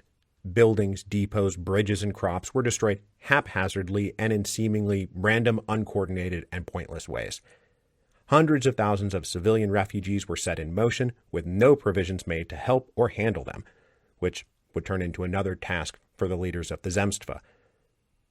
As they all retreated, they had to abandon that string of fortresses the senior officers had deemed so important just a couple of months earlier. All of them were packed full of vital supplies and guns and ammunition that had to be abandoned or destroyed.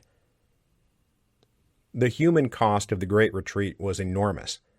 In military terms alone, it cost the Russians something like 2 million men, 500,000 dead, another 500,000 wounded, and a cool million surrendering at various points between May and August 1915. Desertions, of course, skyrocketed as men retreated and then just disappeared. Now, just to look ahead a little bit, the Russians do regroup and they do form a new defensive line, and the German advance does get bogged down on the Eastern Front and resettle along lines that will remain basically static until 1917. But it was in the midst of the Great Retreat that everyone started looking at the Tsar, his ministers, his lackeys, his cronies, and thinking, my God, these guys are screwing this all up. Now, the thing that was really driving people nuts was that it didn't have to be this way. One of the big things causing the critical shortage of shells, for example, was not that Russian industry did not have the capacity to produce the shells, but that contracts were going exclusively to friends and cronies of the Romanovs or government ministers. In June of 1915, as the debacle of the Great Retreat unfolded, the government formed a special council for artillery supply, but it was composed almost entirely of friends in the government in Petrograd, which, as soon as I say that, I realize I forgot to mention that in a fit of acute war fever, the Tsar decided to officially rename St. Petersburg Petrograd to make it sound less German and more Russian, because, that's the kind of thing you do when you get into a war. Sauerkraut becomes liberty cabbage. French fries become freedom fries. So, yeah, we're going to start calling it Petrograd now, just FYI. Anyway, the famous Putilov Ironworks, which you'll recall were the epicenter of the revolution of 1905, received more than 100 million rubles worth of orders for shells, while charging the government 6 times the normal rate. Now here's the thing. The Putilov Ironworks did not have the capacity to meet this order, and in the end they did not meet the order. And in fact, Putilov, the owner of the Putilov Ironworks, used the money he got from the government to prop up his other failing enterprises until the whole thing collapsed into a heap of bankruptcy in 1916. Meanwhile, other factory owners, less well-connected factory owners, especially in Moscow, complained that their factories were sitting idle in the midst of wartime emergency. With massive shortages of nearly everything, they were struggling to keep their doors open because they were not getting any orders or any contracts. In July of 1915, some of these Moscow leaders got together and organized something called the War Industries Committee, and it was made up of a lot of liberal critics of the autocratic regime who believed that the economic health of Russia and the national war effort were being stymied by the current czarist leadership and, frankly, the whole system. And another little spoiler alert, when a provisional government is formed in the wake of the February Revolution, something like half its members come from the War Industries Committee. Now, the Tsar's response to this was first to placate his critics and then make arguably the biggest mistake of his life. In June 1915, he sacked some of the most conservative and reactionary ministers he had, and then in July of 1915, under heavy public pressure, he recalled the Duma to session. And when the Duma came back into session, about 2/3 of the delegates promptly formed a patriotic progressive bloc ranging from the moderate right to the moderate left under the guidance of the cadet leader Pavel Milyukov, whose goal here would be twofold. First, win the war, and 2, prevent a revolution. The delegates of the recalled Duma were very concerned that military defeats, strikes, demoralization, and social unrest were all on the upswing, and that if they didn't get a handle on things, the whole empire was going to blow up. They begged the Tsar to appoint a new slate of ministers that they approved of, competent ministers who could win the war and, by extension, prevent a revolution. But instead of leaning on this patriotic bloc who were trying to win the war and prevent a revolution, Nicholas got spooked and ran in the other direction. Encouraged by Alexandra, who was already becoming a massive political liability, Nicholas decided to go all in on autocracy. With the war effort failing, he would take over as supreme commander of the war. He would go to the front and he would personally lead his people to victory. Now was not the time to set back and let these ambitious liberals and business leaders take over, but to prove that the system worked, that God was right, and that he, Nicholas, was still the man for the job. The Tsar's decision to take over as supreme commander of the war turned out to be a huge mistake. Nicholas was not a soldier and could provide nothing in the way of strategic vision or leadership or advice, and no matter what, he was just going to have to defer to whatever the generals told him. But, okay, maybe he could be a morale-boosting figurehead.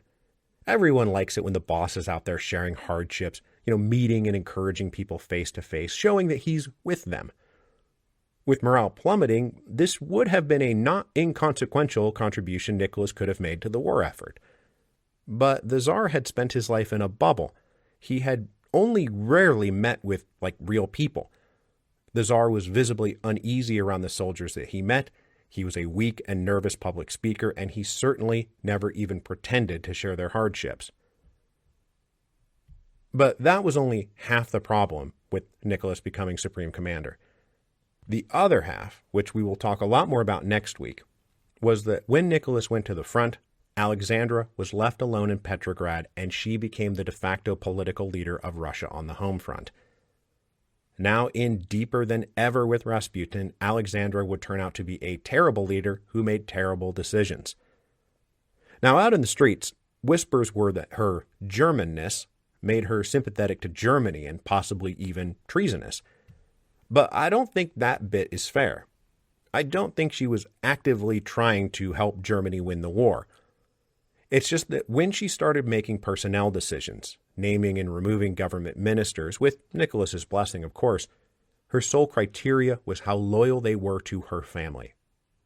Her response to the War Industries Committee in Moscow was to gripe that they were trying to take over the empire, and she wrote to Nicholas saying things like, "Ugh, I just wish we could hang these people." Alexandra is going to turn out to be a disaster for Russia and a disaster for her family. There's just no way to sugarcoat that. Next week, we will talk all about this as the conflicts and tensions both at home on the war front grow and grow.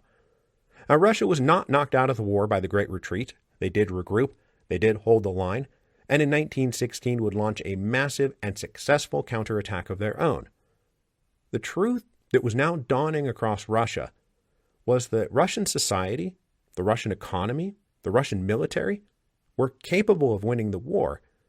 It's just that the biggest obstacle to victory was the Tsar, his wife, and their friend.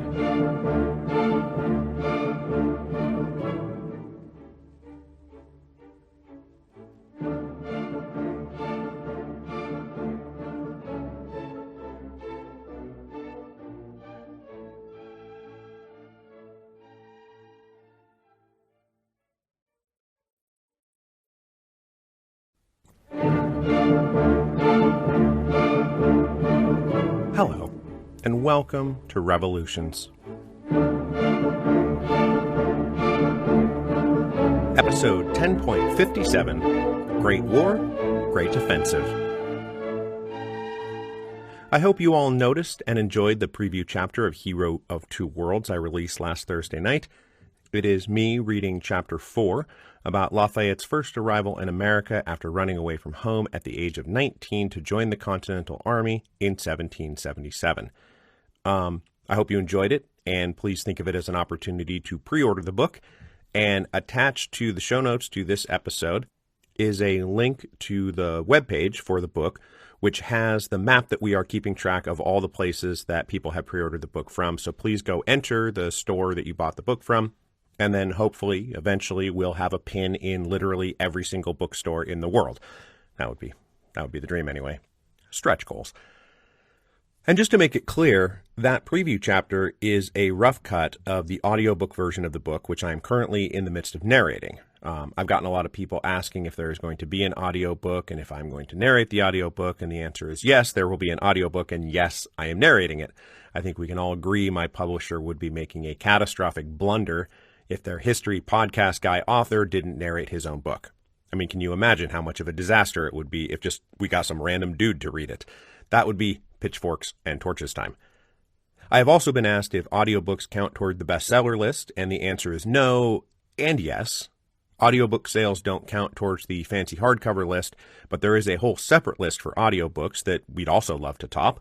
So by all means, if you want to just listen to me read you Hero of Two Worlds like you've always listened to me narrate other historical events, I will happily insert myself into your ears on August 24th when the audiobook simultaneously comes out. Or you can pre-order both. That would work too. So obviously, we avoided making an obvious catastrophic blunder by not having me read the audiobook, but today we are going to talk about some people who did not avoid making catastrophic blunders. We're talking about the Tsar, his wife, and their advisors. Now, I'm going to pause for just a moment and bask in the glory of that segue. And now we can move on. For Russia, the first year of the Great War was marked by disasters and missed opportunities.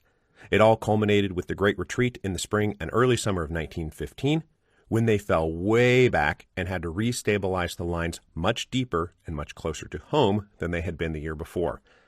And we ended last week with the Tsar responding to this crisis by taking personal command of the army, as if the big problem was that Russia's supreme commander wasn't inexperienced and weak-willed enough. When he departed for the front, the Tsar left behind a precarious political situation.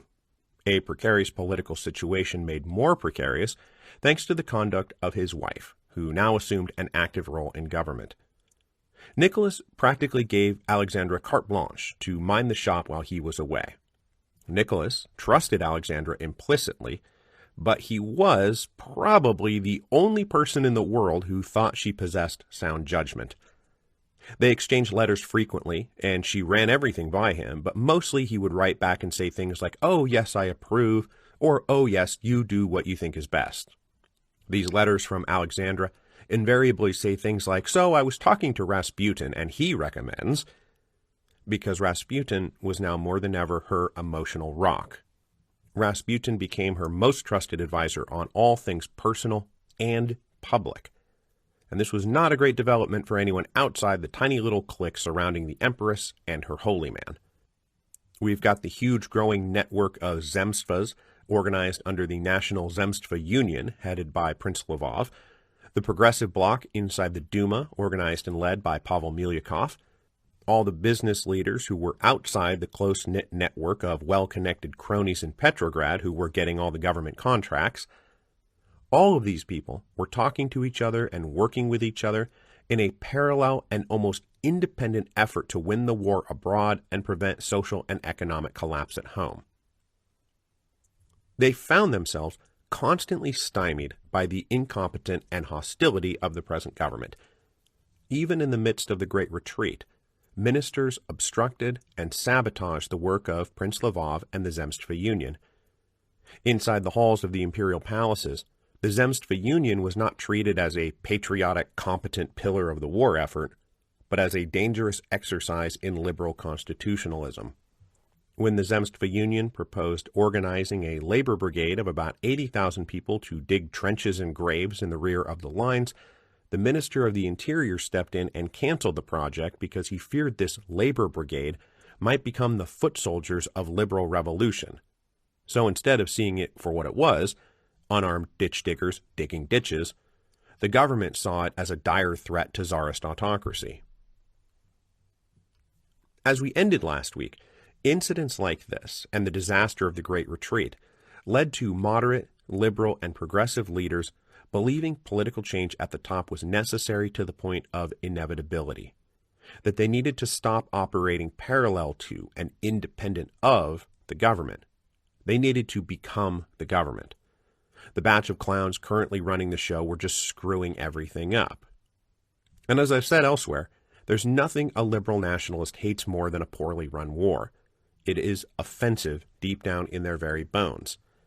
In the late summer of 1915, they attempted to use the emergency atmosphere of the Great Retreat as an opportunity to force the Tsar to form a new government made up of them, or at least people they trusted, to win the war. But winning the war was only half of it. As I mentioned last week, their two big motivating factors were win the war abroad, but also prevent revolution at home. These guys feared revolution as much as the arch-Romanov loyalists did. That if they, that is, all the liberals and moderates and business leaders, were not the beneficiaries of political change, that things would continue to slide in a more radical direction towards socialist revolution. That the beneficiaries would instead become socialists and anarchists and neurotists, workers and peasants and common soldiers and sailors. And we can't have that now, can we?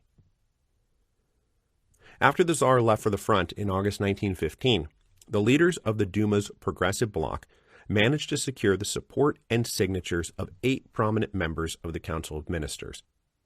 They drafted a declaration on August 28th recommending the Tsar work with the Duma. And this incident is somewhat melodramatically dubbed the Revolt of the Ministers. It wasn't really a revolt by the ministers, but it won't surprise you to learn that's how Empress Alexandra saw it. She saw in this movement not the answer to Russia's problems, but a threat to everything she held dear. These people were trying to bully her husband and push him off his God-given throne. Nicholas himself was more than willing to go along with Alexandra's framing of this as an attempt to undermine his authority and reduce him to being a mere figurehead. The irony of all this is that both sides believed they were doing what was necessary to prevent domestic revolution. In the wake of the frustrating humiliations of 1905, Nicholas personally concluded that his biggest mistake had been giving in to the reformists at all. That once he started giving reform an inch, revolution tried to take a mile. His read on what happened was that as soon as he re-embraced autocracy and started undoing and undermining the promises of 1905, things got much better for him. Meanwhile, the moderate and liberal and progressive leaders pushing for him to work with the progressive bloc and form a new government also believed they were trying to avoid revolution, that if the Tsar didn't accept them, the war would be lost, which would inevitably lead to massive social upheaval. Now, Nicholas believed he was personally the dam holding back revolution, and these liberal civic leaders also believed they were the dam personally holding back revolution. So the Tsar's response to this little revolt of the ministers, which was just them recommending he work with the Duma, was to suspend the Duma on September the 2nd, 1915, and reaffirm his commitment to his present government. The closure of the Duma sparked a 2-day strike in Petrograd, which seemed to confirm to Nicholas that he was right and these Duma leaders were trying to stage a revolution, and also seemed to confirm that the Duma leaders were right, and that unless the Tsar embraced them, Russia was going to explode. Prince Lvov personally led a delegation to the Tsar to beg him to reconsider, to emphasize that they represented the material and economic strength of Russia, and that the Tsar was making a huge mistake fighting them instead of embracing them, that they were happy to bear the heavy burden of winning the war if only the Tsar would let them. This is what Lvov wanted to say anyway. The Tsar refused to meet with him or the delegation he led. Then on September 16th, the Tsar called all his ministers to attend to him personally and angrily dressed them down and reminded them who was in charge around here. They meekly submitted, and that was the end of the so-called revolt of the ministers. At a congress of the Zemstva Union held in the midst of all this, a distressed but resolute Prince Lvov told his colleagues, "We can no longer allow ourselves to remain merely governed." But like I say, these moderates and progressives and liberals faced a huge dilemma. By the late fall of 1915, they were coming to the conclusion that the Tsar was never going to simply listen to reason, that to change the government would probably require a revolution, and it left these civic-minded patriots in a bind. They didn't want a revolution. Encouraging popular protests, strikes, and demonstrations to force the Tsar to back down meant activating forces they feared would form an uncontrollable hurricane that would, among other things, shut down the factories and dockyards and mines and railroads and create so much chaos that it would pave the way for military defeat, which they also feared. Meanwhile, the Tsar dug in his heels. He reneged on a promise to recall the Duma in November 1915. Their next sitting was now postponed indefinitely. The war industries committees in Moscow, which had started to get a bit of a toehold and make some positive contributions to the war effort, found their recently tapped supply of government contracts drying up. The loyalist cronies, who never failed in their prostrate supplications to Nicholas and Alexandra, reasserted their control over the wartime economy.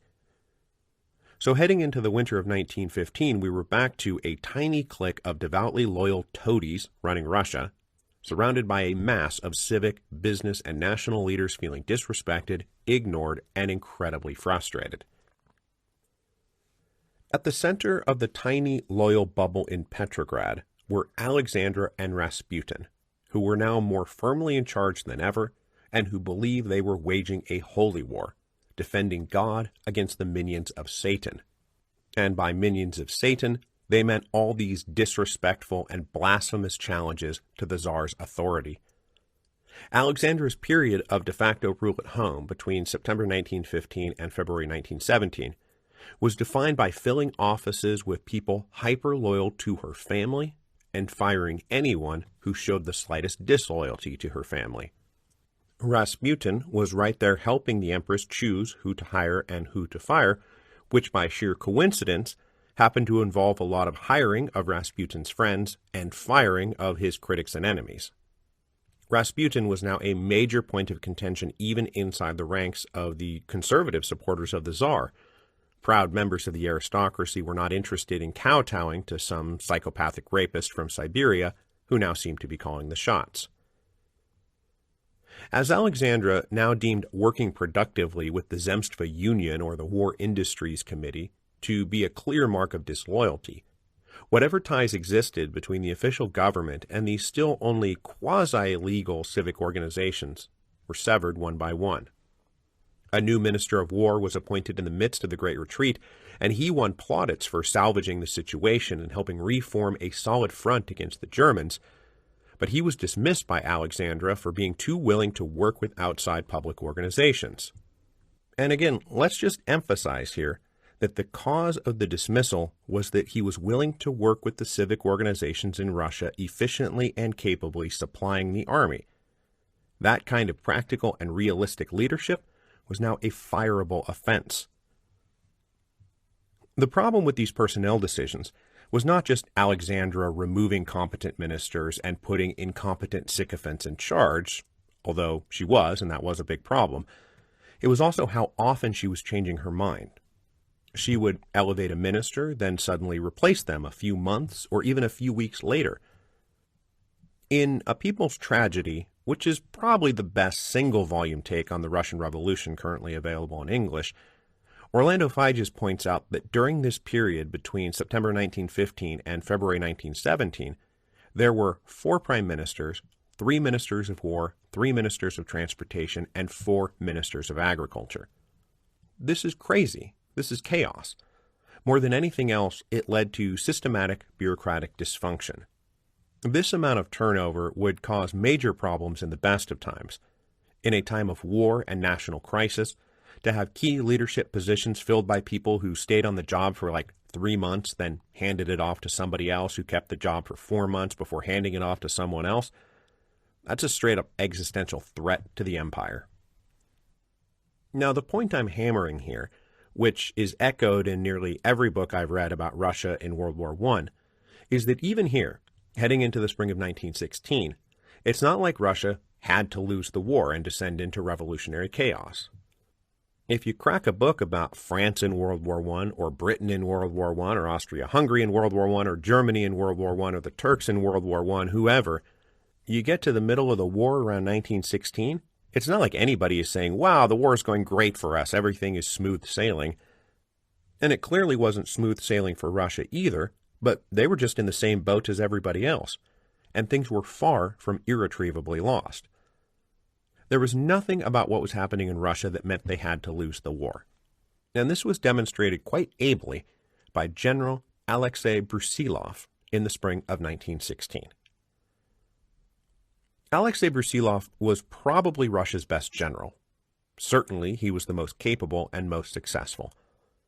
He was a career soldier, and at heart just a run-of-the-mill conservative, loyal to the Tsar, loyal to the army, and loyal to Russia.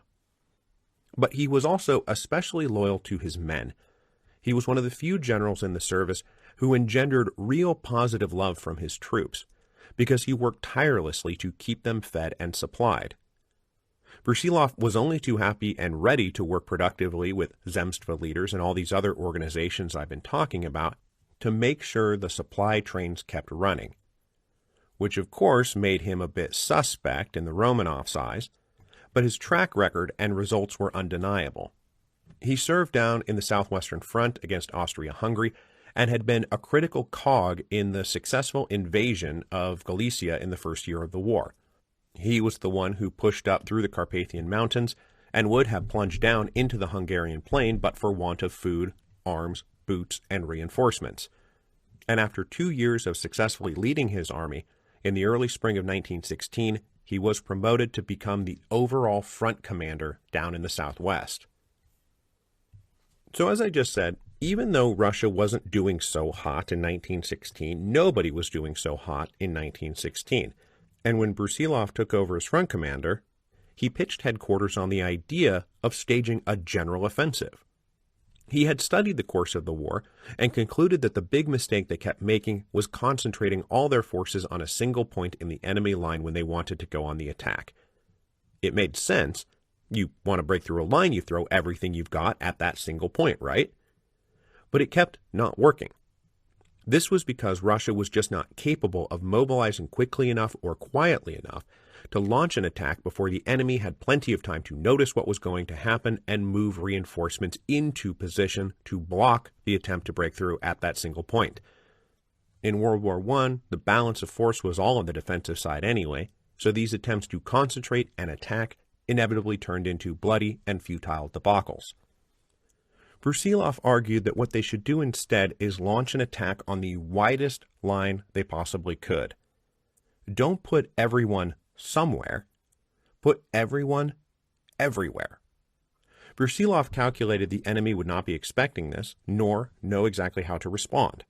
They wouldn't know where to send reinforcements or where to concentrate their own defenses because they would be getting swarmed everywhere. Brusilov also now had better intelligence than the Russians did at the beginning of the war because aerial photography was becoming a thing, and he was able to sit and look at photographs of the Austrian fortifications and know exactly where artillery positions were and machine gun nests were, so units could be instructed exactly where to go and how to approach up and down this long, thin, and fanned-out line. The front commanders in the Northwest were very skeptical of this, especially as Brusilov pushed his plan for a southwestern offensive that would ultimately be a flanking distraction to a similar huge push in the north against the Germans.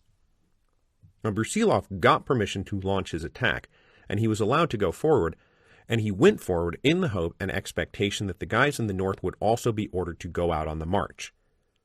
And so, on June the 4th, 1916, he got started. His armies launched a huge, wide general offensive, and within 48 hours they had punched through a 50-mile-long stretch and were freely advancing. After a week and a half, the Russians had taken 200,000 prisoners. It sent the Austro-Hungarians into complete panic, and they thought maybe this is it, we're going to have to sue for peace. As Brusilov conducted this incredibly successful offensive, what we now call creatively the Brusilov Offensive, he made headlines all over the world. But unfortunately, the commanders in the north refused to budge, and as they were all friends of the Tsar and indulged by the Tsar, when they said, "We don't really want to do it," he said, "Okay, don't do it." Plus, Nicholas had Alexandra in his ear, saying things like, "Oh, Rasputin was praying the other night, and he says there's bad vibes around an offensive against Germany, so don't do it."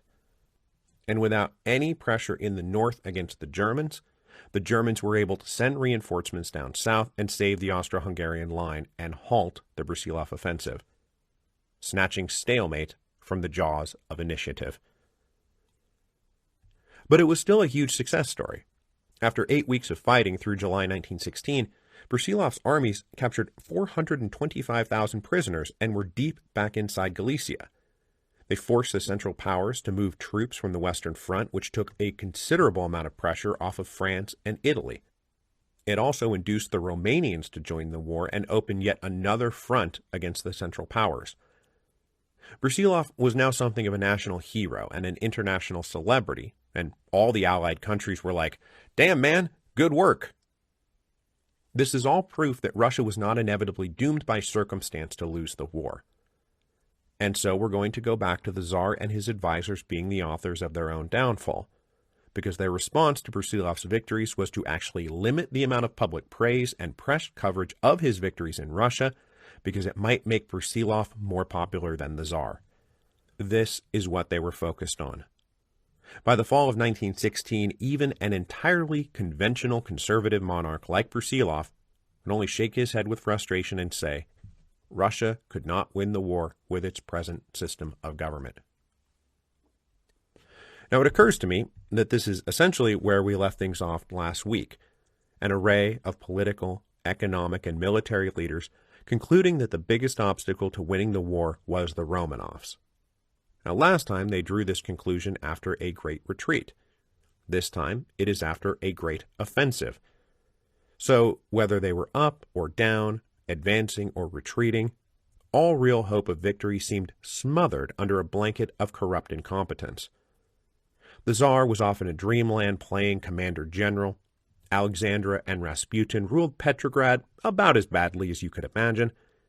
The war was becoming endless. Demoralization, unrest, and frustration sank deeper and deeper into every social class. And the fixation of all that deep and bitter frustration was the Romanovs. So where does that leave us? It leaves us in the fall of 1916, with everyone beginning to roll downhill towards the February Revolution of 1917, now just a few months away. And next time, we are going to get that ball rolling. Now, I am taking next week off, which is a pre-scheduled break. It's not another medical emergency, I promise. But we will come back in 2 weeks for the beginning of the Revolution of 1917.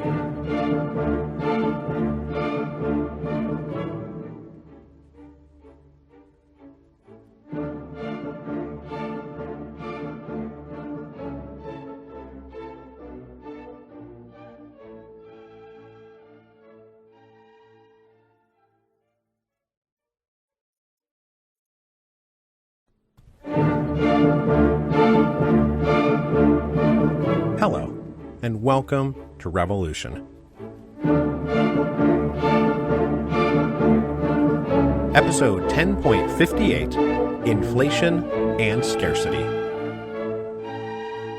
We spent the last 2 episodes discussing Russia's bloody trudge through World War I, taking us from the summer of 1914 roughly up to the fall of 1916.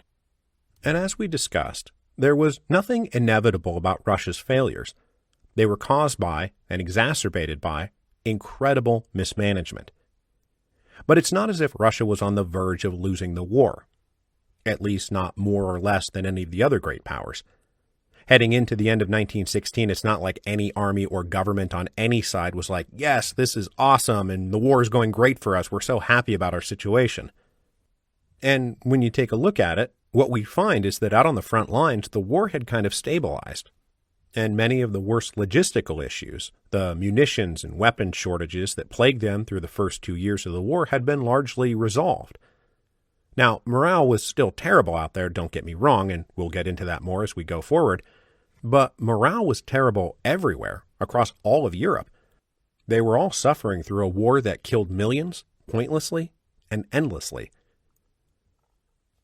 So this week, we are going to turn our attention to the domestic front, because just as things were sort of stabilizing out on the front lines, a social, economic, and political crisis was breaking out back home, and that is going to be the main source of the February Revolution. This was a crisis centered especially in the urban areas that will trigger unrest, agitation, and direct action that will provide fuel for the ever-enlarging political opposition to Nicholas and Alexandra. And we've been here many times before on the podcast. This is how revolutions are made. People with money, influence, power, and ambition who feel stifled and frustrated with the existing regime and believing they now have to take drastic action in order to avert what they see as a national catastrophe, being supported by and driven by agitation in the street that has a lot more to do with literal bread and butter concerns, like there's no bread or butter.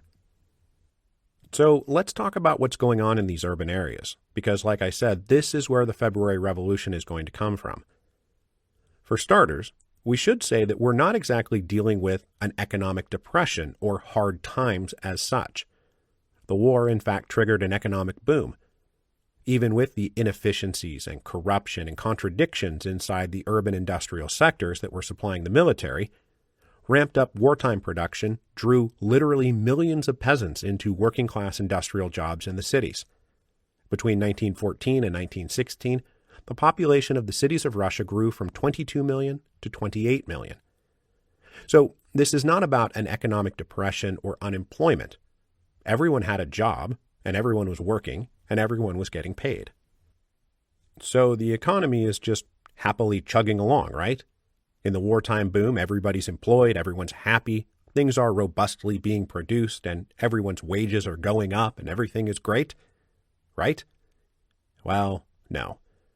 There were 2 huge problems that started to take hold that drove the urban population from people just going about their business to people launching a revolution. Those 2 problems were inflation and scarcity. Inflation and scarcity. This is the 1-2 punch that is going to knock out the Romanovs. So, let's talk about them. Fighting a war means paying for a war. The Russian government did several things to meet their financial obligations. They contracted some foreign loans, mostly from Britain. They issued war bonds, like all the other great powers. But none of this was quite enough. They did not, for example, find as many takers for their war bonds as the other great powers. The government was also loath to impose new taxes, And in fact, in one critical area, they actually managed to knock out a significant pillar of their annual tax revenue. But we'll talk about that in a second. So absent other options, they embraced the expedient of printing more paper currency to pay their bills. Prior to the war, Russia was on a strict gold standard, and nearly every note in circulation was backed by an equivalent amount of gold housed somewhere in the empire. But they disengaged themselves from the gold standard to meet wartime financial needs. Between the summer of 1914 and the end of 1916, the amount of paper money in circulation increased by something like 600 to 800%. That is a lot. A big effect of all this paper printing was price inflation, especially the prices of vital commodities like food. And now I'm sure you already know what I'm going to say next. That's right, the rise in prices was not matched by a rise in wages. So every day, everyone's take-home pay bought them less and less at the store. This was especially true for anyone on a fixed salary, lower-level bureaucrats, doctors, teachers, those sorts of professions. They just kept receiving the same paychecks as the prices began to soar. But it was not just a dynamic of rising prices and stagnant wages. In fact, between 1914 and 1916, average wages of the urban working classes practically doubled. The problem was that over that same period, the average cost of basic necessities quadrupled. And so even though they were making more, they were still able to buy less. So from the lowest ranks of the unskilled working class on up through the previously comfortable professional middle classes, people are taking their wages to the store, the market, the bakery, and finding they were simply unable to buy the things they needed with the amount of money they had. Now, maybe inflation alone, bad as it was, would not have been a revolution-sparking crisis, were it not for the fact that it was also being met by an acute scarcity of those same necessary commodities. And I am talking here about really basic stuff: food, fuel for fires, coats and boots, tools, anything and everything you actually need to live on a daily basis. Shop shelves were bare. Scarcity became a problem which, like inflation, impacted not just laborers and workers, but white-collar workers, bureaucrats, functionaries, lawyers, doctors, and teachers. They were all staring at the same bare shelves. Even rich factory owners had to sometimes shut their plants down because they could not find enough coal to heat their furnaces. The causes of wartime scarcity were structural, and they were also understandable. The needs of the Army came first, both in terms of what was produced and who got priority use of the railroads. And there are stories, for example, of grain that was supposed to go to feed Petrograd rotting in a depot because the rail cars never moved. The food was there, it was available, it just never got access to the railroads to take it where it needed to go. Or we can look at the coal supply. Russia's recent orientation toward Britain meant Petrograd had been getting most of its coal imported from Britain rather than transported internally by rail, which was more expensive, took longer, and a far more difficult journey.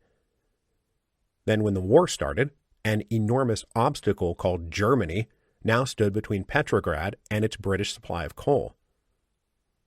There's also just a very basic supply and demand problem here. You take all those rural workers who were conscripted into the army or who took jobs in the city, and you're turning people producing food into people who need food. There were about 8 million men now out on the front lines. And as I just said, the populations of the cities increased by about 6 million in just 2 years. And in particular, what this led to was a collapse of productivity from large commercial estates. Those big estates had been the entities traditionally producing the grain that fed the cities. But the population transference caused by the war basically removed the wage labor force working those big estates. Almost overnight, there was no one to work the estates, and productivity collapsed.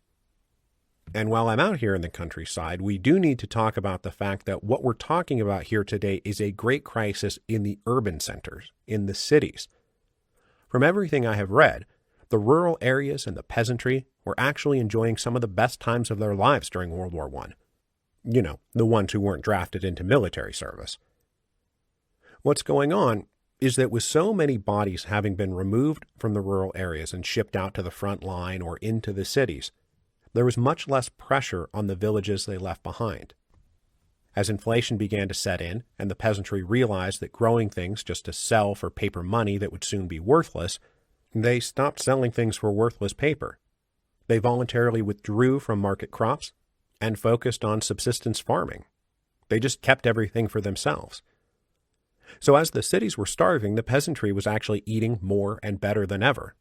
They had stores of reserves, they were feeding their animals better than ever, and it was with mounting bitterness that it was remarked a cow in the countryside ate better than a worker in the city. So when we talk about the social crisis that drove the February Revolution, we are talking about a mostly urban phenomenon. No one angle of these big structural problems, supply, demand, transportation, and distribution, explains the alarming scarcity of necessary commodities in the cities. But combined, they created an alarming scarcity of necessary commodities in the cities, which, as you can imagine, also fueled the ongoing price inflation that was also rampant. All of this was combining to make everybody hungry, miserable, and angry. The government's response to these two great issues of inflation and scarcity was utterly feeble. Both problems were greatly exacerbated by the passively incompetent quote-unquote leadership from the government. As we have discussed over the past two episodes, Empress Alexandra and Rasputin promoted men who were loyal to Empress Alexandra and Rasputin with almost no regard whatsoever to whether they were qualified for the job. Now, even these unqualified ministers knew there was a problem, and there was a lot of talk about what could possibly maybe be done. But they just kind of never did anything. A few times in 1915 and 1916, they made half-hearted stabs at requisitioning food from the rural areas at fixed prices, but none of it was pursued with any kind of vigor or purpose. To make matters worse, while they didn't do anything about it, they also didn't let anyone else do anything about it. Various elected municipal councils in several cities volunteered to take up the task of providing for their populations, but the government wouldn't let them do it. They did not want those municipal bodies to become too important or too powerful. The Petrograd Municipal Council asked the government for authority to organize distribution of food, and the government said, no, you can't do it. The general feeling inside the halls of the Imperial Palace was that this was all just a temporary thing that everybody needed to endure on account of the war. Now, one great example of government mismanagement was the decision in the summer of 1914 to ban the sale of vodka. The government had a monopoly on the sale of vodka, and for vague reasons of moral and physical health, the government stopped selling vodka at the beginning of the war. Now, this might seem like a small thing, maybe even a good thing, but the vodka ban touched on almost every facet of what was feeding into the February Revolution. For example, roughly 1/4 of direct state tax revenue was coming from the tax on vodka. So when they stopped selling it, that alone knocked out 25% of annual state revenue, which was mostly made up by printing that much more paper money. It was also, as you can imagine, a major source of resentment in the lower classes, as they were the ones who drank the vodka. Fancier liquors and wine was not subject to the same ban. So high society could get as drunk as they wanted as often as they wanted, and only the lower classes were prohibited from their drink of choice. This is the kind of thing that will make people angry all on its own. It also, of course, did very little to solve their desire to drink. It simply drove more people into the black market, a black market that started being supplied by various kinds of moonshine. And a great deal of this moonshine was made with incredibly dangerous mixtures of chemicals, the kinds of mixtures that will make you go blind or kill you. And there was actually a minor epidemic of people dropping dead after drinking poisonous moonshine concoctions. So the vodka ban was a blow to one of the key pillars of state revenue and a source of almost daily resentment and anger against the ruling class, and also, it was literally killing people. By the fall of 1916, things were reaching threat level midnight. The main cities of Petrograd and Moscow were only receiving about 1/3 of the amount of food they needed to feed their populations, and only about half the fuel they needed for their fires. So, even if grain was delivered, bakeries did not have the means to turn it into bread because they could not heat their ovens. And so that brings us back to one of the all-time leading locations of radicalization throughout human history. No, not the university. No, not reading groups studying censored literature. No, not clandestine meetings of revolutionary parties. I am talking about bread lines. There is no place in human history that more quickly and more completely radicalizes a formerly politically inert population than a bread line. A bunch of angry and hungry people standing in close proximity to one another for hours and hours on end can pretty quickly talk themselves into some pretty heavy ideas. The bread lines in the Russian cities were inhabited mostly by women. In the fall of 1916, for example, women workers in the factory would work all day and then simply move over to go stand in line for bread, which they frankly did not know whether they would even get. In 1914 and 1915, they would take along stools so they could at least sit down.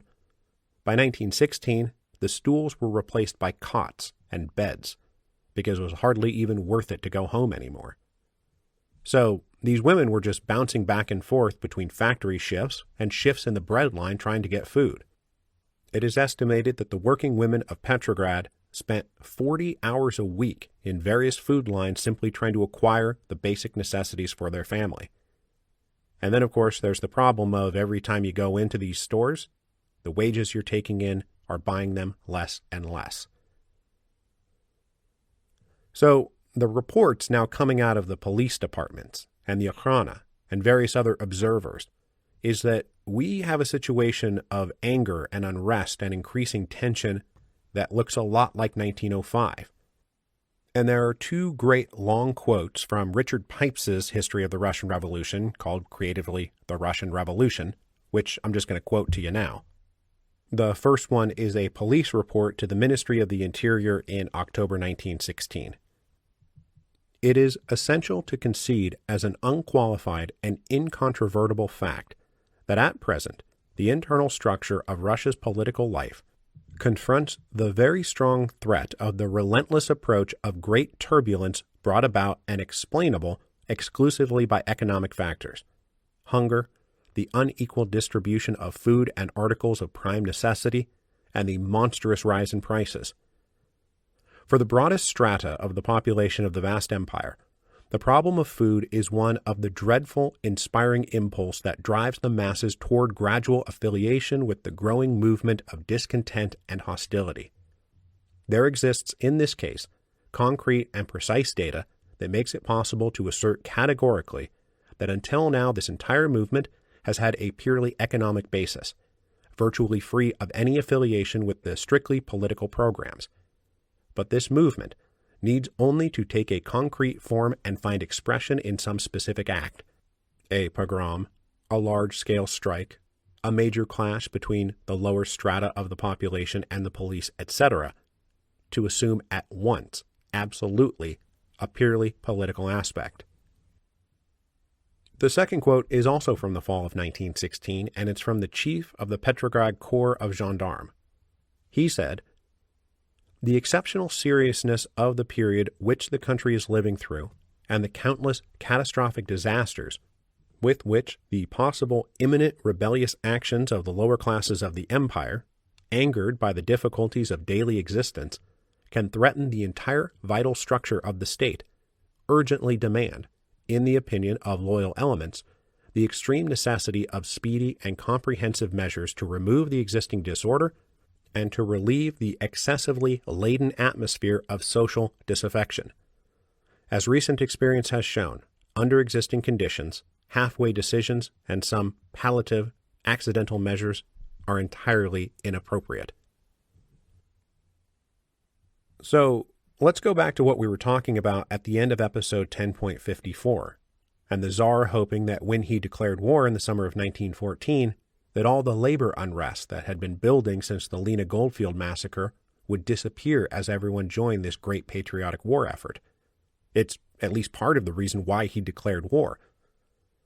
And now here, 2 years later, we have reports from people with their eyes and ears on the ground in Petrograd and Moscow saying the people are more upset than ever. Work stoppages are beginning. People are throwing down their tools and marching out in protest. And as the police report said, in the beginning they were protesting insufficient wages and scarcity of bread. But by now, they were connecting the dots that their social and economic problems may require an abrupt political solution. Now, as we have discussed over the past 2 episodes, this was a conclusion that had already been reached by many of the elites in Russia.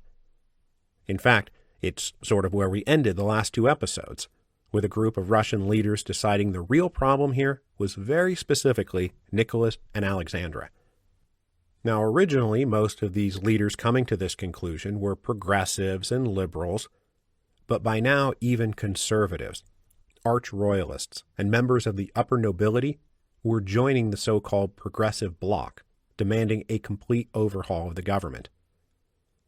Deputations from the United Nobility, an organization created after 1905 to defend the traditional rights of the aristocracy, were going to the Tsar and saying, "You need to change the government. You need better ministers. You need to work with the Duma."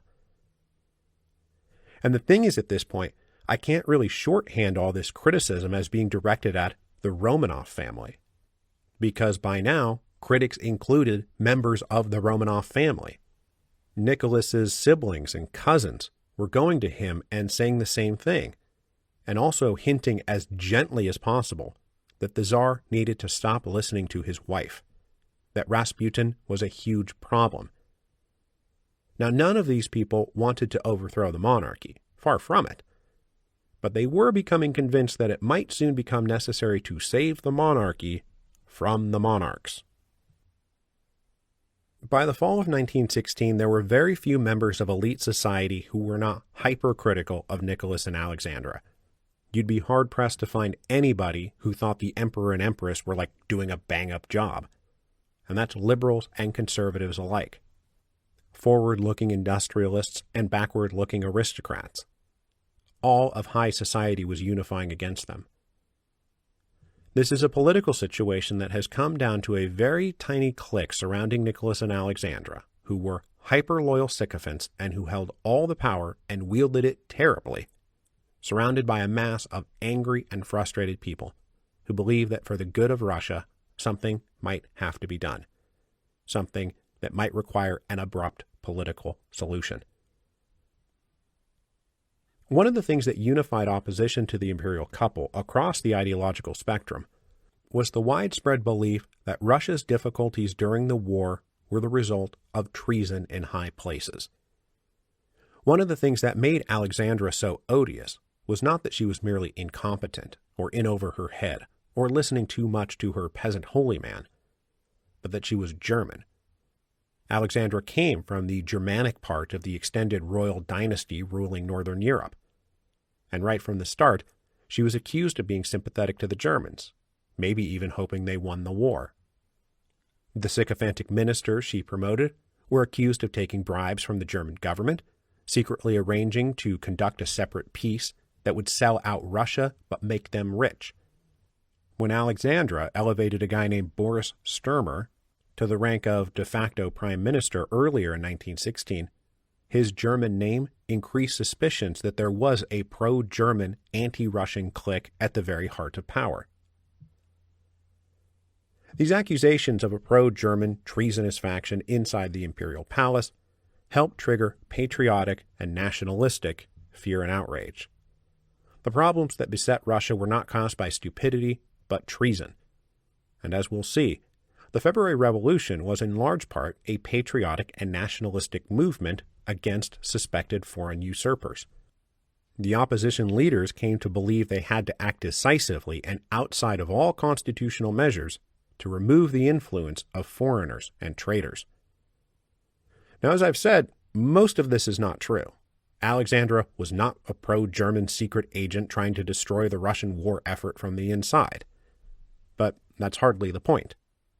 The point is that they are going to come to believe that pushing out Nicholas and Alexandra is a supreme act of patriotism. So all through the fall and winter of 1916, there are, inside the ranks of the high nobility and the upper reaches of the army, conversations about what to do about Nicholas and Alexandra and Rasputin. There are anecdotal rumors of several different palace coups being planned. One involved detaining the imperial couple in a rail car and forcing Nicholas to name his brother as regent, and then he would then appoint a government approved by the Duma. Apparently Prince Lvov, the liberal noble leader of the Zemstva Union, was in loose talks with various high-ranking military officers, including the hero of the war, General Brusilov, to compel Alexandra to cede all her authority to Grand Duke Nikolai, who would then appoint Prince Lvov prime minister of a government approved by the Duma. General Brusilov said if he has to choose between the emperor and Russia, I march for Russia. These palace coup talks were extremely preliminary and obviously never happened, but it speaks to the mounting sense of frustrated alarm prevailing everywhere, especially up in high places. In these same circles, and at this same time, there was also talk about what to do to neutralize Rasputin, who was now almost universally considered a malevolent threat to national security. That would be one plot that did come to fruition. Now, for like a quick beat, it looked as though maybe the prevailing atmosphere of exasperation and alarm were finally getting through to the imperial couple. In September 1916, Nicholas and Alexandra sacked the Minister of the Interior and appointed a guy named Alexander Protopopov. Protopopov was a leading member of the Duma from the conservative liberal Octoberist faction. He had never actually served in any part of any ministry. He was a businessman, a textile manufacturer, and a landlord. He had no experience in government or bureaucratic administration. But he was a leading and trusted member of the Octoberists, and his appointment to be Minister of the Interior was taken by everyone as the Tsar turning sharply in the direction of compromise and reason. Here was a man the Duma approved of and trusted, now running arguably the most important ministry in the empire. But whatever hopes were raised by Protopopov's appointment quickly gave way to disappointment and disillusionment. He was not really cut out for the job, especially not in a time of great national crisis. He was very adept at talking about big plans and big ideas, but displayed no will or ability to implement any of these plans or ideas.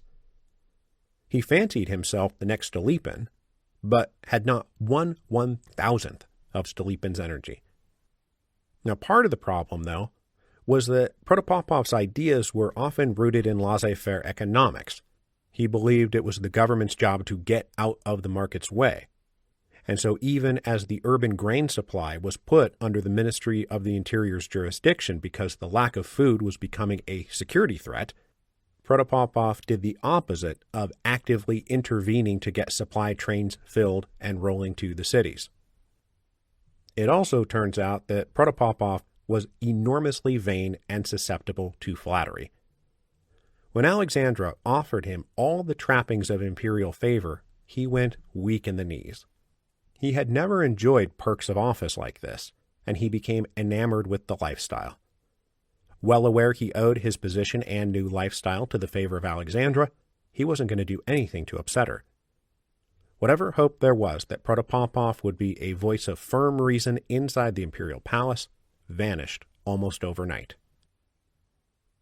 Alexandra's aggressive cultivation of Protopopov was also a calculated part of a larger plan. According to the lingering vestiges of the Constitution of 1906, the Duma had to approve the annual budget. They had only held sporadic sessions over the course of the war and had not yet met at all in 1916, but they needed to be called into session before the end of the year to approve the budget.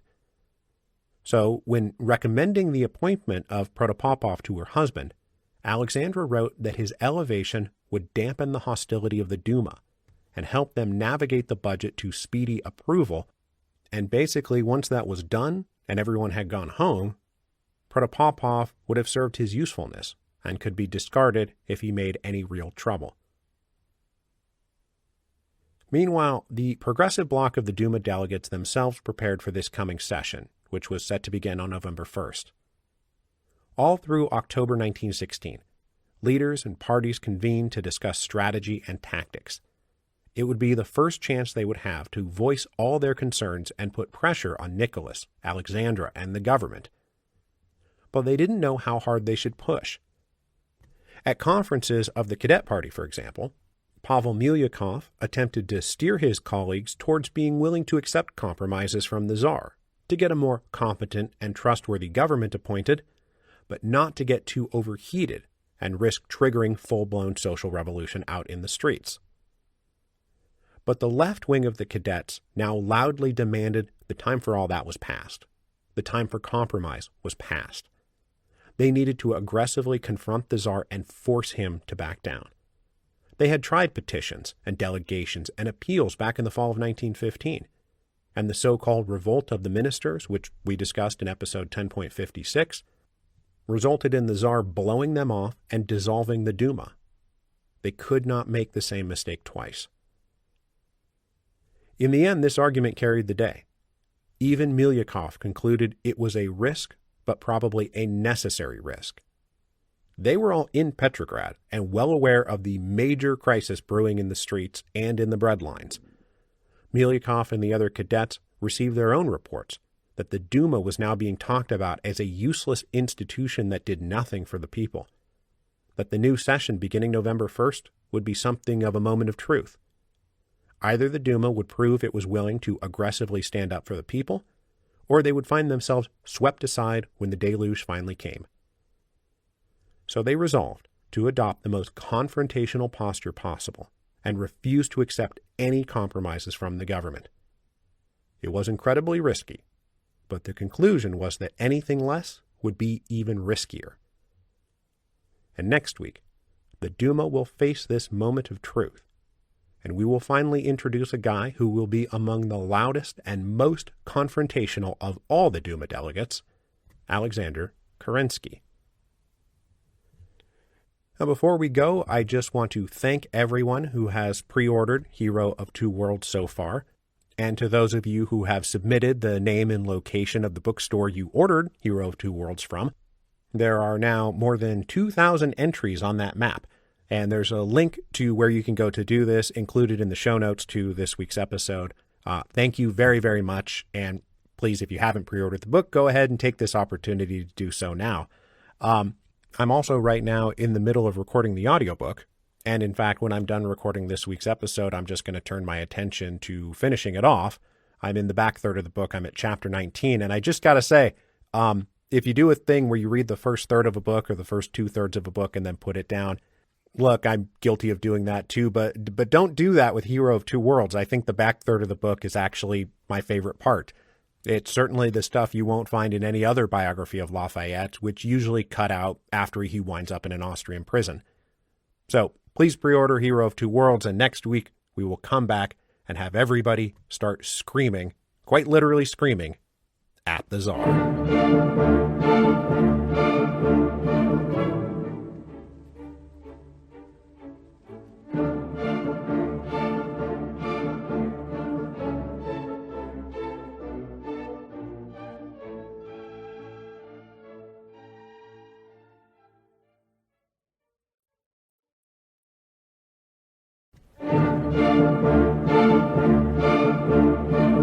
Hello, and welcome to Revolutions. Episode 10.59, Stupidity or Treason. Before we get going this week, I just want to take some notice of the fact that it is July 4th. It is Independence Day, and happy Independence Day to all of you. I hope you have a chance to go back and listen to, I think it's episode 2.6a, where I will read to you the Declaration of Independence in all its initially florid and inspiring glory, and then tedious recitation of complaints against the king. And when you're done with that, and you're in this mode of thinking about the American War of Independence and the American Revolution and revolutions in general and the participation of a certain young French marquis in all of that, you can feel free to go pre-order Hero of Two Worlds as a way to celebrate the 4th of July. hot dogs, cookouts, baseball, and pre-ordering Hero of Two Worlds, all of the traditional 4th of July events. Okay, so we ended last week right on the verge of a new session of the Duma, which was set to reconvene on November the 1st, 1916. Specifically, we ended with meetings of the cadet delegates and their strategy sessions with other leaders of the Progressive Bloc, which, remember, now includes everybody from socialists on the left to right-wing conservatives concerned about the quality of leadership being exhibited by Nicholas and Alexandra specifically.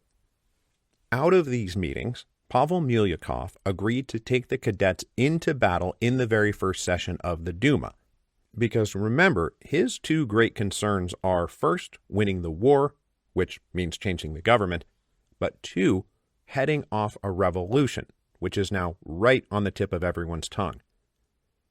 The February Revolution is not going to come out of nowhere. It was being talked about in the inner circles of power, among liberal professionals, out in the breadlines, out on the front lines. Whether people were excited that a revolution was coming or terrified that a revolution was coming, there was a belief sort of omnipresent that a revolution was coming.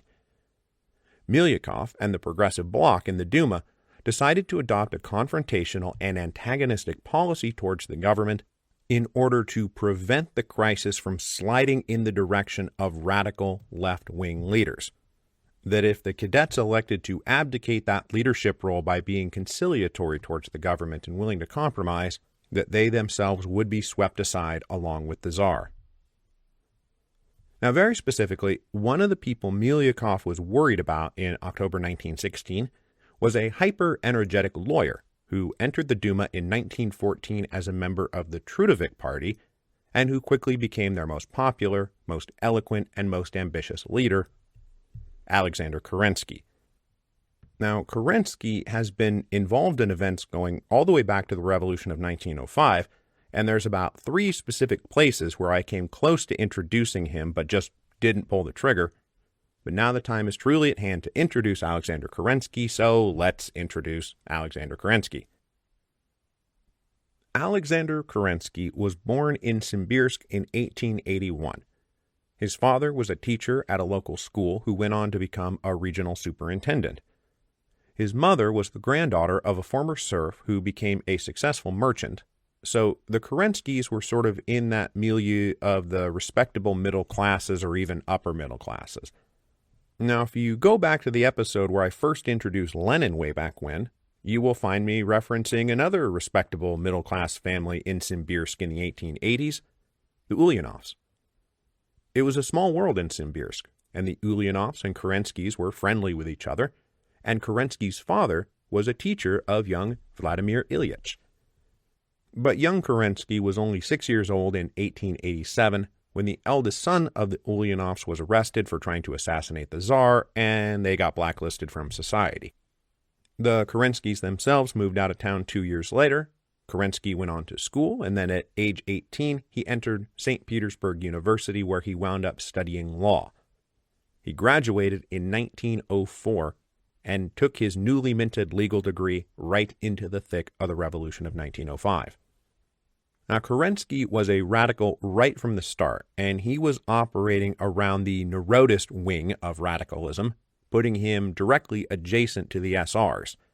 He was briefly jailed in 1904 for his suspicious connections to revolutionaries and terrorists, but he was released, and while he himself was not a bomb-throwing terrorist, he made a name for himself during and after the Revolution of 1905 as a defense counsel for many defendants arrested for political crimes.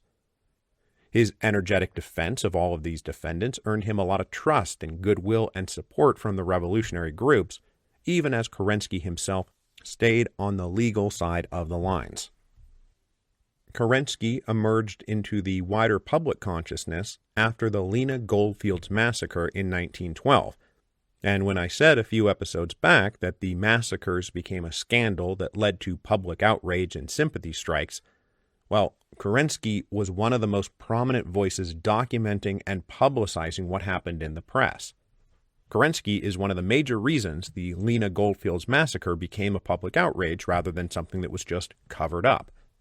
When elections for the Duma came along in 1914, Kerensky was elected as a member of the Trudovik Party, that non-revolutionary moderate peasant socialist group to the left of the Cadets. During the first 2 years of the war, he was among the most stridently radical voices pushing for the replacement of the government and always gesturing in the direction of the streets and saying if the Duma doesn't take firm action to hold the Tsar and his ministers responsible for the horrors befalling Russia, the people will know what to do. With Kerensky and his allies on the radical left all but ready to take the political crisis out into the streets, Milyukov and the more moderate cadets decided they had to go into the new session of the Duma with an uncompromising and confrontational posture, or they would lose control of the situation entirely. So the new session of the Duma opened on November 1st, 1916.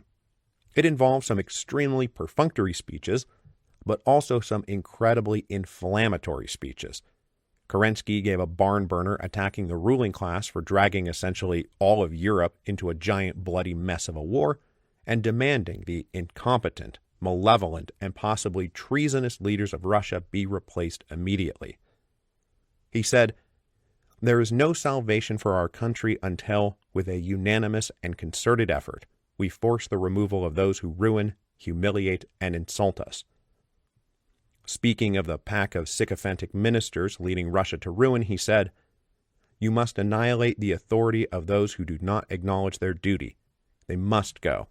They are the betrayers of the country's interests." Now, this was a fiery speech from a firebrand, so though it was powerful and entertaining, it wasn't exactly unexpected. A radical like Kerensky making radical demands isn't going to move the needle much. But then Milyukov took the floor to make his own speech. By this point, Milyukov was widely respected among his fellow delegates and out in society and in the press as a sane and moderate voice. He was a liberal Democrat, sure, but one who kept both feet firmly planted in truth, reason, and facts. When Milyukov started echoing and amplifying the uncompromising and accusatory themes developed by Kerensky, people sat up and took notice. He started by saying that even though it's been known practically from the beginning of the war the government was failing to meet the challenges of the war, for example, the scandalous shortages of shells and ammunition, the Duma delegates tried to be reasonable, to join the national war effort, to help and to push the government towards accountable success. But the time for trying to work with the government was now over. "I must say this candidly," Milyukov said. "There is a difference now in the situation. We have lost faith in the ability of this government to achieve victory because, as far as this government is concerned, neither the attempts at correction nor the attempts at improvement, which have been made here, have proved successful." He then went on to give full voice to the idea that the cause of all this was treason in high places. He said he had seen documents produced by the German government in which rules are laid down for the disorganization of the enemy's country, showing how to stir up trouble and disorder. Gentlemen, if our own government wanted deliberately to set itself a task, or if the Germans wanted to employ their own means for the same purpose, the means of influencing and of bribing, they could not do better than to act as the Russian government has acted. Despite acknowledging it might all be ineptitude, Milyukov went on to outline several suspicious connections between Russian ministers and government agents, most of which he said he learned about from sources while he was traveling in France and Switzerland. Milyukov said he had seen damning evidence that unfortunately he was not at liberty to divulge. Milyukov then played on a comment made by one of those out-of-his-depth ministers, elevated into the government because of loyalty to Alexandra, and subsequently among those being accused of treasonously pro-German contact. This minister took self-aware umbrage at this and said, "I may perhaps be a fool, but I am not a traitor." Milyukov used this as a launching point for his grand finale. "Does it matter, gentlemen, as a practical question, whether we are, in the present case, dealing with stupidity or treason? When the Duma keeps everlastingly insisting that the rear must be organized for a successful struggle, And the government persists in claiming that organizing the country means organizing a revolution and deliberately prefers chaos and disorganization. What is it? Stupidity or treason? With cries bursting forth from the audience, stupidity, treason, or some of them shouted, both. There was a great deal of laughter and applause. Milyukov went on to say, basically, I'm just here asking the question.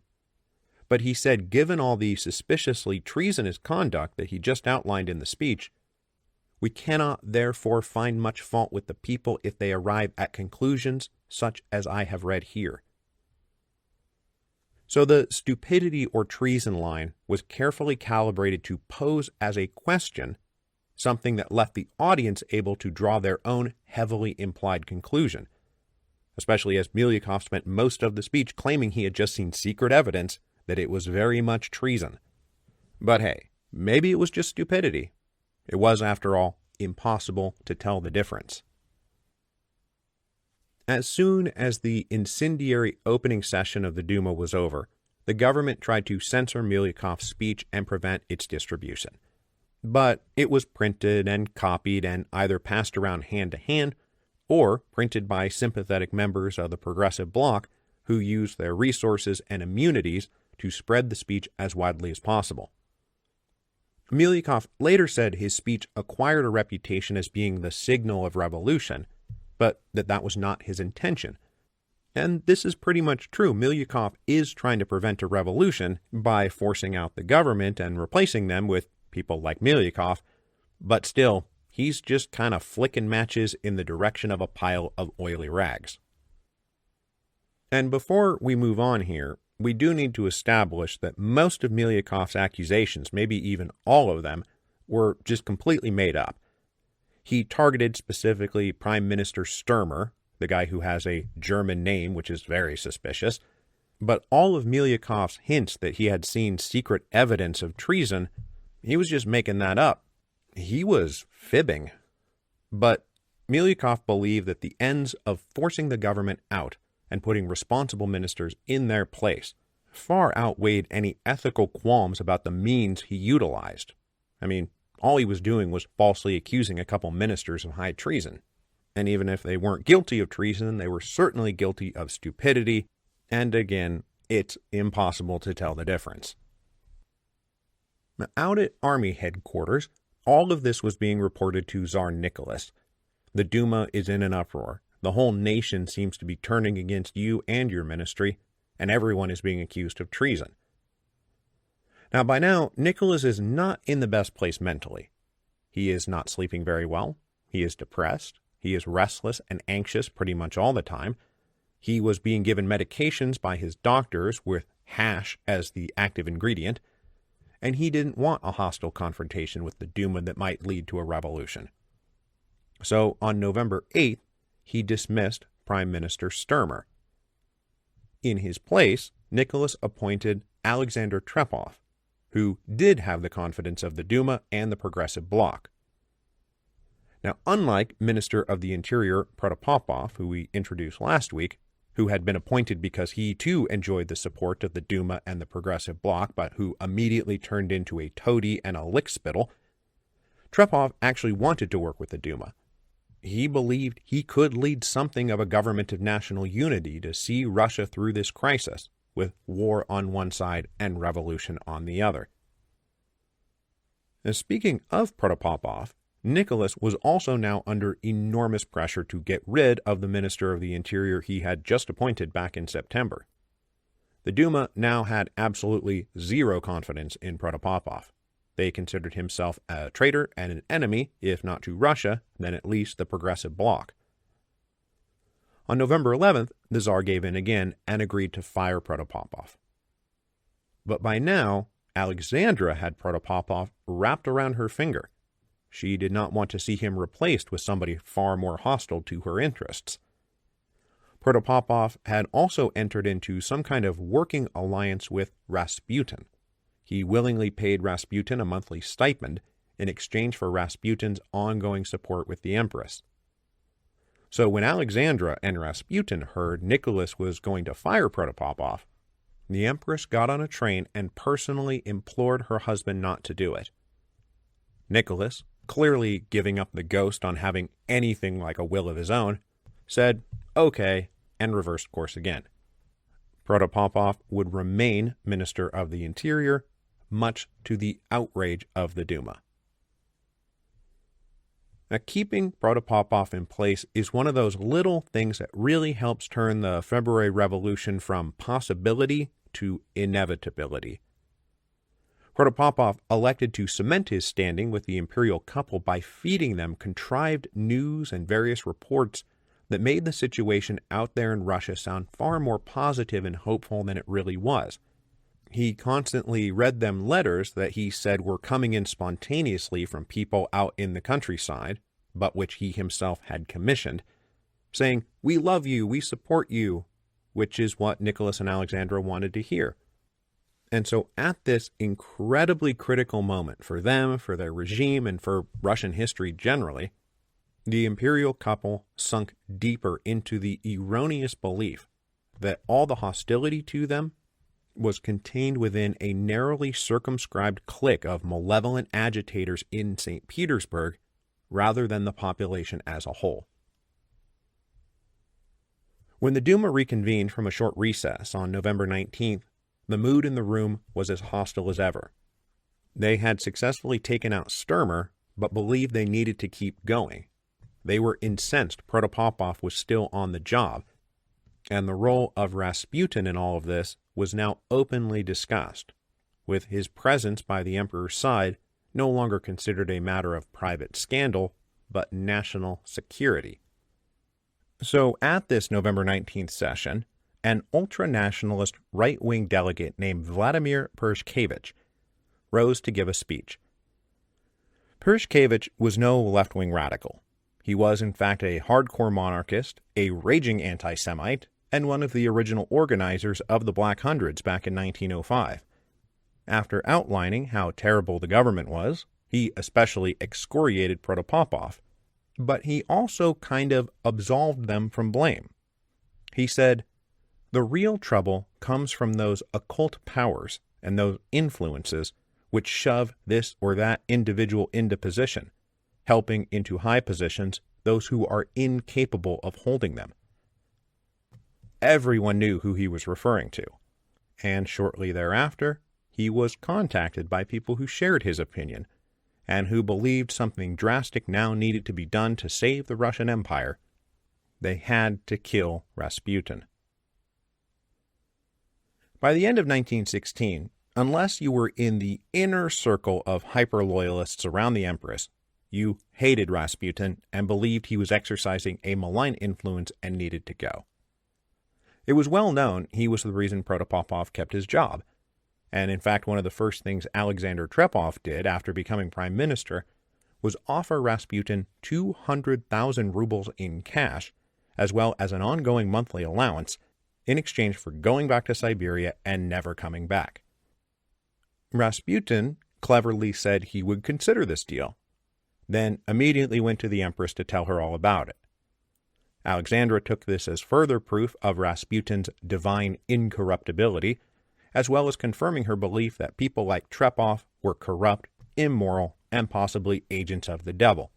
She was increasingly of the opinion that her husband ought to order at least a few of these people hanged. With Rasputin's position at the Empress's side apparently unassailable, more than a few people came to the conclusion that the only way to get rid of Rasputin was to get rid of Rasputin. As Pershkevich himself said, "While Rasputin is alive, we cannot win." So in late November and early December 1916, a group of conspirators came together under the influential auspices of a woman named Zinaida Yusupov-Elston, who was the richest woman in Russia. She was a former friend of Alexandra's, who fell out with the Empress specifically because of Rasputin.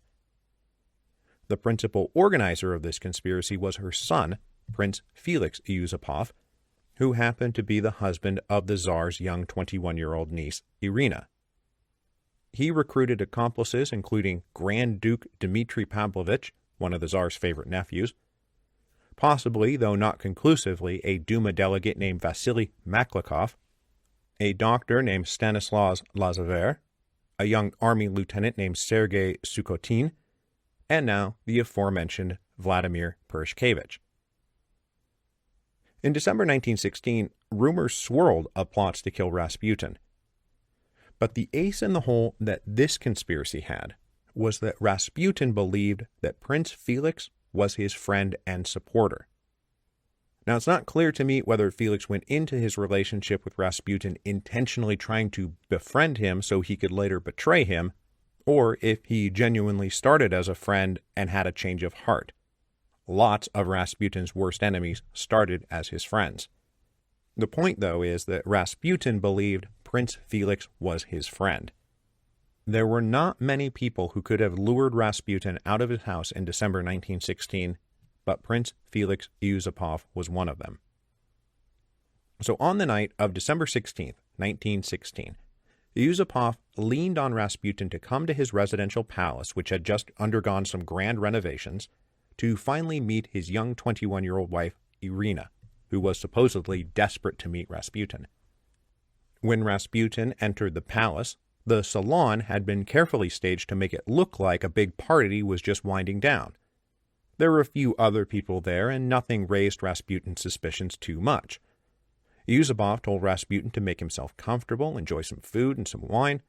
Irina was just upstairs and will be down any minute.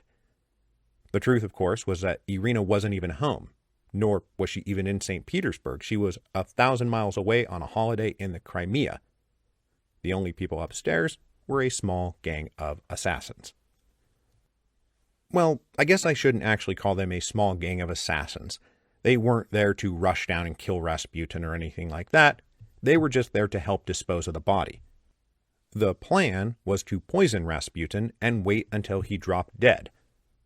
Yusupov pushed a reluctant Rasputin to eat cakes and pastries and wash it down with Madeira wine, all of which was allegedly laced with cyanide. But after hanging out together for more than 2 hours, an increasingly agitated Yusupov realized the poison wasn't working, or maybe Rasputin had magical powers or something. So he excused himself and said he was going upstairs to check on his wife, and then he conferred with his accomplices. Grand Duke Dmitri said, well, maybe we should just let him go and try again another day. But the others said, no, we've got him here now, and we have to kill him. Now. So, Yusupov got a revolver. He went downstairs and told Rasputin he wanted to show him a really cool cross that was made out of, crystals and fancy gems. Come on, it's down in the basement. So they went down there together, and as Rasputin was looking at this cross, which was really cool and made out of crystals and fancy gems, Yusupov pulled out the revolver and shot Rasputin in the side. Rasputin let out a yelp and dropped on the floor like a sack of bloody potatoes. So just to be clear here, the story of Rasputin's death is pieced together from later recollections. It's not 100% clear what actually happened down in the basement or what happened in the palace. But it sounds like Grand Duke Dmitri, Dr. Lazaver, and Lieutenant Sukhotin took Rasputin's coat and boots and drove to Rasputin's house, where one of them wore it to the front door to make it seem like Rasputin had come home for the night. Then they bundled up the coat and boots, got back in the car, and tried to burn them in a fire. But the clothes wouldn't fit in the stove they were trying to use, and so instead they decided to go back to Yusupov's palace and dispose of them there. Meanwhile, back at the palace, Yusupov and Pershkevich were enjoying cigars. Yusupov decided to go down into the basement to check on Rasputin's body, where he found to his horror Rasputin's eyes open, with a kind of bloody foam coming out of his mouth, and he was apparently laying there and saying, "Felix, Felix." This is, of course, all very freaky. It's like something out of Tales from the Crypt, and Yusupov rushes back upstairs to tell Pershkevich, zombie Rasputin is coming, he's going to kill us. So Pershkevich grabbed the revolver, and they rush back downstairs, but by now Rasputin is gone. So they frantically search for him and find Rasputin stumbling through the courtyard trying to get out of the property. Pershkevich then aimed his revolver and fired twice, missing both times, and Rasputin almost made it to the gate, before Purishkevich's third shot hit him and he fell. With Rasputin now prone on the ground, Purishkevich walked over and, just to be sure, put another bullet in Rasputin's brain. Then, just to be really, really sure, Yusupov ran inside the house, grabbed this heavy iron fire poker, came back outside, and beat Rasputin's body repeatedly with it.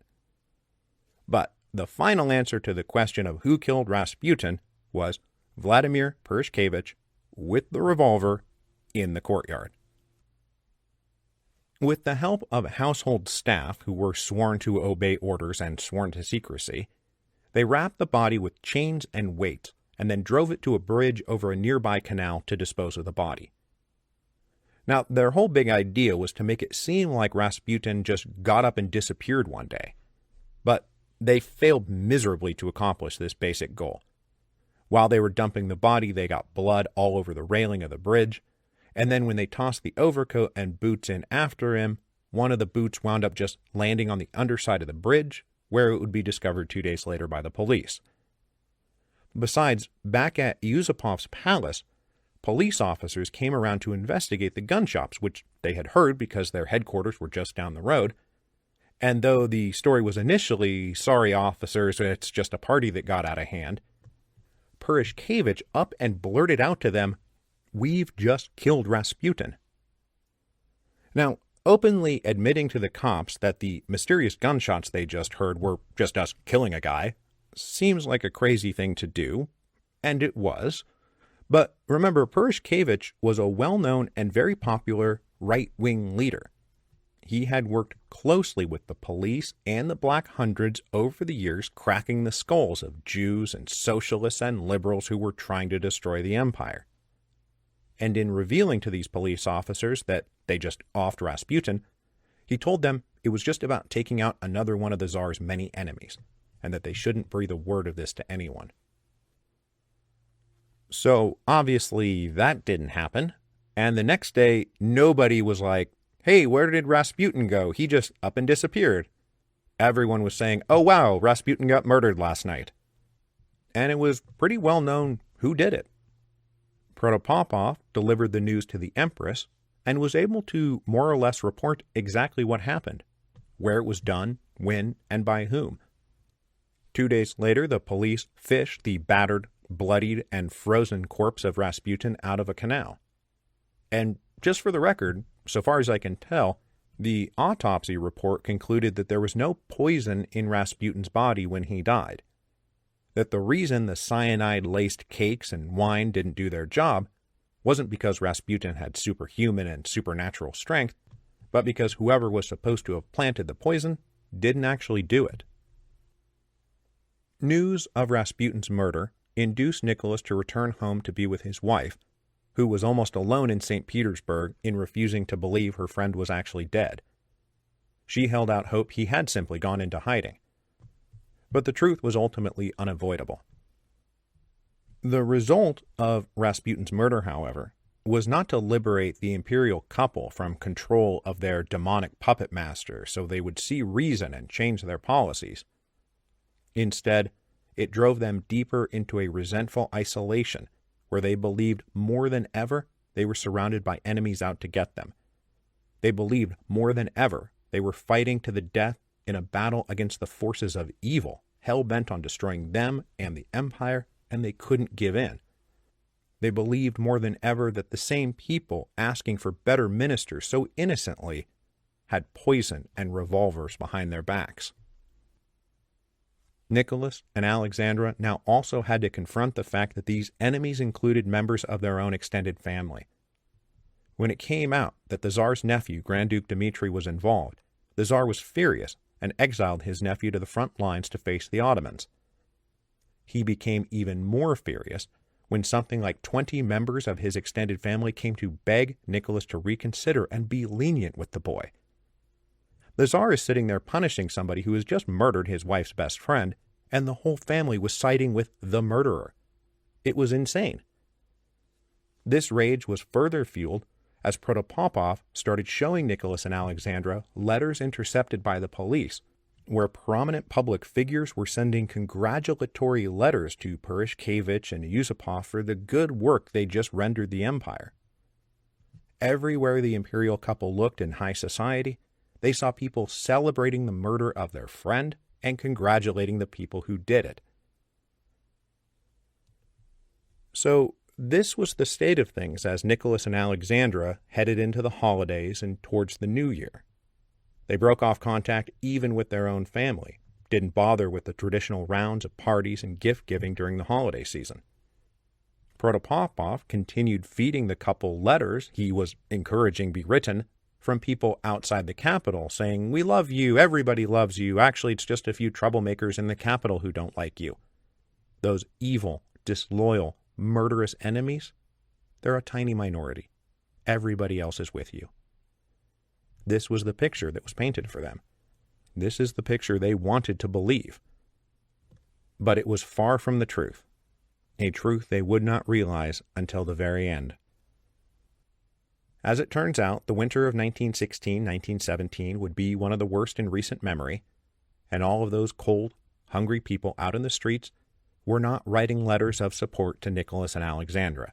They were, in fact, starting to think that maybe a good way to stay warm would be to set fire to the Romanov dynasty.